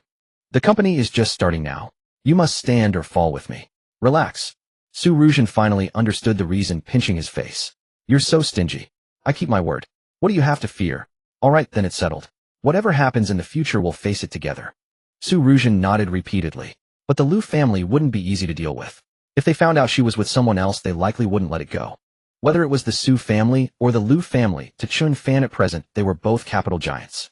When Su Ruzhen had said at Chen Fan's home that her family's assets were worth tens of billions, she hadn't been exaggerating at all. It seemed he would have to reorganize his plans again. He He would need to absolutely crush these giants through sheer strength. School would start in a few days. Chen Fan urged Su Ruzhen to hurry up and get the company running formally. He asked about Yilang Gao and the others how their training was going. Tang Jing, the girl, should be keepable for the company. Su Ruzhen nodded. Don't worry. I'll handle it properly. At noon, Chen Fan met with Wang Hao and the others. Their training had ended, and they were about to officially take over the property management of Yunfan Mansion. To ease their burden, Chen Fan had instructed Su Ruzhen to only assign them the responsibility of maintaining the public areas and facilities of the building. As for security, it was handled by Lana Company. Security was under Chun Meng's supervision, though he also served as Su Ruzhen's bodyguard. Consequently, managing the property became a lucrative position. All enterprises moving in would have to pay them property management fees, which were not cheap in Jiangzhou, let alone for such a commercial building. Thus all Yilang Gao and his team had to do was recruit some cleaners and maintenance workers. As long as they managed the department well, each of them could easily earn hundreds of thousands a year. Simply put, Chen Fan was handing them money. At the same time, it was to cultivate their abilities. During the meal, Tang Jing remained mostly silent. Wang Hao asked, Chen Fan, how did you get to know CEO Su? You have so much influence to have such a great opportunity handed to us for practice. Qin Nan was also particularly interested in this matter. They had already planned it out themselves and knew how much profit they could make in a year. This was far better than those who went to enterprises for employment. Moreover, they had a promising future. As long as they expanded the company, they could contract property management elsewhere. Soon the entire Jiangzhou would be their domain. Of course, this was just the fantasy of a few young people. When discussing the division of labor, everyone unanimously elected Yilang Gao as the manager. Wang Hao became the deputy manager, and the two girls were in charge of other tasks. Chen Fan asked Tang Jing, what about you? Tang Jing shook her head and said, I've been thinking these past few days and I feel I'm not suited for this. I'd rather be an employee. Chen Fan understood that Tang Jing didn't want to work alongside these two couples. They were a group, while she was the only single one. She feared that over time there would be estrangement, so she proposed it now. School was about to start, but they had to put that aside for the moment. Especially since they were juniors, it was common to arrive 10 or 15 days late. Tomorrow they would officially start work, so after the meal, everyone parted ways. Chen Fan sensed that Tang Jing had something on her mind and comforted her a bit. Don't feel pressured, just do it with full effort. If you're constrained by a mere 200,000, your vision would be too narrow. Tang Jing returned to school. Life always grows through gradual tempering. After this experience, Tang Jing was clearly different from before. When he first met her, she was a bit aloof and didn't bother much with others. Now she had learned to bow before life. The next day, Su Ruzhen arranged for Tang Jing to work as a staff member in the company. Since she was still a student and couldn't work regular hours like a full-time employee, Su Ruzhen could only assign her some less critical tasks. Alternatively, tasks that could be done remotely, allowing her to squeeze in time at school. As for Yilang Gao and the others, after taking over the property management, they felt good on the first day. Especially Yilang Gao, who wore a suit and a manager's badge on his chest, feeling quite impressive. Chen Fan had helped them settle in, so he naturally didn't pay much attention. The road ahead was theirs to walk. Around 10 o'clock, Su Ruzhen called. I have good news. Tell me. How about we celebrate tonight? Su Ruzhen teased. Sure, if you like. Hearing Su Ruzhen's soft voice, Chen Fan was reminded of her in bed. No, if this continued, he would truly be drained by her. Su Ruzhen's silky laughter came through the phone. Really huge good news. Today someone from Zhao's real estate came to talk to me, wanting to cooperate with us. The person who came was a young lady, very beautiful. At the mention of Zhao's real estate, Chen Fan immediately thought of Zhao Linlin. Are they going to cooperate with you on a hotel? Very smart. Su Ruzhen praised. She seems young, but she has quite a bit of experience in hotel management. I read her analysis report, and having the hotel managed by their professional team seems good to me. Just make the decision. It's not a big deal. Chen Fan didn't care about such trivial matters. Investments within a few small targets were entirely up to Su Ruzhen. You trust me that much? Su Ruzhen asked deliberately. Chen Fan was speechless. Looks like you're asking for a spanking again. Would I bother with such a small matter? Su Ruzhen rolled her eyes, seeing that his hands were not behaving. I'm talking business. Stop thinking about those things. Since you think it's feasible, I'll sign it. All right, consider it our first investment. Chen Fan transferred 1 billion from the stock market. This 1 billion was then injected into a company under his own name. Then the company under his name injected the funds into Lantu Investment Company, thus giving his company absolute control over Lantu Investment. In addition, Chen Fan transferred the remaining over 300 million in his account to his personal account. This money was for daily expenses. Although he had transferred over 1.3 billion from the stock market, the two big volatile stocks, Xinjiang Energy and Bagua Mining, had earned him over 1 billion back. There were still tens of billions in the stock market. However, he had been too busy lately to even allocate time to other stocks. Upon seeing the funds arrive, Su Ruzhen signed a cooperation agreement with Zhao Linlin the next day. Lantu Investment contributed 120 million, and Zhao Group contributed 150 million to jointly build a new 5-star hotel. While Su Ruzhen was fully engaged in work, Chen Fan's school term began. He had lived in the apartment the entire summer. He would rarely go to the dormitory from now on. Actually, there wasn't much to do in the first few days of school besides welcoming new students. Meanwhile, Zhao Bing was quite busy. She and the dance team had started rehearsing a week early to perform at the opening ceremony. Yilang Gao and the others were at work, so naturally, they didn't come to report. Only Chen Fan was strolling toward school. As he left the apartment, an Alfred pulled up followed by several cars. "Hey young man, do you know if there are any good apartments for rent around here?" Chen Fan glanced at the speaker, a middle-aged man in his 40s. He was dressed modestly. In the Alfred with the door pulled open sat a girl of about 18 or 19. Judging by her attire and the watch on her wrist, her family seemed quite wealthy. Chen Fan said he wasn't sure either, suggesting he asked the security guard. The man thanked him and turned to the girl in the car. "Miss, what do you think of this location? It's quite close to the school. If it's okay, I'll make arrangements now." The girl in the car leaned out to look around, and Chen Fan then noticed she was exceptionally beautiful. Could she be another new junior? Chen Fan was about to leave when she called out, "Wait a moment. Do you also live in this building?" "Oh." The person got out of the car. Though dressed as a student, her facial features were extremely delicate. Her figure was also very good. Her beauty was in no way inferior to the school beauty goddess Zhao Linlin. However, in the eyes of a guy like Chen Fan who had already tasted the flesh, he thought she was still a bit too slender. She was about 1.68 meters tall, which was quite impressive among girls. And her attire was all from high-end luxury brands. Seeing her inquire about the building, Chen Fan nodded yes. "Oh, so how is the environment here?" "It's okay, at least it's the safest neighborhood around. The property management is also quite thorough." "Got it, thank you." She smiled charmingly, and Chen Fan replied politely, "You're welcome." With that, he turned and left. The girl looked up at the apartment building. "After looking at so many places, this one will do." "All right, miss." The middle-aged man immediately gave orders, "Find the best floor and buy 2 or 3 units. Look, how impressive, right? They didn't even plan to rent, they just bought directly." A man who looked like a bodyguard ran over from the car behind, inquired with the doorman, and returned to report, "Sorry, butler." The doorman said the properties here are in high demand, there are none for sale. The butler sneered, "That's because they didn't offer enough money. Go talk directly to the owners." Chen Fan arrived at school where a large group of guys were gesticulating and discussing animatedly. "Do you know? A very impressive person is coming among the freshmen. It said she's stunningly beautiful, comparable to Zhao Linlin." "That's right, I heard. She's also a top student who has participated in many international competitions. By the way, I also heard her family is extremely wealthy. Her family seems to own several listed companies." Cough, cough. At that moment, Liang Dongkai arrived, glancing at everyone with disdain. "What's the use of saying this? Can you reach her? I saw it myself, she came with bodyguards. For people like you, even a single extra glance is a luxury." The crowd was rendered speechless by Liang Dongkai's retort. Indeed, no matter how beautiful such a girl was to them, she represented an insurmountable gap. She was an existence that ordinary people could never come into contact with. As for those daydreamers, wake up. The class was arranging matters for welcoming the new students. Guo Jianliang followed behind Liang Dongkai like a lapdog. Chen Fan left the classroom, not expecting to find rumors about the new freshman girl everywhere outside. "Hey, have you heard? Among the freshmen, there is a very beautiful girl.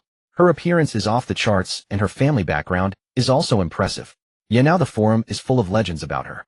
Exactly, this person is really amazing. She's already famous even before arriving. Wow, I really want to get a good look at such a junior. I wonder if she has a boyfriend." Hearing these people whispering, Chen Fan found it so boring. Isn't she just a pretty girl? Is it really that big a deal? He was really speechless at these virgins who had never tasted flesh. Well, maybe they still didn't realize that a man could only be worthy of everything if he became strong himself. Otherwise, you would forever live in envy of others. This was Chen Fan's second time at the dance studio. Through the window glass, he saw from a distance a group of girls with figures so good they made one's nose bleed rehearsing. Some girls were really overdeveloped with certain parts as big as cows. But Chen Fan didn't like such exaggerated figures. He preferred ones like Zhao Bing and Su Ruzhen. Zhao Bing was indeed the leader of the dance team, the best among them in both dance moves and appearance. Chen Fan just admired from afar, waiting until they finished rehearsal. "Why are you here?"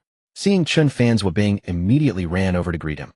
Chen Fan saw her wearing a tight practice outfit and smiled especially lecherously. Zhao Bing guessed what he meant and glared at him fiercely. "Don't look." Chen Fan said, "When are you free? How about a date?" Zhao Bing checked the time. "Later, there's still another session. After rehearsal, I need to go back to the dorm to shower." Chen Fan nodded. "No problem, I'll wait for you." Zhao Bing smiled charmingly. But this guy suddenly said, "I'm leaving now, wife." Zwabing trembled all over, turned around, gritted her teeth, and pinched him hard. "Don't call me that." After all, still a student, hearing that address made Zwabing's whole body tingle. Goosebumps all over. Chen Fan fled in pain. "This jerk." Zwabing stomped her foot, still feeling a bit embarrassed. Bored, Chen Fan went to the sports field behind the girls' dormitory, where a woman in a JK uniform was live streaming. "Brothers, see. This is the sports field behind our school. I didn't lie to you, I really am still a student. Thank you, brother, for the little stars. Throw in some scattered votes, everyone crowdfunding. Press the health bar, let the votes flow." Chen Fan shook his head at the sight. People nowadays not focusing on their proper jobs. Can't they just work properly?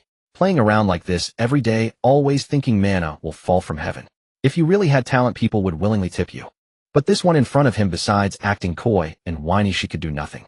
And she constantly asked the audience to vote and PK with others. Did she think they were fools? 555. Lost again, brothers really can't do it. Chen Fan walked over to a nearby chair and sat down, planning to wait for Zwabing to finish rehearsal so they could go eat together. Just as he took out his phone, the live-streaming woman turned her head and cursed, "What are you looking at? Stupid loser. Never seen a beauty before."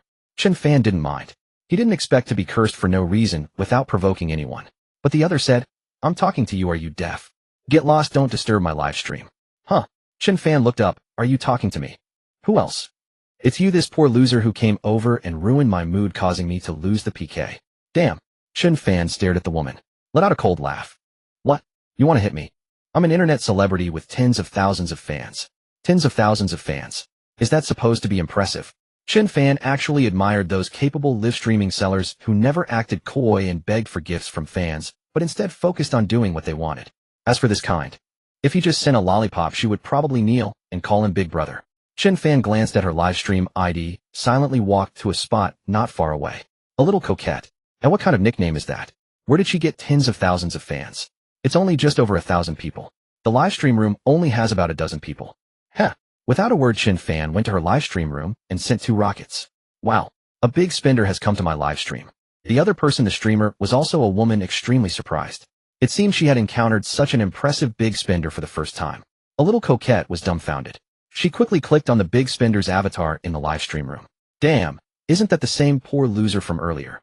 A little coquette suddenly had tears in her eyes. "Big brother." Seeing Chen Fan still not far away, she rushed over. "Brother, help me get a gift. Give me a huazi, and I'll do whatever you say." "Brother." Chen Fan looked at her strangely. "Do I know you well?"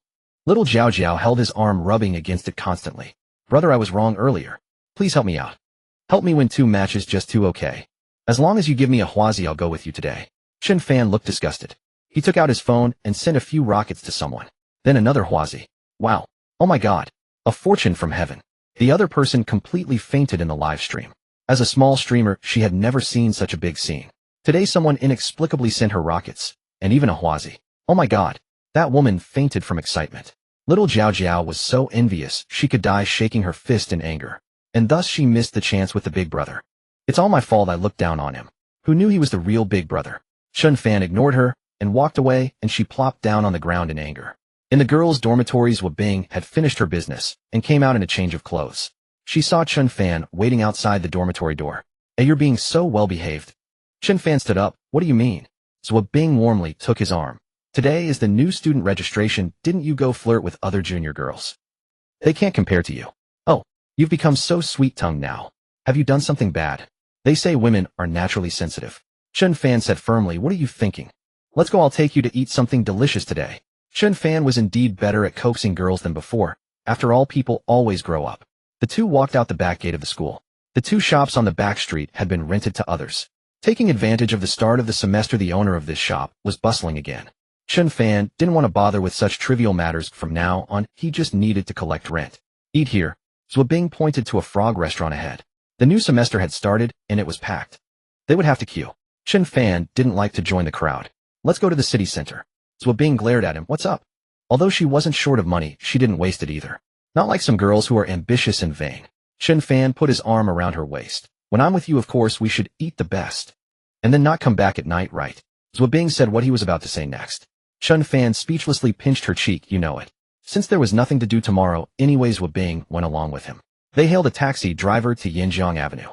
Some say that when you have a girlfriend, you must take her to eat seafood. The taxi driver could only glance enviously at Chen Fan. This kid was lucky. Such a good cabbage was taken by him again. The place Chen Fan brought Zwabing was actually Jiangzhou's most top-tier restaurant, the Royal Imperial Feast. The cost here was over 1,000 per person, with no upper limit. Zwabing pulled him back. Are you crazy? Why come to a place like this? Chen Fan said nonchalantly, come on, we're already here. Do you have that much money? So extravagant. Hey, I think you've been getting cocky lately. Chen Fan smiled. It's okay, we don't come often. How much can the two of us eat? Zwabing glanced at him. Are you hiding something from me? Tell me Chen Fan don't do anything illegal. What's illegal about eating seafood? Let's go. After pulling her into the restaurant, the staff arranged a window-side couple's booth for them. The environment was elegant, high-end, and classy. The floor was so shiny it looked like a dog had licked it. Let's order. Chen Fan asked the waiter to give the menu to Zwabing. Zwabing looked at the prices. Too expensive. She didn't want to waste Chen Fan's money. But since they were already here, she gritted her teeth and ordered a few less expensive seafood dishes. That's all. Let me see. Chen Fan saw it. How could this be? He was at least a billionaire, so he ordered all the signature dishes here. Though the food in such a place was expensive, it was exquisite and not large in portion. Chen Fan closed the menu, and a bottle of red wine. The waiter responded happily. Okay, which brand of red wine would you like? Just a small Lafite. A small Lafite cost tens of thousands. Zwabing thought to herself, it's over, this year's allowance will be spent by him in one go. The meal tonight would probably cost at least 100,000. But Chen Fan was very happy. This was his first time bringing Zwabing to such a high-end place. Moreover, she was his official girlfriend, and Chen Fan didn't want to treat her poorly. Seeing Zwabing staring at him with a suspicious look, Chen Fan smiled. What's up? Am I that handsome? Zwabing said, confess honestly, what have you been up to? Have you been dealing in antiques again? No. Chen Fan smiled, and seeing no one around whispered, I made a lot of money from stock trading. When he said stock trading, Zwabing wasn't surprised. Many college students were trading stocks, but most of them lost so much that even their parents wouldn't recognize them. So she asked tentatively, how much did you make? Chen Fan said casually, not much, about 100 million. Uffed. Zwabing had just picked up her glass to drink some water, and she immediately sprayed it out. Chen Fan speechlessly grabbed a napkin to wipe the water off his face. Why do you have so much water? Zwabing gave him a fierce glare. Don't you like it? Chen Fan didn't expect Zwabing to say such a thing. All right. He did like it indeed. Hearing that he had made so much money from stocks, Zwabing felt reassured. Even the necklace worth over 6 million that he had given her last time now felt well-deserved. The stock market is risky, take it easy. But she still advised him with concern. Chen Fan nodded. Don't worry, I know my limits. Having a boyfriend worth over 100 million wasn't anything special to Zwabing, as she was already used to this life, in the circle of wealthy people. After all, her own parents were also worth over 100 million. The two drank red wine and ate seafood. It was quite romantic. Chen Fan had already booked a room. It was in the main building next to this restaurant. Several luxury cars pulled up at the restaurant entrance, and everything could be seen through the floor-to-ceiling windows. A middle-aged man got out of the car, and then carefully helped out a young girl of about 18 or 19. Seeing his respectful attitude, Chen Fan wondered, who is this woman? So grand. And from another car behind, the president of Jiangzhou University, the dean of academic affairs, and several other leaders stepped out. The president adjusted his collar and made a gesture to the middle-aged man, please. The middle-aged man then respectfully invited the young girl to go first. Chen Fan's eyes, besides being able to see through objects, could also discern details from over 100 meters away. A bracelet on the girl's wrist turned out to be a relic from the Tang dynasty. Over 1,300 years old. Such a precious bracelet was undoubtedly priceless. Chen Fan also learned from online forums that this girl was Lu Wushuang, the eldest daughter of the Lu family. A presence that surpassed the Zhao family of Jiangzhou in both strength and family background. The Zhao family's assets were merely 20 to 30 billion, while the Lu family's power was far beyond that. This was evident from the entourage that accompanied Lu Wushuang to school, a butler, bodyguards, and even school officials. Lu Wushuang's appearance made Chen Fan somewhat wary, as this family had a significant connection with Su Ruzhen. What he needed to do was rapidly develop and fundamentally overpower these families, thereby giving Su Ruzhen a sense of security. What are you looking at? As Chen Fan was pondering, Zwabing noticed his expression. However, Lu Wushuang and her group had already entered the restaurant, so Zwabing saw nothing. Let's go shopping after we finish eating. Chen Fan took a sip of red wine. Zwabing seemed uninterested. No. Then let's go back to the hotel and sleep. This time Zwabing did not refuse. Instead, she asked curiously, hey, you made so much money from stock trading. How did you do it? Chen Fan set down his glass and looked at her with a smile. Why are you interested in this too? How about I teach you another day? No way. Can't you just support me in the future? Zwabing shrugged, merely asking out of curiosity. Chen Fan replied, supporting you is a must since you're my wife. Zwabing frowned. Can you be any cheesier? Calling her wife at this moment felt a bit odd, especially since she was still a student.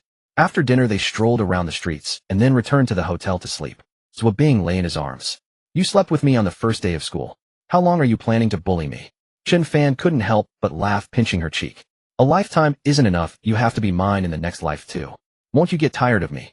Zwabing had a unique personality, very cheerful and not the least bit coy. Chen Fan shook his head. Why would I get tired of you? I love you too much. Zwabing turned over, pinning him beneath her. If my mom finds out, she'll kill you. The next morning, Chen Fan received a call from Su Ruzhen early. After more than a month of effort, Blueprint Investment Company was fully prepared, just waiting for Chen Fan's word. Seeing Zwabing still sleeping in, Chen Fan didn't disturb her and immediately rushed to Yunfan building. Unexpectedly, he ran into Han Kaiying in the elevator. Good morning, Annie. Han Kaiying stared at him in surprise. What are you doing here? Chen Fan smiled. I came to check on some classmates who are applying for jobs here. Oh, Han Kaiying wondered inwardly, could this building really be his? She thought about the rent she was paying, half of what others paid, and her heart skipped a beat. Chen Fan stood behind her. The elevator was filled with a strong fragrance of perfume.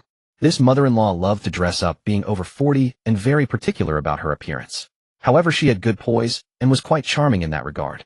He had no idea what Han Kaiying was thinking at that moment. She was indeed a mix of emotions.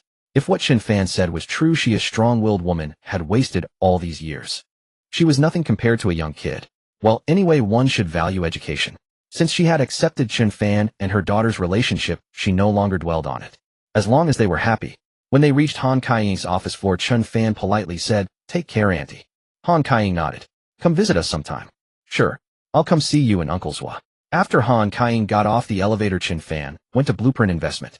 To avoid exposing Chen Fan's identity as the hidden boss, Su Ruzhen had given everyone the day off, with official work starting tomorrow. The office was tidy and orderly. Each area was clearly demarcated. Following Chen Fan's instructions, Su Ruzhen ensured the company had a youthful vibe, a pleasant atmosphere, and a modern, flexible decoration style. This made people work happily. Su Ruzhen gave him a tour, and Chen Fan said approvingly, "It's great. Congratulations on your grand opening, President Su." Su Ruzhen smiled charmingly. "I'm still working for you, aren't I?" Chen Fan replied, "Don't forget you're the legal representative of the company." Su Ruzhen laughed heartily and linked her arm with his since no one was watching. Then they came to the most important area, the trading room. This area was separated from the regular office space and required access card clearance. Those unrelated to the work were forbidden from entering. Inside the trading room, there was a huge screen at the front. Below the screen was a podium where the commander would sit. Rows of computers lined up neatly, dozens of them. There was a temporary rest area with a place for snacks. Chen Fan praised, "You really do things thoroughly." Finally, they reached Su Ruzhen's large office, which included a luxurious restroom, a 2-meter wide bed, and a double bathroom. All prepared for you. Want to try it out? Su Ruzhen said suggestively. Chen Fan felt a sudden stir, pulled her clothes, and whispered in her ear, "You're so naughty." Su Ruzhen shot him a coquettish glance radiating charm. But Chen Fan didn't take the bait. Instead, he said seriously, "Our company should have a separate elevator. Arrange that." He didn't want to bump into others every time he came. With more people in Yunfan building in the future, this was necessary to avoid suspicion. Su Ruzhen nodded. "Okay. Currently 7 companies have moved into this building. Many are inquiring, but some find the rent too high." Chen Fan said, "We only recruit strong companies. Earn money from the wealthy. Those who find it expensive, don't let them in." After the inspection, they left the office. Su Ruzhen said, "I still haven't found the receptionist I want." Chen Fan had high standards for receptionists. First, they must be beautiful and have good poise. After all, the receptionist represents the company's image. If you hire someone unattractive, not only will guests feel uncomfortable, but you'll also feel nauseous. So appearance is the top priority. Second is a sense of responsibility. People without responsibility cannot be hired, no matter how beautiful they are. Salary can be higher, but must meet the company's requirements. Speaking of receptionists, Chen Fan thought of someone. But one person wasn't enough, at least 2 were needed. Just then Zwabing called. Chen Fan told her he was out on business. "Then I'll go back to school." Zwabing checked out of the hotel and took a taxi to school.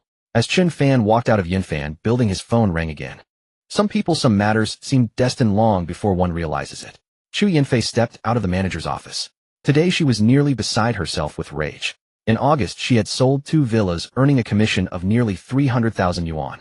But the company had changed the commission policy, paying out only 50%. The remainder would be paid at year-end as a bonus. This was simply unacceptable. Many had raised protests, but they were few and lacked the power to resist. All they got in reply was a single line, "Take it or leave it. There are plenty of others waiting outside for such a good job if you walk away." It was true that the sales staff at Jianshan Dijin Villa enjoyed better compensation than the industry average, and perhaps more importantly, the properties sold effortlessly. Finding salespeople was never a concern. The company's decision rested on the assumption that they would not dare to resist. Chu Yanfei had also been reprimanded. The manager had stated firmly, the fact that these properties sell is not due to your abilities, but because of the project's quality and the company's strength. Do not mistake minor achievements for your own prowess. Remember, it is the company that has made you, not the other way around. After the recalculations, Chu Yanfei would only receive a little over 100,000 yuan in commission and merely half of it. The manager also singled her out, saying, "You essentially picked up dead fish. Tell me, what contribution did you actually make?" She was well aware of the hidden realities of the real estate sales industry. She had seen many colleagues sacrifice far more than they should in order to close a sale. She considered herself fortunate. Yet she could not bear this injustice any longer. Fine, she would quit. But before leaving, she wanted to properly hand over her remaining work. There were also client matters that needed settling. For the two villas Chen Fan had purchased, Su Ruzhen's property certificate had already been processed. However, Chen Fan had no intention of registering the other unit under his own name, so the paperwork had been delayed. Chu Yanfei called Chen Fan, hoping he could come by if he had time. If he did not show up, handing the documents to someone else would only create additional complications. "Then I'll come over. Chen Meng, give me a ride." Without a second word, Chen Meng drove the Tuareg and brought Chen Fan to the Jianshan Dijin sales office. Chu Yanfei had been waiting there. Seeing Chen Fan step out of the car, she hurried forward. "Mr. Chen, I have prepared all your documents. There is also the key to Building 19. If you wish, the property registration can be completed at any time. Of course, it can also be registered under another person's name." Chen Fan said there was no rush. Buildings 19 and 16 had the same floor plan which Chen Fan had already seen. And since Su Ruzhen had no intention of moving in yet, both villas would remain empty. After handing everything over to Chen Fan, Chu Yanfei made a small request. "Mr. Chen, may I ride with you?" "Of course. Have you finished work for the day?" "I have resigned, so I came specifically to deliver the keys to you." "Oh." Upon hearing that Chu Yanfei had quit, Chen Fan looked at her again with renewed interest. Most people in real estate sales carried themselves well and possessed attractive features. They could easily rival flight attendants. Chen Fan asked, "Why are you quitting?" Chu Yanfei explained her grievances with visible anger. Chen Fan glanced back toward the Jianshan Dijin sales department, surprised that such a large enterprise would mistreat its own employees. "What is your educational background?" "College diploma." Chu Yanfei was unsure why Chen Fan was asking such things, but she answered honestly. "What are your plans going forward?" "I do not know. I suppose I will look for another job. If worst comes to worst, I might go into car sales." Chen Fan said, "I know a place where you could give it a try. If you prove capable, the pay should not be poor." "Really?" Chu Yanfei's eyes widened. "What company?" Chen Fan said to Chen Meng, who was driving, "Take her. It is a newly opened company currently hiring for a front desk position. Of course, if you feel qualified, you may apply for other positions as well." "Yes, thank you very much, Mr. Chen." Chu Yanfei was delighted that she might find employment so quickly. She believed that a boss who could afford villas would hardly deceive her. Introducing someone to a job would be trivial for him. "Chen Meng, I will return to school. Take her to meet Ms. Su for an interview." Chu Yanfei guessed that Ms. Su must be the young woman Chen Fan had brought along the previous time. They arrived at the apartment building, and Chen Fan stepped out. Chen Meng took Chu Yanfei and left. Inside the apartment building, a group of people was moving furniture, heading directly toward Chen Fan's floor. When he reached the entrance of his rented apartment, he found both units opposite and one beside his door, all standing open. The middle-aged man he had encountered the day before was directing the moving crew. "Be careful with everything. Do not scratch or dent the furniture. Arrange everything carefully, even if it takes a little longer. I will pay you double for your trouble." "Thank you, boss."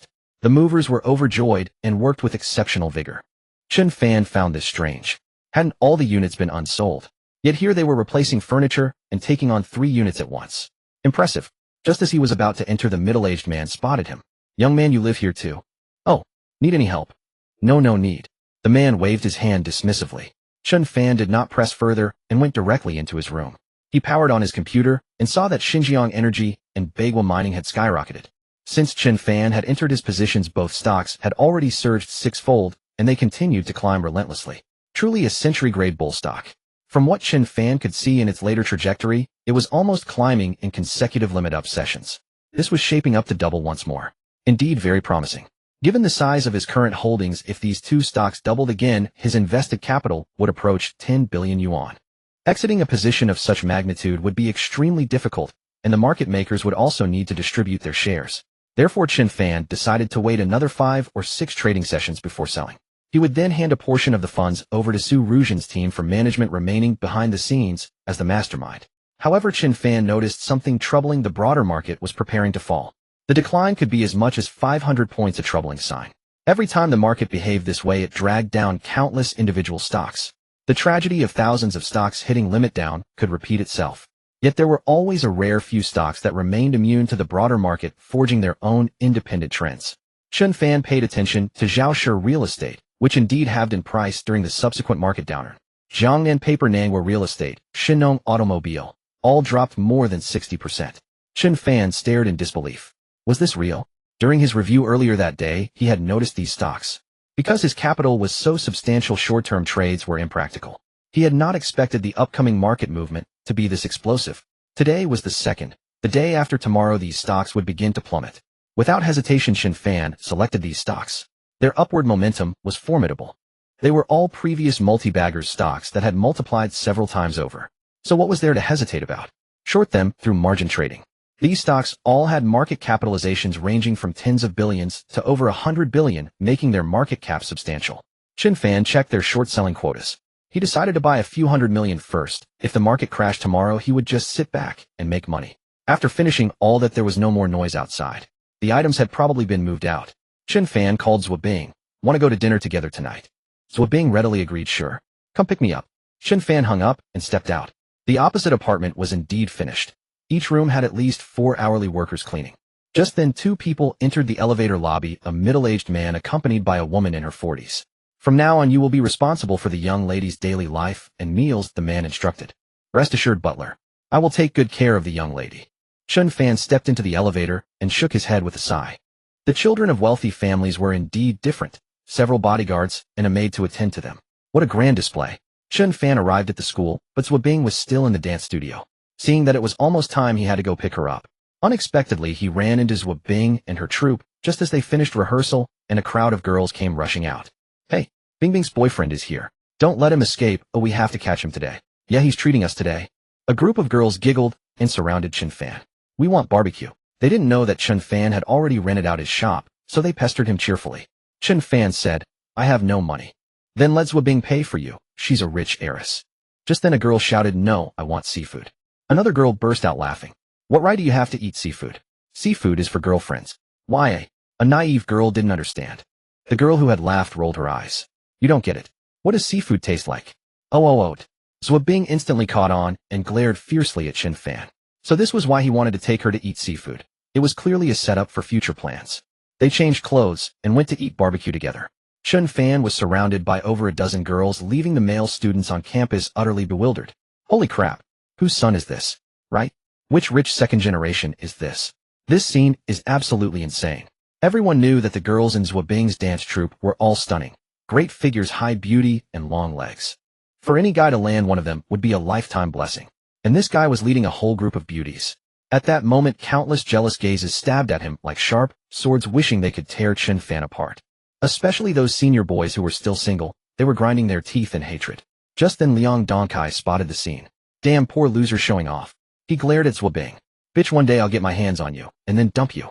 Chen Fan didn't see Liang Dongkai, and had no idea he was being cursed behind his back. Chen Fan led Zhuo Bing and the others to the back street. Order whatever you want, as Zhuo Bing is treating today. Zhuo Bing was also generous. Yes, order plenty, and bring some back for the dorm girls. Oh, rich heiress Zhuo Bing, you're not going to let us take leftovers, are you? A girl who was close to Zhuo Bing joked. It's fine as long as you're happy. Just then a girl nearby looked at them curiously. Isn't it your boyfriend who's treating? Why are you paying?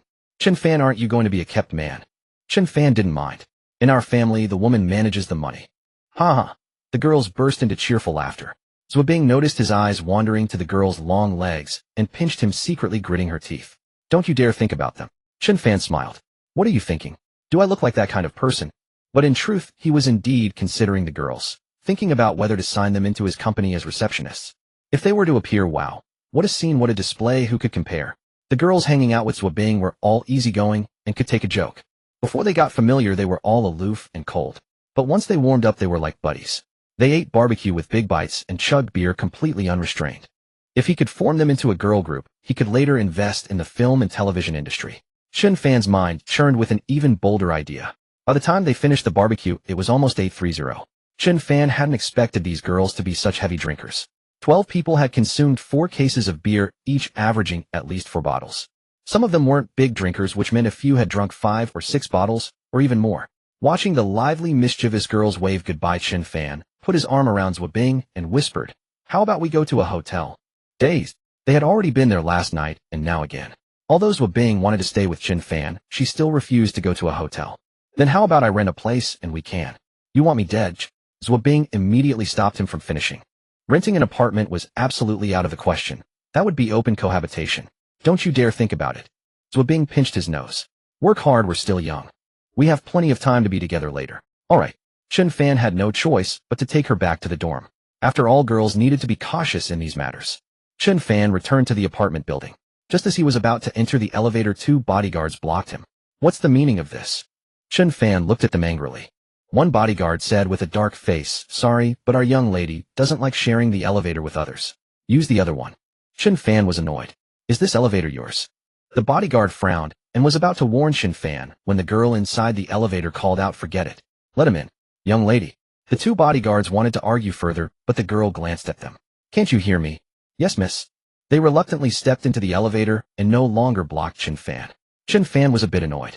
Looking at the 2 bodyguards, he thought, "Believe me, I'll have someone beat you up." He decided not to enter the elevator and instead waited outside for Su Ruzhen. Soon Chen Ming brought Su Ruzhen back. Chen Fan called him aside. "Chen Ming, how strong are you really? Can you take those bodyguards?" Chen Ming looked at him quizzically. "What do you want to do?" Chen Fan said, "I want you to help me beat up 2 guys." "Let's try." Chen Ming wasn't sure either since the other party were also bodyguards. He couldn't boast. "But he had a condition: if I win, you buy me a drink. If I lose, you send me to the hospital."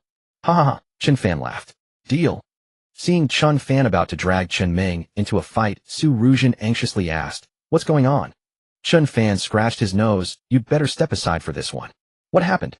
"Miss Liu of the Liu family, Liu Wushuang, has come to study at Jiangzhou University. She's staying upstairs with her bodyguards." "Huh." Su Ruzhen felt a headache coming on. "Then I won't go up. You 2 go ahead." With that, she hurriedly left. She figured she'd have to stay at a hotel tonight. Chen Fan and Chen Ming took the elevator straight to the 26th floor. Liu Wushuang had already returned to her room. The housekeeper had purchased 3 apartments here at once, and Liu Wushuang occupied one alone. 2 of the bodyguards shared one unit, while the other was given to the housekeeper for cooking purposes. As the 2 men ascended, they happened to encounter Liu Wushuang's 2 bodyguards stationed at the door. "Are those the 2? Chen Ming immediately pointed at them as soon as he came up. Chen Fan nodded. Chen Ming walked straight over. "Aren't you 2 quite something? Come on, fight me." The 2 bodyguards glanced at him with considerable disdain. They had received professional training and had been dispatched by the Liu family to protect Liu Wushuang. Clearly not ordinary men. Fighting him, that would demean their status. But Chen Ming rolled up his sleeves, looking every bit a rough country bumpkin. He pointed at one of the bodyguards. "You think having money makes you superior? Are these elevators yours? Then install your own private elevator if you're so capable." The man's brows furrowed as he reached out to grab Chen Ming. Chen Ming sneered, dropped his stance, and drove his elbow into the man's abdomen. "Huh, this guy's actually skilled." The man instinctively bent forward to dodge Chen Ming's attack. But Chen Ming followed through with a spinning kick. Whoosh! The force of it hit like a whip, his long legs striking the man hard at the waist. The man was sent flying, crashing hard against the wall. Ugh! Watching him curl up on the floor, clutching his injured side, Chen Fan gave him a thumbs up. One strike, and it worked. Impressive. Chen Fan hadn't realized Chen Ming was this formidable, taking down a professional bodyguard in just 2 moves. The other bodyguard was stunned, then let out a roar. Ignoring his fallen comrade, he charged at Chen Ming. Chen Ming didn't back down, unleashing a flurry of 18 punches in rapid succession, each strike thunderous and powerful. The man was driven back step by step, completely unable to mount any counterattack. "Nice!" Chen Fan cheered excitedly, thoroughly enjoying the spectacle. Enraged and humiliated, the man roared and lunged forward with a ferocious strike aimed straight at Chen Ming's chest. Chen Ming blocked with both hands, then suddenly pivoted and drove his elbow into the man's cheek. Blood spray shot from the man's mouth, taking several teeth with it. He staggered backward, uncontrollably forced back more than 10 paces by the devastating blow. He pressed his swollen cheek, eyes blazing with fury. Again, Chen Ming beckoned him with a finger. Enraged, the man charged forward with a guttural roar. Chen Ming settled into his stance, legs spread like a bow. As the man closed in, Chen Ming unleashed another spinning kick. Thud! The bodyguard fell to the ground just like his partner. "Awesome! Brilliant!" Chen Fan clapped and cheered. He walked over and slapped Chen Ming on the shoulder. "That was incredible. Why didn't you tell me you had those skills earlier? I'll have President Su double your salary. Thank you, President Chen. Chen Ming only realized afterward, wait, what exactly is your relationship with President Su? Chen Fan smiled. We share a bed. Damn it. So that's what he meant. They clearly had an intimate relationship, which explained why Su Ruzhen treated him so well. Lu Wushuang emerged from her room at the commotion, finding her 2 bodyguards bruised and battered, unable to even stand upright while clutching their waists. What's going on? This was undoubtedly the most disgraceful sight she'd ever seen from her bodyguards. In their line of work, they normally maintained such an imposing presence. No ordinary person would dare provoke them. They struggled to their feet, heads bowed. Miss, one bodyguard accused, preemptively pointing at Chen Fan. We stopped him in the elevator, and he brought someone to retaliate against us. Lu Wushuang was utterly speechless. Are you two incompetent? How can you claim to protect me when you can't even protect yourselves? Her expression darkened. From now on, you're both fired. What? Please, miss. Go explain it to the housekeeper yourselves. Without a second word, Lu Wushuang turned and went back inside.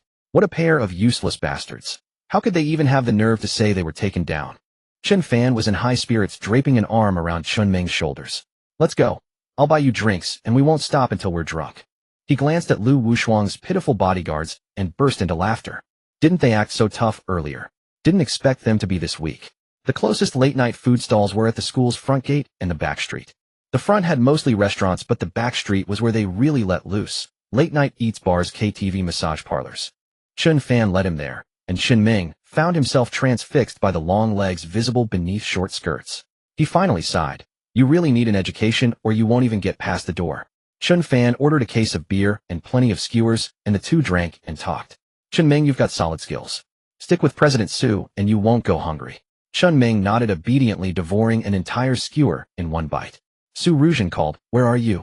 At the barbecue stall. Want to join us? Never mind, I'm dieting tonight.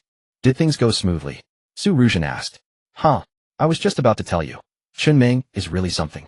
He took down both of Lu Wushuang's bodyguards. Raise his salary to 30,000 tomorrow. Alright, come over after we finish eating. Why, oi? Su Ruzhen sounded exasperated. What do you think? You finished eating, but didn't save any for me. She sent Chen Fan a location pin, Jiangzhou International Hotel. Upon seeing the message, Chen Fan ordered more lamb kidneys. It was nearly 1 o'clock. Chen Fan paid the bill and looked at Chen Ming's grease-smeared mouth. Let's go. They took a taxi separately, one to the Yunfan Building Company dormitory, the other to the Jiangzhou International Hotel. In room 1314, Su Ruzhen had showered and lay on the bed with a languid air. Ding dong, the doorbell rang. She hurried to open it. Chen Fan slipped in with a grin, staring at Su Ruzhen in her bathrobe, looking every bit the lecher. Su Ruzhen gave him an exasperated look and said coyly, go take a shower. He caught the strong smell of barbecue on himself and rushed into the bathroom. He washed up quickly. When he emerged, Su Ruzhen handed him a bathrobe and smirked playfully. Sorry, I already ate my fill tonight. Fuck. Naturally, when he was with Su Ruzhen, it was mainly about work. As for that kind of thing, moderation was key. Chen Fan didn't go overboard. 3 or 4 times a day was enough. After finishing their work, Su Ruzhen told him that Xu Yanfei would come to work tomorrow. She also brought along a colleague who was also in sales with her. She possessed striking looks, meeting Chen Fan's requirements for a receptionist. Chen Fan said, I won't interfere with company matters, you have full authority. Oh, I have something very important to tell you. I plan to short sell the stocks of 3 companies, Jiangnan Paper, Nangwa Real Estate, and Shenlong Motors. Off.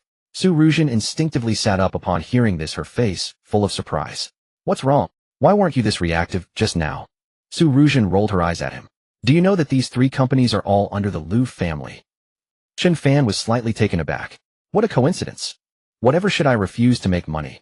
Su Ruzhen said, that's not what I meant. I thought you were deliberately starting a war with the Lu family. Not really, it's just a coincidence. Chen Fan genuinely hadn't expected such a coincidence, but tomorrow would be a major turning point. Since last year the soaring market index was about to reverse. It would be a bloodbath. I'll transfer another 2 billion to the company account early tomorrow morning. You give the orders to complete the deployment before 10 o'clock. Put all the funds we have into it. I'll send you the specific plan by a message. When it came to work, Su Ruzhen was never ambiguous. Of course, she had no idea what would happen tomorrow. The next morning, Chen Fan transferred the money to the account of Lantu Investment Company. 2 billion. He still held a large number of shares in Xizjiang Energy and Bagua Mining, waiting to liquidate them next week. After all, he couldn't miss the crazy rising trend of these 2 anomaly stocks against the market. Despite being exhausted from last night's ordeal with Chen Fan, Su Ruzhen still made it to the company on time. At this moment, all departments of the company had been established: HR, finance, logistics. The core department was of course the trading team, totaling 16 people. Each person was responsible for at least a dozen capital accounts. Moreover, they were all traders, no analysts. The company account of Lantu was usually not activated, which was also Chen Fan's arrangement, because he didn't want to expose himself too early to these capital forces. At 9:30 the market opened and soared upward. At this moment no one would have imagined that a major reversal would occur today. Su Ruzhen directed everyone to short sell borrowed shares.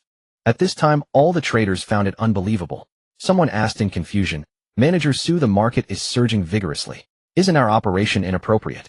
Su Ruzhen said, "Your task is to follow orders, and don't ask about anything else.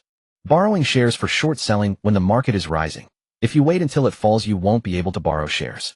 Moreover, they only shorted the 3 stocks under the Liu family, leaving the others untouched for now. At this moment in the Liu family of Jiangnan, the young and ambitious Liu Yuxuan was thrilled to see the stocks under his family's banner surging.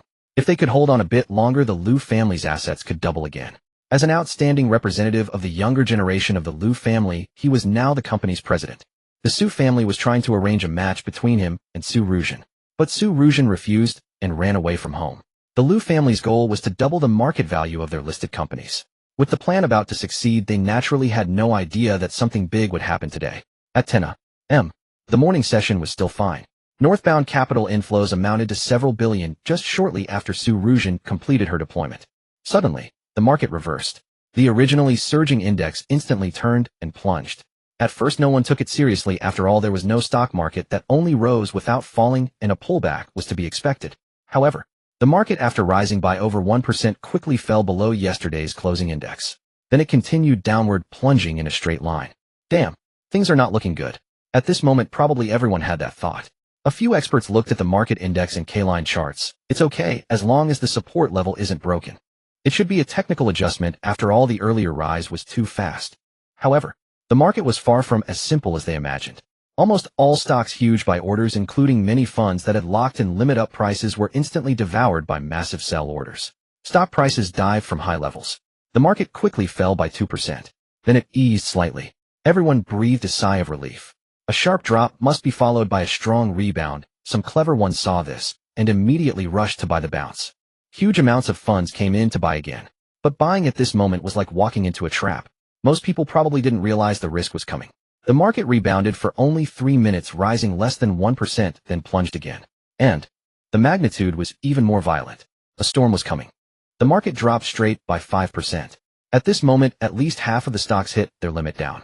The 3 stocks under the Liu family had already fallen by over 8%. The stock market turned red, and Liu Chongfeng's face turned green as well. As the third-generation leader of the Liu family, he managed assets worth hundreds of billions under the Liu family. Seeing that all their efforts were about to be wasted, Liu Chongfeng's face darkened frighteningly. Liu Yuxuan advocated for market intervention to withstand the pressure at all costs. But Liu Chongfeng stopped him. After all, he was a seasoned veteran who had weathered decades of storms in the business world. He sensed the crisis. Based on his experience, this was not the time to hold on stubbornly, but to escape while they could, or else they would be doomed. Sure enough, within half an hour all 3 stocks of the Liu family hit limit down. In the entire stock market, only a few stocks were still holding on. Of course, there were also quality stocks that rose against the wind. For example, Xinjiang Energy and Bagua Mining were firmly locked at their limit, up as steady as a rock. And they would continue to rise. In the trading room of Lantu Investment, there was an uproar. Everyone was astonished. They stared at the screen dumbfounded. They had to admire Manager Su for her incredible foresight. It was as if the stock market was under her control, rising when she said so, falling when she said so. Seeing the looks of admiration from everyone, Su Ruzhen felt secretly ashamed. She could only admire Chen Fan. This guy was simply a godlike man. Goat. In the afternoon, the market continued to fall. The bears gave the bulls no chance, finally closing at -7.73. Su Ruzhen called Chen Fan. "The market is closed. We've won a great victory. What's the next move?" Chen Fan said, "Wait." This market decline had a magnitude of over 500 points with only minor rebounds in between. The 3 stocks under the Liu family had fallen by over 60. He only needed to reap the benefits without lifting a finger. As for the rest, nothing needed to be done. Su Ruzhen received the instruction and told everyone to take a break. Snacks, coffee, and fruit platters were already prepared. Everyone could eat and enjoy as they pleased. Truly profitable work didn't require such exhaustion. Chen Fan had been watching the stocks in his apartment all day. He turned off the computer and stretched. With the fall of the three stocks under the Liu family home, he had made another several hundred million today. Others only made money when stocks rose. He made money even when they fell. The funds in his account now stood at 396 billion, not including the over 3 billion he had transferred to Lantu investment earlier. Next week, he needed to quickly sell off Xizjiang Energy and Bagua Mining and gather funds to make another big move. Just as he was about to go out and relax, Tang Jing sent a message, "Chen Fan, are you free?" Upon seeing this message, Chen Fan didn't hesitate at all. Go ahead. Seeing that Chen Fan was not busy, Tang Jing quickly called him. "Hey Chen Fan, can you come out? I need to talk to you about something." "What is it? Just tell me." Tang Jing hesitated. "Just come out first, okay?" Perhaps feeling it was awkward, she explained, "I want to treat you to a meal." It's always good to have someone treat you to a meal, but Chen Fan sensed something off in Tang Jing's tone. She had something on her mind. Chen Fan shook his head. This Tang Jing. It seemed he needed to have a good talk with her. She had become a different person after what happened to her family. "All right, then come to the apartment complex across from the school. I'll wait for you downstairs." Chen Fan waited specifically for over 10 minutes before Tang Jing finally arrived. "Aren't you the one treating me to a meal? Making me wait this long? Not very sincere, is it?" Wait, something about Tang Jing today seemed different. Although she wasn't wearing makeup, it was obvious she had taken special care to tidy up. Her hair was neatly tied back, her face was delicate, and her features appeared particularly refined. Moreover, she was wearing jeans that accentuated her long legs. When she saw Chen Fan, she looked a bit embarrassed. "Am I late?" Chen Fan really didn't know how to answer that question. He quietly observed Tang Jing. The girl looked exceptionally gentle. "It's okay, I've only been waiting for about 10 minutes. Tang Jing glanced at him awkwardly. "Sorry, I didn't mean to." Haha. Seeing her so cautious, Chen Fan couldn't bear to tease her anymore. "Isn't it a bit early for a meal, eh? Then, how about we go to a coffee shop and sit for a while?" Tang Jing asked for his opinion. Chen Fan readily agreed, sure. To be honest, he didn't like the way Tang Jing was now. Ever since her family's misfortune, she had become cautious and particularly reserved around him. After the two arrived at a nearby coffee shop, Chen Fan ordered 2 cups of coffee and some pastries. Tang Jing stressed, "Today I'm treating." She picked up her phone. "Let me first pay you back 10,000 yuan. She transferred the money to Chen Fan. Chen Fan said, "Why are you so anxious?" "I'm not pressing you." Tang Jing blushed. "Even if you're not pressing, I can't go back on my word, can I? You've already helped me so much. I feel uncomfortable owing money. It's like a stone weighing on my heart." He hadn't expected Tang Jing to be so trustworthy. For some people, once they borrowed money, they would never return it. He also understood Tang Jing's mental pressure. He comforted her, "Take it slow. I'm not short of money for now." Tang Jing hummed in acknowledgement and forced a faint smile. "Thank you." Her eyes sparkled with simplicity, honesty, and sincerity. A thought suddenly surged in Chen Fan's mind. Actually, you shouldn't let this small amount of money lock up your heart. You need to open it. It's only a temporary difficulty. If you become constrained because of this debt, it will hinder your future development. Perhaps you'll become overly cautious and unable to act freely, and thus limit your vision. Hearing this, Tang Jing was taken aback. Chen Fan's words struck a chord in her heart. She had indeed been the proud little princess in her parents' eyes. She excelled academically and was beautiful, having been surrounded by care and protection since childhood. But after all, she lived in an ordinary family environment. Once such a major incident as her father's car accident occurred, the whole family collapsed. Money is a chasm that many people can never cross in their lifetime. That's the reality. Although money isn't everything, without it nothing is possible. She had once been a person with dreams, but now all she thought about was making money. The debt of over 200,000 yuan was a considerable burden for an ordinary person. It might take her several years to repay. Therefore, Tang Jing wanted to seize every opportunity to work hard and earn money to pay off the debt. Sometimes she thought to herself that she was just lucky to have met Chen Fan. If it had been someone else, she probably wouldn't have been so fortunate. She had analyzed Chen Fan over and over in her mind. Many people said his family was very poor. He had been working part-time to support his studies and even received poverty subsidies from the school. But who would have thought that he could rise in just 2 short years? He had transformed from a student receiving poverty subsidies into a person with strength and ability to help others. Chen Fan's story moved Tang Jing deeply. Perhaps if her family hadn't encountered this trouble, she would never have noticed this guy. Now thinking back, she still felt that Chen Nan had good judgment. Chen Fan also sensed her thoughts. He put down his cup and said, "Come on, I'll take you somewhere." Seeing Chen Fan stand up, she quickly said, "I'll pay the bill." Chen Fan smiled. "Let me handle it." "How can that be? I said it's my treat." Tang Jing rushed to pay, but Chen Fan stopped her. "If you do that, you'll make a guy lose face." Tang Jing's face flushed red, and indeed, she was too embarrassed to insist. "Where are we going?" "To a place that can open the door to another world for you." Although she understood every word he said, she couldn't grasp the meaning. Tang Jing imagined many possibilities. What exactly were they going to do? He was already in a relationship. Tang Jing's mind began to wander. They hailed a taxi. Driver to Qihua Market. Tang Jing had no idea what Qihua Market was.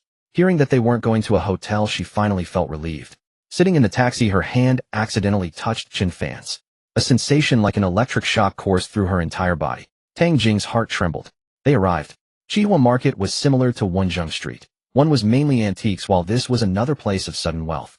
They traded rough stones of various sizes, commonly known as gambling on stones. One cut can make you poor, one cut can make you rich. Some people became overnight millionaires here, while others lost everything. But this was fundamentally different from winning a lottery. If you spend money on lottery tickets hoping to win big, here it's different. As long as you have enough courage and insight, the chance of striking it rich is high. After all, this was a legitimate trading market, and many stones were clearly priced. Tang Jing couldn't understand why Chen Fan had brought her here. This was indeed a field she had never touched, another world she had never entered. What are we doing here? Tang Jing looked at Chen Fan curiously. Chen Fan smiled. Haven't you been brooding over that 200,000 debt? Today I'll help you untie that knot in your heart. Come on, let's go take a look over there. The two went to the rough stone auction area where stones of various sizes were displayed, all with clear prices. As long as you paid, you could go over there to have the stones cut. Whether it's a gain or a loss, one cut reveals all.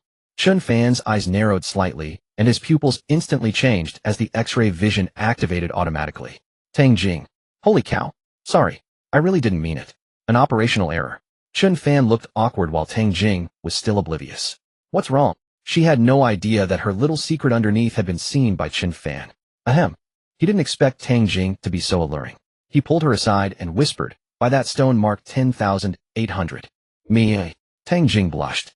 How could she afford it? She had just returned the 10,000 she had painstakingly saved to Chen Fan, leaving only a few hundred for living expenses. Chen Fan said, "Can you be a bit more flexible? I'll refund you this 10,000, you don't need to pay me back yet. I'll give you another 800. How can this be? Tang Jing's heart was unsettled. You want me to gamble on stones? Trust me, just go. But, Tang Jing bit her lip, still worried. I have no experience in this. Chen Fan smiled, try it first. If you win, you can pay me back. If you lose, you don't have to repay. Besides, how will you know the outcome without trying? I'm not telling you to gamble, just teaching you a lesson. Don't dwell on your debt. You need to let go. Money is a mere worldly possession. Spend it, and gain something else in return. Tang Jing thought for a moment. All right then. Following Chen Fan's instructions, she decided to buy the stone marked 10,800. A portly middle-aged man carrying a Gucci handbag chuckled. Young man, you're quite something. That worthless stone has been sitting here for over a year unsold. It's nothing but useless scrap. Tang Jing grew even more nervous and glanced back at Chen Fan. Chen Fan smiled. It doesn't matter, we're not trying to make money anyway. Just buying it for fun. A lean middle-aged man nearby sized them up. You two look unfamiliar. Tourists, I presume. Gambling on stones really requires an eye for quality. Young man, let me help you appraise it. If I pick a winner, you give me 10% commission, if not, I take nothing. Haha. Chen Fan almost laughed. This swindler really knew how to spin a tale. Who wouldn't take such a no-risk deal? Yet he spoke with such seriousness. And some people actually fell for it. Tourists and novices under his persuasion would even thank him if they made a win. But even a fool knew the logic was sheer nonsense. They all say this stone is no good. It's fine just for fun. Consider it an experience. You need to feel the joy of spending money. All right. Tang Jing paid, and the staff asked, would you like to have it cut? Of course. Why else would I buy it? To keep it as an ornament. The stone was small, only about 20 to 30 centimeters in diameter, oval-shaped. A worker carried it away. They both came over and watched as the worker secured it on the machine. Any preferences? Most tourists came here for fun, happy if they won, indifferent if they lost. They clearly took the two for tourists. Tang Jing knew nothing about it. Chen Fan said just cut it anywhere. He already knew exactly how much jade was inside, and it wasn't large. The worker used the most common method, a slice from the side to see if green appeared. But as he cut, oh wow. Many onlookers shook their heads. I told you, young man, your eye is no good. You should have listened to me. The lean man was gloating nearby. Tang Jing grew even more anxious. That was 10,000 she had saved up with such effort. I hadn't even seen anything, and you've already cut it away. Chen Fan ignored the lean man, handed a cigarette to the worker, and said, Master, please cut another slice here. He gestured on the stone. The worker nodded. Sure, but I'm pretty sure this stone has little hope. With years of experience in this environment, his slightly aged face broke into a smile. Chen Fan said, let's just try. The worker made the cut. Before the sliced surface was even revealed, Tang Jing covered her eyes with both hands.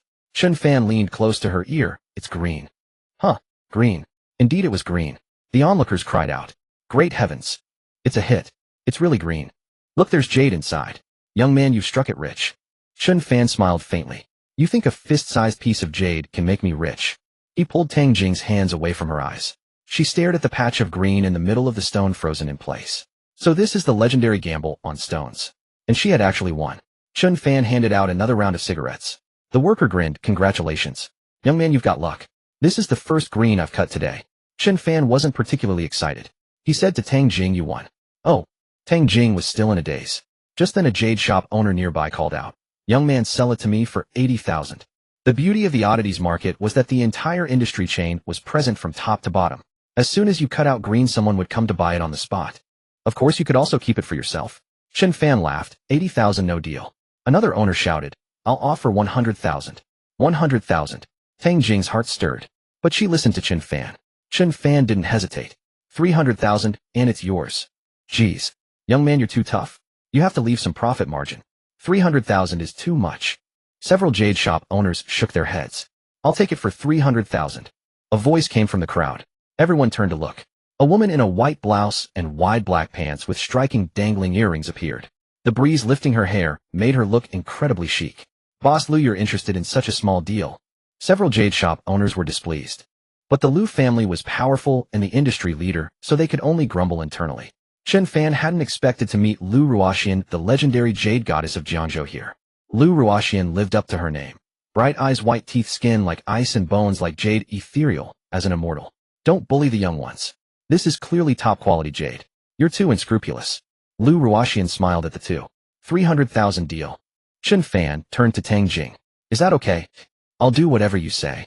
Tang Jing clutched his arm nervously. The astronomical price of 300,000 had already stunned her.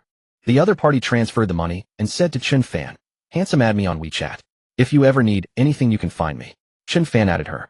Lu Ruoxian was astute, well aware that someone like Chen Fan could become a potential client at any moment. Meanwhile, Chen Fan had already formulated a notion the jade industry was a promising field.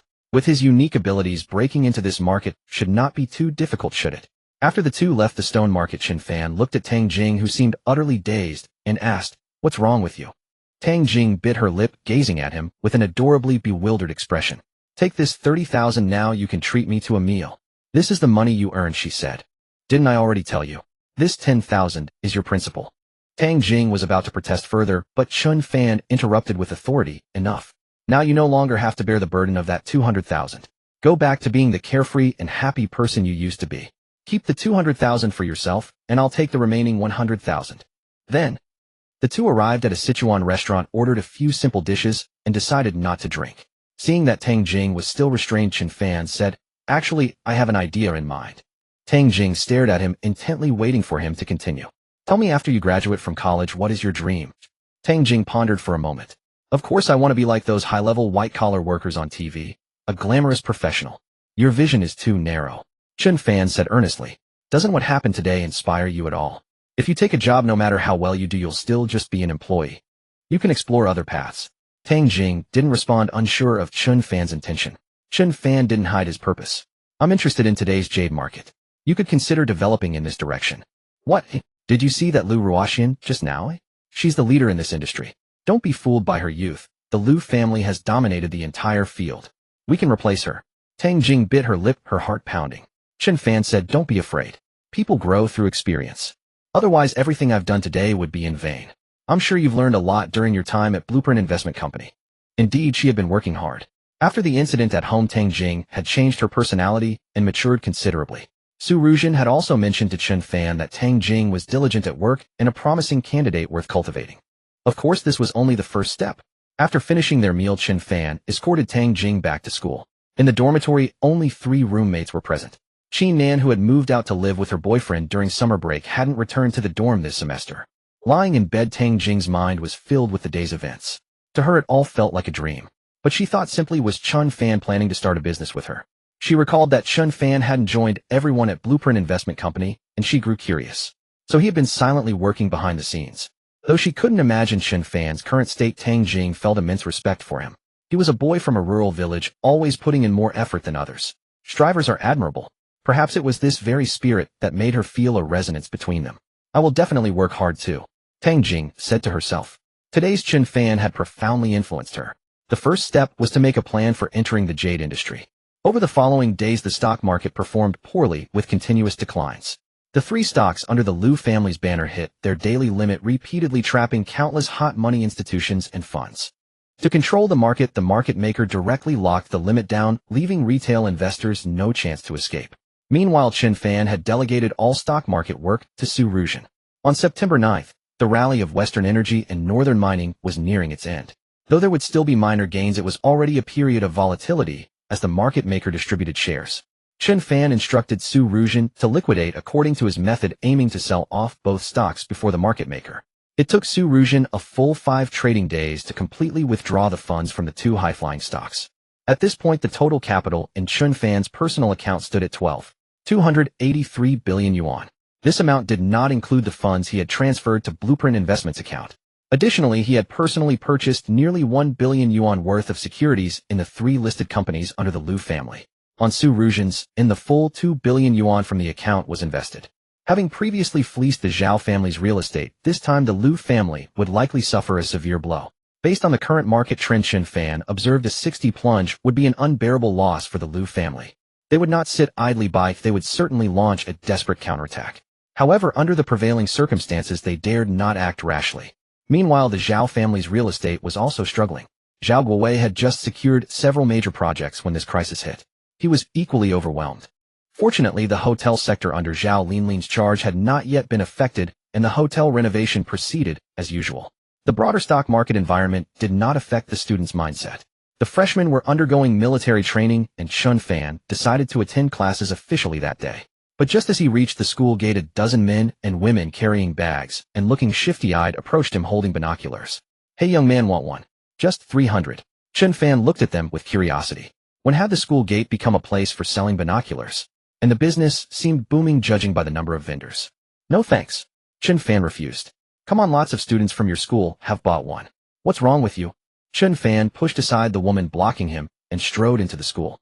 1, 2, 3, 4. 1, 2, 3, 4. On the playground, the instructor was guiding the freshmen, marching with vigorous and spirited steps, shouting slogans. Chen Fan entered the classroom. Holy crap. A large group of male students were crouched by the windows with binoculars. Don't push, don't push.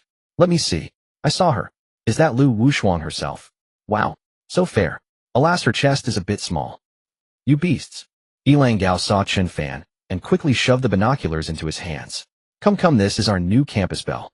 Chen Fan pushed him away in disgust. Did he need this? Besides, Liu Wushuang lived right next door. He saw her every day. You guys really? He still preferred Zhuobing. Zhuobing's body was so supple, capable of performing many difficult moves. And Su Ruzhen, that was a joy you couldn't even imagine. Hey, what are you doing? Everyone was watching with great interest when Liang Dongkai arrived. Today he looked particularly smug, wearing a designer suit with a tie, and his freshly styled hair gave him an added air of arrogance. Class is starting, get back to your seats. Do you really think someone like Liu Wushuang is within your reach? We're already juniors this year. If you don't start working hard now, are there really that many cases of college graduates unemployed? Everyone returned to their seats. Liang Dongkai shot Chen Fan an unpleasant glance. He had been harboring resentment over Zhuobing for 8 sleepless nights, still unable to make sense of it. What exactly did she see in him? Was he more handsome than Liang Dongkai? Wealthier? Then he turned to Yilang Gao and said, Yilang Gao, I heard you're doing pretty well lately. Got yourself a property management company manager position. Yilang Gao bristled at his tone. What do you mean? Do you think I just picked this up? This is all thanks to my own ability. When the classmates learned that Yilang Gao had managed to become a manager during his summer vacation job, they were all filled with envy. Yilang Gao, you should treat us then. Sure, no problem. Barbecue dinner is on me tonight. Yilang Gao waved his hand boastfully, putting on an air of wealth and confidence. Classmates, no matter how well you study, you still have to adapt to society in the end. Some things need to be done early. It'll be a trouble once you graduate and start looking for a job. But being a manager is troublesome too, exhausting. This young man named E has quite the confident posture. It made many girls' eyes sparkle with admiration. Wow. Yilang Gao is so handsome. Some boys were equally envious. He was already a property company manager before even graduating from college. Wang Hao beside him stayed silent, keeping a low profile. But Yilang Gao hadn't forgotten his buddy. Don't look down on our classmate Wang Hao. He's in the same position as me now. Deputy Manager Wang, say something. Share some experience with us. Wang Hao. None of your business. Guo Jianliang watched them, both his eyes almost bleeding from anger. One wrong step leads to many wrong steps. In merely a summer vacation, they had already left him far behind. Liang Dongkai had originally intended to step on him, but unexpectedly, he ended up showing off instead. With disdain, he said, "I really can't stand you poor kids showing off about a part-time job. I'm the one who should be unhappy. If I can't find a job in the future, I'll just go back and inherit a fortune worth hundreds of millions." A bunch of arrogant show-offs. So annoying, yet nothing could be done. They could only let him brag. Liang Dongkai suddenly changed the subject. "Chen Fan, you and your buddies are doing so well. I suppose you're doing fine too." Chen Fan ignored him. Thinking Chen Fan was too embarrassed to speak, Liang Dongkai laughed and said, "That makes sense. With your family situation and no connections, it's indeed difficult to rise above. How about this? Apologize to me and I'll mention it to my dad. Maybe you can work as a security guard at his company." Ha ha ha. Some classmates who looked down on Chen Fan joined in the laughter. Many people possess a strange sense of superiority and an intense competitive mentality, especially those from ordinary family backgrounds who thought to themselves, "At least I'm better off than Chen Fan." Of course, Chen Fan was no longer the same person from before. Seeing Liang Dongkai insult him repeatedly, Chen Fan retorted sharply, "Is that so? Then have your dad come talk to me directly." "Damn it!" Liang Dongkai roared angrily. "Who do you think you are? My dad makes millions each year. Would he even pay attention to a poor loser like you who depends on part-time jobs for living expenses?" "Chen Fan, don't be ungrateful. Today we're holding a new class monitor election. Once I become class monitor, you'll be the first one I deal with." The class monitor for this semester needed to be re-elected as the former monitor had already been recruited by a large enterprise beforehand. As vice monitor, Liang Dongkai stood an excellent chance of being promoted. That was why he was particularly smug. Becoming class monitor and then perhaps vice president of the student union. These were valuable credentials. "You think being class monitor gives you the power to ruin me?" Chen Fan sneered. This was forcing his hand. After Shen Mingyao left, the new homeroom teacher was a man in his 50s with a receding hairline. His head was already as smooth as a mirror, and he desperately tried to grow the remaining hair on the sides to cover the top. On the homeroom teacher's side, Liang Dongkai had already made the necessary arrangements. Though they claimed there would be an election, it was merely a formality. Ahem. The homeroom teacher arrived and stood at the podium, gazing at the students below. "Today we're holding a class meeting to elect new class officers. The proposed candidate for class monitor is last semester's vice monitor, Liang Dongkai. He has been very responsible, actively cooperating with subject teachers, and has done an excellent job in class management. Now let's vote. Those who support classmate Liang Dongkai, please raise your hands." Wait. Just as everyone was about to raise their hands, Chen Fan stood up. Everyone turned to look at him curiously. What was he going to do? The homeroom teacher also found it strange. Does this student have something to say? "Teacher Xie, according to the election process, shouldn't you first consult the opinions of other students? Perhaps there are other candidates." The homeroom teacher paused. He looked down at the students. "Are there any other nominations?"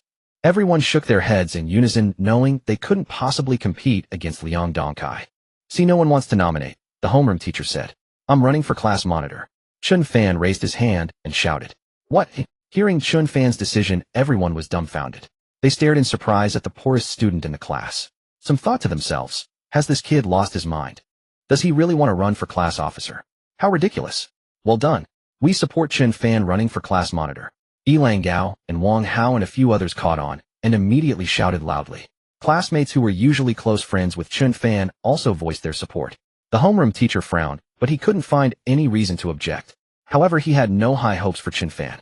After transferring to this class as homeroom teacher, he had investigated every student's background. Chen Fan had always been an unremarkable student. After 2 years, many instructors probably still couldn't recall his name. Running against Liang Dongkai for class monitor would only bring him humiliation. When Liang Dongkai heard Chen Fan wanted to compete against him, a smirk played on his lips. "Fine. Since he has the courage, I welcome him with open hands. This will make our election more convincing. Teacher Xia, let him participate in the PK." Liang Dongkai's smile was quite smug. Whether by popularity or ability, he could easily crush Chen Fan. "If that's the case, then I'll thoroughly humiliate him. Let him learn what it means to overestimate himself." When the homeroom teacher saw that Liang Dongkai also agreed to let Chen Fan participate in the election, he naturally didn't try to stop it. Then let them compete fairly. Since it was a fair competition, a one-on-one showdown was inevitable. Liang Dongkai was dressed unusually formally today, clearly prepared for the occasion. What was even more ostentatious, he casually placed his BMW key on the table as if by accident. Then his performance began. He stepped onto the podium. "Respected homeroom teacher Ms. Xie and dear classmates, hello, everyone. A new semester has arrived. As the vice monitor of our class last semester, I contributed a great deal to this class. I also devoted a lot of time assisting the homeroom teacher and subject teachers in managing class discipline and organizing class activities. I have organized the collection of class fees multiple times, making our class activities vibrant and successful, and we have received repeated commendations and awards from the school. Now that our former monitor has been recruited by a large foreign enterprise ahead of schedule, due to his outstanding performance, I hope you will vote for me today. I have the ability and the confidence to manage our class even better.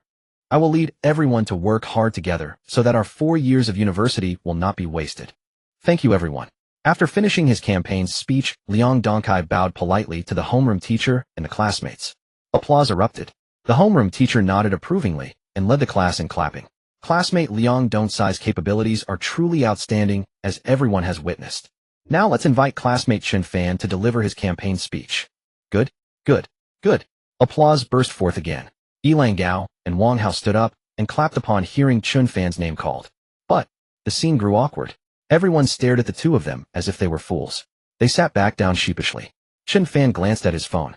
Earlier, when the homeroom teacher announced the class officer election, he had sent a message to Su Ruzhen. It should be about time now, shouldn't it? He stepped onto the podium. This was his first time standing on the platform speaking in front of all the teachers and classmates. But by now Chen Fan's psychological fortitude was exceptionally strong. Otherwise, an ordinary person would not have the courage to clean the cafeteria or do such menial work. Most people would find it embarrassing and humiliating, but Chen Fan thought otherwise. It is said that children from poor families mature early. He had experienced more than most and grown up faster. Standing on the podium, although his cheap clothes contrasted sharply with Liang Dongcai's branded suit, Chen Fan exuded a sense of maturity and steadiness that even gave the homeroom teacher a strange impression. The teacher knew that Chen Fan had always relied on the school's poverty grant and came from a very difficult family background. But when he decided to run for class officer, the teacher was not optimistic about his chances. Chen Fan looked at everyone. Respected homeroom teacher, dear classmates, I know you are all surprised that I am running for class officer today. Today I will only talk about one thing. Just now classmate Liang Dongcai mentioned that he would organize the collection of class fees multiple times to make activities vibrant and lively. In the last semester of over 5 months, he organized 6 activities, and we paid class fees 6 times, ranging from 200 to 300 each time. His family is indeed wealthy because he has a rich father. But is every classmate's family as affluent as his? I doubt it. 6 fees, nearly 2,000 yuan. I believe for many of you that is a considerable expense. Would he cover our class fees for us? The answer is definitely no. But if you elect me as monitor today, you can hold as many class activities as you want, and you won't have to pay a single cent in class fees. All expenses will be covered by me. What? What? The classroom buzzed with astonishment. Everyone stared at him in disbelief. Even Yilang Gao and Wang Hao doubted their own ears. Did they hear that correctly? Wait, was that really Chen Fan standing on the podium? Liang Dongcai sneered. Anyone can brag. Everyone knows you're a poor student in the class. If you're going to cover all the class fees, how many times did you pay last semester? Can you afford even a single cent? Chen Fan replied, You'll find out right now whether I'm bluffing. His phone rang. He answered, Yes, come in. Knock, knock, knock. Chen Meng appeared at the classroom door holding a bag. Chen Fan waved him over. Chen Meng handed him the bag and then turned to leave. Chen Fan placed the bag on the podium and unzipped it with a swift motion. The crisp scent of new banknotes filled the air. The bag was neatly stacked with 200,000 yuan in cash. Chen Fan said, This is money I earned during the summer break. I'm donating it as class fees now. If it's not enough, I'll add more later. If you support me as monitor, please vote for me. Thunderous applause erupted in the classroom, lasting for a long time. Yilang Gao and Wang Hao's eyes widened in awe. Chen Fan donated his summer earnings as class fees. Who else could do that? With this money, everyone could enjoy the best without spending a dime. When it came to personal benefits, who wouldn't be excited? Who wouldn't be thrilled? Who wouldn't be delighted? The boys and girls in the classroom all stood up and shouted, Chen Fan is awesome. Chen Fan is the best. We support Chen Fan as monitor. Chen Fan, you're the GOAT.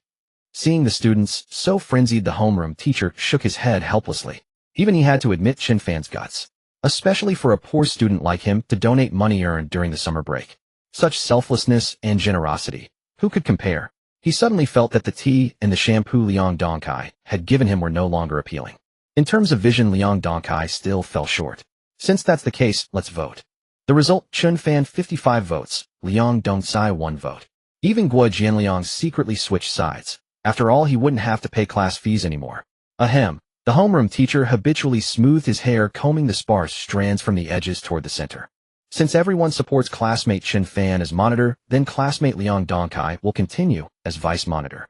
Liang Dongcai's face turned green. He shouted in disbelief, impossible. How could he earn 200,000 in one summer? He's a liar. Chen Fan ignored him completely and casually handed the bag to the class finance officer Peng Xiaoqian. Classmate Peng, please deposit this money into the class account. All future expenses will be reimbursed from here. Oh. The demure Peng Xiaoqian stood up, taking the bag with some disbelief. Chen Fan glanced disdainfully at Liang Dongkai. Damn, you forced me to show off. This is my first time doing it. The power of money was indeed formidable. When facing material interests, Liang Dongcai's previous courtesy meant absolutely nothing. Besides, this guy was never particularly decent, arrogant, conceited, and always putting on airs. More importantly, after Chen Fan became class monitor, no class fees needed to be paid. 200,000 yuan was undoubtedly a substantial sum for every student present. That worked out to over 3,500 yuan per person. Liang Dongkai had never been this generous. No matter how wealthy his family was, he only ever flaunted it. Who else would be as genuine as Chen Fan? Monitor Chen, Monitor Chen, Monitor Chen. The classroom erupted with a unified, deafening chorus. Even the homeroom teacher had never witnessed such a scene and was deeply shaken. Liang Dongcai's eyes bloodshot. He roared, I refuse to accept this. You bastard, you're clearly living off a woman. That money definitely came from Zhuo Bing.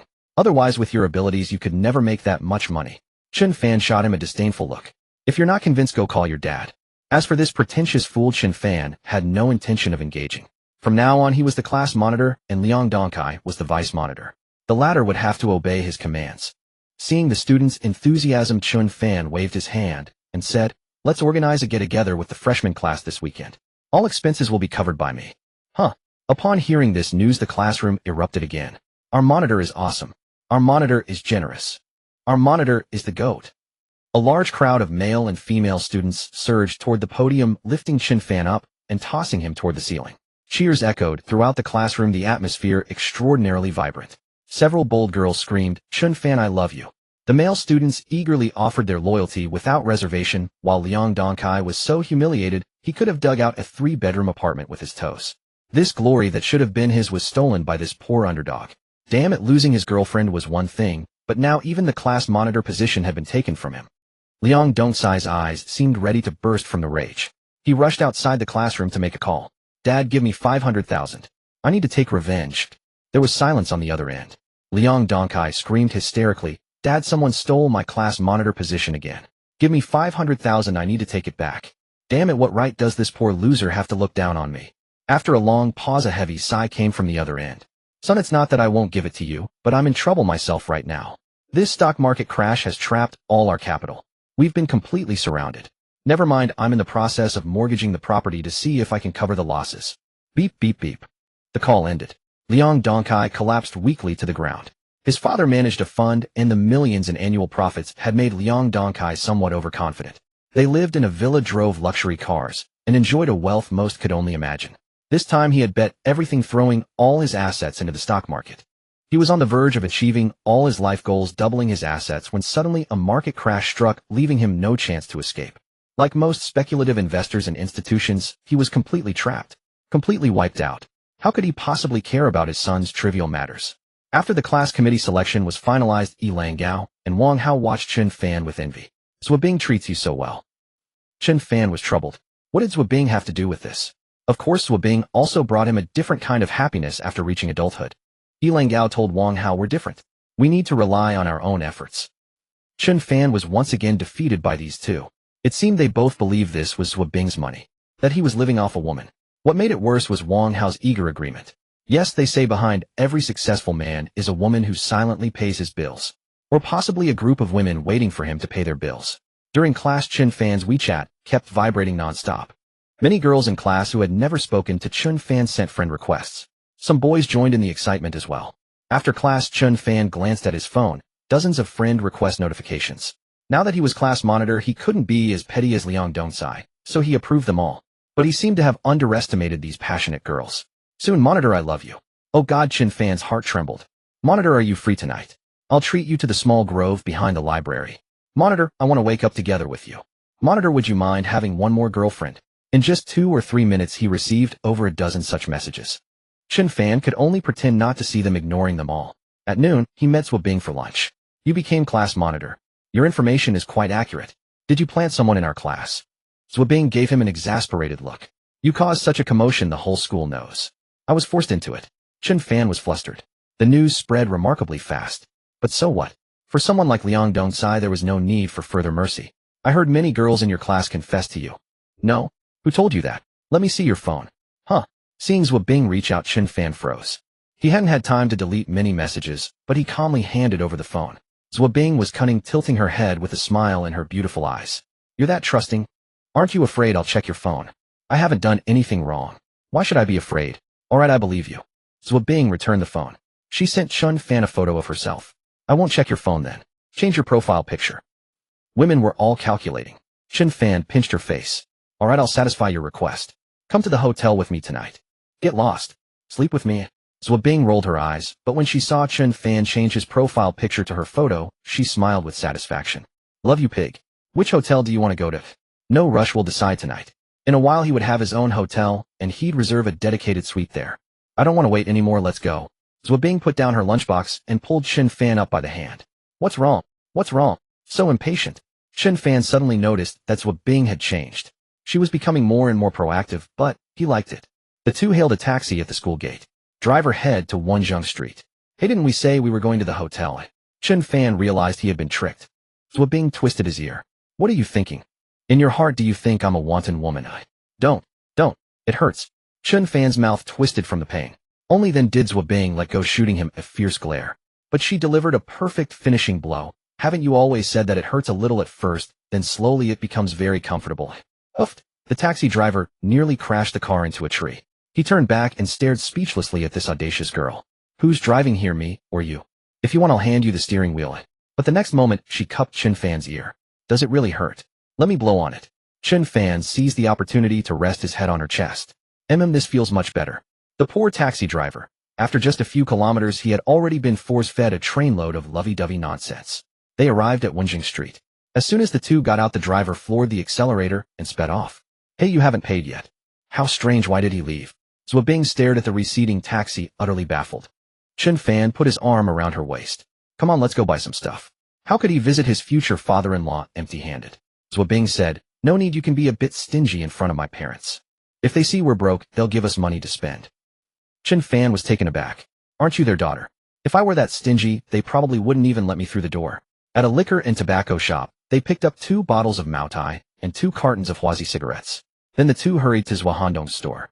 Zhuahandong was busy. 7 or 8 colleagues were sitting in the shop pondering over a stone. Seeing his daughter arrive with Chen Fan, he greeted them.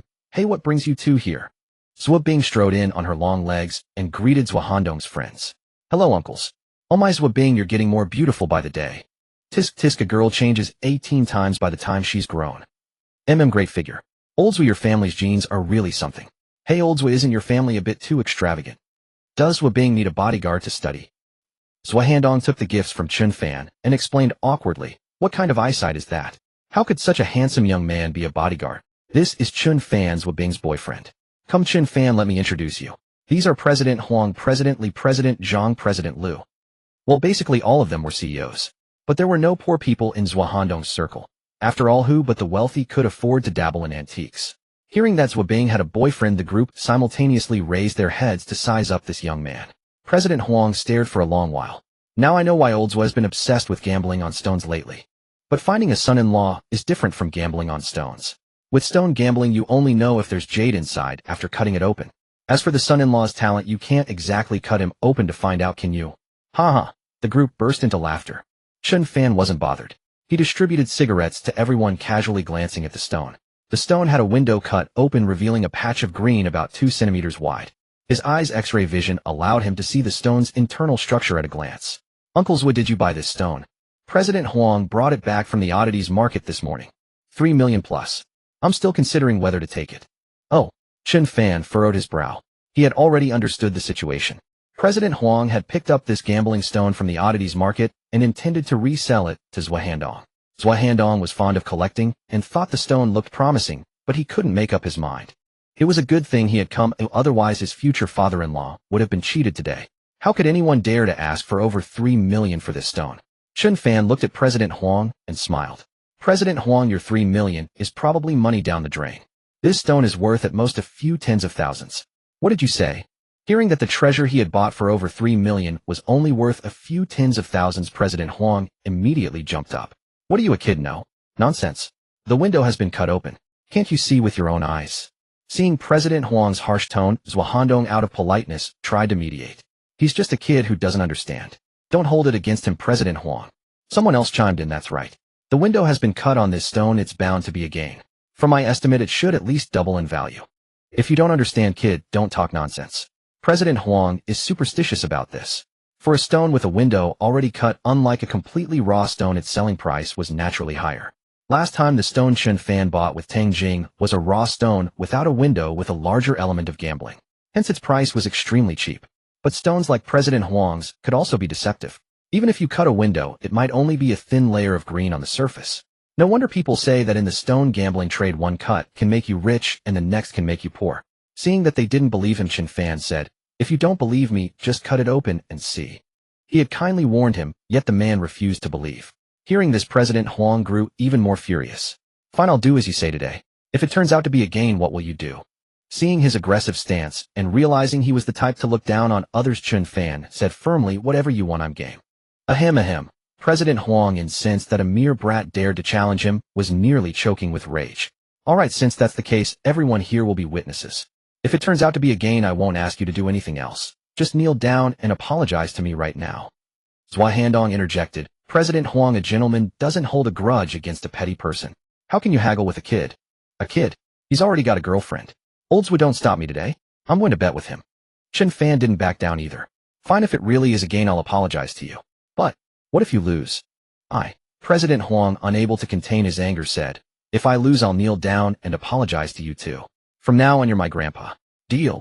Well, since both had pushed it this far, no one could stop them.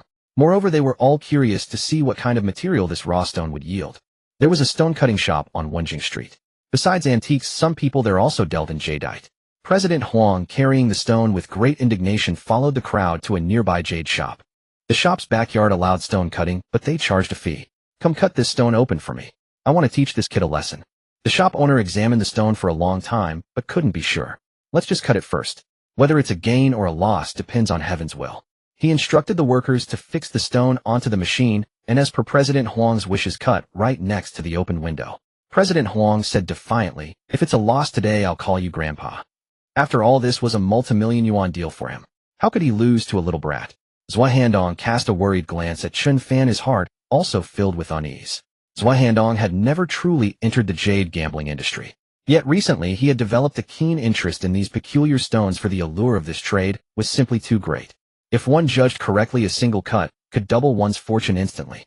Of course, there was also the possibility that this very cut would send you back to square one.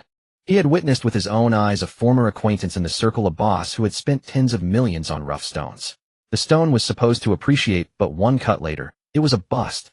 That boss refused to accept defeat and borrowed tens of millions more to continue.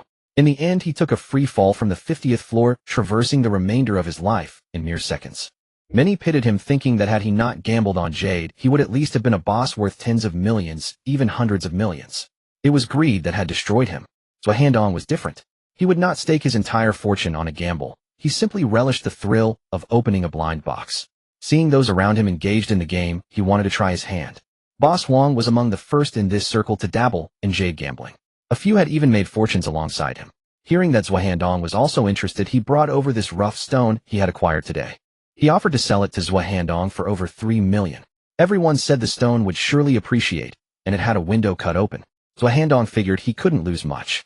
Now all hinged on this single cut.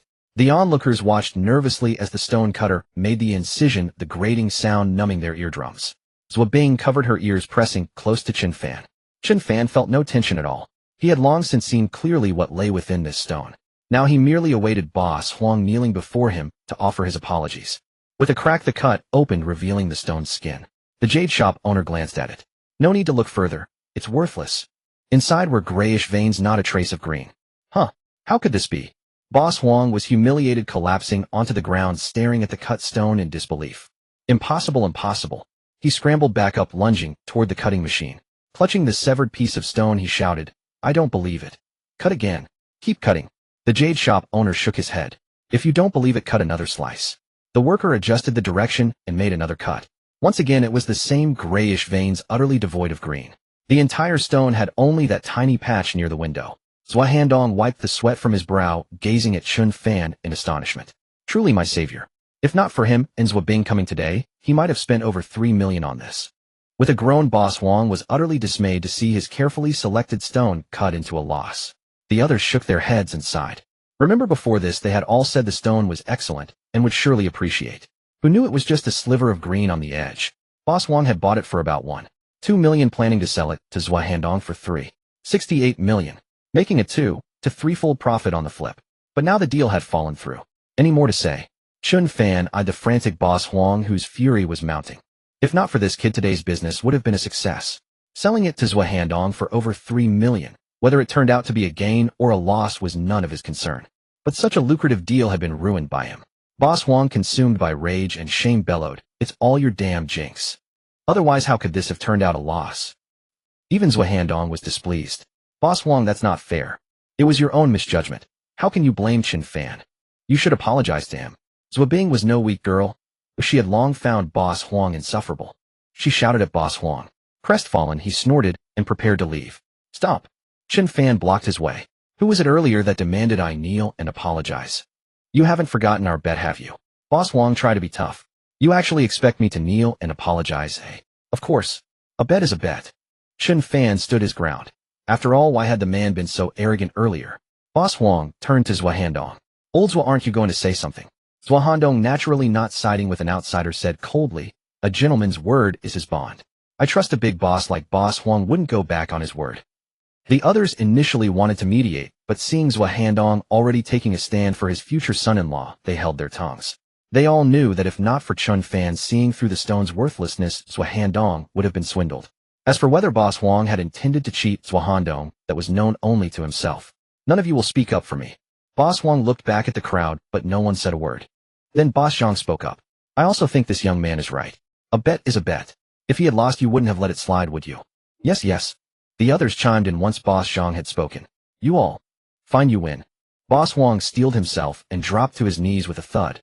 "I'm sorry, it was my fault." He admitted his mistake to Chen Fan. Chen Fan sneered. "A man who would even cheat his friends. What face do you have to stay here? Get lost." Boss Wong fumed. "I did not." Still denying it. "This stone's listed price at the oddities market was 1.238 million. And you wanted to sell it for over 3 million. Still saying you weren't cheating a friend." Zhua Handong gasped in shock. But even more astonishing was how Chen Fan knew the inside story. Of course, he didn't know that Chen Fan had been to the oddities market and seen this stone. Probably some experts had also noticed that the stone was a mere facade suitable only to trick outsiders, which was why it had never been sold. Boss Wong in his arrogance had bought it. If this rough stone were truly that valuable, could it have fooled the eyes of Lu Ruoxian and the others? After Chen Fan revealed the truth, Boss Wong slunk away in disgrace. The others shook their heads inwardly. Boss Wong really had no integrity. With such unpleasantness, the crowd dispersed. Zhua Handong called Chen Fan and Zhua Bing back to his shop, taking Chen Fan's hand. "Chen Fan, if it weren't for you today, I would have been cheated." Over 3 million, though not a huge sum to him, was still no small amount. Chen Fan said, "The jade gambling industry is too deep. If you're not well versed, I suggest you steer clear. From my experience, this rough stone was likely a trap set by some expert." "Huh? Is that possible?" Zhua Handong exclaimed in surprise. Chen Fan nodded. He could see the only trace of green in this stone, so he opened a window there. "That shows his skill is formidable. Ordinary people couldn't do it. So it's best to stay away from it in the future. Rest assured I'll never touch it again." After what had just happened, he was completely convinced by Chen Fan. That evening, Zhua Handong insisted on keeping Chen Fan for dinner. If not for him today, he would have suffered a major setback. After hearing about this, Han Kaiying looked at Chen Fan with even greater admiration. This kid was impressive. With such ability, how could he not build a fortune in the future? No wonder he didn't want to work at her company. In their business, one capital yields 10,000 times profit. Unlike herself, who had worked herself to exhaustion and only accumulated a few tens of millions, yet still took pride in it. The former Han Kaiying was fiercely competitive, always needing to prove her capability, but now her confidence was wavering. "I'll drive you back to school." After dinner, Han Kaiying grabbed her bag and called out to them, "I don't want to go back to school." Chen Fan gazed speechlessly at Zhua Bing. Tonight was supposed to be a hotel date, so where did that plan go?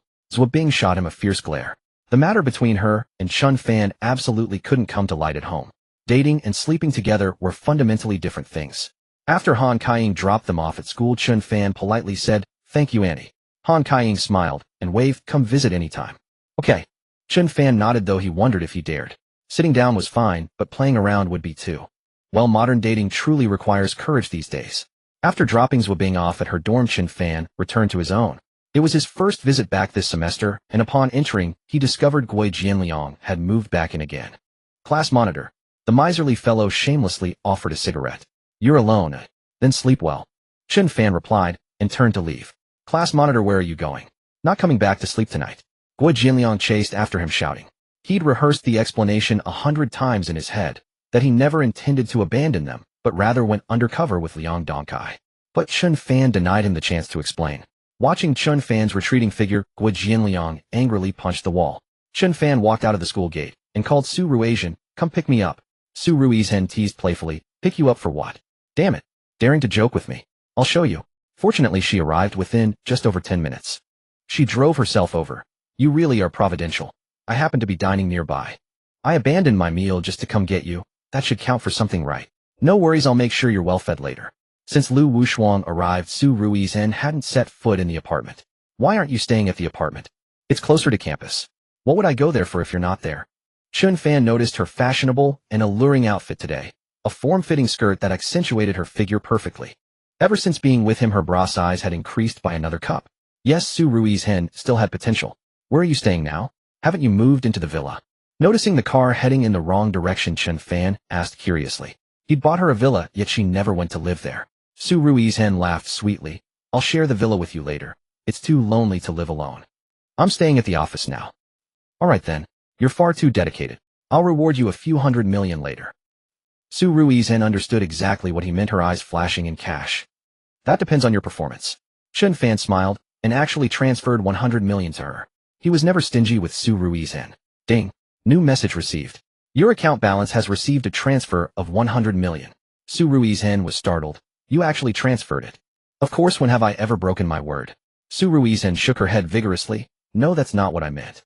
Please stop giving me huge amounts of money like this. It makes me feel like something else. Can't our relationship be pure?" Su Ruizen's character was truly commendable, and Chen Fan smiled happily. "Never mind, let's go."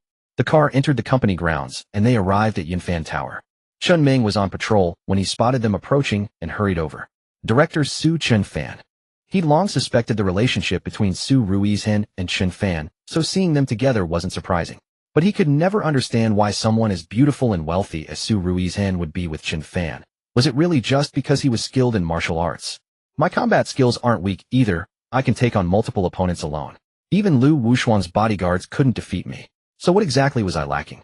"All right, it must be the lack of education." Chen Fan smiled at him, tossed him a cigarette, and then entered the elevator with Su Ruizen. With growing business and more companies moving in, Yunfan Tower now employed 70 to 80 security guards, and Chen Ming had been promoted to security manager and Su Ruizen's personal bodyguard. His salary increased to 50,000.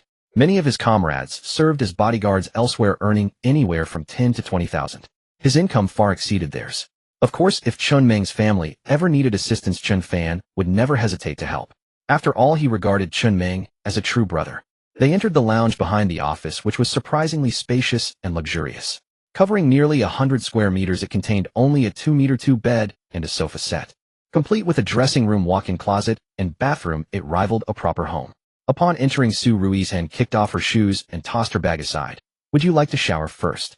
That was a given. Chen Fan removed his short-sleeved shirt. "Shall we join?" Su Ruizen gave an enchanting smile. "No, if we do, it won't be a shower at all." "I've noticed you've become much more proper since you got me." "Oofed." Su Ruizen laughed so hard, she bent double, her eyes sparkling with charm. "Hurry along, I still have work to discuss with you later." Chen Fan finished washing up in 10 minutes flat. Su Ruizen retrieved a newly purchased set of pajamas from the wardrobe, washed by her own hands, and carrying a fragrant scent. Chen Fan put them on, waited for Su Ruizen to finish her shower, and they discussed their work together. The market value of the three companies under the Lu family has already dropped by more than 50%. What's our next move? Su Ruizen was absolutely serious when it came to work. She presented Chen Fan with a summary of recent developments. Chen Fan stared at the data on the computer screen and the stock market K-line patterns. When a company's stock fell by half, its market value was cut in half, to 100 billion becoming 50 billion. And the 30-plus billion Chen Fan had previously instructed her to invest had already generated roughly 50% in returns. Had it not been for the limited quota on margin lending, Chen Fan would likely have had Su Ruizhen go all in. Here's what we'll do if the stock hits the daily limit down again tomorrow: stop short selling and then aggressively buy in. Remember to use separate accounts to disguise our moves as retail investor activity. Our current total capital is over 100 billion. Distributing full positions across these three companies shouldn't significantly impact them. Understood. Su Ruizhen made notes while Chen Fan could already clearly see the trajectory of these three Lu family stocks for the next 15 trading days. After a severe decline, a sharp reversal was inevitable. Furthermore, with so much capital trapped inside, if the limit down position lifts tomorrow, countless funds will flee. Given the Lu family's substantial resources, they wouldn't allow the stock to continue plummeting indefinitely as this storm approaches its end. They'll inevitably become the vanguard of the rebound. So he would simply ride the momentum. Chen Fan smiled, waiting patiently as his assets approached 300 billion. After concluding their business discussion, their conversation naturally deepened. Living on such a high floor, there was no need to even draw the curtains. Since Su Ruizhen had to preside over work the following day, they could not stay up too late. Chen Fan also knew when to stop. The next morning, Su Ruizhen rose early, finished getting ready, and bent down to kiss Chen Fan. Sleep a bit longer. I'm off to work now. I'll bring you breakfast later. MMH. By 8 o'clock, everyone had gone to work. Su Ruizhen sat composed at her desk in her office, though of course no one would have guessed that a man was resting in the private room behind her. Chen Fan also rose, and after breakfast opened his computer. Su Ruizhen had to head to the trading room before the market opened. Just then Chu Yinfei knocked and entered. Oh, Mr. Chen, what are you doing here? Chen Fan smiled. Is everything going well for you here? Yes, quite well. President Su treats all of us very nicely. I've finally stopped forcing myself to smile insincerely at clients. Thank you, Mr. Chen. Chen Fan waved his hand. That's good. Work hard. President Su will never treat someone loyal to the company unfairly. Yes. Mr. Chen, may I get you a glass of water? Indeed, having worked in sales before, Chu Yinfei knew exactly how to handle things. As for why Chen Fan appeared in President Su's office, she found that entirely unsurprising. Their relationship was clearly exceptional. Otherwise, how could Chen Fan have gifted President Su a villa? But she didn't dare disturb them and quietly slipped out. At 9:15 during the call auction, many stocks remained limit down without hope of recovery. Only Chen Fan knew that today would see a fierce counterattack. The three stocks under the Lu family's umbrella were about to become the vanguard of the rebound. When the market opened at 9:30, Su Ruizhen had already ordered more than a dozen traders to stand ready. On the large screen, Jiangnan Paper, Nangwa Real Estate, and Shenlong Automobile were all locked by orders ranging from tens of thousands to over 30,000 lots. Jiangnan Paper's share price was 12.33 yuan. Nangwa Real Estate traded at 26.44 yuan. Shenlong Automobile, despite a previous surge followed by a 60% plunge, still sat at 51.22 yuan. Jiangnan Paper's locked orders totaled over 4500 lots, with more than 500 million yuan locked in. Nangwa Real Estate had over 400 million yuan locked, and Shenlong Automobile over 600 million yuan. Not all of these funds belonged to market makers. Many retail investors, desperate to escape their trapped positions, waited in line hoping for a chance to exit. 10 minutes into trading, Su Ruizhen gave the order to buy. The traders struck like lightning, pouring over 1 billion yuan into the market and devouring every locked order with astonishing speed. But then she stopped. She did not push the price higher.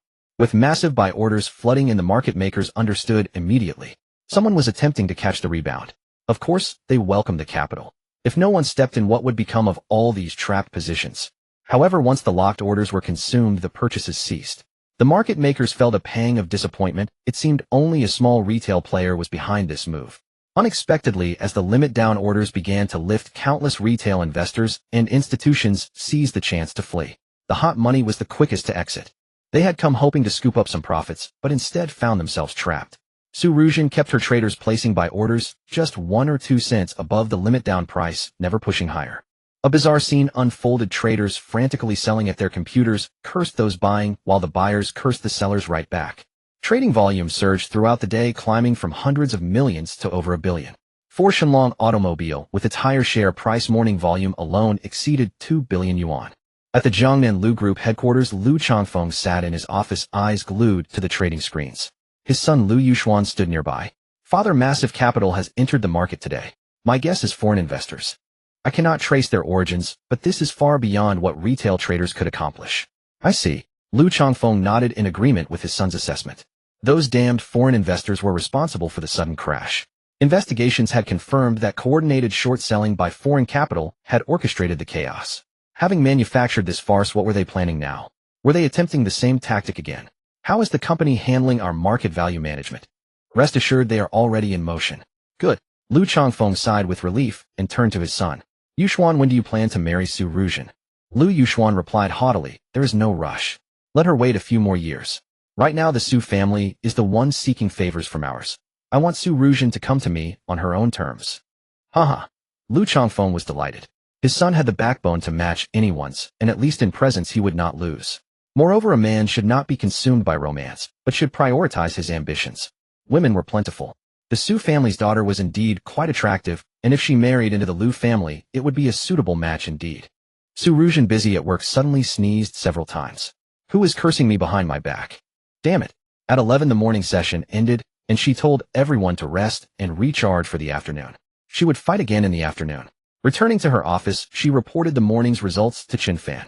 The three stocks had absorbed a total of 6.99 billion yuan in purchase capital. Chen Fan nodded. Come here, let me reward you. He pulled Su Ruzhen into his arms, and within minutes, she melted completely. Don't. Let's go to the restroom. Knock knock knock. President Su lunch has arrived. Chu Yanfei from the front desk carried in food containers. The company had ordered clay pot rice at 100 yuan per portion for its staff. Knowing Chen Fan was present, Chu Yanfei had brought 2 extra portions. Su Ruzhen quickly stepped out of Chen Fan's embrace, adjusted her hair and clothes, and said, come in. Upon seeing Su Ruzhen's flushed face, Chu Yanfei set down the food and hurried away. The afternoon session continued with buying, though no single account exceeded the 5% cap. Given the current capital spread across more than 100 accounts, reaching that threshold was impossible anyway. When trading resumed at 1 o'clock, activity intensified dramatically.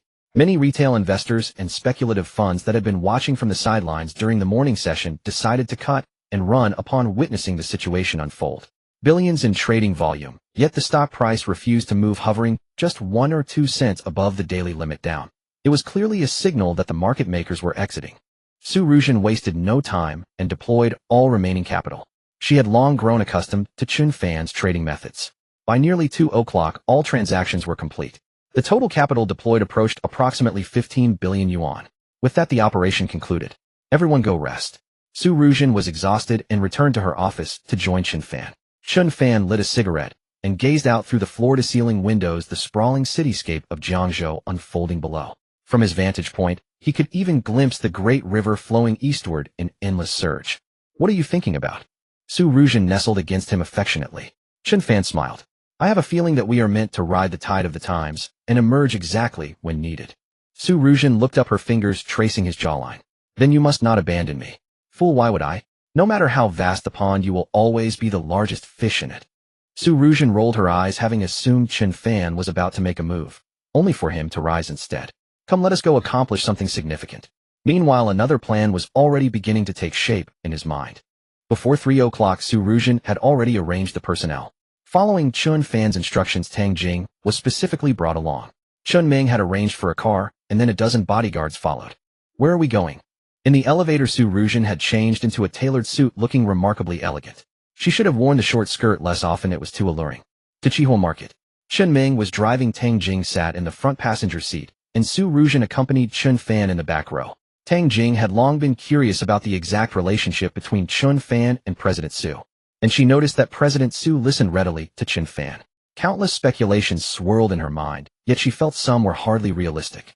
At this moment, Chen Fan said, Tang Jing, learn from President Su more often. Tang Jing was both honored and surprised. Yes, I will work hard. Although she could not be certain of Chen Fan's identity, she knew without doubt that he was helping her. Su Ruzhen smiled. Tang Jing is a fine prospect, as she has always been diligent. When the opportunity arises, I will let her manage a department independently to sharpen her skills. As Chen Fan's agent, if she failed to grasp such an obvious implication, she would have lived in vain. Moreover, the reason Chen Fan specifically requested Tang Jing accompany them this time was, of course, to nurture her talents. Having come from a prominent family, Su Ruzhen possessed broad vision. She understood deeply that one must not grow complacent, but must broaden one's horizons. Only if Chen Fan expanded the company and built his own financial empire would her own status rise accordingly. If the company remained merely a county-level enterprise, she would at most be a county magistrate. But if the company grew into a nation-sized enterprise, she would become a grand chancellor second only to the sovereign. Understanding this principle makes one see through everything. The group arrived at Chihua Market where business remained booming. Besides local speculators like Mr. Huang, there were also many high-end enthusiasts who had come specifically along with numerous tourists. This time Chen Fan did not touch the company account. He still had 200 or 300 million in personal deposits. It was money he had set aside earlier, and since it remained unspent he decided to put it to use. Different from last time, Chen Fan led the group to the rough stone auction area. Whichever stones I point out, purchase them. Chen Fan issued his instructions, and Su Ruzhen nodded repeatedly, directing Chen Meng and the others to make preparations. With so many people present, some chaos was unavoidable. All the stones here were clearly priced with no room for negotiation. Accept the deal or walk away. Of course, some rough stones like those Mr. Huang had purchased previously already had cut windows. These commanded much higher prices, for they were no longer complete blind boxes. Coincidentally, Mr. Huang, who had suffered a setback the day before, was also present. Upon seeing Chen Fan, he had intended to find someone to teach him a lesson, but when he discovered Chen Fan was accompanied by so many bodyguards, Mr. Huang was stunned on the spot. What was this young man's background? This scene felt even more formidable than Zhuahandong's. Chen Fan began selecting rough stones, pointing at the ones he liked. This one, and this one. He purchased over 20 stones in one breath, and then asked Su Ruzhen, how much has it come to? The tag prices of these rough stones range from tens of thousands to millions. Tang Jing, standing nearby with a calculator, replied, 67,779,000. Excellent. Having selected enough rough stones here, Chen Fan called out to everyone, follow me over there. Watching from the crowd, Mr. Huang couldn't help but catch his breath. Good heavens, this young man was buying rough stones as casually as buying cabbage. Which prestigious family did he belong to? Remembering that he had offended the young man, Mr. Huang felt a chill run down his spine. Soon Chen Fan and the others arrived at another rough stone area where the stones were considerably larger and the prices equally high. The minimum started at several million, with some reaching over 100 million. One rough stone with a cut window was tagged at over 300 million. Ordinary people would never dare enter this area. Only a handful of industry titans usually frequented it. Lu Ruoxian had not come today. Several industry experts examined and discussed the stones, but dared not make hasty decisions. A rough stone worth hundreds of millions if cut poorly would be an absolute disaster. Yet Chen Fan arrived and selected 4 or 5 enormous rough stones in one go. Su Ruzhen said, that should be enough. This was her way of reminding him that his funds were nearly exhausted. All right then. Chen Fan cast a few glances at the cut window rough stone, which was the shop's crown jewel. However, he did not touch it, and instead instructed Su Ruzhen to lead the team to settle the bill. The invoice totaled over 230 million. At last the money was spent. How impoverished he felt now. Chen Fan stretched lazily. The entire 1.5 billion in his stock account had been used to purchase 3 stocks under the Liu family, and the additional 200 million from his bank card had been spent on rough stones. Would you like us to cut the stones? Having operated this shop for many years, the boss had rarely encountered such a buyer apart from Lu Ruoxian. This young man had purchased over 200 million worth of rough stones in one sitting. Truly bold. Didn't he fear cutting poorly? Of course the boss had skilled experts on staff. But even experts were not omnipotent. If they could discern the contents of every rough stone, they would simply cut them themselves. Chen Fan said, cut a few randomly for inspection. The boss was delighted by such a major purchaser and waved his hand. Bring someone to cut stones for this young master. Several stone-cutting workers approached, and following Chen Fan's directions wheeled away a rough stone weighing several hundred jin on a cart. Many people impressed by Chen Fan's generosity gathered around to watch. A few local industry figures also observed Chen Fan with curiosity. Everyone sipped tea and chatted. Grind. The stone-cutting worker began cutting according to Chen Fan's instructions. Naturally, the initial step involved grinding one surface. If green appeared, the stone's value would certainly rise. Chen Fan had spent over 30 million on this rough stone, so the worker proceeded with extreme caution, fearing any mistake. One cut. The stone skin peeled back. Green. Green. Oh heavens. The several industry figures who had been sipping tea also rose to their feet. Let's go take a look. Such a large rough stone revealing green inside. Its value would be extraordinary. Even the shop owner grew curious. Was this young man so fortunate? Before the crowd drew near, a senior jade expert exclaimed, it appears to be glass type imperial green jade. The critical question is how large the interior is. That was impossible to predict. It might be only fist-sized or considerably larger. Several experts crowded closer to examine, and their expressions changed dramatically. It truly was glass-type imperial green jade. The men stared blankly at Chen Fan. This young man's luck was simply heavenly defying. If the jade inside were somewhat larger, its value would be incalculable. Seeing this, Chen Fan said, "Open a few more windows for inspection." The stone-cutting worker once again followed his instructions, grinding several surfaces consecutively and opening 4 small windows on the rough stone. Each window revealed green. Without question, this was an invaluable glass-type imperial green jade. As for the specific price, nobody dared to estimate it. Who exactly is this young man? A group of industry magnates scrutinized Chen Fan, hesitant to jump to conclusions. Judging by his demeanor, a personal secretary, bodyguards, he didn't seem like an ordinary person. Especially the raw stone he had opened, now clearly on display. Green emerged from all 4 windows, a sight that made one's mouth water. "Young man, how much are you selling this stone for?" A sly old fox probed, testing the waters to gauge Chen Fan's expected price. Chen Fan smiled faintly. "Old sir, I'm not selling this stone. I'm keeping it to open my own shop." Trying to pry into my thoughts. "Humph. What?" The others exchanged glances. So he intended to enter this trade. Chen Fan paid no attention to their murmurs. "Keep opening the stones."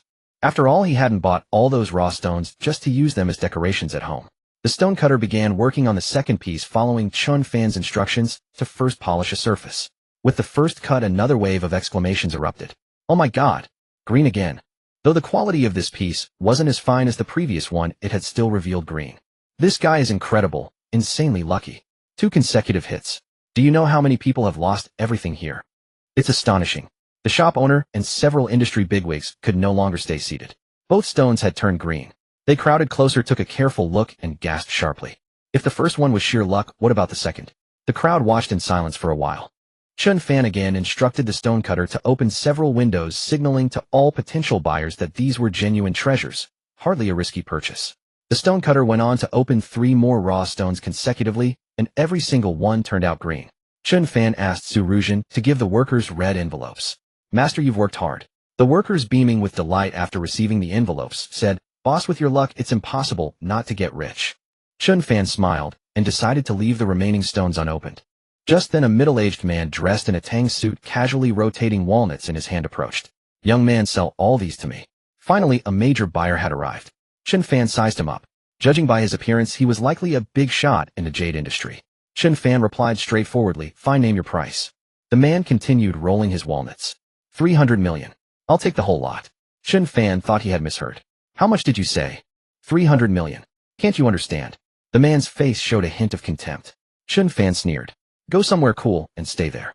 The largest stone he had just opened alone was worth more than 300 million. Was this guy trying to eat crap? To his surprise, the man wasn't taking the hint. "That's enough, young man. You spent a total of 230 million on these raw stones. I'm offering you 300 million. That's a profit of 70 million. Where else in the world can you make 70 million just by taking a stroll through the market? Be content. Don't be too greedy. An appetite too big might choke you." Chen Fan didn't want to bother with him anymore. What kind of person was this? Who did he think he was? Telling me not to be greedy. Damn, and what do you call this? Sitting on a pile of shit and not even smelling it. President Su arranged for these stones to be loaded onto the truck. Chen Fan gave the order, and Su Ruzhen immediately instructed the bodyguards to act. The man in the tang suit furrowed his brow. "Oh, you're being ungrateful. Do you think you can leave here with these stones today? Let me tell you, boy, you'll sell them today whether you like it or not. If you're smart, we'll close the deal at 300 million, and I'll wire you the money in half a month.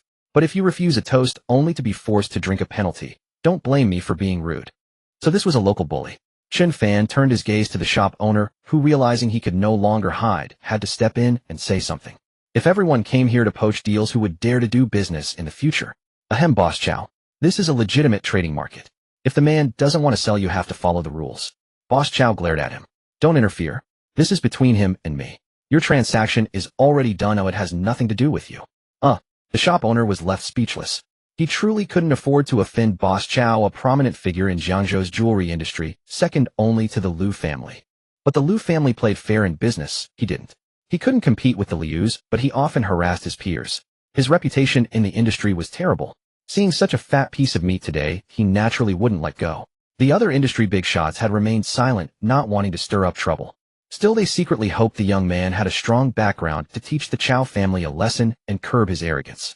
Enraged that Chen Fan ignored him, Boss Chow flew into a fury. "If I let you take even a single stone away today, I'm not a man." "Are you a man?" Chen Fan sneered. Though the other party was powerful, frankly speaking, he might not be richer than Chen Fan. Besides, Chen Fan had brought bodyguards today. He wasn't afraid. If things escalated, the other side wouldn't necessarily come out ahead. The Chow family wasn't so powerful that they could cover the sky with one hand. Damn it. You dare insult me. Boy, looks like I need to teach you a lesson. You don't know your place. Boss Chow was a ruthless man. He bellowed men. Immediately a dozen underlings rushed out from behind him. The shop owner and others knew this was going to be trouble. Although he wasn't afraid of the Chow family and business harmony was prized. Some things were best overlooked. A life-and-death struggle was pointless. Boss Chow clearly thought Chen Fan was a stranger and believed that local bullies could intimidate newcomers. He intended to play rough. Chen Ming saw this. What the hell do you think you're doing? Before finishing his words, he had already charged in front of Boss Chow, grabbed him by the collar, and lifted him off the ground.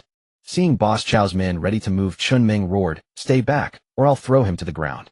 The men were indeed intimidated. Boss Chow, his face red from strangulation, grabbed Chen Ming's arm and struggled desperately. "Stop!" Lu Ruoxian arrived.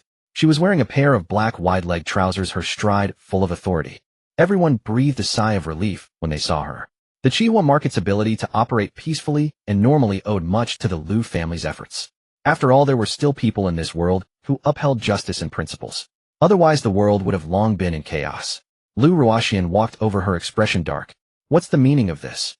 Are you disregarding everyone in Jiangzhou?" Chen Fan gave Chen Ming a signal. Chen Ming threw Boss Chow aside. The man fell to the ground, clutching his throat and coughing. Cough, cough, cough. He lay on the ground defiant. "It doesn't matter who comes today. Lu Ruoxian, this has nothing to do with you. Stay out of it." Lu Ruoxian never expected that the young man she had argued with Boss Chow last time was actually the same one today. Moreover, he had brought bodyguards and an assistant with him this time. Lu Ruoxian couldn't immediately discern his background. Her beautiful eyes assessed the raw stones. Chen Fan had purchased, her brows furrowing slightly.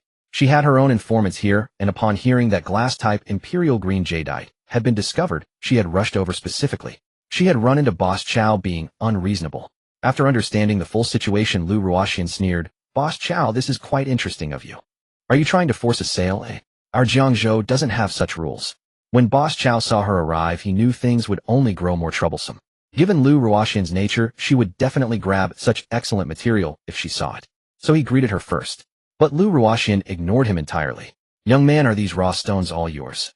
"Yes." "Does Manager Lu want to buy them?" Lu Ruoxian examined them for quite a while, repeatedly praising. "Young man, you have excellent eyes." All three raw stones revealed green when cut. The momentum is absolutely favorable. Yes, especially this particular piece. She had to admit Chen Fan's eye for appraisal was remarkably sharp. These raw stones had been screened countless times by industry experts, yet he still managed to find such exceptional quality. She made her calculation. 1 billion. I'll take them all. 1 billion. The assembled businessmen couldn't help but admire Lu Ruoxian's boldness. Only she would dare to bid such an amount. Anyone else would have certainly tried to negotiate the price down. Boss Chow grew anxious. "Lu Ruoxian, what do you think you're doing? This was my deal. I have every right to intervene." Chen Fan responded dismissively, "Did I ever agree to sell to you? Given your behavior just now, even if you offered me double the price right now, I wouldn't sell to you." He had invested over 230 million and was turning around to sell for 1 billion. A truly impressive deal. Boss Chow's face darkened. "Young man, offending me in Jiangzhou won't benefit you in any way. I'm advising you not to be so stubborn." Lu Ruoxian had seen enough. "Then what price are you offering?" Boss Chow huffed. "I'm offering 1,800 million. I'm not selling." This guy clearly wasn't a good person. He had tried to swindle her earlier, wanting to take it for 300 million, and now he's being so stingy. "Does she lack 80 million? Chen Fan said to Lu Ruoxian. "I'd rather sell to you than Manager Lu. After all, we've done business together before." Lu Ruoxian smiled. "Very well, I'll have someone transfer the payment immediately."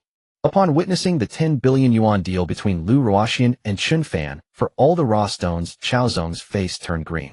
He glared fiercely at Chen Fan. "You're ruthless. Next time don't cross paths with me." He left with his people.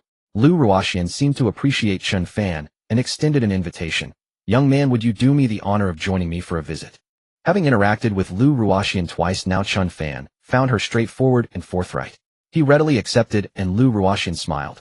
"Then please follow me." "Not just yet. I have some personal matters to attend to first. Give me your address, Manager Lu, and I'll be there shortly. Then I'll wait for you." Lu Ruoxian went to the store owner's tea room and began drinking tea with a group of influential figures. "Manager Lu, you truly have remarkable boldness. Only someone like you could close such a large deal. Indeed, I doubt anyone else could have managed it." Listening to their flattery, Lu Ruoxian smiled faintly. "You're two kind seniors. I simply acted fairly. Moreover, this batch of raw stones is truly worth the price. Everyone nodded repeatedly, yes, yes. At the end of the day, the Liu family simply had the wealth to back such a purchase. How could an ordinary person casually throw out a billion yuan? So even those who knew they could profit couldn't absorb this deal. Actually, Boss Chow couldn't even muster that much capital himself. He was just trying to get something for nothing. Chen Fan selected another stone from the raw stone area, smaller, suitable for display purposes. He had the stone-cutting workers polish several edges and opened 3 small windows. Each window revealed green beneath, quite tempting. It was barely over 40 centimeters in length, and with a base added underneath, it would be quite eye-catching on a display counter. After it was ready, Su Ruzhen approached to report, "Manager Lu's funds have arrived. You all go back first. Chen Ming, come with me." "Yes." Su Ruzhen signaled the others to withdraw, and Chen Ming faithfully followed behind Chen Fan. Chen Fan's actions today were completely beyond his understanding. A casual transaction worth a billion yuan. The guy gave off an unfathomable impression. Could he still be the same childhood friend from back then? And his relationship with Manager Su was intriguing as well.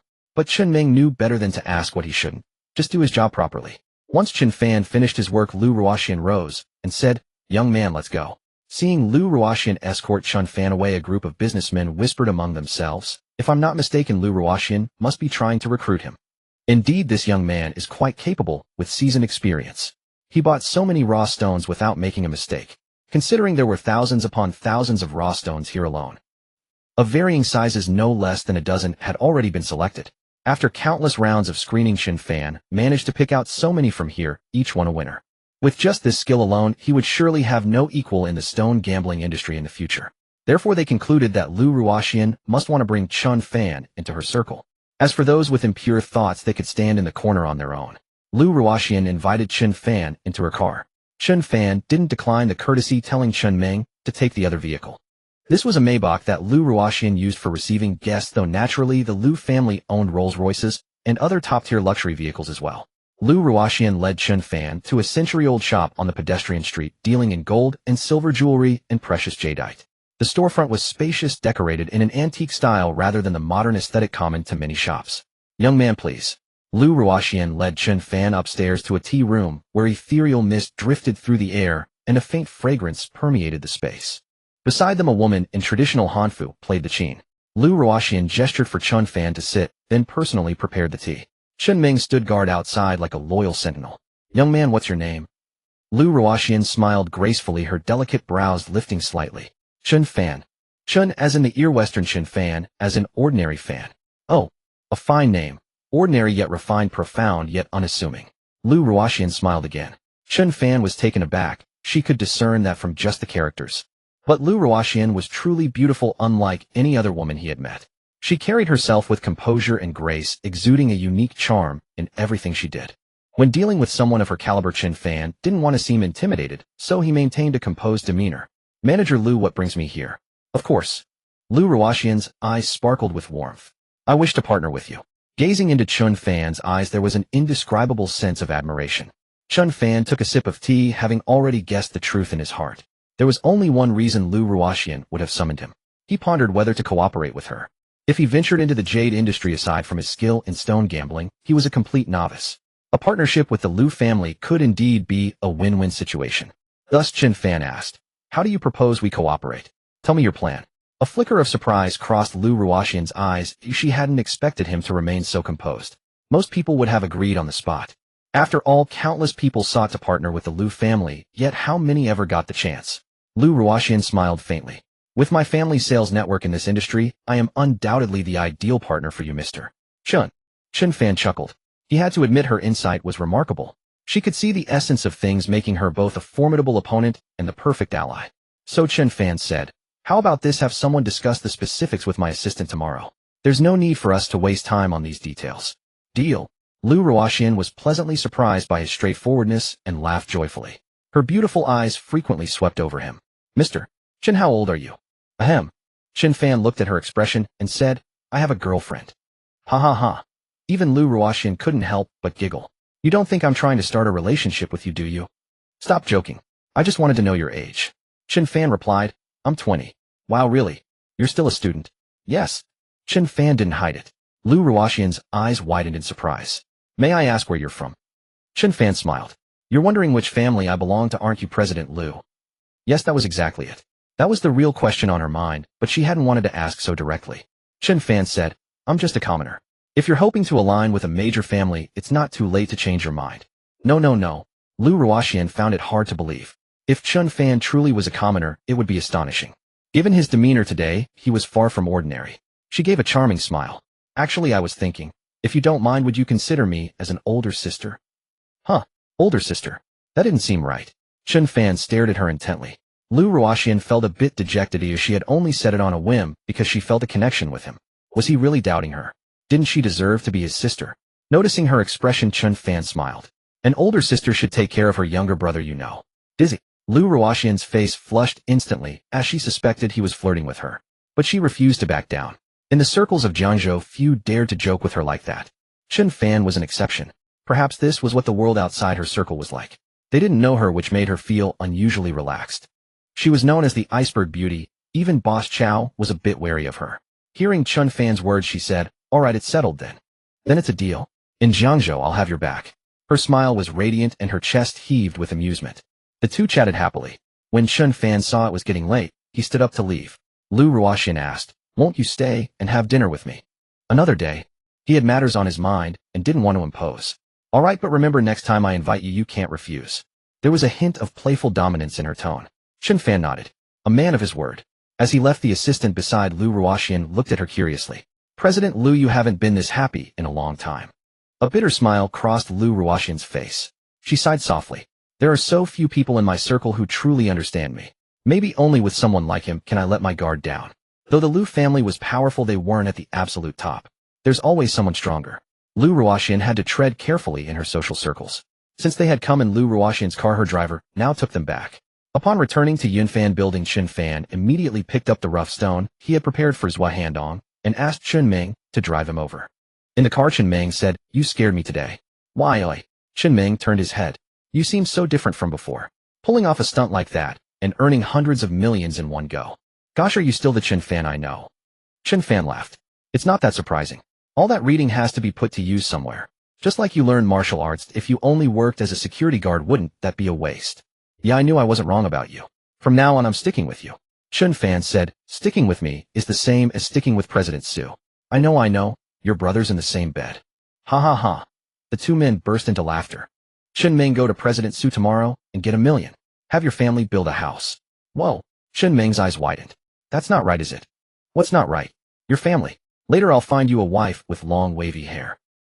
Chen Fan's own house was already built. Su Rujian had sent another $1 million to his family, telling them to live comfortably and not overwork themselves. Chen Ming had always told his family it was Chen Fan who got him the job. On Wenzhong Street, Zhua Handong was having tea with a few guests. Chen Fan arrived with Chen Ming, who was carrying a stone. Hey Chen Fan, what brings you here? Zhua Handong's eyes were immediately drawn to the stone in Chen Ming's hands. This is a gift for you. Chen Fan smiled and had Chen Ming set the rough stone on the table. The guests gathered around exclaiming, oh my old Zhua, this stone has been windowed. Green shows on 3 sides, quality stuff. Another guest speculated, it must be worth tens of millions, right? Zhua Handong was startled. Was it really that valuable? He stared at Chen Fan. Where did you get it? Chen Fan grinned like a child. Zhua Handong guessed the truth and didn't ask further. Uncle, since you enjoy this, keep it as an ornament. Chen Ming, let's go. Hey, don't leave. Zhua Handong chased after him. Such a precious item, and he just gave it away like that. This kid. What a treasure. Zhua Handong had been circling the rough stone for over 2 hours, unable to let it go. An elderly gentleman with reading glasses and a magnifying glass confirmed after inspection, old Zhua, this stone of yours is conservatively worth at least 60 million. Zhua Handong was stunned. How much did you say? Conservatively, no less than 60 million, possibly even more. Well, Zhua Handong stared blankly at the stone, marveling at the generous gift from that young man. Such lavishness, 60 million. Good heavens. That was nearly half his entire fortune. After all, his personal net worth was only a few hundred million. This Chen Fan. He called his daughter. Zhua Bing, how are things between you and Chen Fan? Dad, what do you mean? Her father's sudden question made Zhua Bing feel inexplicably guilty. Could he have found out about her and Chen Fan going to the hotel? No, I'm just asking. Do you know what he's been up to lately? Oh. Zhua Bing patted her chest in relief. I haven't asked. We're preparing for a competition, so I haven't seen him. What's wrong? Did he do something bad? No. He's excellent. He came to my shop again just now. And he gave me a huge gift. Zhou Handong was overjoyed. This future son-in-law was impressive. Fortunately, he hadn't cheated him back then, or he would have missed this opportunity. Zhou Bing let out a no. That guy was bribing her father again. But she didn't think much of it. The next moment, Zhou Handong sent a video. Look, this rough stone is worth at least 60 million. What? Zhou Bing was so shocked, she slumped to the floor. Dad, are you trying to sell me off? Silly girl nonsense. I just want you to thank him properly for me. Oh, fine. Zhou Bing hung up and pursed her lips. How am I supposed to thank him? That guy sure knows how to win over his future father-in-law. She called Chen Fan. He had just arrived at school. Miss me? Shouldn't I? Then I'll think of someone else. You dare? Then let's have dinner together tonight. Zhou Bing was quick and busy, so she soon hung up. Chen Fan chuckled. Meanwhile, Zhou Handong called his wife over to admire it. See this? It's worth over 60 million. Off. Han Kaiying was startled. It was almost worth a company of hers. The couple managed their own businesses independently. Han Kaiying's tens of millions were her own earnings, but her husband's single stone was worth 60 million. She was bewildered. It's from your future son-in-law. You mean Chen Fan? Do you have another son-in-law? Zhou Handong glared at her, unusually delighted today. Han Kaiying was puzzled. Isn't his family from the countryside? I'm finding it harder to understand him. He's not into anything illegal, is he? Nonsense. I asked you to join me in this business back then, but you insisted on being independent. Antiques and stone gambling are inherently high-profit ventures, nothing strange about it. Let me tell you, Chen Fan's skills are impressive. The antiques he found for me all sold well. All right, keep an eye on him and make sure he doesn't go astray. This poor son-in-law had suddenly risen to a height they could never have imagined, so Han Kaiying naturally stopped resenting him. She had no choice but to accept the reality. When Chen Fan returned to the classroom, his classmates were shocked. Whoa, class monitor, you're alive. Having just been elected, he'd been absent for 2 days. The homeroom teacher was furious. If not for the students' unanimous opposition, the class monitor would have been replaced. Lang Gao stood up with a grin. Monitor, are your legs weak? Why would they be weak? 2 nights out. Haven't you been drained dry?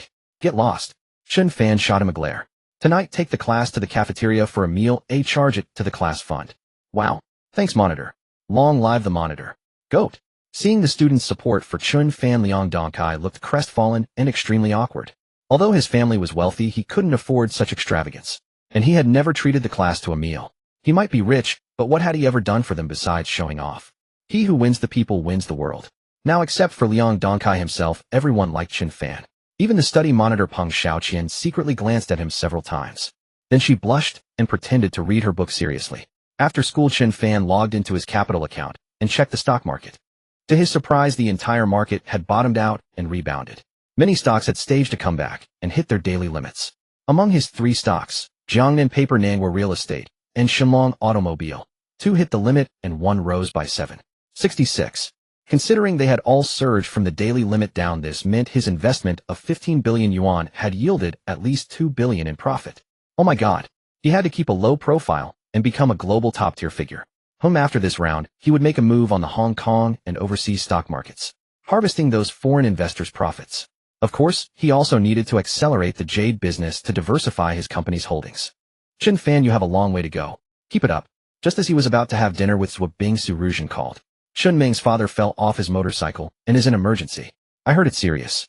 He wants to ask for leave. Let him go. Tell him not to panic. The company will cover all medical expenses. Also give him 1 million to build a house back home, as I promised. Got it. I'll arrange it right away. Chen Fan also called Chen Ming, telling him not to worry and that everything would be fine. Chen Ming said gratefully, thank you, brother. President Su already told me. You know, I'm just a rough man with no real skills. From now on, my life is yours. Don't be silly. With our relationship, what's there to say? As long as uncle is fine. Yeah, I'll be back as soon as possible. Chen Ming took a night flight back to Tongqing County. Meanwhile, Lu Ruoxian was very efficient. That very evening, she arranged for her assistant to contact Su Ruzhen. Both parties reached a preliminary agreement on cooperation. Neither immediately signed off, instead they took the contracts back to report to their respective bosses. As long as Lu Ruoxian and Chen Fan agreed, the deal would be finalized, making them partners. After reviewing the contract, Lu Ruoxian instructed her assistant, no problem. We can sign. We can also give a little more concessions. It's fine. The assistant said, President Lu, this is already our most sincere offer. No other company would get such treatment since we're the industry leader. Lu Ruoxian glanced at her. If we're cooperating, we must humble ourselves and treat them as equals, or it won't last. The assistant sighed. All right. On the morning of the second day, the market opened with a bullish momentum. Many stocks hit their daily limit up. It seemed that after being heavily suppressed, they finally breathed a sigh of relief. On the limit up board, at least several hundred stocks were listed. The 3 stocks under the Liu family hit the limit up on opening, forming a straight line. While this upward trend was promising, Chen Fan nodded with satisfaction. This surge today meant another 10% gain. As some say in this era, the richer you are, the faster your money grows. From yesterday to today, the total return had already approached 30%. A few days ago, Chen Fan had checked the Jiangzhou Rich list. The 10th wealthiest individual had a net worth of just 10.2 billion yuan. The top-ranked family had total assets of over 60 billion yuan. The Liu family ranked second with 41.1 billion yuan. The Zhao family behind the Liu family had total assets of just over 30 billion yuan. In a little while, once he had accumulated enough, these billionaires on the list would all be trampled under his feet. At that moment, a line of poetry suddenly came to Chen Fan's mind. When autumn comes on the 8th day of September, my flowers bloom, and all others wither. Strive on, young man. That morning, Su Ruzhen called to discuss signing a cooperation agreement with the Liu family. Chen Fan gave Su Ruzhen an instruction. For the cooperation with the Su family, set up a separate company. Do not put it under law to investment. Understood. Su Ruzhen was indeed capable. She immediately grasped Chen Fan's intention. After instructing Su Ruzhen, Chen Fan reflected that he would continue to invest in other industries in the future. The number of companies under his name would keep growing and the entire structure would expand. He needed a complete system to maintain the operation of these companies. It seemed he still had to study hard. That English teacher's operational model was excellent and could be borrowed. However, he appeared to need more personnel to manage these companies. Relying solely on Su Ruzhen was too exhausting. He needed to carefully select candidates. Chen Fan pondered inwardly. In fact, Tang Jing was quite good, but she still needed training. At noon, Chen Fan called Tang Jing, who sounded pleasantly surprised. President Chen, you're looking for me. Previously, she regarded him as a fellow alumnus, but ever since he took her to the Qihua market, it opened the door to a whole new world for her. Chen Fan's status in her eyes had soared immeasurably, especially when he gambled on rough stones, spending a fortune and instantly netting over 700 million yuan in pure profit. Such an experience was something she had never encountered before. In the past, seeing a boss worth a few million or tens of millions made many people feel awe, but now in Tang Jing's eyes, that was utterly laughable. The world of the truly wealthy was something the poor could never imagine. Chen Fan sensed her nervousness over the phone. Are you free at noon? I want to discuss something with you. Yes, I am. Tang Jing quickly replied. All right, I'll wait for you at the coffee shop near the school gate. Chen Fan was always succinct on the phone. State the matter and never chit-chat. After receiving his call, Tang Jing immediately grew tense. She analyzed countless possibilities in her mind, yet couldn't figure out his intention. Could it be? No, he already had a girlfriend. In this regard, the once proud Tang Jing had completely lost her confidence. Yilang Gao leaned back and exclaimed, You value romance over friendship. Did I say I was meeting a girl? Besides girls, do you have any other hobbies? For someone like me, it's much simpler. Male gender heterosexual. Get lost. Watch your mouth, or Su Keqing will kill you. Chen Fan ignored him and walked to the Inu Cafe near the school gate. Tang Jing had been waiting there for a long time. Seeing Chen Fan approach, she hurriedly stood up. President Chen. Chen Fan smiled gently. Why was it that whenever Tang Jing was around him, she resembled a little white rabbit? We're all alumni. Don't be so reserved. Just call me Chen Fan, especially when we're on campus. Uh-huh. Tang Jing nodded. What would you like to drink? I'll order for you. Whatever. I'm not here for coffee. Huh. Tang Jing felt a pang of worry. Then, Chen Fan signaled the waiter and ordered 2 clay pot rice dishes. They ate and discussed business. How has your learning been recently? We've signed a cooperation agreement with Liu Ruoxian, and we'd like you to go learn from her. Can I really do this? Chen Fan frowned as he noticed her nervousness. Be more confident, or I'll find someone else. Tang Jing quickly stood up in fright. I'm sorry, Chen Fan. I was wrong. Chen Fan waved his hand. I sent you there to cultivate your abilities. Do you remember what I told you before? Now that the Liu family has taken the initiative to cooperate with us, this is an opportunity. If you prove yourself competent, the jade industry sector will be handed over to you in the future. Do you know why I had you stay by Su Ruzhen's side? Look at her. How capable she is. I want you to be the same, able to stand on your own in the future. Tang Jing grew increasingly nervous. I understand. Chen Fan, don't worry, I'll work hard. Good. Let's eat. When you return from studying under Liu Ruoxian, I should address you as President Tang. Tang Jing's face flushed red, and she dared not lift her head. Chen Fan's earnest effort in nurturing her was something Tang Jing clearly understood, and she was deeply grateful. But some gratitude can only be hidden in the heart. Many say that university is a watershed moment in life. The people you meet and what you learn will determine your future. Tang Jing, of course, also wanted to rise above the rest, which is why she needed to work even harder. The clay pot rice portion was modest to begin with, and Chen Fan finished his in just a few bites, while Tang Jing was still carefully working through hers. Girls tend to eat delicately, and Tang Jing in particular couldn't relax around Chen Fan, worried about how she might appear. Chen Fan smiled. I'll head out first. You're paying. Watching Chen Fan leave, Tang Jing was as shy as any girl. At the school gate, a young woman ran toward him with her phone. Handsome guy, can I add you on WeChat? Huh? Chen Fan stared at her, puzzled. Who is this stranger? Do we know each other? Once we add each other, we'll be acquainted. Just add me. We're at least alumni. Alright then. Chen Fan pulled out his phone and scanned her WeChat. After they connected, the girl waved and immediately turned to leave. Thanks. Don't forget to help me with a slash for the discount. Damn it, Chen Fan really wanted to slash something else. He thought his charm must be growing. Feeling frustrated, he quickly deleted her contact. Returning to the dormitory, he found that none of the guys were there. Even Guo Jianliang, who had moved back, was nowhere to be found. Lying on the bed, he lit a cigarette. His gaze sharpened. Huh. Zhao Linlin had actually returned. Hadn't she been busy preparing for the new hotel? This Tsundere little princess was quite impressive, managing 2 hotels at such a young age. But from now on, you'll probably be the one currying favor with me, won't you? Haha. Linlin, if you don't come back soon, Lu Wushuang will steal the title of the school's top beauty. Zhou Yufei, clad in cartoon pajamas, swung her pale, shapely legs. Zhao Linlin smiled indifferently. What use do I have for such empty fame? Alas, you don't need it, but look at me. Not a single boy has courted me. Even Chen Fan, that penniless wretch, looks down on me. Zhou Yufei sighed. It seems my wish to have a passionate romance in college will remain unfulfilled. Zhao Linlin chuckled. Did you confess to him? Hearing this, Zhou Yufei sprang up from the bed. Shouldn't it be him who confesses to me? His family is so poor. I really can't understand why Zhou Bing would fall for him. Zhao Linlin was speechless. Since you like him, why not fight for it? Zhou Yufei pouted. Who said I like him? I'm just bored and want to find someone to kill time with in college. You'd better study hard and help me manage the hotel later. Zhou Yufei shook her head. No, I want to fall in love. She eyed Zhao Linlin's chest. I heard boys like big breasts. How about we get implants? Uffed. Zhao Linlin spat a mouthful of water onto the computer screen. What on earth is going on in your head? Zhou Yufei giggled. What? Don't you like it? Scram. She couldn't stand this girl. What kind of person was she? A girl, can't she be a bit more proper? Besides, did she need enhancement? She wasn't a cow. Zhou Yufei picked up a telescope again and leaned by the window to spy on the boys. Sigh. This girl was hopeless in her past life. Zhao Linlin turned her gaze out the window. In truth, she envied Zhou Yufei's carefree life. Every day she had nothing to worry about but dream of the love she desired. Her eyes unconsciously drifted to the boys' dormitory opposite, where Chen Fan and his roommates lived. Zhao Linlin furrowed her brow. That guy was also a strange one. Ever since she went to the hospital last time, her aunt had been pestering her about how things were going with that boy. She suspected her aunt was a hopeless romantic too fond of gossip. Enough. The market was about to open. Zhao Linlin turned on her computer and logged into her trading account. She had been learning stock trading since high school, throwing most of her allowance into it. Over time, she had invested at least 10 to 20 million, and now her account held 100 to 200 million.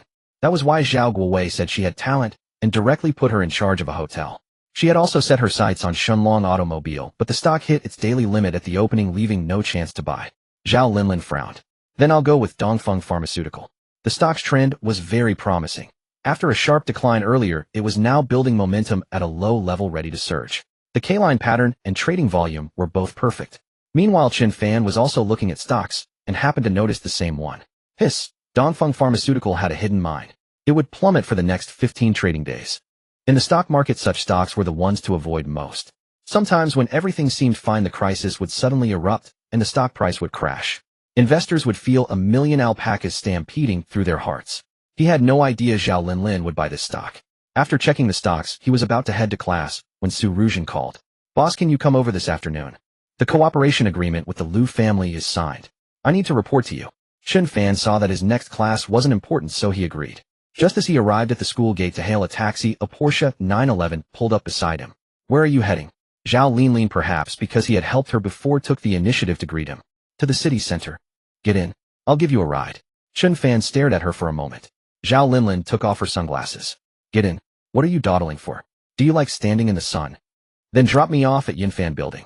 Zhao Linlin paused. Are you still working there as a part-timer? Huh. Yeah. Chen Fan didn't bother to explain. No need. But as he looked at her, he noticed her complexion was off. His pupils contracted and his ability activated involuntarily. Hiss. Chen Fan was startled. You're about to suffer a financial loss. What did you say? Zhao Linlin was focused on driving and didn't catch it. Chen Fan repeated, I said you're about to suffer a financial loss. He was thinking about her hotel business since she had partnered with Blueprint Investment. If something went wrong with the hotel, Blueprint Investment would also be affected. But Zhao Linlin frowned. Are all boys this slick? Using such tricks to get close. Previously, when she accidentally bumped into Chen Fan, he didn't take advantage of her, and she had wrongly blamed him. Later, when he helped her, she had developed some goodwill toward him. But now he was using this approach to get close, which lowered his image in her eyes. No, I'm not trying to hit on you. I really don't have that intention. But you really will suffer a financial loss soon. Be more careful with the hotel matters. The renovation is prone to accidents. Safety first. Zhao Linlin's face stiffened. What nonsense.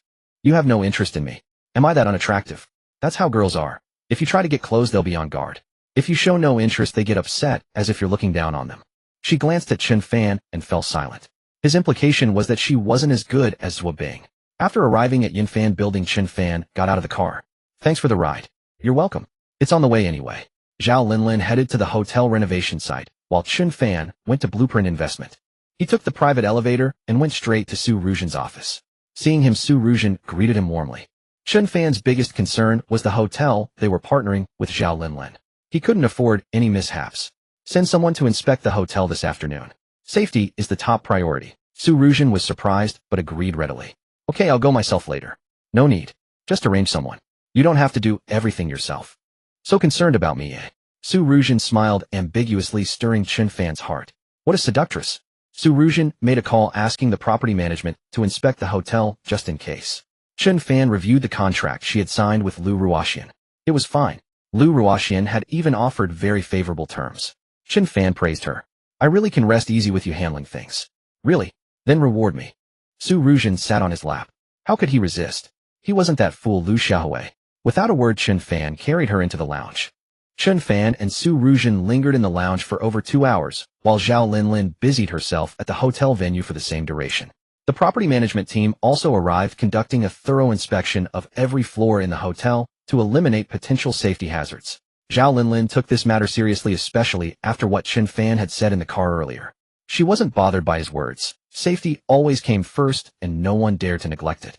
After all the hustle, she was exhausted, panting heavily. Su Ruzhen was no better, lying limply beside Chen Fan. I'm done for the afternoon, no more work. Chen Fan patted her shoulder. Move into the villa. I'll come over when I have time. Sure. Hearing that he would come to keep her company, she agreed readily.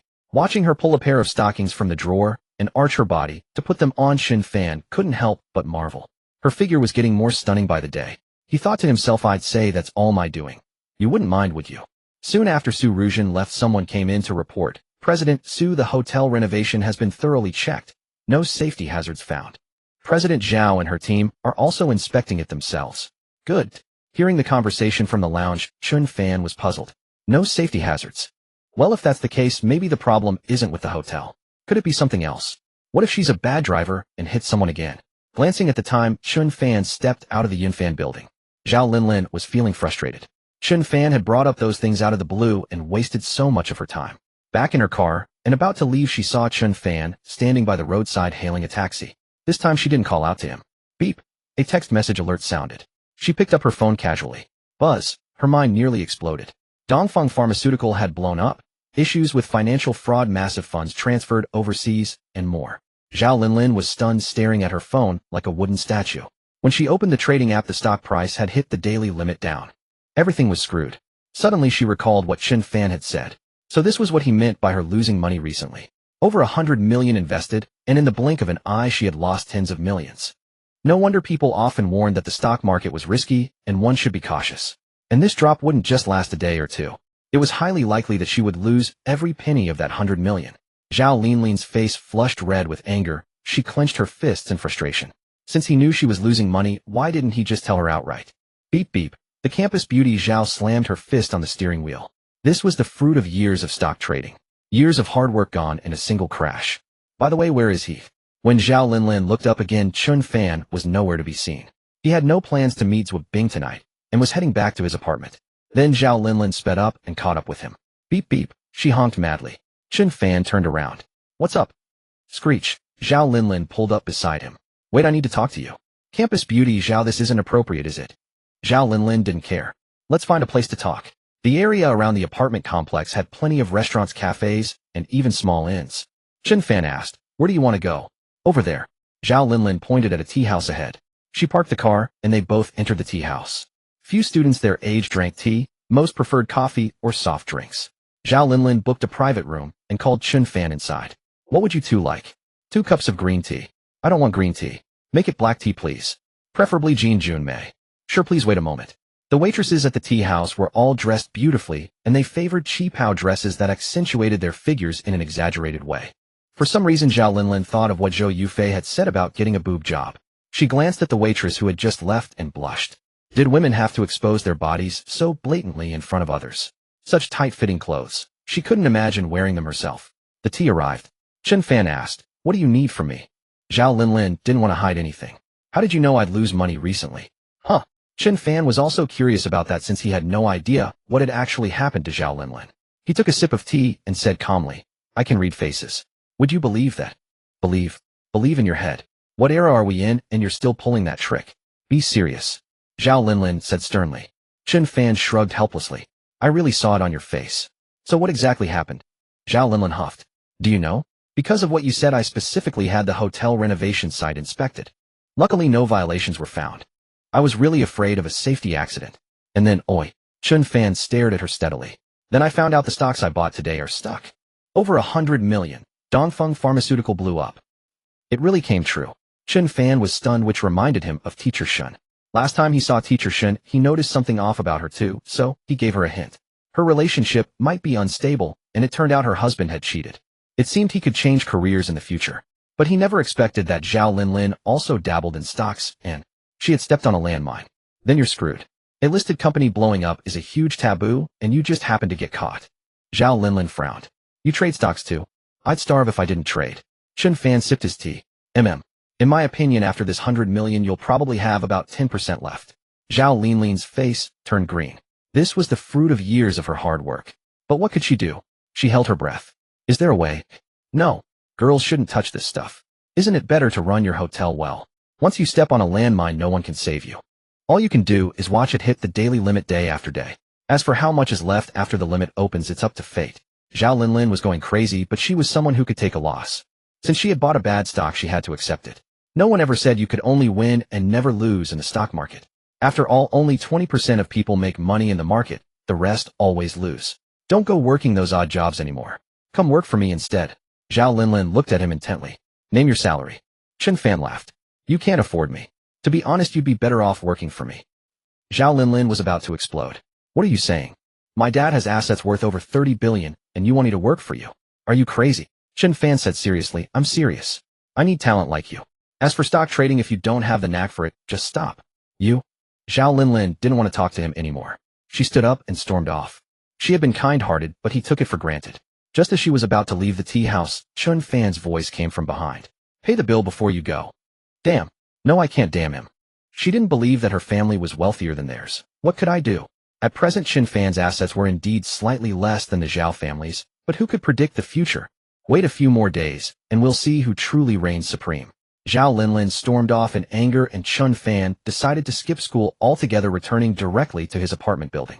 Taking the elevator to the 26th floor, he found Lu Wushuang already back.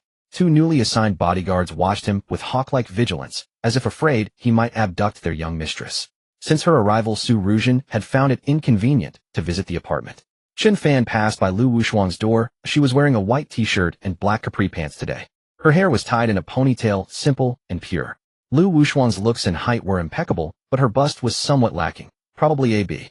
Chen Fan wasn't well versed in such matters. Zhao Linlin seemed more developed in that area. As he gave her a glance, one of Lu Wushuang's bodyguards barked, "What are you looking at? I'll gouge your eyes out if you don't watch it." Chen Fan was speechless.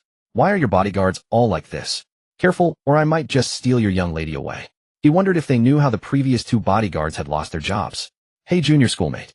Chen Fan stepped onto the balcony. Lu Wushuang lived next door with her 2 bodyguards across the hall. Thus the balcony was a blind spot for the guards.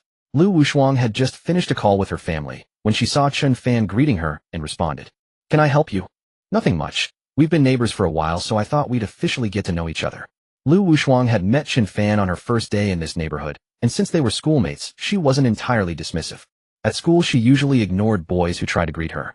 In this apartment building the two balconies were so close that a bold person could easily climb across. Aren't you suffocated being watched like a thief all day? Chen Fan probed further, seeing that Lu Wushuang wasn't overly averse. She pouted, what can I do? My father sent them. I rarely see you come back here. Perhaps feeling safe with the balcony between them, she started chatting with Chen Fan. Chen Fan hummed in acknowledgement. I'm a junior now, so I've been a bit busy. Have you found a job? Yeah. If I don't work, I can't even afford the rent. Lu Wushuang stared at him dumbfoundedly. So he was working just to pay rent. But why did he have to rent an apartment alone instead of staying in the dormitory? Feel like going out for a late-night snack? Chen Fan extended the invitation. Lu Wushuang pointed toward the door. They'll report it. Chen Fan chuckled. Is that all? I'll pull you over, and you can climb across from the balcony. Lu Wushuang had probably never done anything so rebellious in her life as she glanced down. Oh my god, the 26th floor. Do you want me to become a pancake? To ease her fears, Chen Fan climbed over from his balcony. Oh my god, you. Lu Wushuang's eyes widened. Aren't you scared? It's fine. Maybe I'll open a door here tomorrow, and we can go out for snacks every night. Lu Wushuang shook her head like a rattle drum. Too terrifying. Then wait. Chen Fan climbed back over. Lu Wushuang had no idea what he was up to, but soon she heard his door close. He had left. Across the balcony lay the school, though one could see the campus at a glance. Lu Wushuang sat on the balcony, gazing into the distance at the school scenery. She had no friends or acquaintances here. She came and went alone. For safety, her family had assigned her 2 bodyguards and a maid. Such a college life was destined to miss out on many joys. As the eldest daughter of the Lu family, she was never allowed to mingle with ordinary commoners. Her circle was composed of prestigious families. Everything she learned, saw, and heard followed an elite path. She was like a princess in a kingdom. The sun was setting, casting golden light on her face. Lu Wushuang looked toward the other balcony, a faint smile appearing. Knock, knock, knock. Young lady, dinner is ready. The maid came to knock.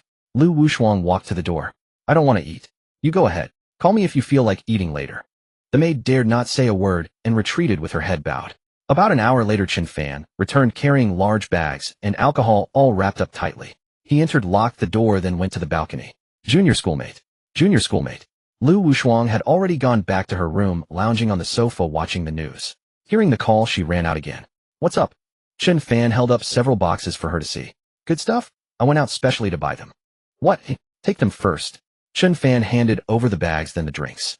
Watching him nimbly climb over the balcony, Lu Wushuang wondered if he might sneak over in the middle of the night to spy on her. Go lock the door. Chen Fan laid out the contents of the bags. Good heavens. They were bright red crawfish. Huh. Could this even be eaten? Lu Wushuang instinctively refused, but a tantalizing aroma hit her. Garlic oil fried braised. And beer. Sit down and eat. Chen Fan handed her a pair of gloves. Lu Wushuang had never eaten crawfish before. She was used to lobster and Australian lobster. She'd heard crawfish were dirty, but they looked so red and appetizing, and smelled delicious. Chen Fan opened 2 bottles of beer. I guarantee you'll crave them after this. Don't worry, these are very clean. He picked up a crawfish, peeled it, deveined it, and brought it to her lips. Lu Wushuang hesitated, then gently bit into the meat. Huh. Were crawfish this good? Her eyes widened as she swallowed. Chen Fan poured her a glass of ice-cold beer. Crawfish always go with beer. That's the real flavor. If you get the chance, I'll take you to the night market street. Seeing that he was about to peel another for her, she quickly said, I'll do it myself. Chen Fan handed her a disposable bib, and together they started peeling crawfish and drinking beer. It was probably the first time Lu Wushuang had eaten something so spicy, and the spiciness demanded beer. A sip of ice-cold beer sent a wave of pleasure through her. Knock, knock, knock. The bodyguards outside heard the noise and came to knock. Young lady. What? Don't bother me, I'm watching TV. She turned up the volume, and the guards, detecting nothing unusual, backed off. Chen Fan sighed. How is this life any different from prison? When are you going to shake them off? I'll take you out to play. Lu Wushuang flushed from the spice, gulped down beer. Okay. 4 bottles of beer and 6 pounds of crawfish were soon finished. Lu Wushuang wanted more. Is there any left? Nope. Next time. I'll continue. Chen Fan packed up the leftovers and climbed back over the balcony. Lu Wushuang called after him. Next time, take me out to eat. Chen Fan had not visited the apartment for 3 days since he had the lobster meal with Lu Wushuang. Lu Wushuang waited in the apartment every day, occasionally glancing at the neighboring balcony. Where was that guy? What did he mean? To tease her appetite and then vanish. Lu Wushuang had excellent eating habits. Her family had specially hired a housekeeper for her, primarily from a health perspective. She usually ate very bland food, but the crayfish Chen Fan had brought were fragrant, spicy, and delightful, leaving a lingering aftertaste. Every summer, everyone across the country relishes eating crayfish, and the people of Jiangzhou are particularly obsessed with them. How could Lu Wushuang resist the temptation? But Chen Fan had been missing for days. What was he up to? If not for her pride, she would have gone to the classroom to find him. Jiangzhou University had tens of thousands of students across dozens of majors, and Lu Wushuang was studying business administration. It was quite far from the finance department where Chen Fan was. She of course did not know that Chen Fan was deliberately doing this to whet her appetite. However, Chen Fan had been busy these days. The stock market had rebounded to a certain extent, and now the total funds in his account had reached 31.2 billion yuan. Time to sell out. He had achieved his goal, and with such a large volume, he could not wait until the uptrend weakened to act. Otherwise, if others fled, he would be trapped inside. Su Ruzhen immediately organized her team to sell out in a very gentle manner. After all, with such a huge volume, it was too easy to alert the market makers. But for a large listed company with a market cap of hundreds of billions, a daily turnover of several billion yuan was within normal fluctuation range. Chen Fan estimated that it would take about 3 to 4 days to finish selling. So if Lu Wushuang wanted to eat lobster again, she would have to wait another 3 or 4 days. However, fate was kind to him. That day, Shenlong Automobile hit the daily limit up and then opened the board. Su Ruzhen did not hesitate and seized the opportunity to sell rapidly. That day, Shenlong Automobile saw massive volume, with a turnover rate reaching 45. Su Ruzhen fished in troubled waters and unloaded over 6 billion yuan in one go. For Jiangnan Paper and Nangwar Real Estate, she only managed to sell 3 to 4 billion yuan. Meanwhile, the campus beauty queen Zhao Linlin was utterly frustrated. After stepping on a landmine, she had suffered 3 consecutive daily limit downs. The market makers gave them no chance to escape. She was so angry that she could not sleep well these days. However, the thing that concerned the male students most at school was the release of the school beauty rankings. After a new round of competition, the 4 school beauties were re-ranked. Zhao Linlin still topped the list, Lu Wushuang ranked second, and another freshman, Lu Wanwan, a popular streamer, also successfully made it onto the school beauty list. Zhuobing, who lived with Chen Fan, was ranked 4th and was controversial. A bunch of animals were shouting on the BBS, "Zhuobing is no good, Zhuobing has been slept with." Damn, Chen Fan nearly died of anger when he saw this. You bastards, you're just sour grapes. Besides, can you guarantee that the other school beauties haven't been contaminated? Zhuobing was even more furious when she saw this. If this kind of rumor reached her mother's ears, she would be in trouble again. Chen Fan, whoever beats his mouth swollen, I'll pay 100 yuan. Suddenly a reply appeared on the BBS. The entire forum exploded. Holy crap, it's that guy who spent 200 yuan to take down Liang Dongkai and get elected class monitor. Chen Fan used to be unknown and unnoticed. But ever since Zhuobing publicly declared her affection for him, he became famous. However, most people could not match his face to his name and didn't know who he was. Those who had spoken ill of Zhuobing tactfully deleted their offensive remarks. Zhuobing's family was not short of money, and if they really took it seriously, they would have to suffer the consequences. It seemed the storm had subsided. On Su Ruzhen's side, she finally completed the sell-off. The total funds in the account had now reached 31.6 billion yuan, or more than 400 million higher than before. Not bad. Very nice. Chen Fan spent an afternoon studying the stock market. Due to the earlier crash, most stocks had rebounded strongly. Except for some junk stocks, many stocks had more than doubled. Currently, stock prices were in a stable phase, and with so much capital in hand, he could no longer chase daily limit ups every day as before. It was time to change his approach. He opened the futures section. Ding. International crude oil fell by 77. Damn. Chen Fan quickly clicked on the crude oil market. Oh my god. In the next 15 trading days, the international crude oil price plummeted from 65.5 per barrel to 19.95. What was there to hesitate about? He immediately called Su Ruzhen. Baby, you might have to work overtime tonight. Damn it, can't you let me rest for a few days? Su Ruzhen misunderstood, thinking he wanted to come over and torment her again. She had been putting a lot of effort into the sell-off recently and was indeed tired. Moreover, she had to move. The villa was being furnished. Cough, that's not what I meant. Chen Fan, hearing her soft voice, knew what she was thinking. Su Ruzhen was different from Zhuobing. She had strong desires and could withstand being tormented. Zhuobing was still a student and not as uninhibited. Upon hearing Chen Fan's explanation, Su Ruzhen's pretty face flushed red. Sitting in the office, she instinctively crossed her legs in her black stockings. Then what do you mean? Prepare to short international crude oil. The international crude oil market faced global capital markets with immense potential. Seize the opportunity before the crash begins and plunge in crazily. Short orders worth over 30 billion yuan. Let them enjoy it to the fullest. Su Ruzhen carefully recorded Chen Fan's instructions. Trading international crude oil indeed required night shifts and even staying up all night. But this was work and Su Ruzhen had no choice. She also gave up the idea of temporarily moving into the villa. Staying in the office was actually more convenient. After finishing her work, she met Zhuo Bing for lunch. Looking at Zhuo Bing's long legs, Chen Fan said gloomily, "Are these people blind? They actually say my Bing Bing isn't as pretty as them." Zhuo Bing, on the other hand, didn't care. What's the use of caring about such empty titles? She took Chen Fan's arm. Haven't we gone shopping for a long time? Chen Fan looked at her speechlessly. Can you blame me? You've been busy rehearsing all the time, even neglecting your husband. Zhuo Bing gritted her teeth and pinched him. Stop talking nonsense. It sounds terrible. Chen Fan winced in pain. Forget shopping. I'll buy you a sports car. You've been a bit cocky lately. Last time you gave my dad a stone worth tens of millions, and now you want to buy me a sports car. What's your games? Do you want people to say I'm after your money? Zhuo Bing pinched his cheek. Don't forget your identity. You're the poorest student in the class. Even though you're rich now, don't be too flashy. Many people get into trouble because they get too arrogant. Got it, wife. Get lost. These days Zhuo Bing was not feeling well. Her aunt had come to visit, so Chen Fan couldn't pester her. In the evening, he could only go eat crayfish. He guessed that Lu Wushuang would be furious when she saw him. Just after she had a taste, he vanished for days without a trace. Miss Lu, it's time to eat. I'm not hungry. I'm not hungry. The nanny approached to call Lu Wushuang for dinner, but the young miss was already in a foul mood. Every day the food is prepared as if feeding pigs. Could this even be edible? Lu Wushuang resided in Jiangnan, where the Huaiyang cuisine emphasized freshness and mild balanced flavors. Yet when she suddenly tasted the crayfish, she found the flavor absolutely delightful. Just as she was still fuming, the elevator dinged open. Lu Wushuang rushed out and saw Chen Fan had returned.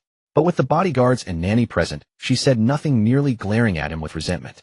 Chen Fan smiled faintly, gave her a subtle signal, and then casually opened the door as though nothing had happened.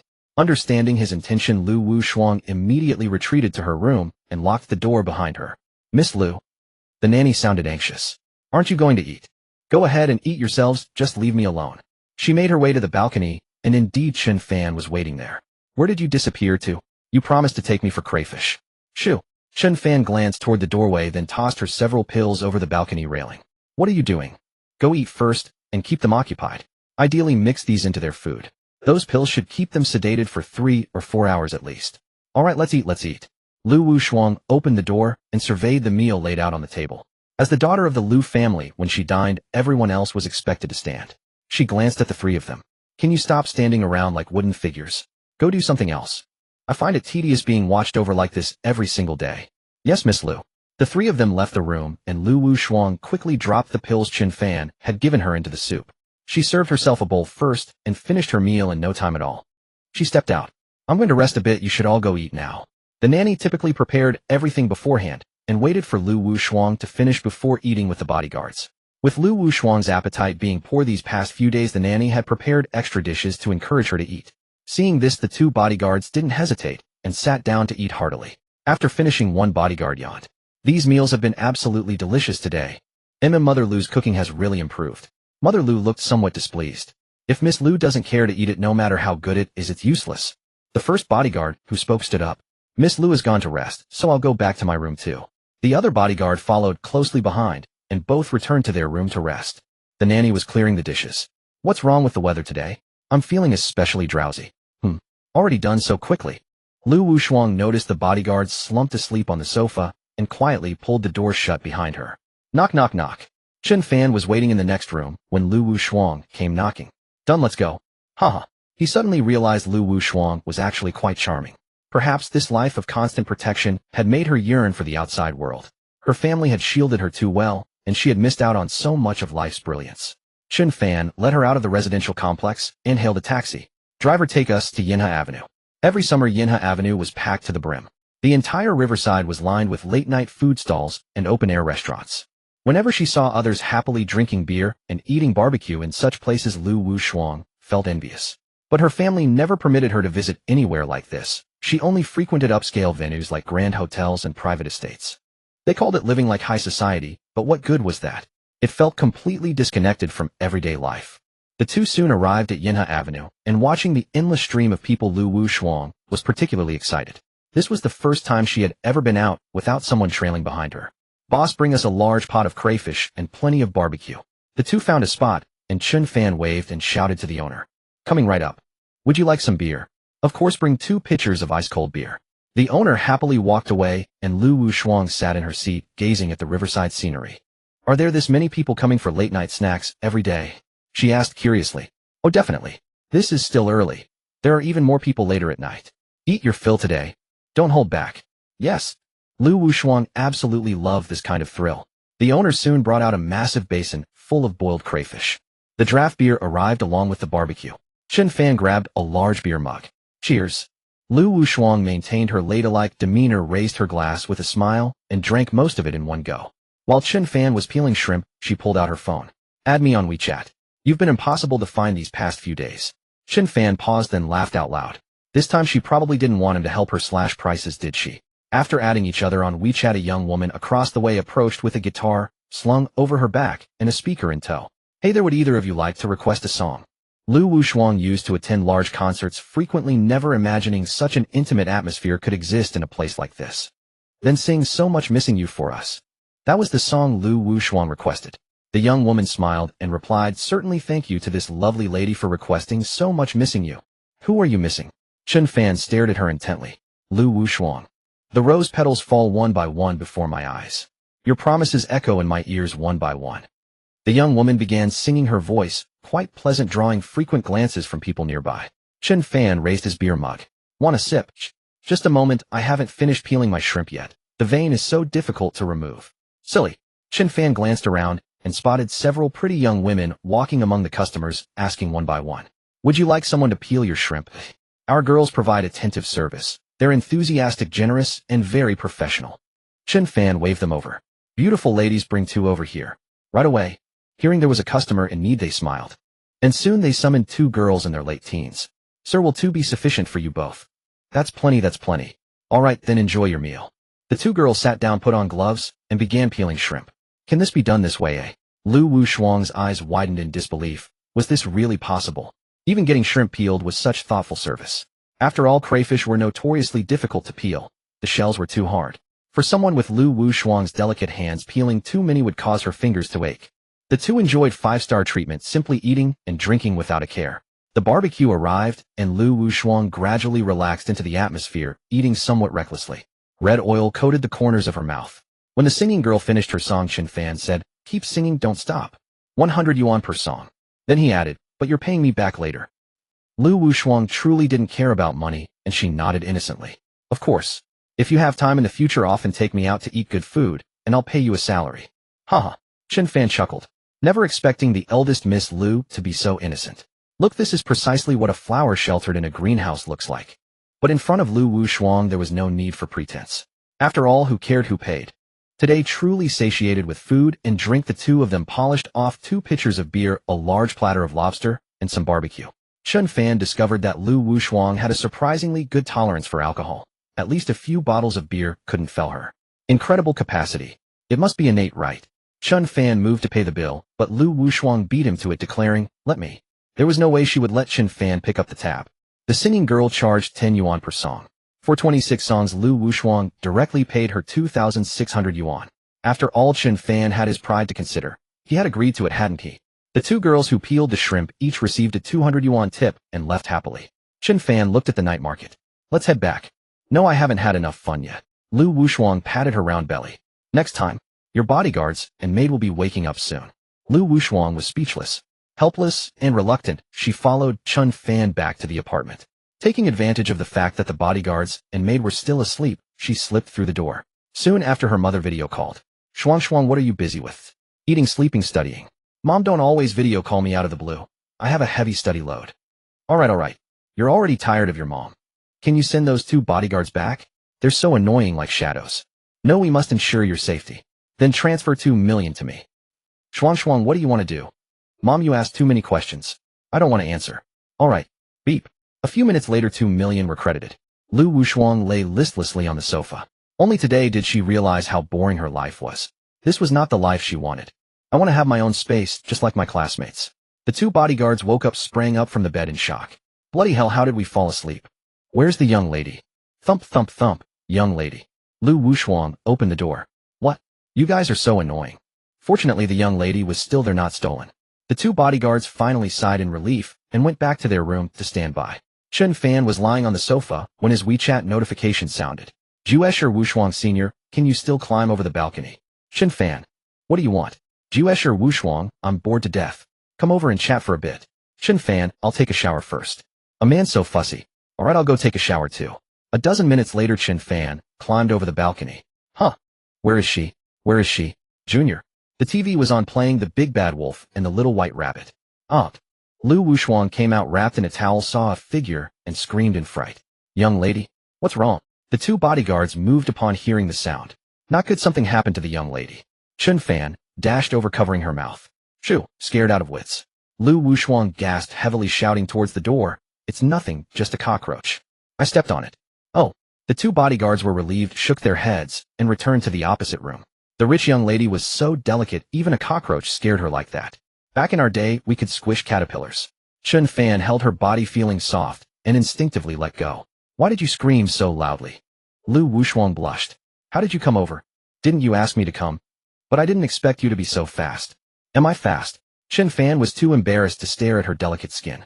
Go put on some clothes. Soon she changed into a princess dress from the bedroom. Chen Fan laughed. What are you laughing at? Nothing. Nowadays college girls dress themselves up beautifully and maturely.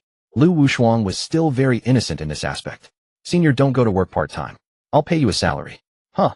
Chen Fan looked at her puzzled. What do you want? Nothing. You take me to eat delicious food every day, and I'll give you money. No. Every day? When do I have time? I'll give you 2 million. Chen Fan refused. What can 2 million do? Do you know how much my time bending down is worth? Beep. WeChat transfer of 2 million. Chen Fan was stunned and returned the money. Forget it, I'll go back to sleep. Trying to buy all my time with 2 million. Impossible. Seeing Chen Fan about to leave, Lu Wushuang panicked. Senior. Sorry, I didn't mean to insult you. It's just that I see you working so hard every day. Lu Wushuang looked aggrieved. Chen Fan sighed and touched her hair. Remember, the joy of life does not lie in getting something for nothing, but in achieving one goal after another through continuous effort. Then what is your goal? Lu Wushuang blinked. Chen Fan looked at her with a smile. You want to know? Yeah. Chen Fan slowly approached her, cornering her against the wall. His aggressive eyes fixed on the little white rabbit, and Lu Wushuang inexplicably felt a pang of guilt. Her pretty little face flushed crimson all the way down to her swan-like white neck. She glanced at Chen Fan, then quickly looked away. Chen Fan lifted her chin. Lu Wushuang panicked. Senior, close your eyes.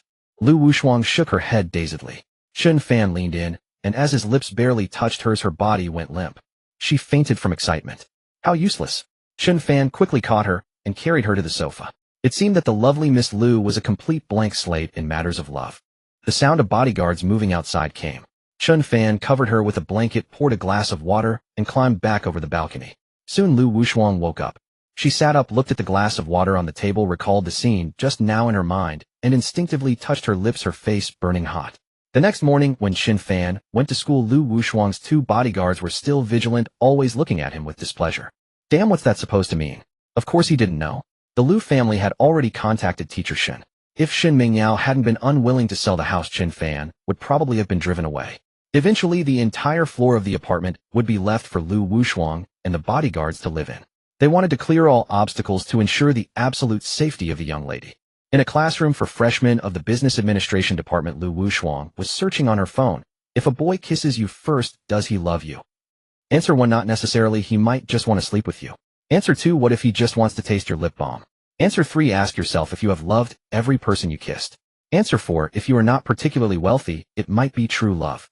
The answers online were all over the place, and Lu Wushuang could not make sense of them. She stared at her phone blankly, not paying any attention to the teacher's lecture. Soon she opened WeChat and changed Chen Fan's nickname to Big Bad Wolf. Chen Fan decided today to be a good class monitor and listen attentively to the class. Because today's lesson was crucial, covering classic cases of how international financial tycoons manipulated the world. Some shorted a country, some collapsed an entire continent's economy, and some monopolized all resources. The invisible hand of capital was controlling the entire world. From what he had seen and encountered, even the powerful tycoons he knew were merely struggling to survive in the cracks. They could never step onto the world stage. Suddenly a commotion stirred up outside. Lu Wushuang. Wow. Why is Lu Wushuang here? Chen Fan was not paying attention until his companion, Langao, nudged him and pointed out the window. He frowned. What? Outside the window, Lu Wushuang was indeed peering into the classroom. What was she up to? As he wondered, his phone buzzed with a WeChat message. Big Bad Wolf, I came to see you. Which class are you in? Damn, she tracked him down. Chen Fan replied. I'm in the classroom right in front of you. What do you want? Nothing, just stand up so I can take a look and I'll leave. It's fine, I'm just passing by, no one will know. Chen Fan stood by the window and Lu Wushuang swiftly glanced at him before hurrying away. For some reason Chen Fan felt he had stumbled into a big mess. Soon Lu Wushuang sent another message. Big Bad Wolf, remember, if you run into me on campus, you must act like you don't know me. We're not acquainted. He was doomed. He had really stepped on a landmine. Once Lu Wushuang left, the classroom returned to its calm. Chen Fan silently scorned the bunch of beasts around him. Had they never seen a woman before? Little did he know that many male students in college spent 4 years without ever dating. They consumed free dog food while wasting the best years of their youth. At noon, Zhuobing called. Let's go home for dinner tonight. My cousin is bringing her boyfriend. Sounds good. Chen Fan had never met Zhuobing's cousin, but she had made it clear he couldn't refuse. This also meant that he had been accepted by the Zhuo family, and it was likely at their behest. After afternoon classes, Zhuobing was waiting for him at the school gate. And Alfred whisked Lu Wushuang away as she returned to her apartment for dinner every day, chauffeured by bodyguards. As Chen Fan approached, Zhuobing hailed a taxi. Recently Su Ruzhen was very busy, so Chen Fan didn't bother her unless necessary. The taxi driver turned his head and exclaimed, Damn, it's you two again. He remembered these two all too well. The driver moaned, Can't you take another cab? I have a family to feed. Chen Fan was puzzled. Don't we pay you? It's not about the money, but it's just that I'm stuffed with too much dog food. Zhuobing recognized him as the driver from last time. Don't worry, we'll pay double this time. At Yuchuan restaurant, Zhuo Handong and his wife had already arrived. The couple had gone home early to shower and change. Han Kaiying even spritzed on some perfume, dressing herself up quite stylishly. Handong, look, my necklace isn't even as expensive as Bing Bing's. Why don't you buy me one? Zhuo Handong said. Enough, why do you need such an expensive necklace? There's no need to compare with others. Han Kaiying fell silent. This old fool was even worse than their daughter's boyfriend. Look at Chen Fan. He spent all his earnings on his girlfriend. That's true love. Zhuo Handong knew that Han Kaiying cared too much about face, especially when competing with her sister-in-law. Sisters-in-law, what was there to compare? Zhuo Handong's elder brother was also a boss with a thriving business worth over $1 billion. But Zhuo Handong wasn't after that, he preferred a leisurely life. In his view, life wasn't about rushing to achieve some goal, but about savoring every moment. Today his niece was bringing her boyfriend home, which would inevitably be a show-off. Zhuo Handong knew he was no match for his brother, but he didn't care. Han Kaiying was different. Why else would she desperately try to prove herself? The couple stood at the hotel entrance without going up immediately. Han Kaiying checked her watch. Call Bing Bing and see if they've arrived yet. In truth, she had deliberately asked Zhuobing to bring Chen Fan this time, hoping to regain some face. Since Chen Fan could gift Zhuobing a necklace worth over 6 million and present Zhuo Handong with a rough stone worth tens of millions, his capability should surpass that of her sister-in-law's future son-in-law. Soon Chen Fan and Zhuobing arrived by taxi. Seeing Chen Fan so plainly dressed, Han Kaiying grew anxious. Why didn't you change your clothes? They'll be all dressed up and you'll look so shabby. Zhuo Handong said, Enough, no time, let's go up. It's just family, no need for such formality. Han Kaiying shot him a glare. Don't blame me if you end up embarrassed. Chen Fan was about to ask why, but Zhuobing tugged at him. It's fine, let's go. The four of them entered the Blossom Fortune private room at Yuchuan restaurant. Inside sat a portly middle-aged woman and a young couple. Zhuo Handong's family entered. Sister-in-law. Switch in your back. The middle-aged woman stood up immediately. Handong, why are you so late? Oh, Bing Bing is here too. Have a seat, have a seat. Then she looked at Chen Fan. And this is my boyfriend. Zhuobing confessed openly. Wow, Bing Bing, you have a boyfriend. The cousin immediately became excited and shot a meaningful glance at the young man beside her. That young man was impeccably dressed, head to toe in designer brands, a suit and tie with hair slicked back shiny. Standing next to the cousin, he looked exceedingly gentlemanly. Han Kaiying watched with mounting anxiety. This Chen Fan hadn't even bothered to change his clothes. Now he was completely outshone. The cousin's boyfriend, however, had a glint of admiration in his eyes when he saw Zhuobing. She was wearing jeans today, and with her northern bloodline, her long legs were particularly eye-catching. The cousin, on the other hand, was only 160 meters tall, and despite her branded attire, she paled in comparison by many notches. The plump sister-in-law urged them, sit. Hanwen will be here soon. A trio of women can make a scene, and 2 women are also talkative. The sister-in-law was particularly lively today, adorned in pearls and jewels, constantly scrutinizing and commenting on Han Kaiying's accessories. Every piece of jewelry she wore was of a higher grade than Han Kaiying's. Rings, earrings, necklaces. The total value amounted to several million. Seeing the sister-in-law comparing these things, Han Kaiying shot a fierce glare at her own husband. Zhua Handong was of a detached nature, detesting comparison. He was only interested in antiques. He had a trait: he was quite handsome. This caused Zhua Bing to inherit some of his genes. Seeing Zhua Bing's aunt incessantly going on about these matters, Chen Fan stepped out to make a phone call. Cousin Zhua Chun glanced at Chen Fan. Bing is your boyfriend your classmate? We are alumni. Oh, what does his family do? Looks like his family isn't very well off. That's why they say many girls nowadays can't find boyfriends. After entering society, they become worldly, no longer as innocent as in school, and their standards become too high. When choosing a boyfriend, they no longer consider feelings, but first think about material things. Zhua Chun had only graduated 2 years ago. When she was in college, didn't she also find a handsome but poor boyfriend? Of course, the end result was predictable. That boyfriend was chased out with a broom by the aunt, forced to break up. The cousin also accepted this reality. She discovered that after giving up that crooked tree, there was an even bigger forest. Her current boyfriend is more outstanding, and his family background is good. Chen Fan finished his call and came back in. Zhua Chen's boyfriend deliberately picked up the gift box he had prepared. Annie, I specially brought this back from abroad. It's just a small token of please don't mind. Oh, why did you bring a gift? Don't be so polite. This child is really something. The aunt's face showed a scolding expression. Since we are all family, there's no need for such extravagance. Her boyfriend giving a gift to her mother made Zhua Chun feel especially proud. Mom, open it and see if you like it. In fact, this gift was carefully selected by the two of them because Zhua Chun knew her mother loved to dress up. Although she was plump, she loved to flaunt her wealth. All right, but don't make it too expensive. The aunt opened the gift with a smile. It was a particularly beautiful dress. In the box beside it, there was also a pair of bracelets. Wow, so beautiful. How much did it cost? The aunt was overwhelmed and flattered. Her expression exaggerated. Zhua Chun said proudly, Mom, it didn't cost much. The dress is only 130,000, but the key is this pair of bracelets. This pair of bracelets cost over 200,000. Wow, too expensive, too expensive. The aunt shook her head repeatedly, but couldn't hide the joy on her face. Xiao Yuan, you are really something, being so polite with family. Xiao Yuan stood up and said politely, it's only right, it's only right. You only have Zhua Chun as a daughter. If we don't honor you, who will? This child really knows how to talk. The aunt was grinning from ear to ear. Although these things were not more expensive than what she usually used, the thought was enough. But even if you give gifts, Zhua Chun, to show off her presence, deliberately asked, Hey Bing, has your boyfriend ever given a gift to Annie? Zhua Handong frowned when she brought this up. People shouldn't be so snobbish. Chen Fan is low-key, but the things he gave are beyond what you could ever imagine. Han Kaiying was tactful. He did. Our Chen Fan even gave Handong a ahem. Zhua Handong interrupted her, casting a glance at his niece. Chen Fan's kindness to us is already enough. There's no need to show off here. Zhua Chun pursed her lips into a smile. Uncle still likes to protect his own. If he gave, he gave. If not, not. From what I see, Xiao Chen's family isn't very wealthy, is it? But it's fine. After all, Uncle is worth over 100 million. They can rely on you to get by. Zhua Bing noticed that her cousin had been a bit full of herself lately, so she took the initiative to link arms with Chen Fan. You wouldn't understand how good Chen Fan is to me. She really found it strange. Why did the uncle's family love to show off so much? The aunt just had to join in. Xiao Chen's family isn't in very good circumstances, is it? Chen Fan was displeased. Who said that? I also brought a gift for my mother-in-law. It's just still on the way and should arrive soon. Oh, you really brought a gift? Zhua Chen laughed. What gift? Let us see it quickly. No rush, it will be here soon. Seeing Chen Fan so composed, the aunt's family wore smiles. Especially Xiao Yuan, who felt a strong sense of presence.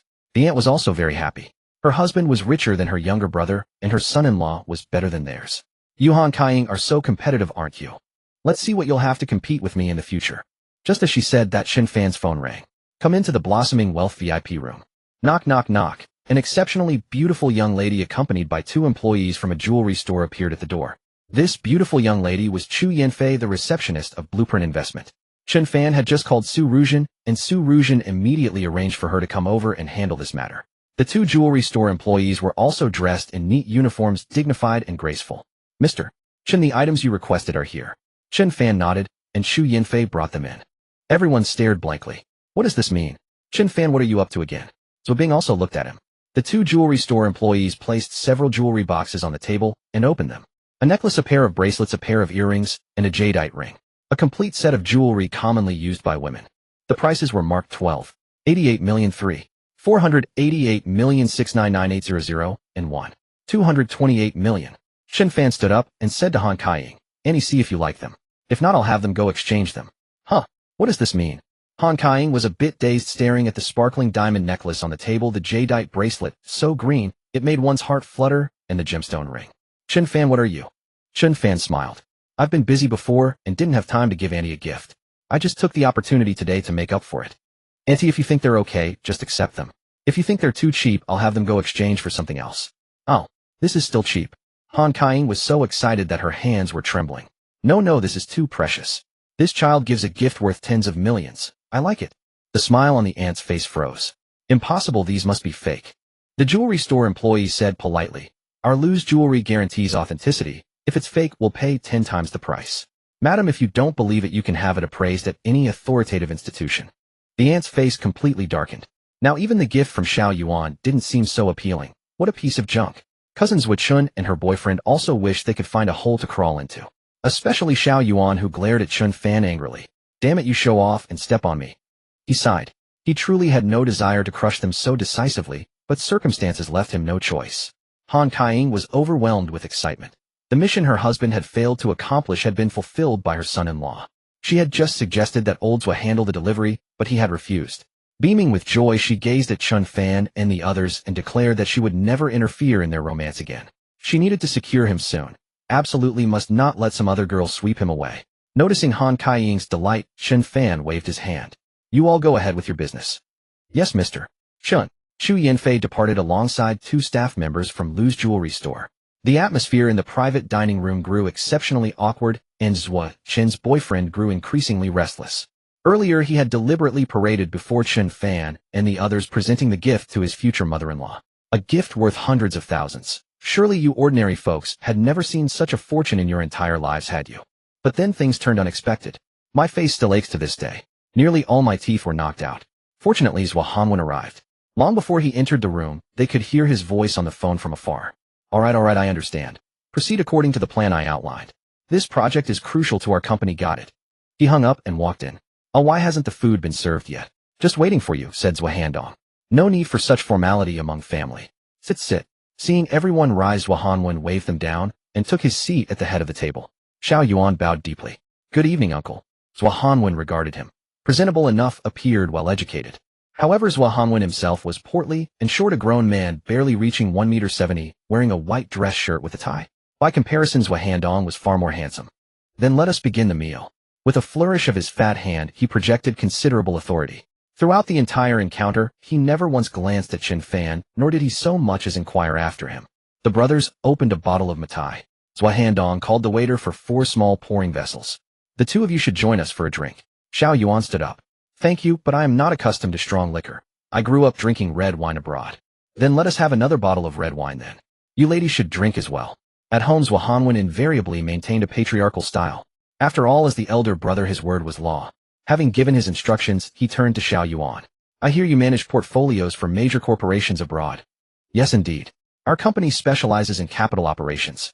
Xiao Yuan was unusually restrained in the presence of his future father-in-law, a powerhouse worth billions.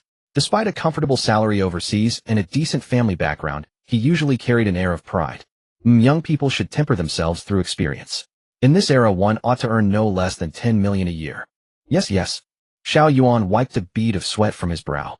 His future father-in-law spoke boldly. 10 million in annual income. He cast a glance at Zhua Chen. By that standard, he still had much ground to cover. Beside him, Zhua Handong smiled, faintly gazing approvingly at Chen Fan. A yearly income of nearly 10 million should pose no difficulty for Chen Fan. Father Jiarong intends to return and start his own venture. Zhua Chen's implication was clear. He hoped his father would offer support. Zhua Hanwen glanced at his daughter. Excellent. What are your plans? Which industry? Yuan Jiarong spoke delicately. I intend to establish an investment firm and pursue my former profession, stocks and capital operations. With my ability, doubling or even tripling my returns each year should pose no difficulty. Since you have your sights set, then go forth and do it. Young people today with your caliber are quite rare. Zhua Hanwen gave no indication of support. He raised his glass. Come, let us drink. His gaze fell upon Chen Fan and his brow furrowed. Zhua Bing, have you begun seeing a boyfriend? Zhua Bing nodded. Yes, uncle. Zhua Hanwen spoke displeased. You haven't even graduated from university. What business do you have with romance? He turned to Chen Fan. You are still a student, I take it. Yes. Chen Fan sensed that Zhua Hanwen was far less reasonable than Zhua Handong. His words and manner carried an air of arrogance. Likely years of being sycophantically admired by subordinates had inflated his ego. To be frank, a person does not necessarily grow more composed with age. Many adults behave in ways that would embarrass the young, some having made their fortune swell with conceit and looked down upon all. Zhao Hanwen was accustomed to bossing people around at the company and brought that same attitude home. Observing Chen Fan's plain attire and student status, he addressed Zhao Handong and his wife. When your daughter chooses a boyfriend, you parents ought to bear some responsibility. You cannot simply allow her to do as she pleases. Times may have changed and strict matching of social standings may not be as vital as in the past, but certain rules must still be observed. After all, our Zhao family is no ordinary clan.